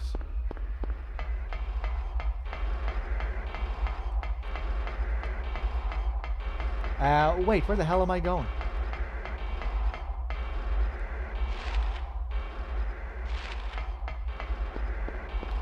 Dog doesn't read our Discord shenanigans. Yes, I do. I just can't read all of it sometimes. And especially earlier today and yesterday, I was very busy.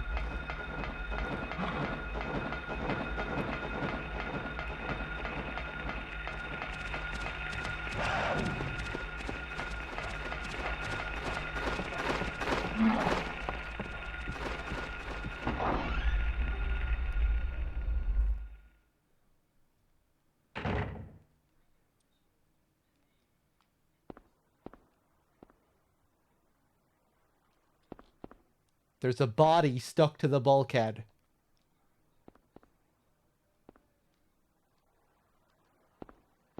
Ooh, I like how enclosed we feel here.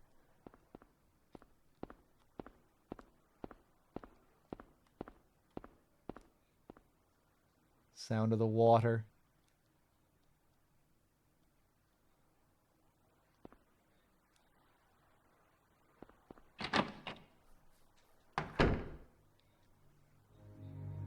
Sybil, Harry!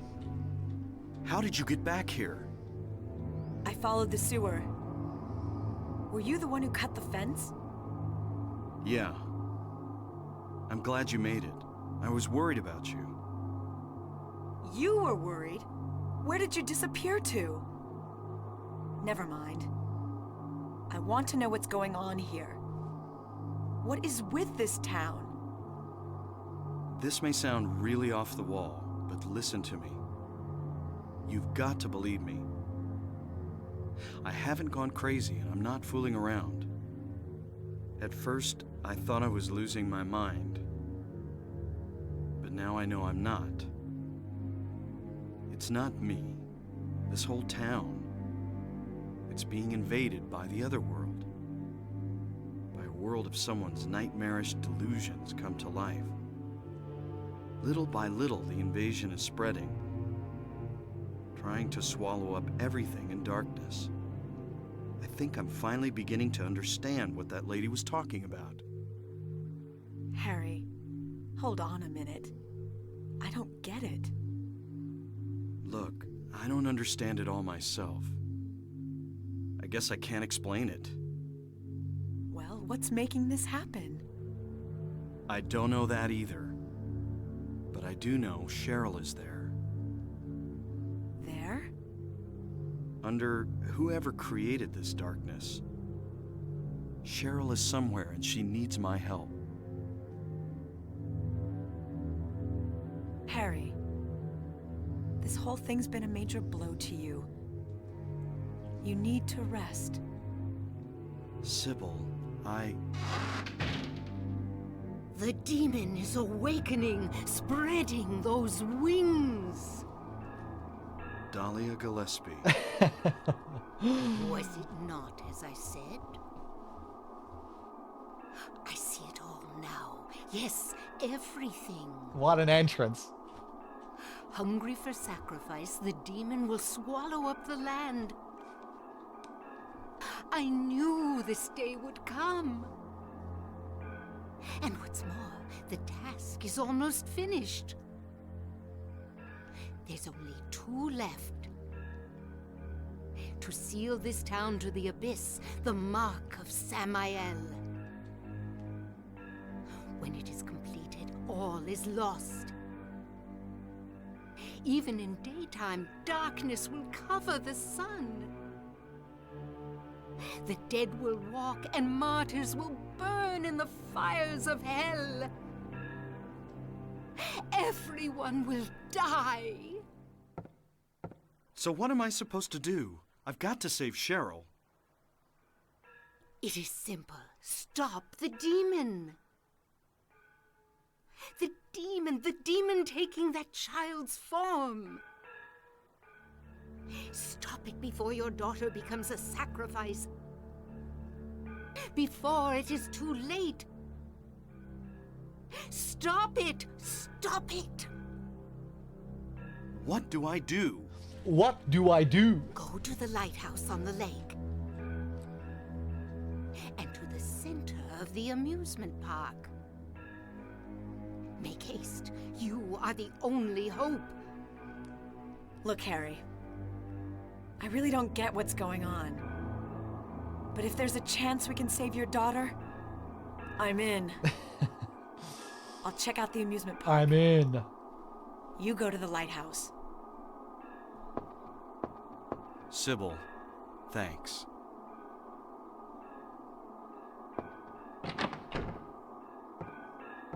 You will need to use it. Use what? The Flauros. Only with that can you stop it. What about Sybil?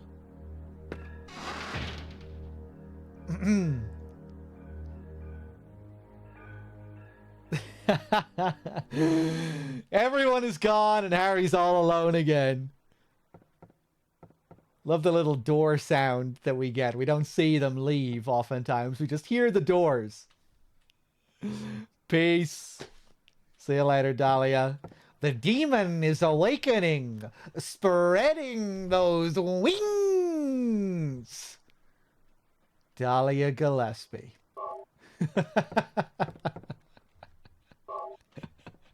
She doesn't sound anything like that. I just like playing that up.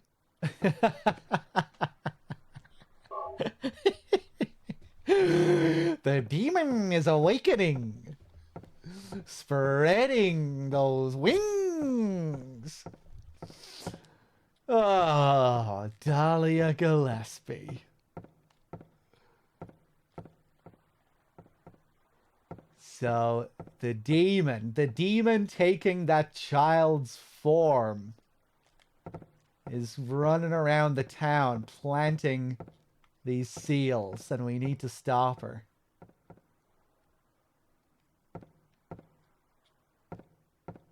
Yeah, because this girl that we've been seeing, Alessa, that is not what her real body looks like.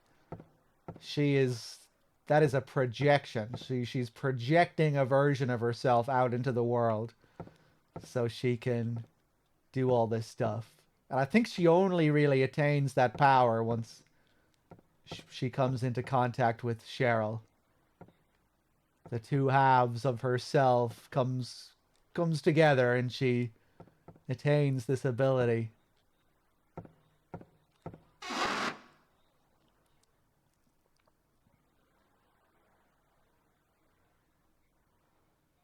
Okay, let's see if we can stop her.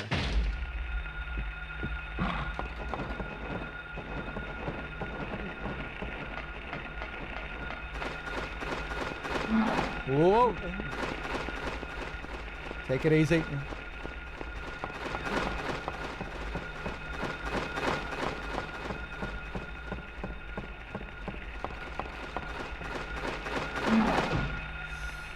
Ah! Jesus fucking Christ, that actually spooked me. Up this way.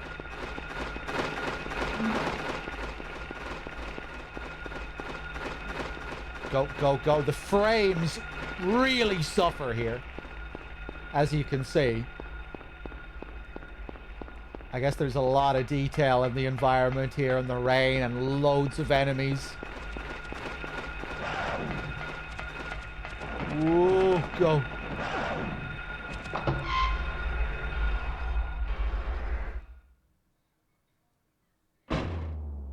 Whoa.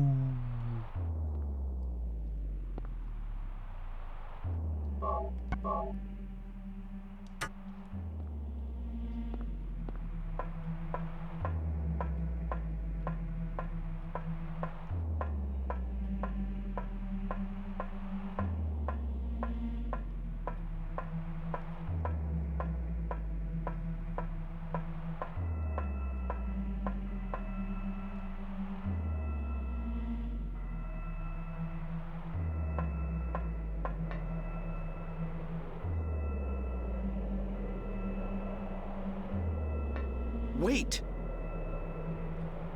Once again, we're too late. Damn, I was too late. Kind of cool here. It feels like we see her just as she planted one of these symbols. Is this what a fresh seal of Metatron looks like? Before it's truly settled? Or is this one in particular just unique?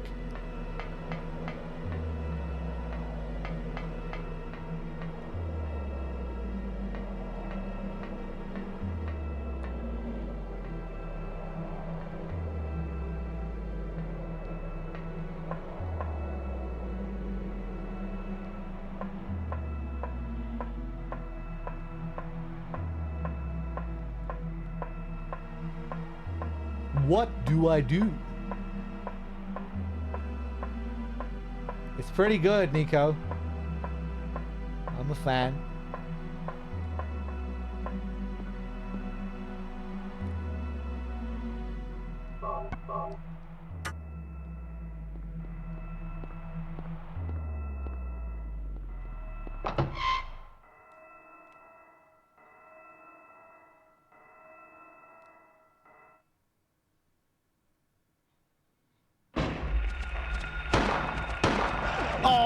I should have waited until he was in the air.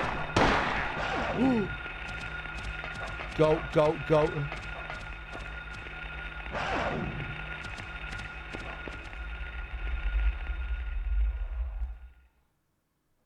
They're very nice to you here as well, and they just teleport you back. Sybil hasn't come back. Man, what a That vibe creep's here. sure to show up at the amusement park pretty soon. Let me be on time. That was a gorgeous looking shot there of Harry and just the colors in the room. Wish they stayed on it when it cut to gameplay.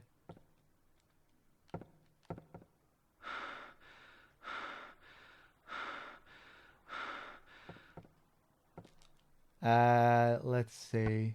Oh my god. Heal up.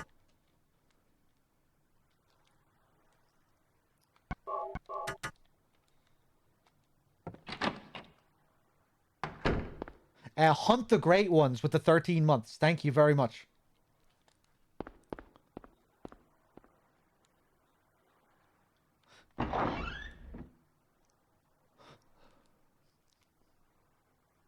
What do I do?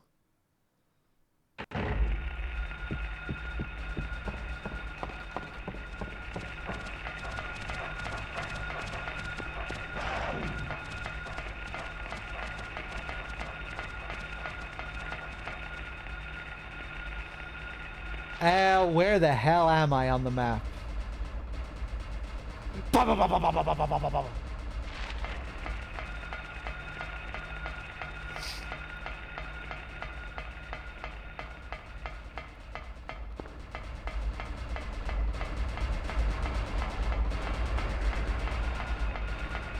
Whoa, hold on, I want to look at the wall. More seals, posters.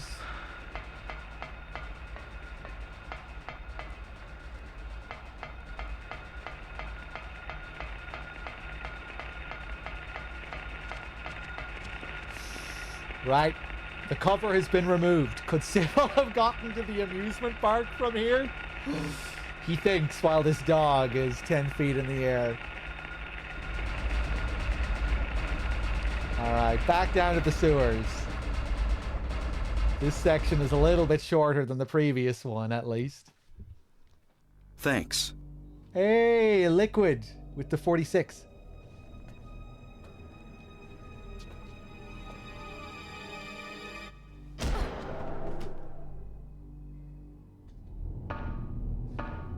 Liquid with the 46. Cheers. Wow, wow, wow, wow, wow, wow.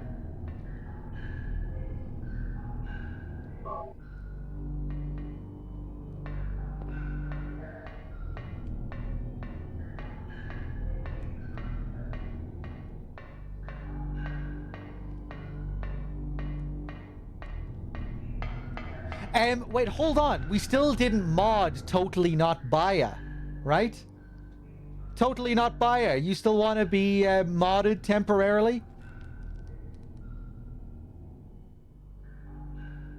Right, because some of these subs need to be updated, right? Yeah. Okay, yeah. I mean, as long as you get to work on these subs, Baya. I mean, not Baya.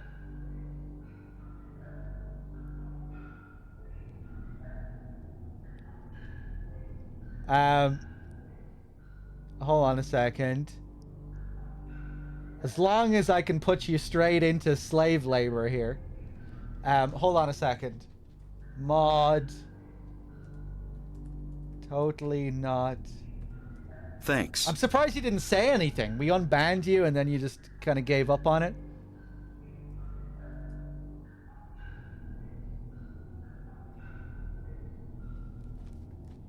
Okay, there you go.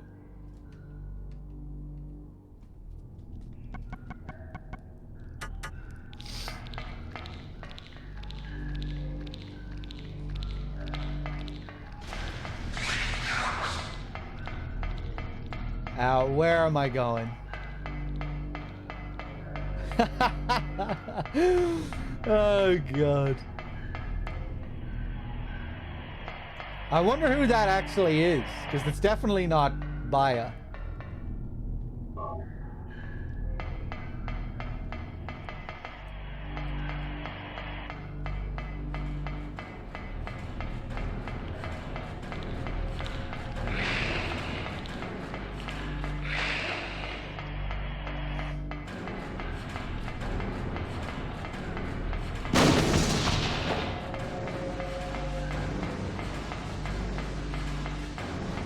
Oh my God, random bodies strewn up. Just keep running.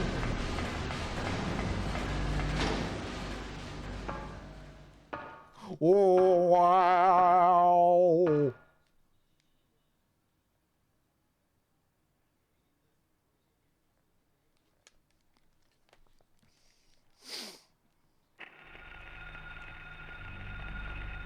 What's your main job of what is one's job as a mod? Your main job is to just feel slightly superior to other viewers and just enjoy your little status symbol.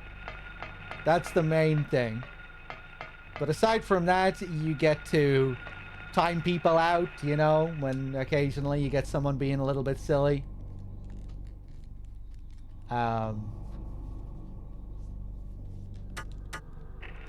That's usually, yeah, that's about it.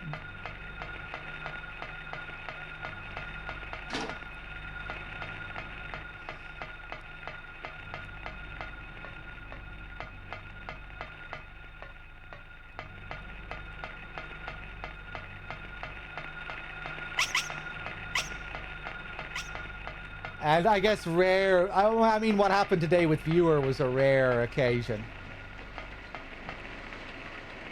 Viewer actually had to do some serious advanced mathematics today.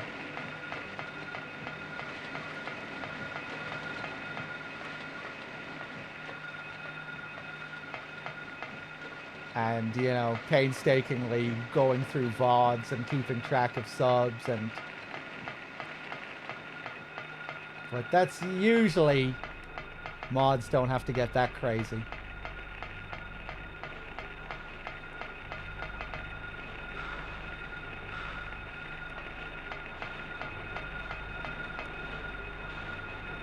So here we are up at the amusement park. Pretty wild the effort they put into some of this stuff, given that you see it for like 2 seconds. It's a very small area. You just kind of pass through it.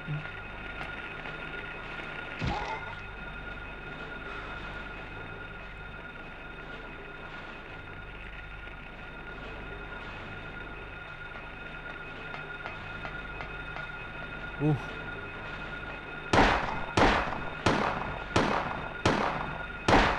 I don't think there's any reason even to come up here.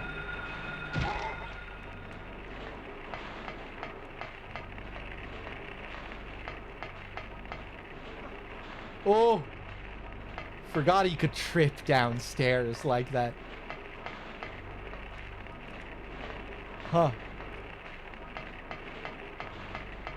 How did I... Is that just like RNG? How did that even happen?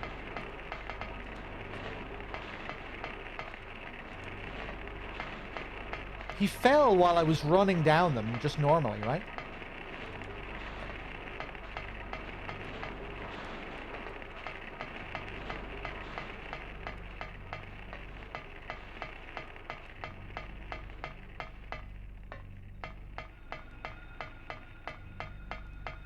Thanks. Enma with the 27. Thank you.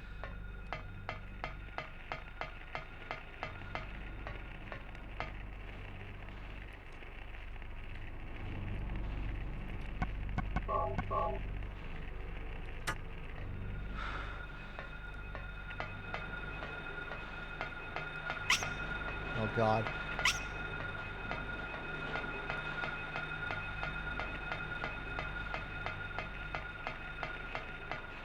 I'm lost. I can still get lost here every now and then. Here we go. Here we go.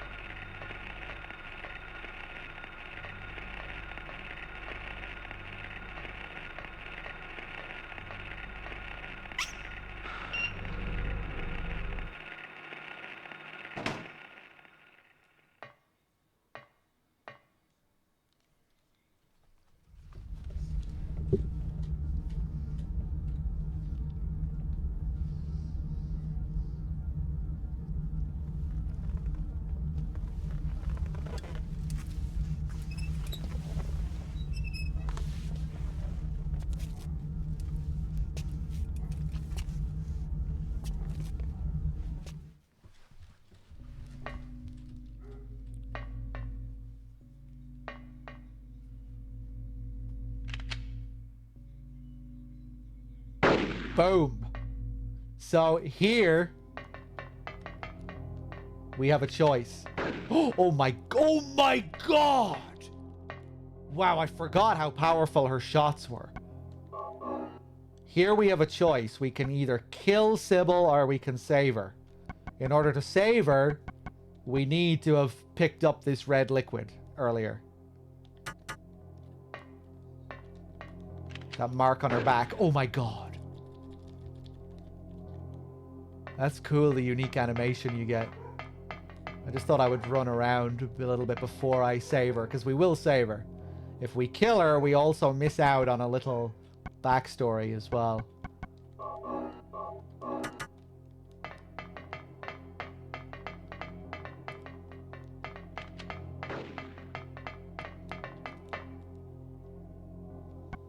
Do it. Do it.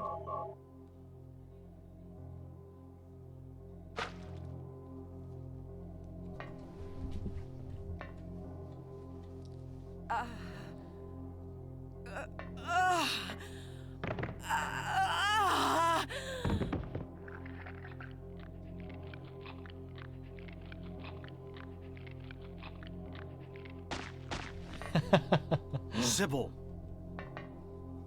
Wake up! Snap out of it! Sybil! Harry, what happened? Shh! Don't talk. I'll take care of you. Harry, why did they take your daughter? I love this shot here. Why her? Cinema. I'm not sure myself. But, you know, Cheryl isn't my biological daughter. I actually haven't told her yet. She probably already knows anyway, though. We found her abandoned on the side of the highway. Nobody knew where she came from. We didn't have any kids of our own. My wife was sick, and it didn't look like she was getting any better. So we took Cheryl in. So in that case... There might be some connection between Cheryl and this town. So what do you do now? Cheryl is my daughter. I will save her no matter what.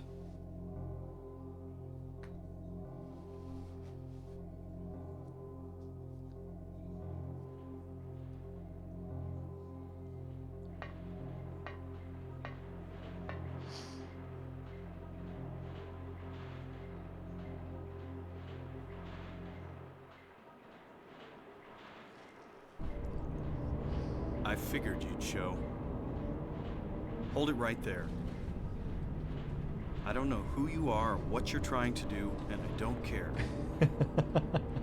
Just one thing. Let Cheryl go. That's all I ask. Remarkably calm, Harry. What?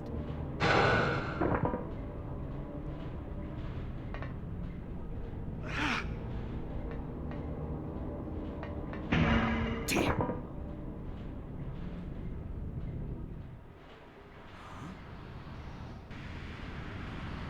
What is this?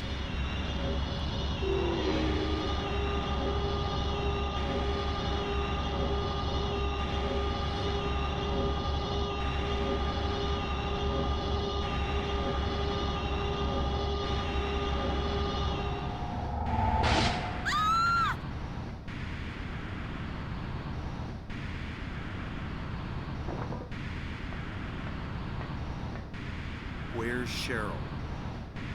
Give me back my daughter.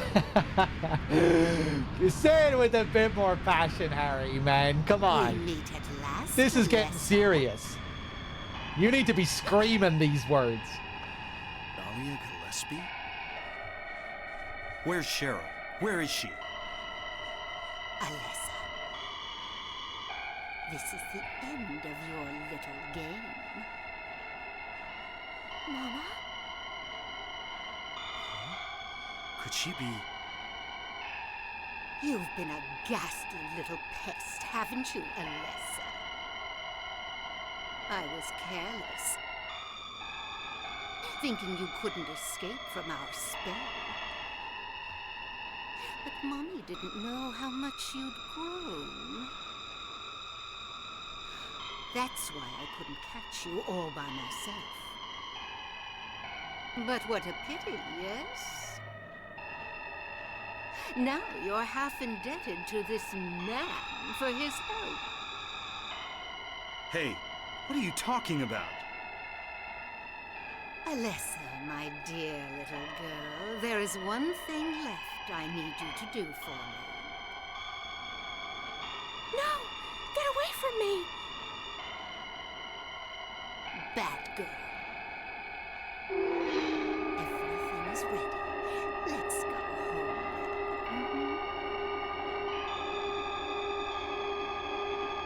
What's going on here?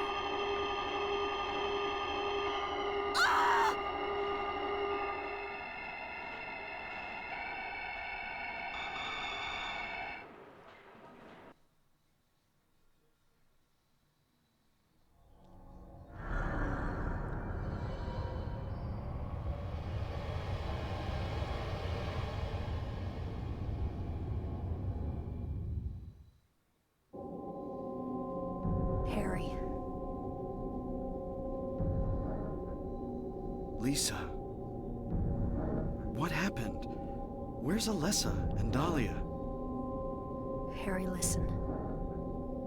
Something you said before has been bothering me. I just can't get it out of my head. What is it, Lisa? So I went to look in the basement, even though I was scared as hell. Like you said, there were these creepy rooms, but nothing really unusual down there. Thanks. But while I was down there, I got this weird feeling. Like I'd been there before. Like something happened there, but I can't quite remember somehow. What was it? Harry, help me. I'm so scared. I can't take this. It's only a temporary thing. You're in shock from when you were knocked out. Don't fret about it. You'll remember after a while. No. You don't understand. Wait! Where do you think you're going? What? What the hell is going on?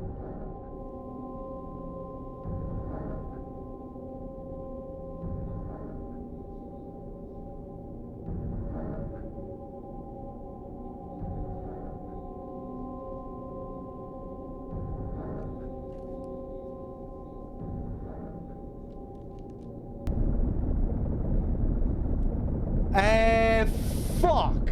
Well, I've never seen that problem occur while playing this on an emulator. That's a first. Weird. Yeah, Nico, you've never seen that before? I think maybe the recent update to Duck Station has fucked with some stuff. I'm sorry about that, guys. Kind of ruined the end of the scene there. At least we got the best part of it with the FMV at the start. That's one of my favorite moments in the game. That gorgeous CG scene. Just how creepy it is. Harry waking up in shock and that weird twitching face that Lisa has. Yeah, the little eye twitch. Love this sound here as well. This bubbling, this rumbling underneath the surface.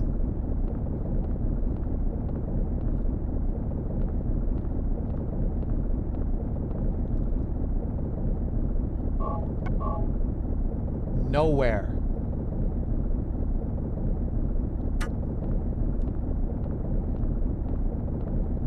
No map.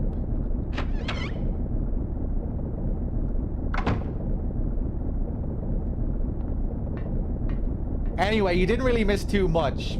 Yeah, Lisa stands up, she runs out of the room.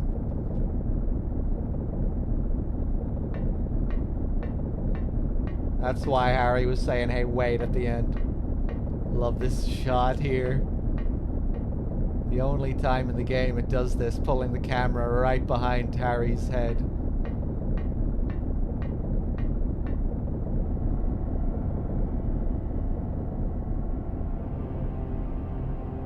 I'm being summoned.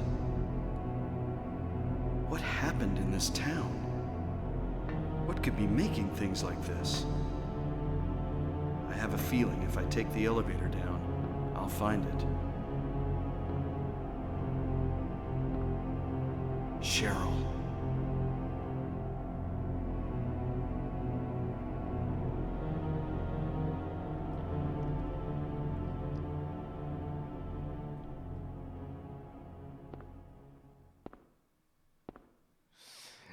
I was going to explain it for Hugs, but yeah, Nico's got it.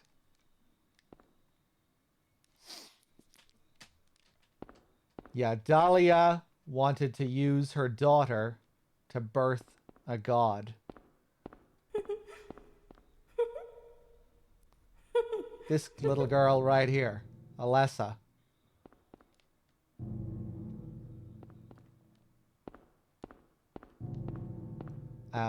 She was burned alive as a part of a ritual to birth this god. It was a requirement that the god be born out of pain and suffering. And so Alessa was kept in a state of eternal torment, kept alive with these burning wounds. Lots of magical spells being cast and things, and occult shenanigans to keep her in this tormented state, burned alive, to nurture this god.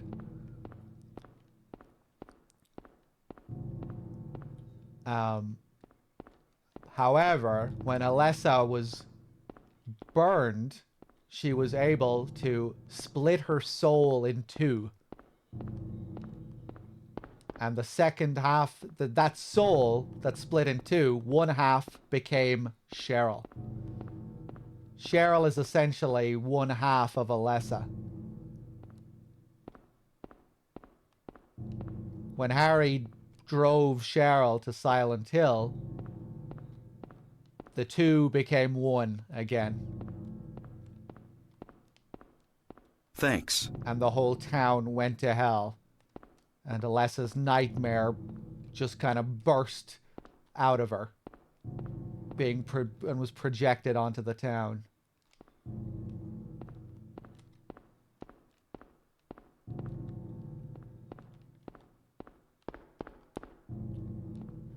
And yeah, at the end of the game, when we kill the god, a new baby is born. And that's just kind of a magical event. There's not really much of an explanation for that, you know? It seems to be a sort of virgin birth. You know, Alessa just produces this child, right? Seemingly out of nowhere. Harry takes that child becomes Heather, who is characterized as a reincarnation of Alessa. Heather has Cheryl's memories and Alessa's memories.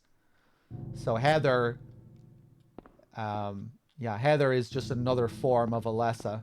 She's her own self, but she also has all of Alessa's experiences and memories and Cheryl's memories. But yeah, it's quite confusing, and you really have to look at the small details in Silent Hill 1, and there's a lot to interpret, and a lot of it is optional. And there's still some debate over some of these details. Like, some people don't think that Alessa was burned intentionally as a part of the as a part of the ritual, that was just kind of something that happened accidentally and it just so happened to assist with the ritual. I really don't subscribe to that idea. I think she was burned very deliberately by her mother, because they needed the god to be born out of pain and suffering, like I said. A lot of this stuff is really reinforced in Silent Hill 3 especially.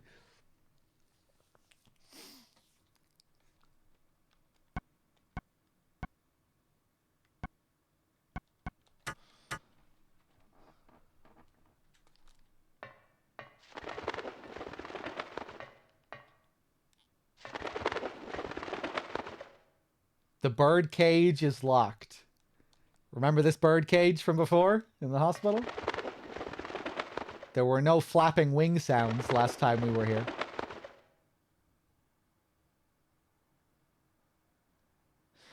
Well, no, it's this game that makes it ambiguous.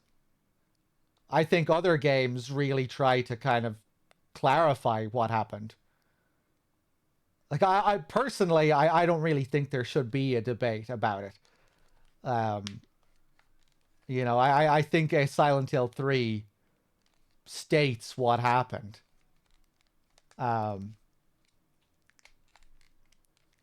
You know, in Silent Hill 3, you can read Harry's journal where he explains to Heather what happened during the events of Silent Hill 1.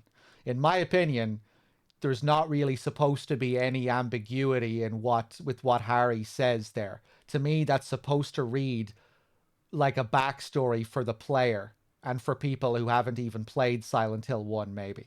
It's supposed to be your Silent Hill 1 backstory to keep you up to date with what happened for the story of Silent Hill 3.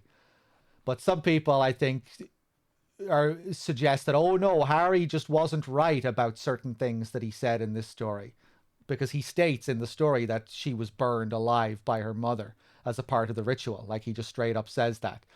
But then some people say, no, that's just because Harry interpreted it that way or something, which I don't know. I feel like you really have to reach for the idea that it wasn't intentional. But that's just the way I see it.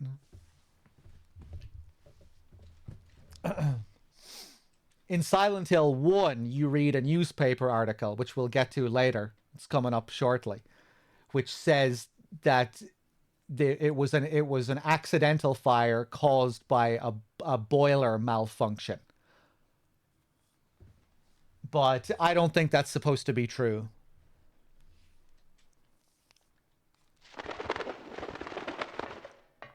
I think it's just supposed to be another thing that ties in with the conspiracy-like nature of this story sometimes. You keep learning more and more about the cult's influence over the town and the police, and the director of the hospital is involved, and he has all these shopkeepers involved in the drug trade, and you get the sense that they kind of that the cult has become the law here in a way.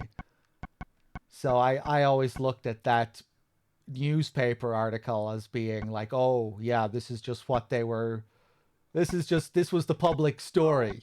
This is the story that people got in the paper, but it isn't really what happened. Yeah, I agree, Nico.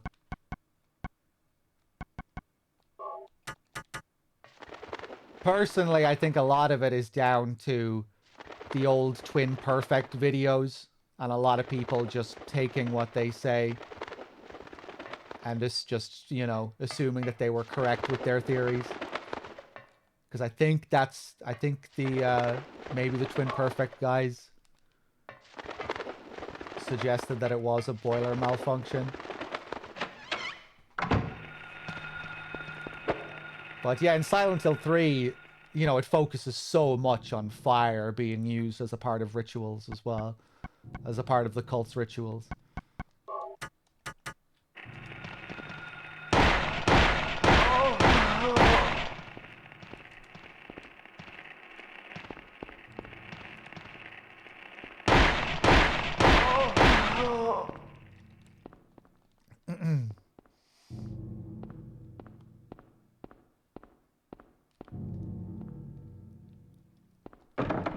It's locked. The word Phaleg is carved on the door. And yeah, that symbol is the same one that we saw earlier in the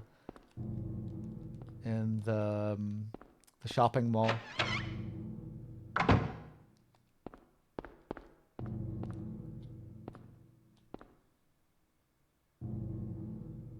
Story-wise, it just feels kind of weird to me as well. Like if it was an accident, it just feels like a weird way to tell the story. That there was an accidental boiler explosion in the Gillespie house one day, and then it just so happened that worked. That just worked as a part of Dahlia's ritual, which she already had planned. You know, because we know she planned the ritual before the explosion. And we know that she needs her daughter to suffer immense pain while giving birth, you know, that it needs to be nurtured by this pain. So, yeah, I don't know. I guess Dahlia just got really lucky one evening. She didn't have to burn her alive herself. An accidental boiler explosion triggered, and she didn't even need to think about how to handle that aspect of it.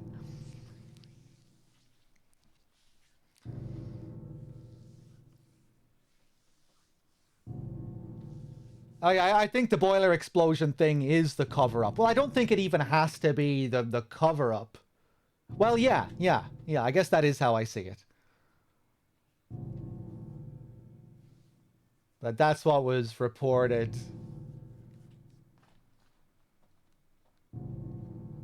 I mean, who knows how much control Dahlia had over the police and everything who were looking into that, but yeah, to me, I think we are supposed to be looking at that newspaper article with a certain skepticism. Especially given everything else we're reading in the papers elsewhere in the game, which detail the cult's influence over the town as a whole. And how incompetent the police seem to be at dealing with all of their, you know, with all of their conspiracies. There's a key in the faucet, but I can't get it out no matter how much I pull.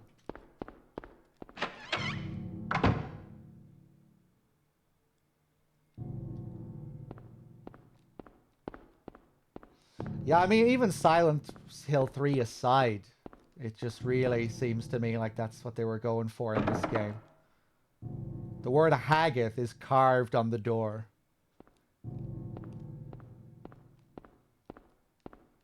Like, even at the end of this game, Dahlia straight up says that the god is nurtured by the pain and the suffering.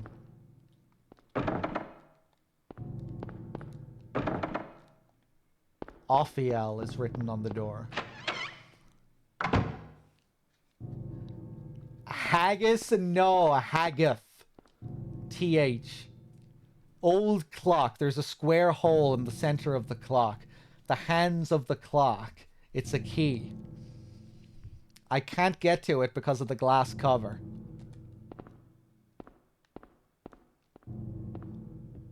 So we are suddenly back in the antique shop.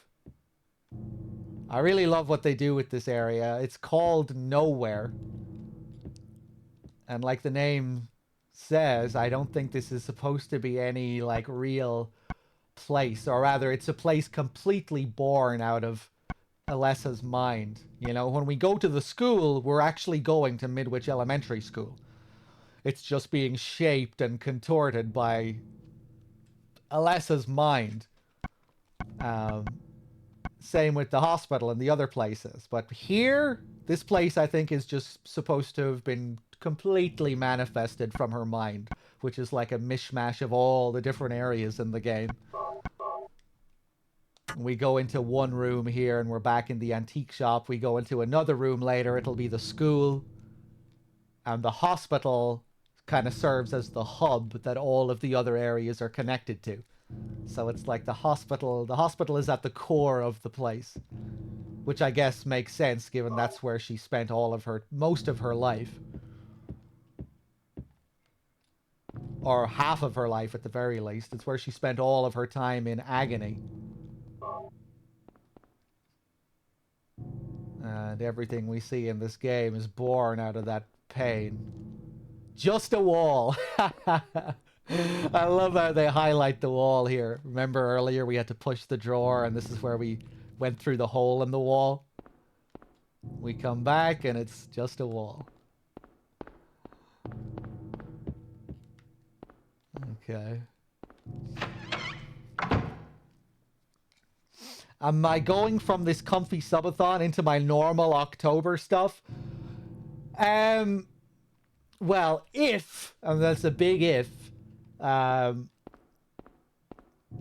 if we miraculously reach our 10k goal, we will play up until October 8th, until the SH2 remake releases. But if not, I will do my usual October stuff, I'm sure. Yeah, where I'll do lots of horror games and then we'll do the remake when that comes out. Or I guess, the marathon could still potentially go into October while the 10k goal isn't met. Right? Because it's not only subs that contribute to the timer, other stuff does too, but yeah, the cap on the marathon will be October 8th.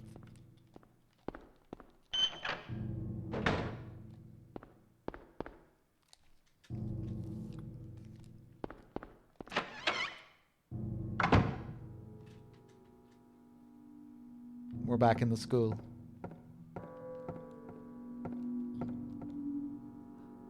Go home, thief.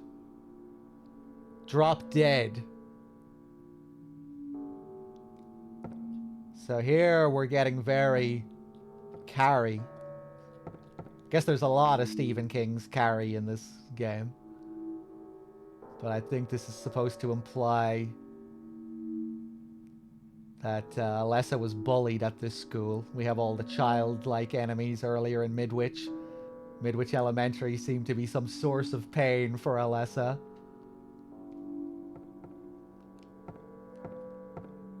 We learn a bit more about this in Silent Hill 3 as well. We get some notes from her teacher.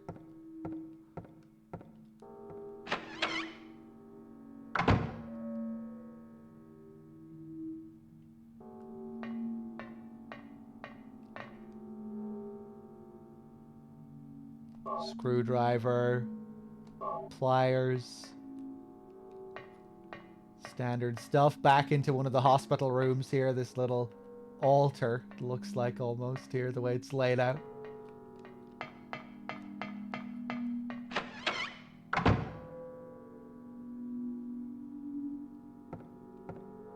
Oh.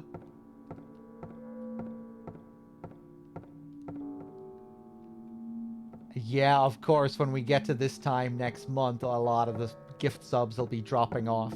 It's another thing we have to keep in mind.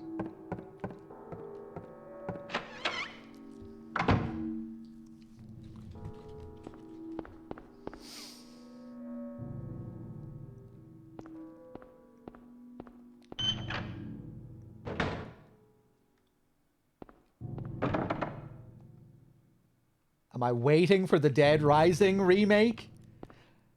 No. No, of course not. When the Dead Rising goal is met, we'll be playing Dead Rising.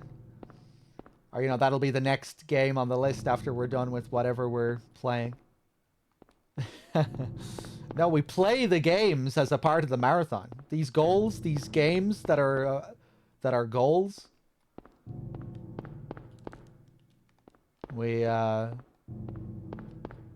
We're not waiting around to play them. But yeah, I want to play the original first before the remake anyway.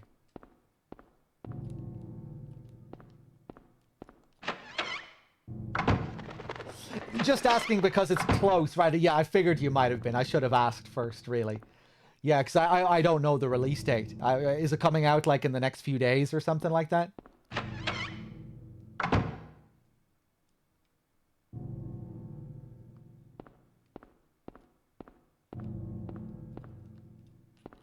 So now we can pull this out of the faucet. Are you don't even know what the release date is? Is it soon?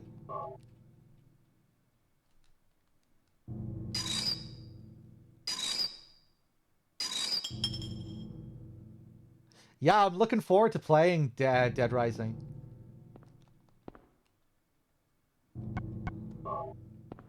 It's been on the list for a while now, games to play. And I'm going to be going in really blind, like I haven't seen anything. Actually, I think I was at a friend's house way back when it first came out, and I like watched a few minutes of it, but yeah, I haven't seen anything.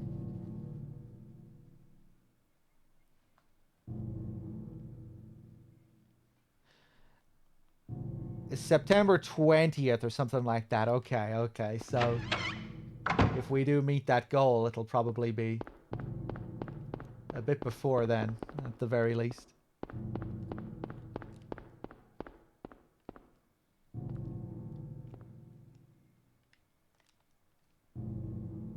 So we got a key. Ophiel is engraved in the key.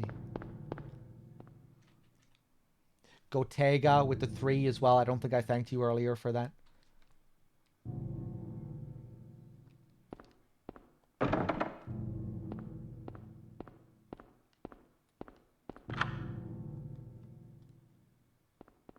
It says September 12th on Steam. Okay.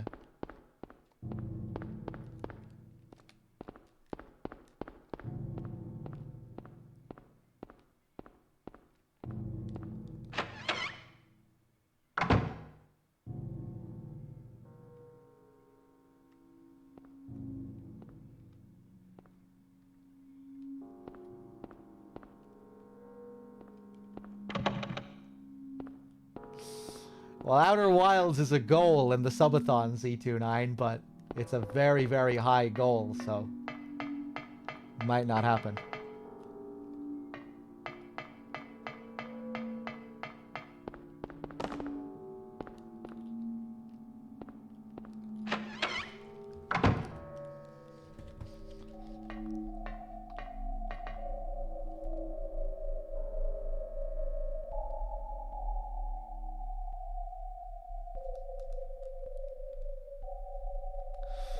It's the 19th, because in the OG, the outbreak starts on the 19th.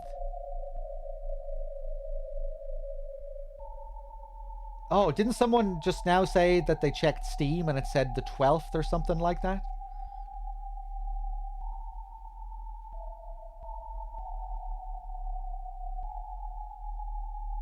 Thanks.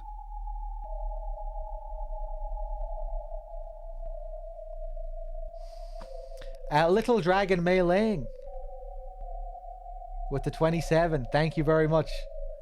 How's it going, Mei-Ling? Cheers.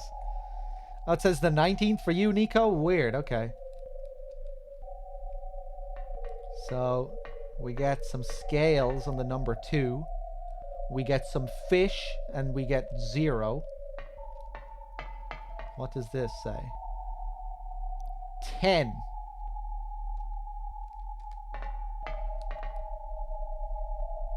Hold it right there. Hold it right there. Miho. Who said you were allowed to do this? Miho with the 10 pack. Cheers. Thank you very much, man. Jesus. Enjoy whoever got a free sub. Kevin Flynn, find the exit. Oh, Algent got one. Nice.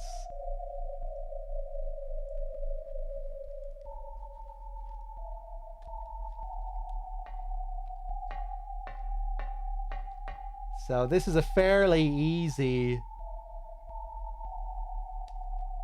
puzzle to solve.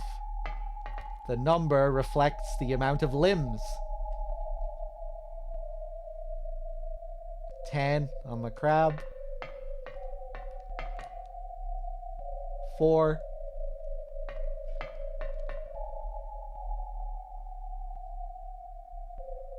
So here we have 4.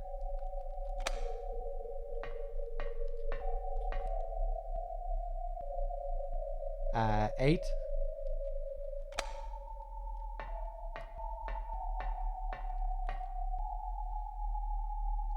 6.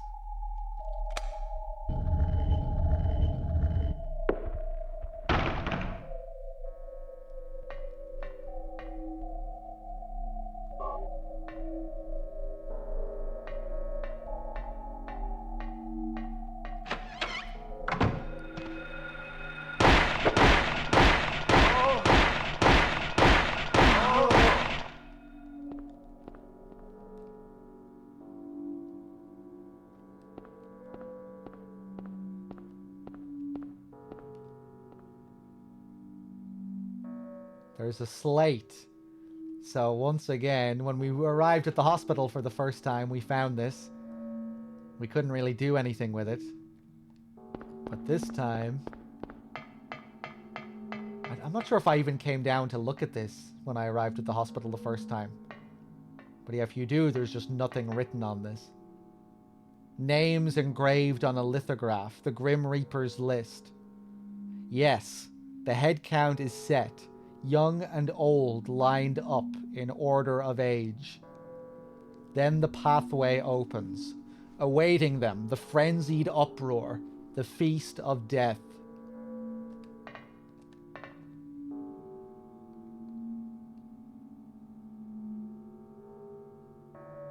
Okay.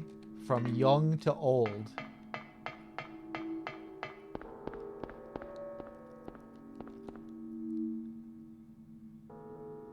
So 18, Albert Lords, the youngest. Then Lydia. Then Edward. Then Roberta. Then Trevor. But what can I do with this information?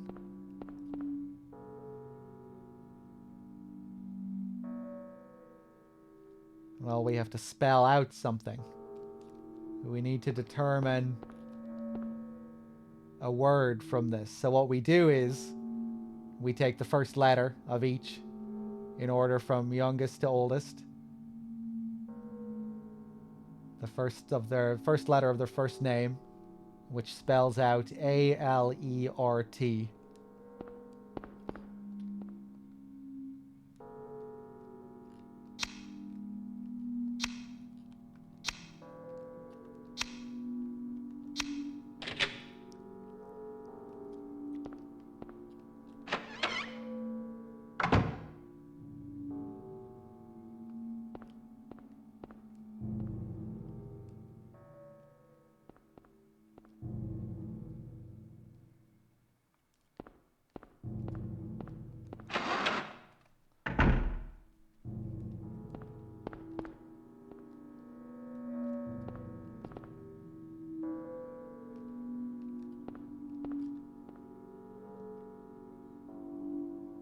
Amulet of Solomon.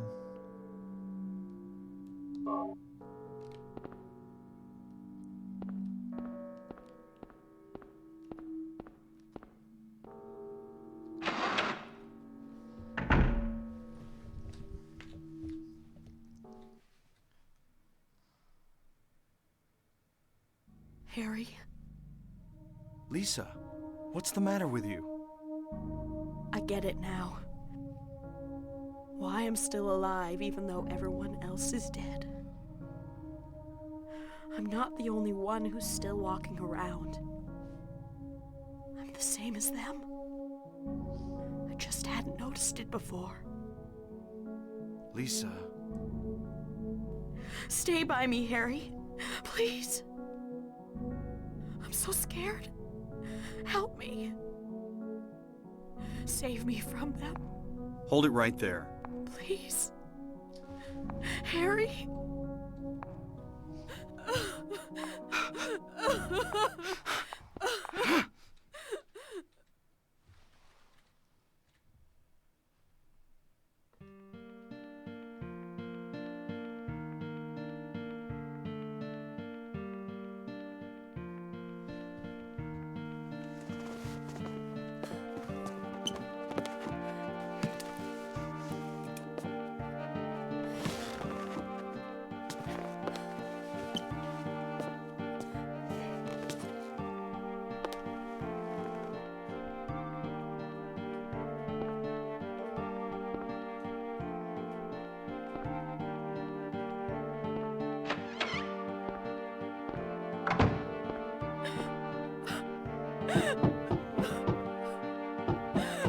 Lisa?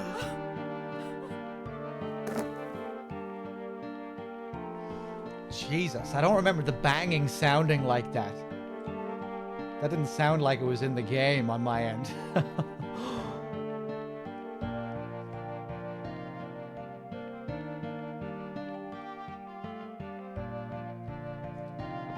We go back in.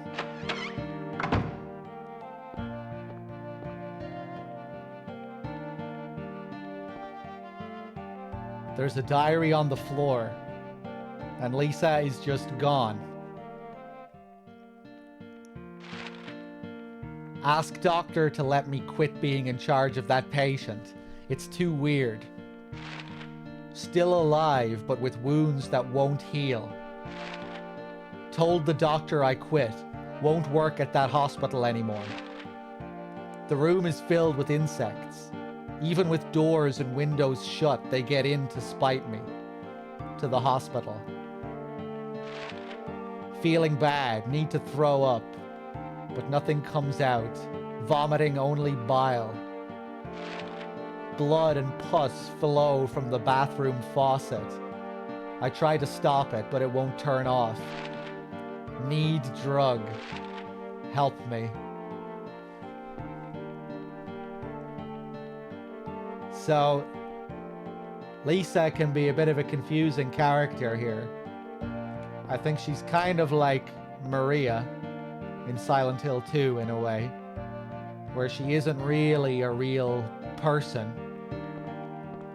She's another one of Alessa's manifestations, just like all the monsters we've been seeing, and all this stuff born from her mind. Lisa is just another one of those creations born from Alessa's mind. Except she's different.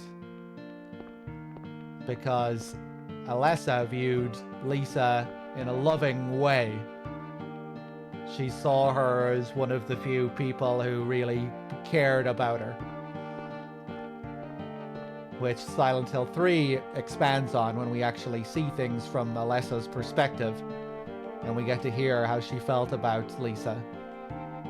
I think Heather describes her in 3 as being heavenly towards her in that hellish hospital room.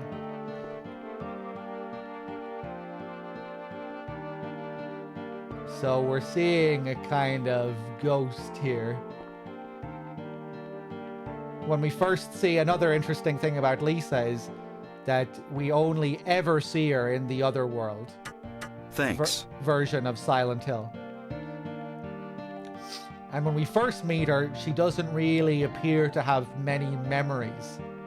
Which again, it makes me think of Maria and how Maria kind of slowly grew into her role, and you know how she attained Mary's memories and everything as she grew in that form of hers. But yeah, when we first meet her, she doesn't really seem to remember much at all about the hospital or anything about who she is, the town. And then at the end here, she has this realization of what she actually is. And I guess that's also why she isn't here anymore. You know, she can kind of highlighting the fact that she isn't exactly real when we come back into the room. But she is still based heavily on the real Lisa. She's kind of like her ghost. And all of this stuff really does detail the things that she was involved with. That again, she was being used and manipulated by these powerful forces, members of the cult, forcing her to get involved in all of this and, you know, serve as one of the nurses who worked in that secret ward underground, looking after Alessa. She didn't understand why she, you know, had these wounds, how she could still stay alive with all of this, with all of these wounds. It seems like they also got her hooked on this drug as well, this PTV. And I think a lot of people theorize that this is how the real Lisa may have died, due to some drug overdose. We see her fighting with Kaufman in the opening cinematic as well, which is interesting. Which I guess just makes sense, you know, given that she doesn't really want to be here doing this work. I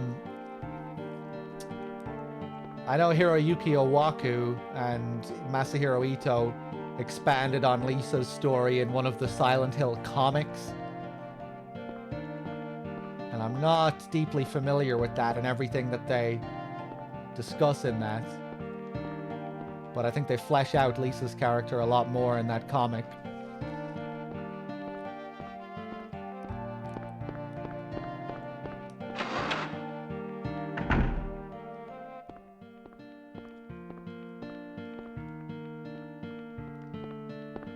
Thanks.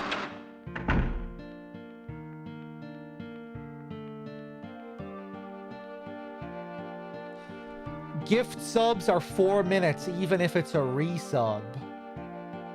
Yes. Yeah.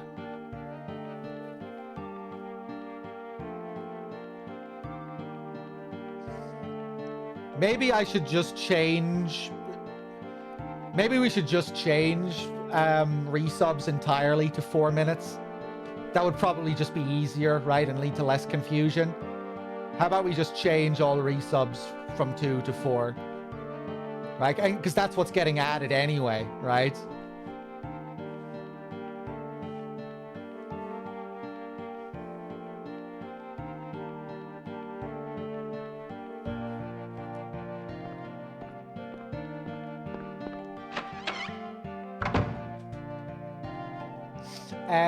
Little Dragon Mei Ling, thank you very much for the 10-pack. I meant to pause the alerts at the start of that scene. Sorry about Harry's interruption there. I need to remember to pause alerts when when we're watching big scenes. The last 10-pack was just weird. I had to add 16 minutes. Yeah, it's been like that.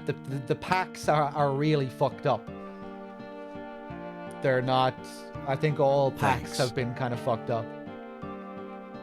Lucas Bond with another 5-pack as well. Thank you.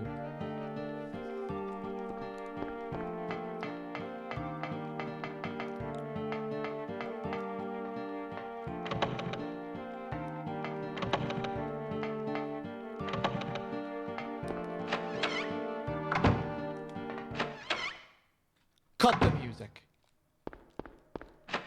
Thanks. My lord. Miho. With the six-pack. Jesus Christ, guys. Thanks. Thanks, as Harry Mason would say. Where are we now?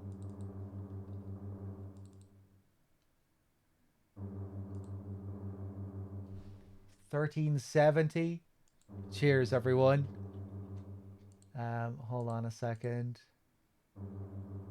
Oh, thanks.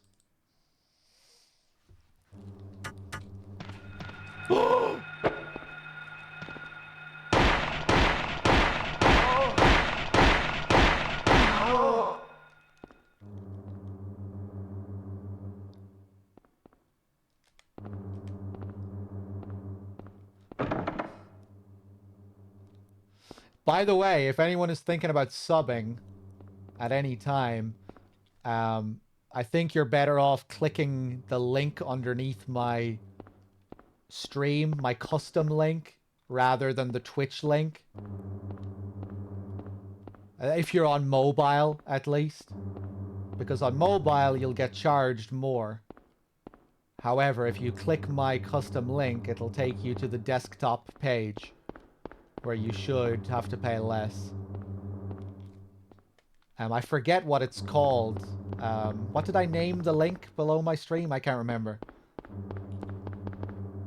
But yeah, underneath my Twitch title, there should be another button for subbing there. If you're on mobile, you'll pay less.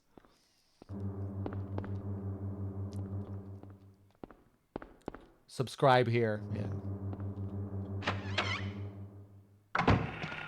Jesus. Wow, I don't usually come back into that room. We need to go back with our time tablet.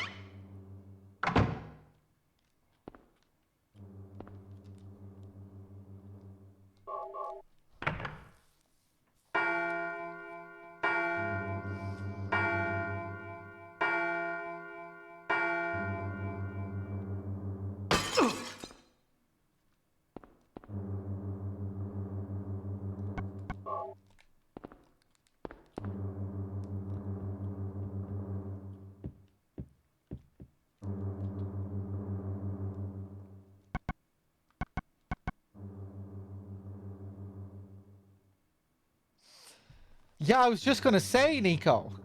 Why would Bloody Crow be nervous about basic math? I guess he's just really getting into this, he's really focusing on the timer. Crow, take it easy, man. Just watch the stream. There's no need to focus so much on the timer. Let Totally Not Baya handle that. Let me save here.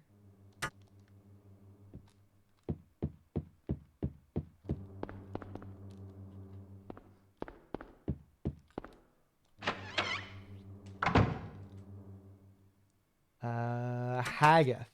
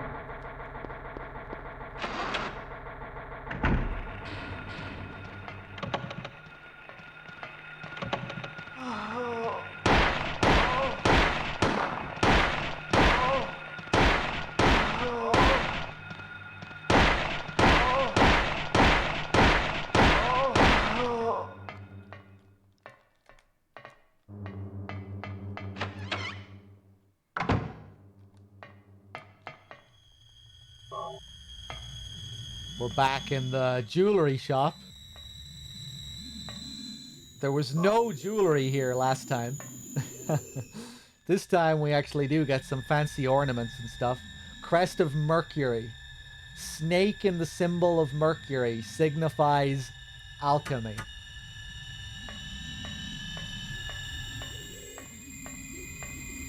And here A ring of contract.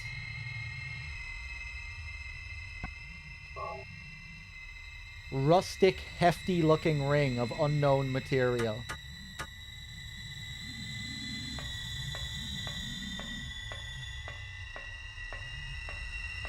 This game is just packed with alchemical symbolism.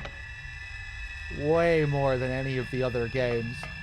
Which I think is due to Kichiro Toyama's influence. He wasn't involved in any of the games after this.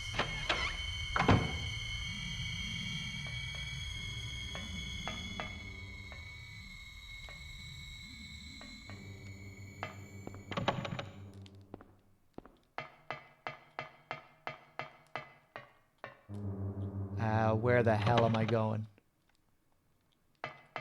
What do I do?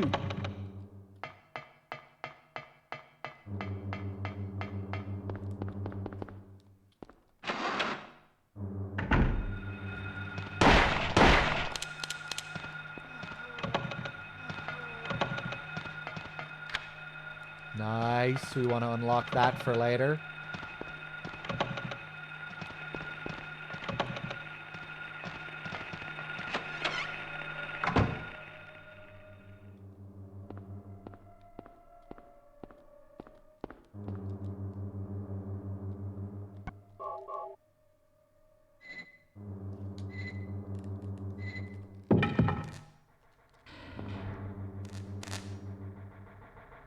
There's a key. Electricity is flowing to the key. I'll get shocked if I grab it now. One of my favorite little things here. We're in this completely incomprehensible place born out of someone's mind that doesn't even really exist. But the electricity is turned on and we need to find the generator to turn it off. Whoa, whoa, whoa, whoa, whoa,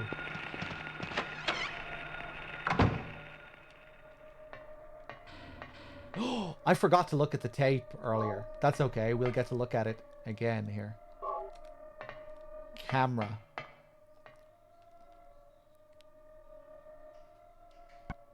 Camera with flash.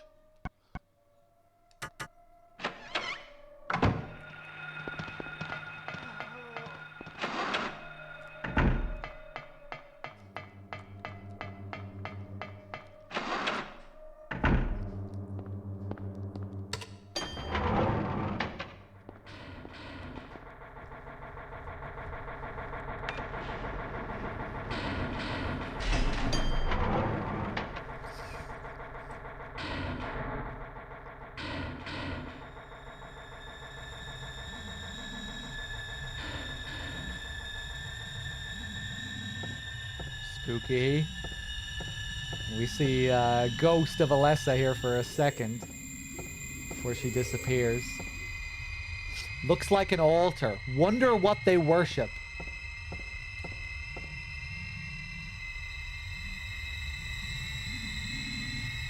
The light to the future.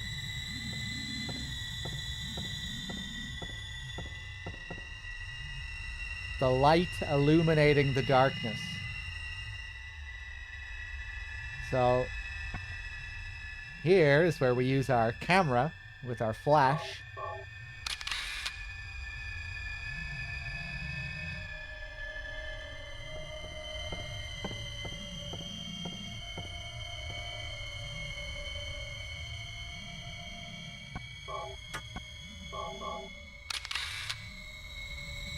Oh, Val, how am I this evening? I'm okay. I'm getting a little bit tired. I think I was a little bit tired starting the day today.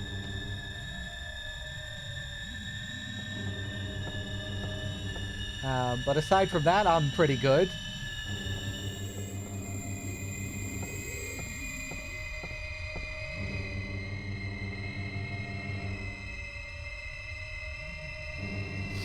So does this mean you will get a Nando's in this very long subathon at some point? I'd say there's a decent chance of it.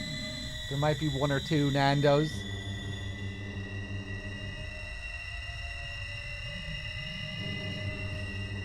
It'll most likely be cheap microwavable meals for the most part, though, I would say. Like it usually is. So here we need to replicate what's on the pictures. We need to copy these symbols onto these locks here.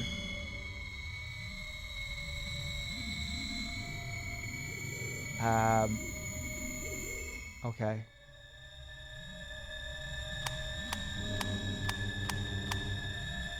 I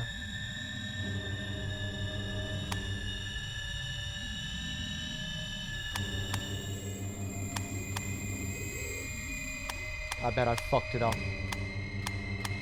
Shit.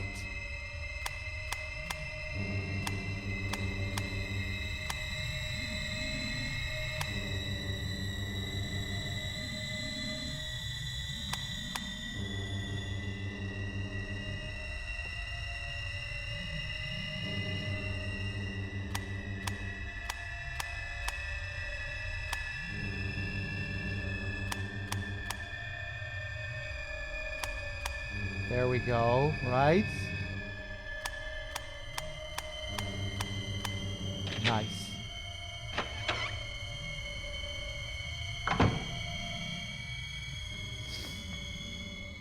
I should do a food prep August before these Septembers. I probably should if I do another one of these again.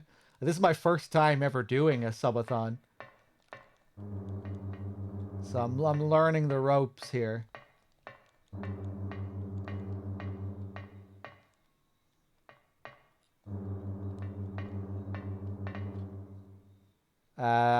There's a bird cage key. Let's take it. So far, so good, aside from the timer. I mean, the timer is a pretty nasty fuck up, but shit happens. Okay, we got our bird cage key, so we can go back down and open up that cage. Let's try and do the rest of this here.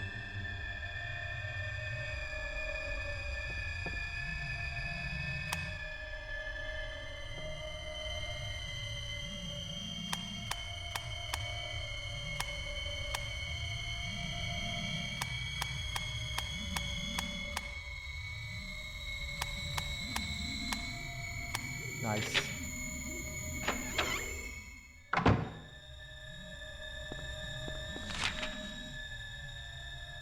There's a place mark in the book. White Claudia. Remember earlier we learned about the drug that they were creating? The ingredient, White Claudia, perennial herb found near water. Reaches height of 10 to 15 inches. Oblong leaves, white blossoms.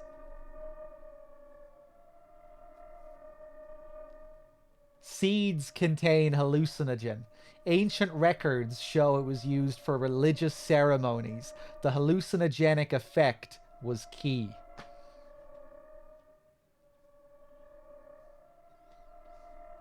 Yeah, so now it's confirmed that the cult itself use the drug. They're not just using it to, they're not just selling it to tourists and using it to fund themselves or something. They're actually using it as a part of their own rituals and ceremonies.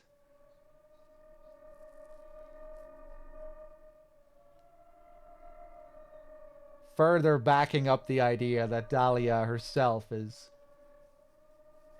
definitely on drugs. Potentially on drugs. And we see her chewing at her jaw and rubbing up against her shoulder in that scene.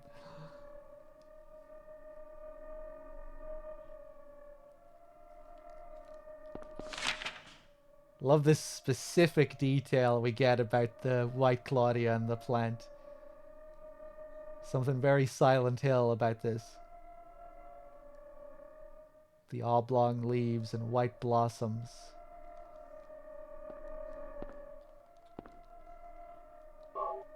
Health drink.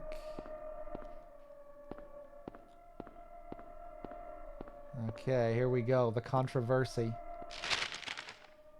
Same thing. Investigation stalled. PTV dealers still at large. Suspicious deaths continue. First, the anti-drug mayor, now a narcotics officer, dies of a sudden heart failure of unknown cause. Are there others? It's pretty old. Fire broke out in town. 6 homes destroyed. Charred body of Alessa Gillespie, 7, Thanks. found in aftermath.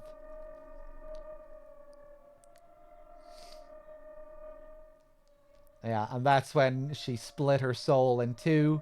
Alessa was 7 years old. And then once Cheryl reached that same age, she comes back to Silent Hill, reunites with the other half of herself, who is now 14 years of age. The other half of Alessa is twice the age of Cheryl.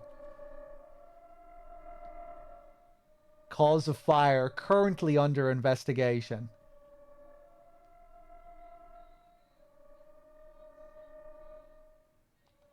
Investigations show source as basement of Gillespie home.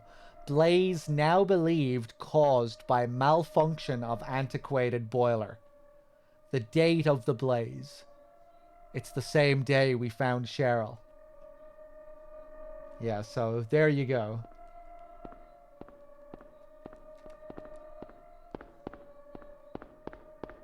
I'm not believing the reports. Sorry.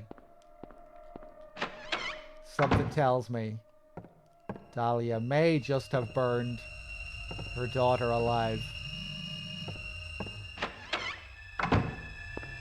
One other thing here.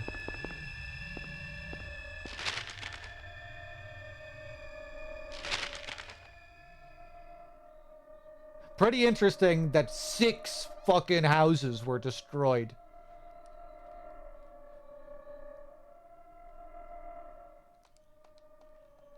That was some serious fire.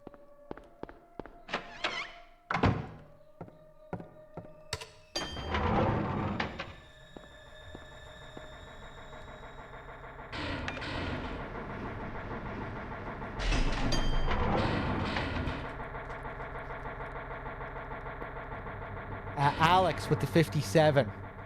Thank you.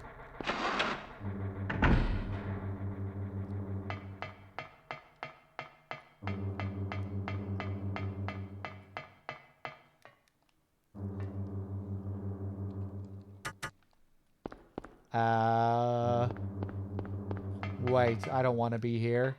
Wait, I don't know where I am. What's going on?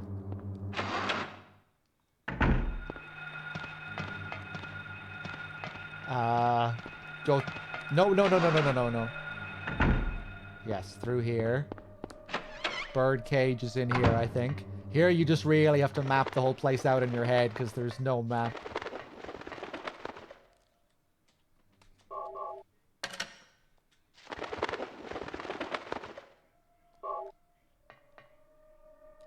Does the bird stop flapping when we take the key? It does, yeah.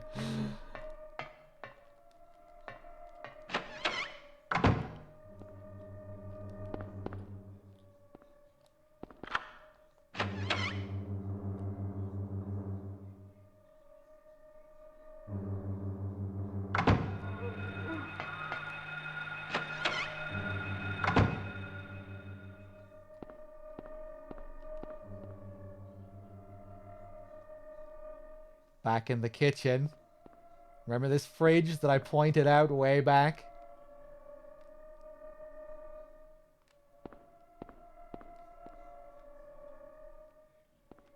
I guess I'll show what happens. Hold on.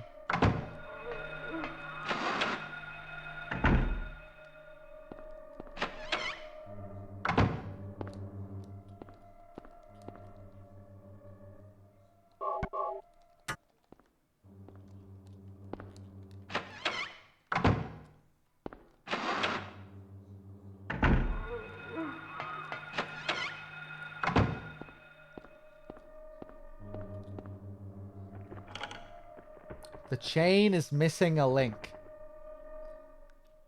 There's a dagger of Melchior. Take it. So quite unusual to get a little scene like that before we're allowed to pick up an item. Little bit suspicious, isn't it? Maybe we should do something about that chain before we take this. I'm sure it'll be fine.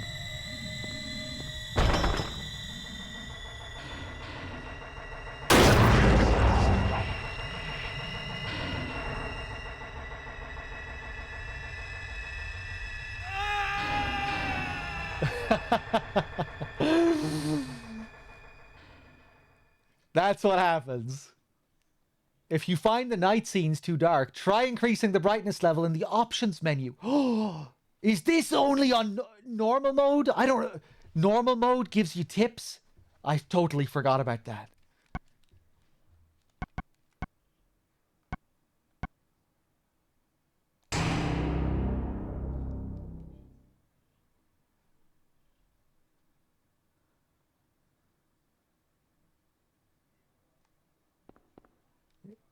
If you're too scared, try turning up the brightness.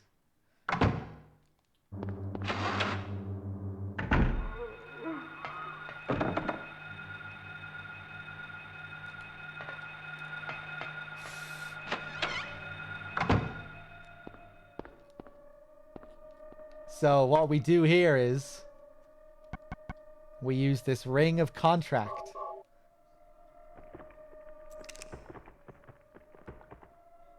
To lock the chain. Now we can take it.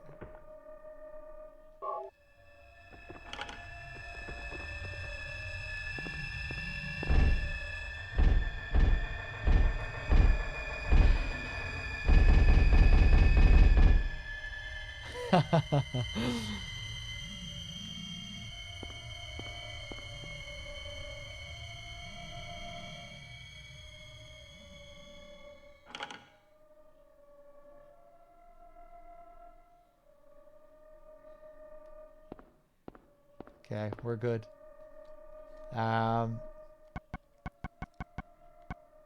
Dagger of Melchior.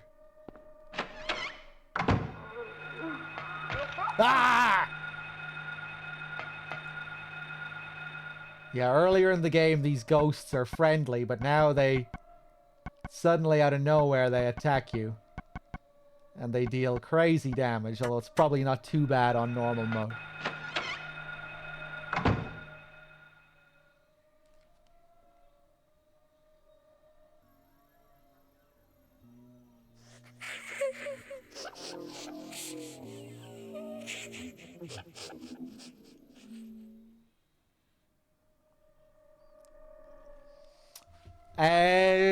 Dog, I sent you a whisper. Okay, I'll get to it. Can it wait? Can I wait until after the stream? The floors and walls are covered with graffiti. Lots of eyes. That kind of looks like a moth or something at the center there, doesn't it? Or looks like it could be. A scribble? Just more eyes or wings of a moth?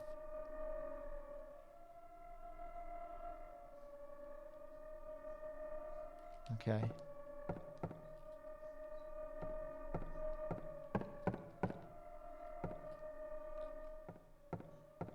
Some writing on the door as well. Help me. Kill. You know, the usual stuff. Usual kind of thing.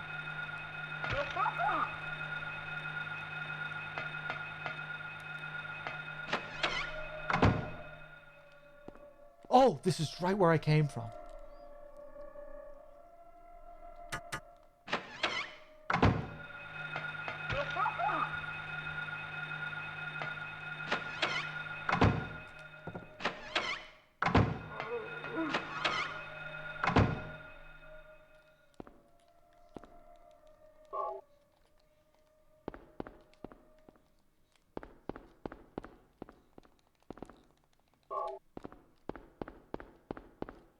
Oh, best scene in the game.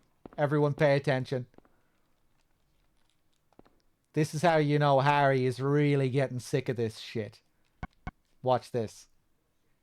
Jelly beans. Do you want to open the bag? Sure. 39 flavors.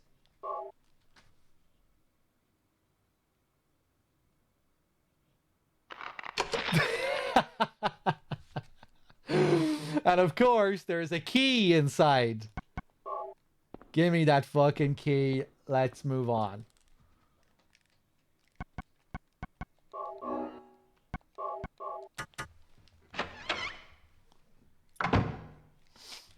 The little visual there is actually quite good. You don't see anything like that in the game, apart from that.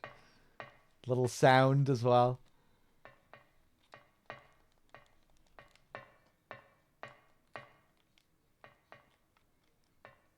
I think it's the only time you really see that animation as well, where he opens something like that. What's my favorite key in Silent Hill? Ooh. Out of any of the games?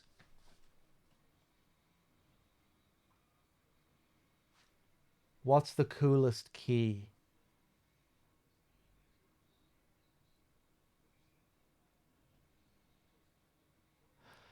I like the evil keys. The evil keys are cool just because they're referred to as really evil looking keys.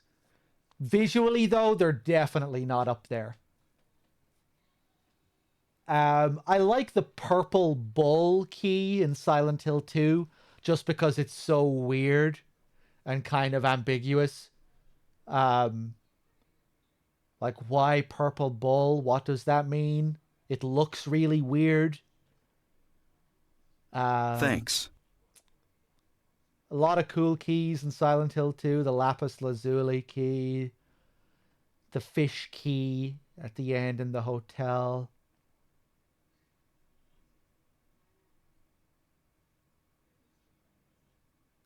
The key with the ear attached to it in the hospital.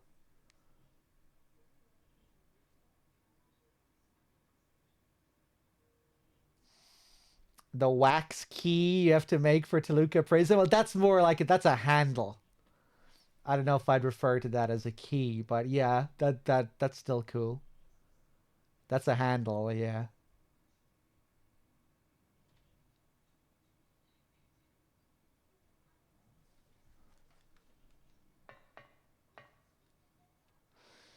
Have to go for the keys of liberation. Like I'm just thinking in terms of visuals here purely. And the keys of liberation don't really look all that fancy.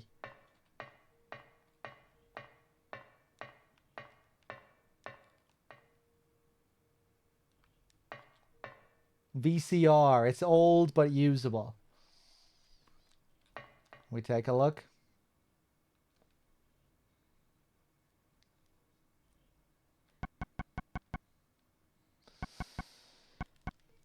Now I'm just thinking of Bloodborne. That Bloodborne is a game with some incredible keys.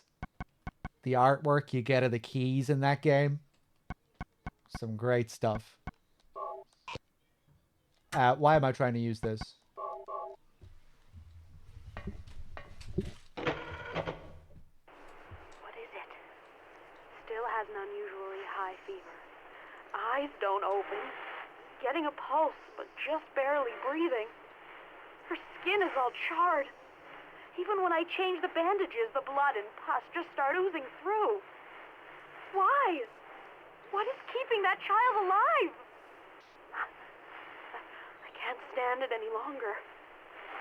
I won't tell a soul. Promise. So please.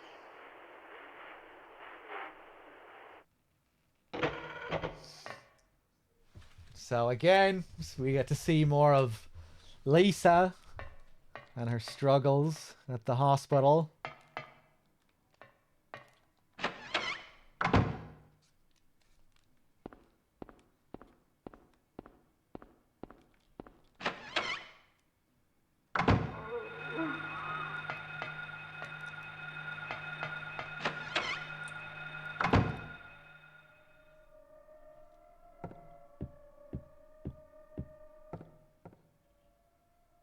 And now,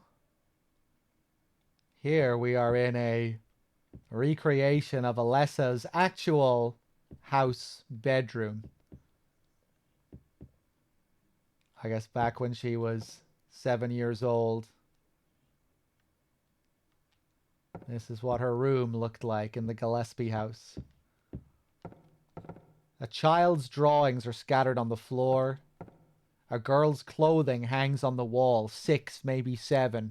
Must be a kid about that age. If you take a look at the drawings on the ground, we see enemies from the game. The dogs, the winged creatures, all things born from her imagination. This thing, however, is interesting. We don't see an enemy that really looks like this in the game. Looks very human-like, these two figures. Maybe one is supposed to represent an adult and the child. Maybe Dahlia and Alessa. In Silent Hill 3, when we come here, the larger figure looks a lot like one of the enemies in Silent Hill 3. Or closer, I think. Closer to an enemy.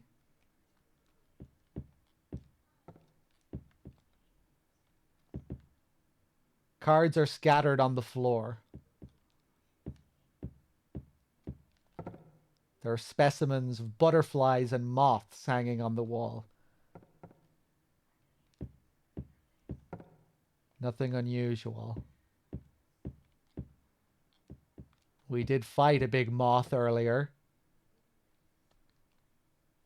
But I think that's symbolism is supposed to tie in with what's actually happening to Alessa as well. You know, she's being used to birth this god. And the way, you know, the scene we get later with the demon being birthed out of her. Like she's some sort of cocoon.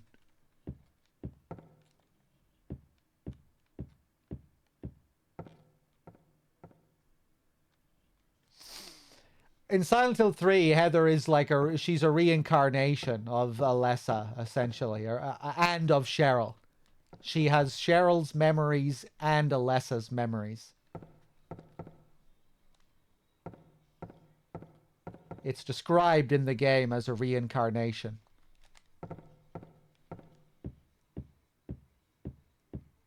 But it's not, she doesn't have easy access to these memories.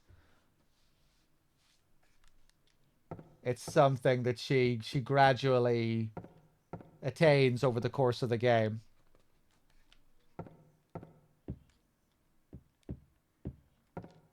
The game kind of revolves around her grappling with these other identities that she has and, you know, assimilating these other parts of herself into her Heather self.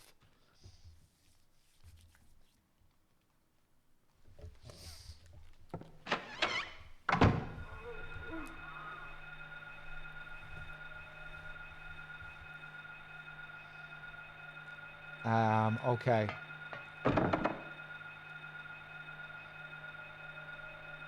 The word Aratron is carved on the door.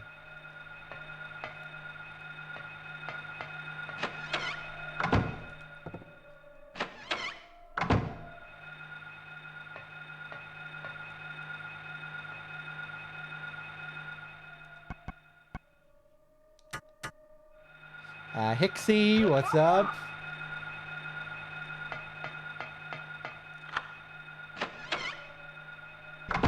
Hey! We can finally turn off the electricity. You see in this frame rate?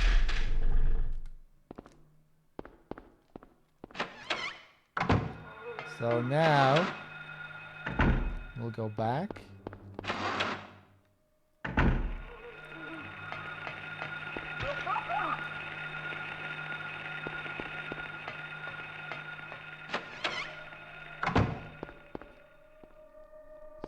I'm pretty good at bowling.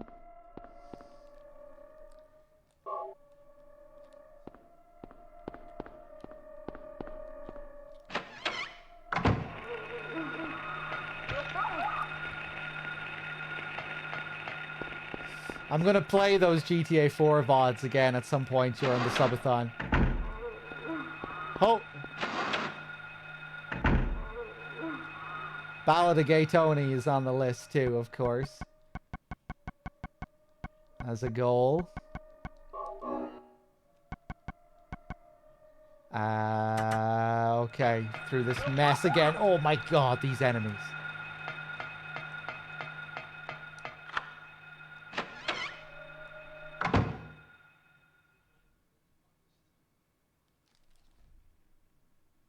Everything is going according to plan, sheltered in the womb. But it's not done yet. Half the soul is lost. That is why the seed lies dormant. And what soul remains captured in that husk is buried deep down in the subconscious. Are you trying to say it won't work? That wasn't our agreement. No, these are just stalling tactics. If we lend a hand, we will be able to get power. Never fear, the promise shall not be broken. But the power we could draw now will be very weak. Almost nothing. Unless we get the other half of the soul. We'll use a magical spell. Feeling this child's pain, it's sure to come. But that will take time. So they cast a spell in order to draw Cheryl back to the town because they need Alessa to become whole in order to be able to truly birth the god. One of the guys says there that when half the soul was lost, it caused the seed to lie dormant. Thanks. The seed being the god, you would imagine.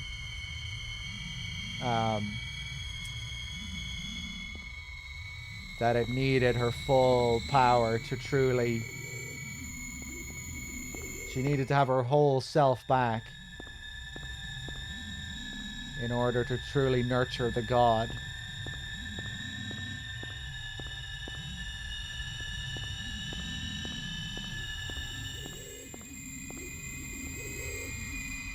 Or rather, I guess the thing lying dormant. I think she was... I think she was cooking the god in there just fine. But it was just in order to actually birth the god. In order for it to be set free from Alessa's body, she needed to get that second half of her soul back. Or maybe it's a mixture of the two. There's quite a bit to interpret in that scene there.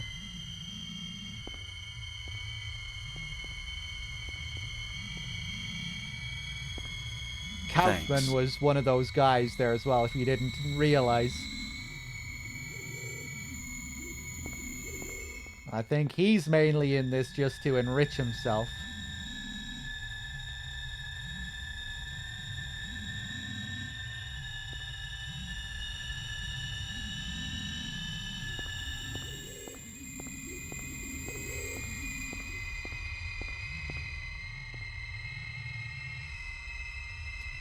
Forgaro with the 5-pack. Thank you very much. Cheers. And Snake gifting the sub to Z29. And KK, if that's how I pronounce that, or is it just K? K. Thank you very much for the 6. Cheers, everyone. Thanks, Forgaro. So we get our Disc of Ouroboros. And I think now we have everything that we need.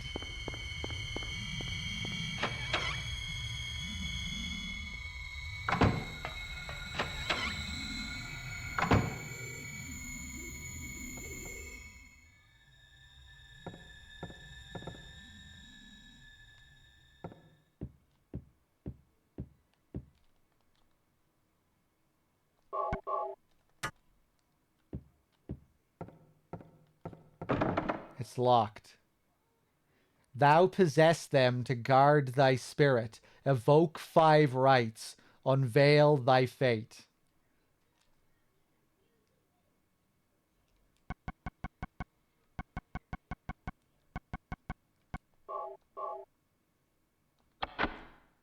Now we just insert all these items that we found.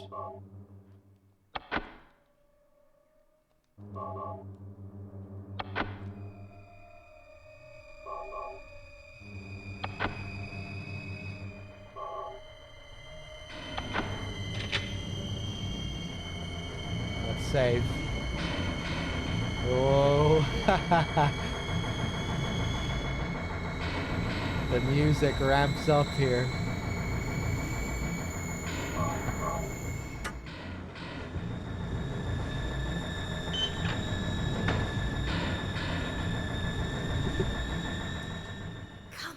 Come along. No.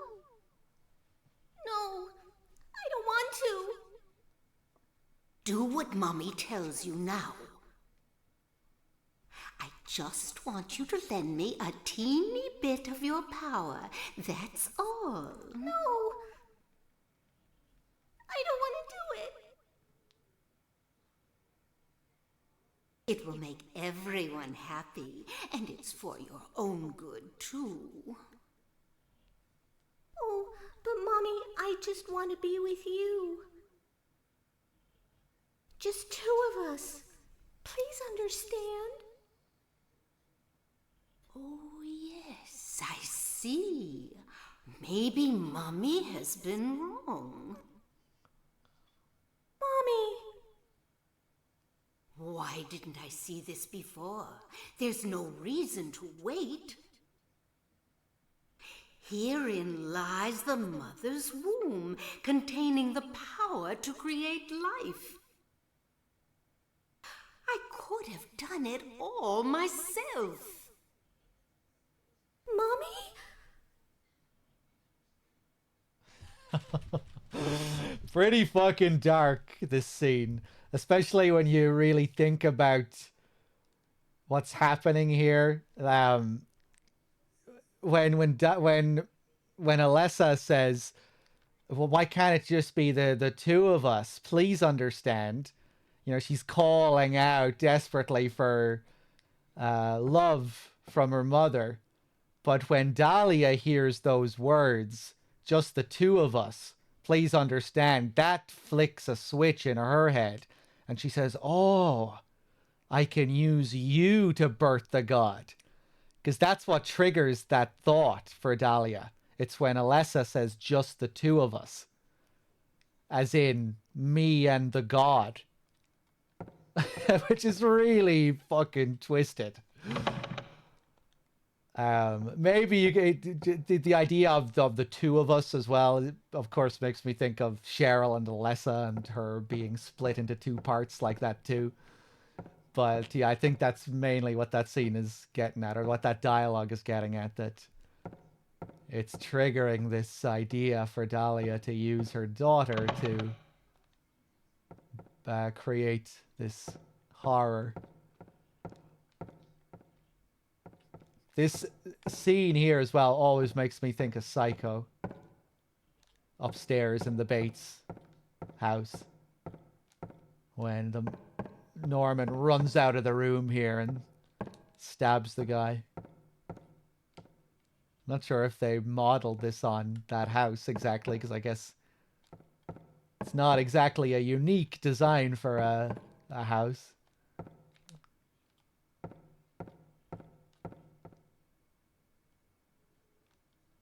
Yeah, it looks the same. I guess it's just that a lot of houses would have this kind of design.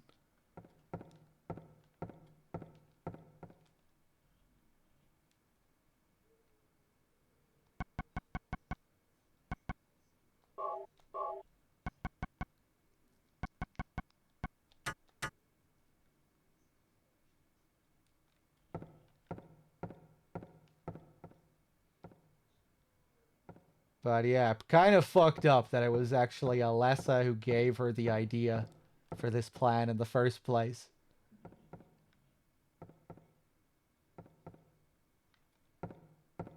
when all she was doing was asking for love and attention. Love and care.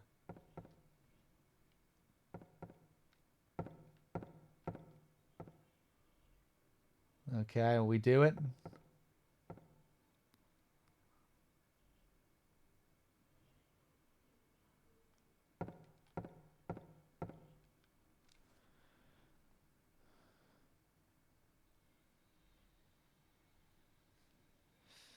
Yeah, my cousin's house had a very similar upstairs to that as well. I was shocked to realize the talisman of Metatron was being used. In spite of the lost soul returning at last. Just a little longer and all would have been for naught. It's all because of that man. We must be thankful to him. Even though Alessa has been stopped, his little girl has to go. What a pity. Freeze! What in the devil's name? Ah! Dahlia. Well, well, well. To think you'd make it this far. Where's Cheryl? What have you done to her? What are you talking about? You've seen her many times, restored to her former self. I'm in no mood for jokes. Don't you see? She's right there. That's absurd. You are the only one who thinks so. Why? Why are you doing this? It's been a long 7 years. For the 7 years since that terrible day, Alessa has been kept alive, suffering a fate worse than death. Alessa has been trapped in an endless nightmare from which she never awakens. He has been nurtured by that nightmare, waiting for the day to be born. That day has finally come. The time is nigh. Everyone will be released from pain and suffering. Our salvation is at hand. This is the day of reckoning, when all our sorrows will be washed away. When we return to the true paradise.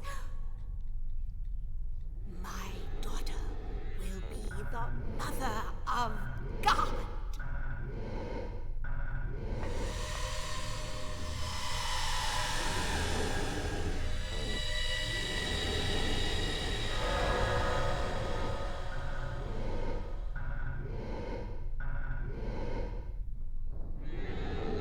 Amazing sound.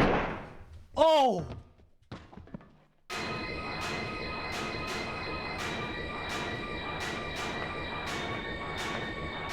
Quit screwing around.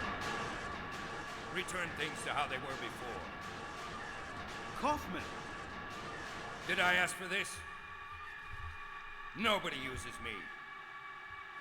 You won't get away with this. Your role is over. We don't need you anymore. What do you think you can accomplish by coming here? My, aren't we getting cocky? Bet you can't see this into A gloviness! I thought I got rid of that! All I had to do was plant it somewhere for you to find. You all, well, kept you busy. Ha! You're easy. And there's more where this came from. Stop it!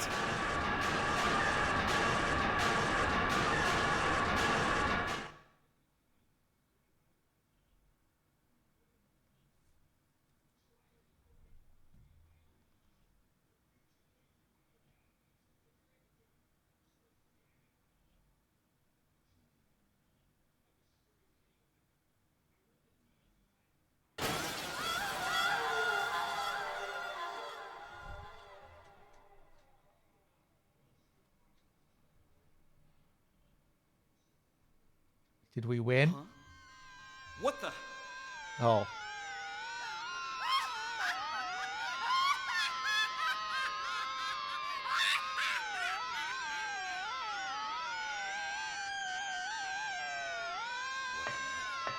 That's not supposed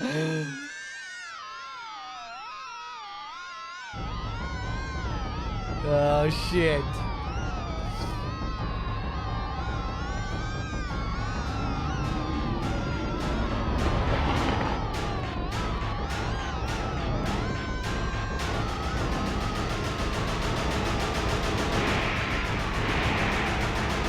Get fucked, Dahlia.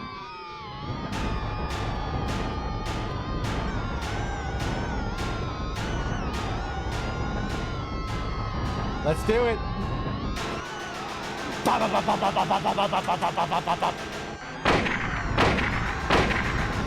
Gyromancy, gyromancy. Oh!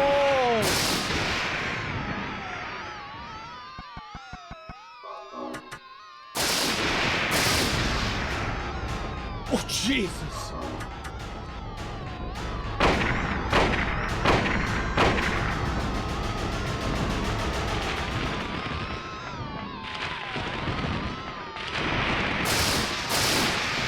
Give me a break, man.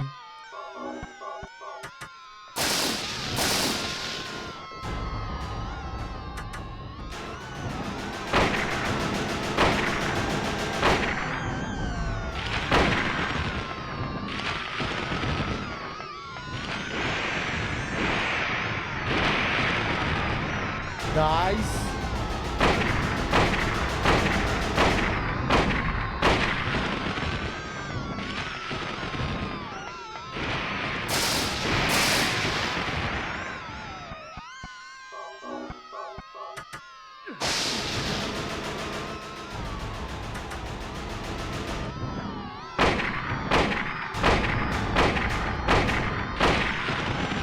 No, don't reload, Harry.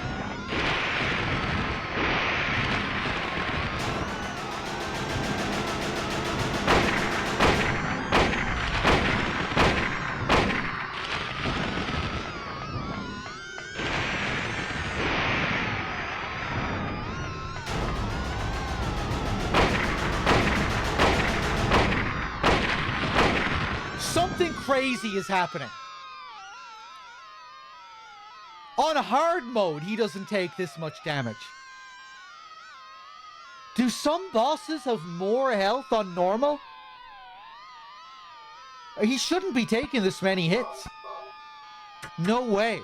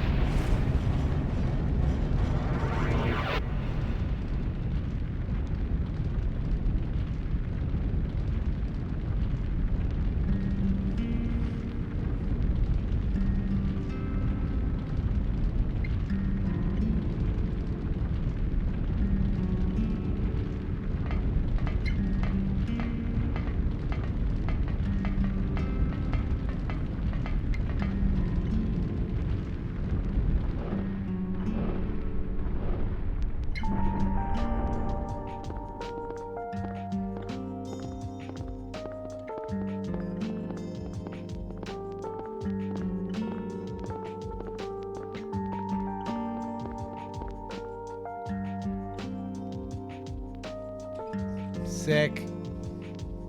There we go.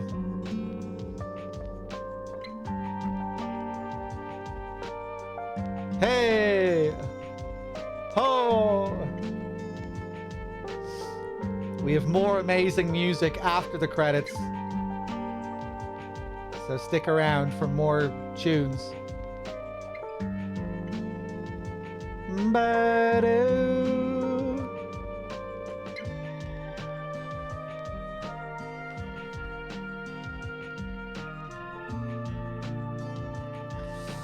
There we go, everyone. Another Silent Hill 1 playthrough in the bag. I hope you enjoyed it.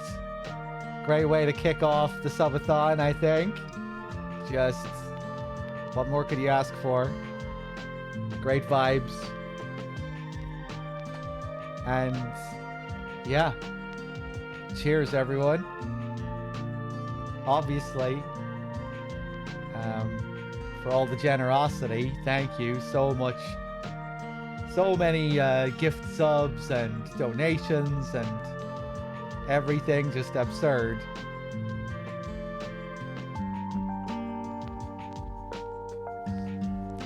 Tomorrow we'll be doing Silent Hill Origins.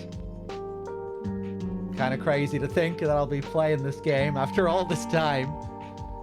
Doing my first ever playthrough, so that'll be an event.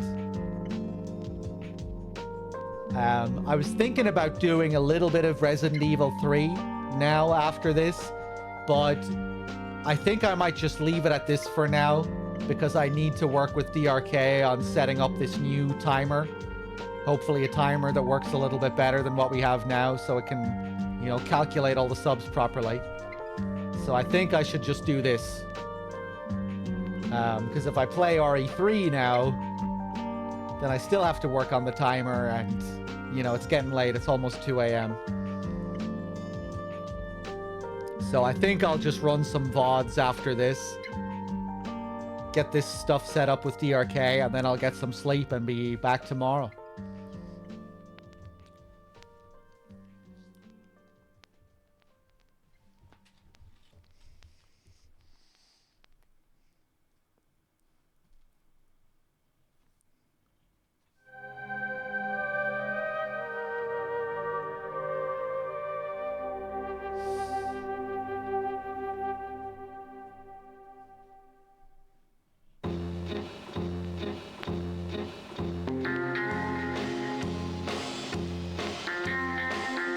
And the cast of Silent Hill.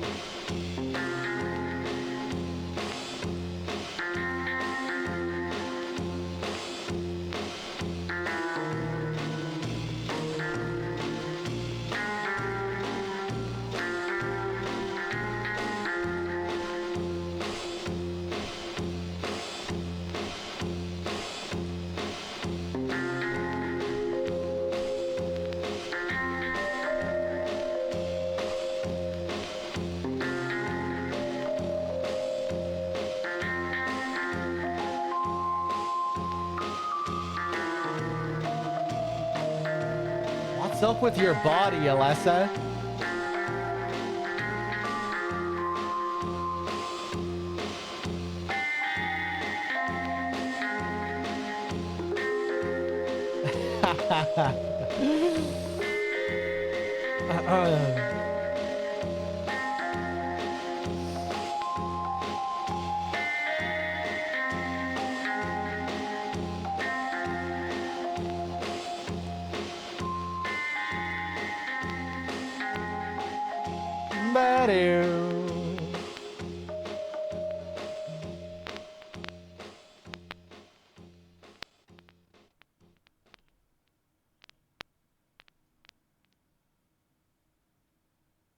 And now, the results screen banger.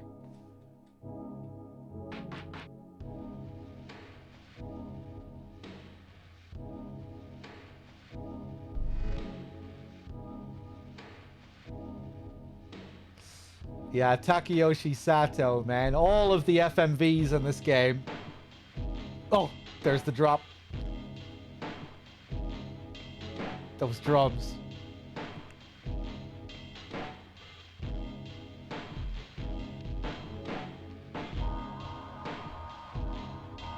Sick. Yeah, all the FMVs in this game done by one guy. He would sleep in the Konami offices at night working on these by himself. He would often stay in late after work so he could use all of his colleagues' computers. He needed the processing power of everyone's computer to make these FMVs. So he would stay in late, Thanks. sleep in the office.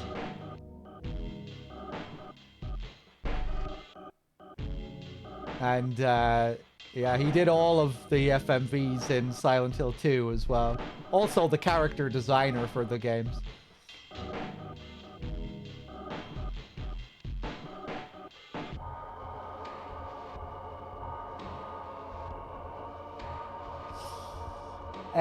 J Cash with the 5 just now as well. Thank you.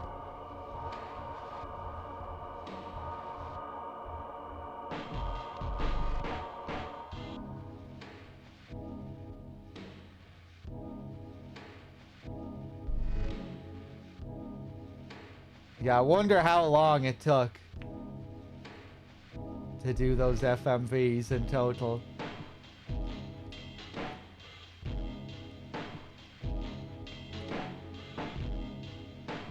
But yeah, really went above and beyond, even for those silly little scenes we get at the end of the game. Going to all the extra work animating all that. Just for a nice little post-credit scene. He obviously loved what he was doing.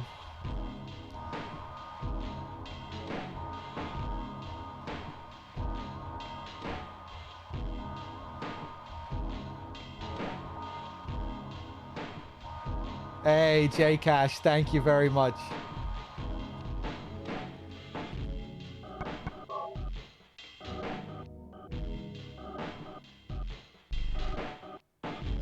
The jelly... Oh no, when I say FMVs, I mean like the CG cutscenes. The fancy graphics.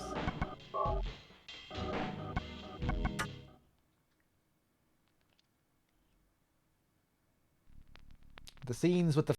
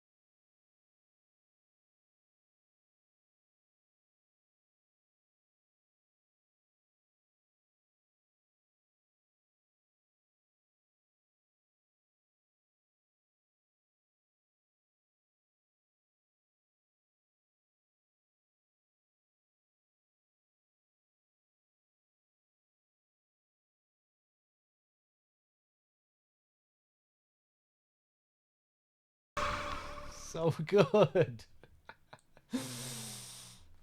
So good.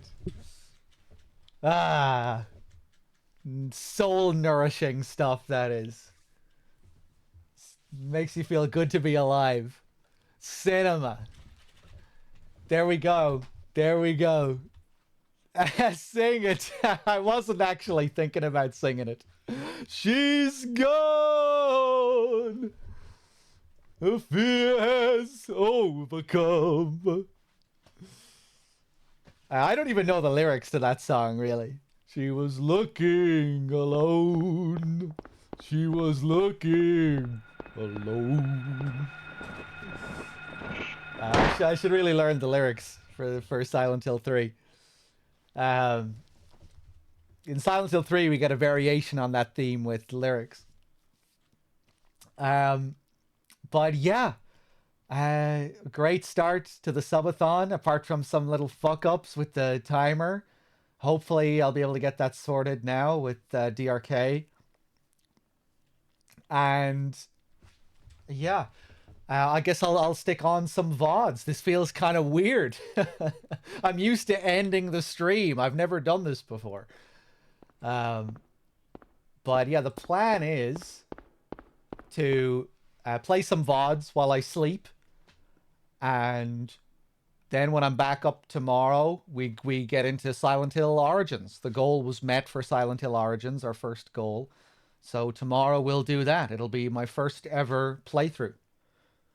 I'm not exactly sure what time I'm going to start. I will probably post like on Twitter and Discord and everything like an hour in advance before I start, at least, at the very least.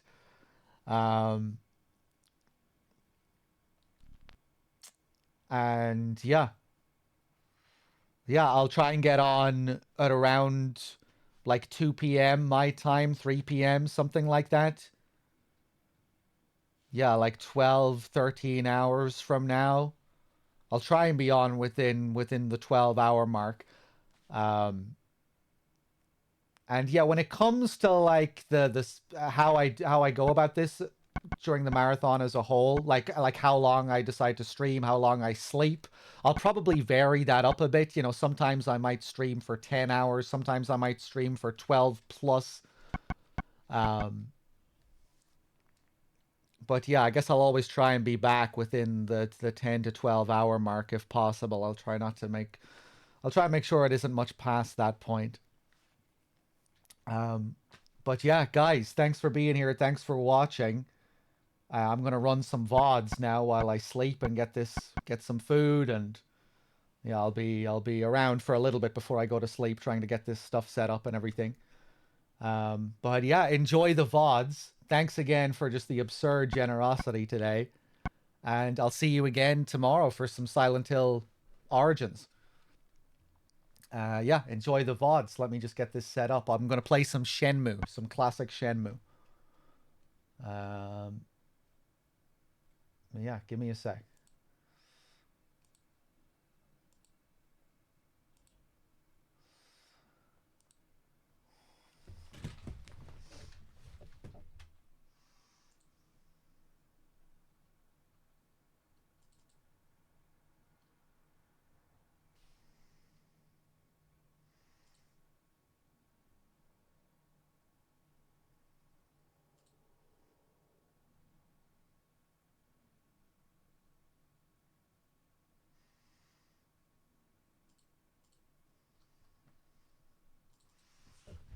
Hold on, I'm going to have to add the playlist again. I'm going to play some tunes while you wait for Shenmue.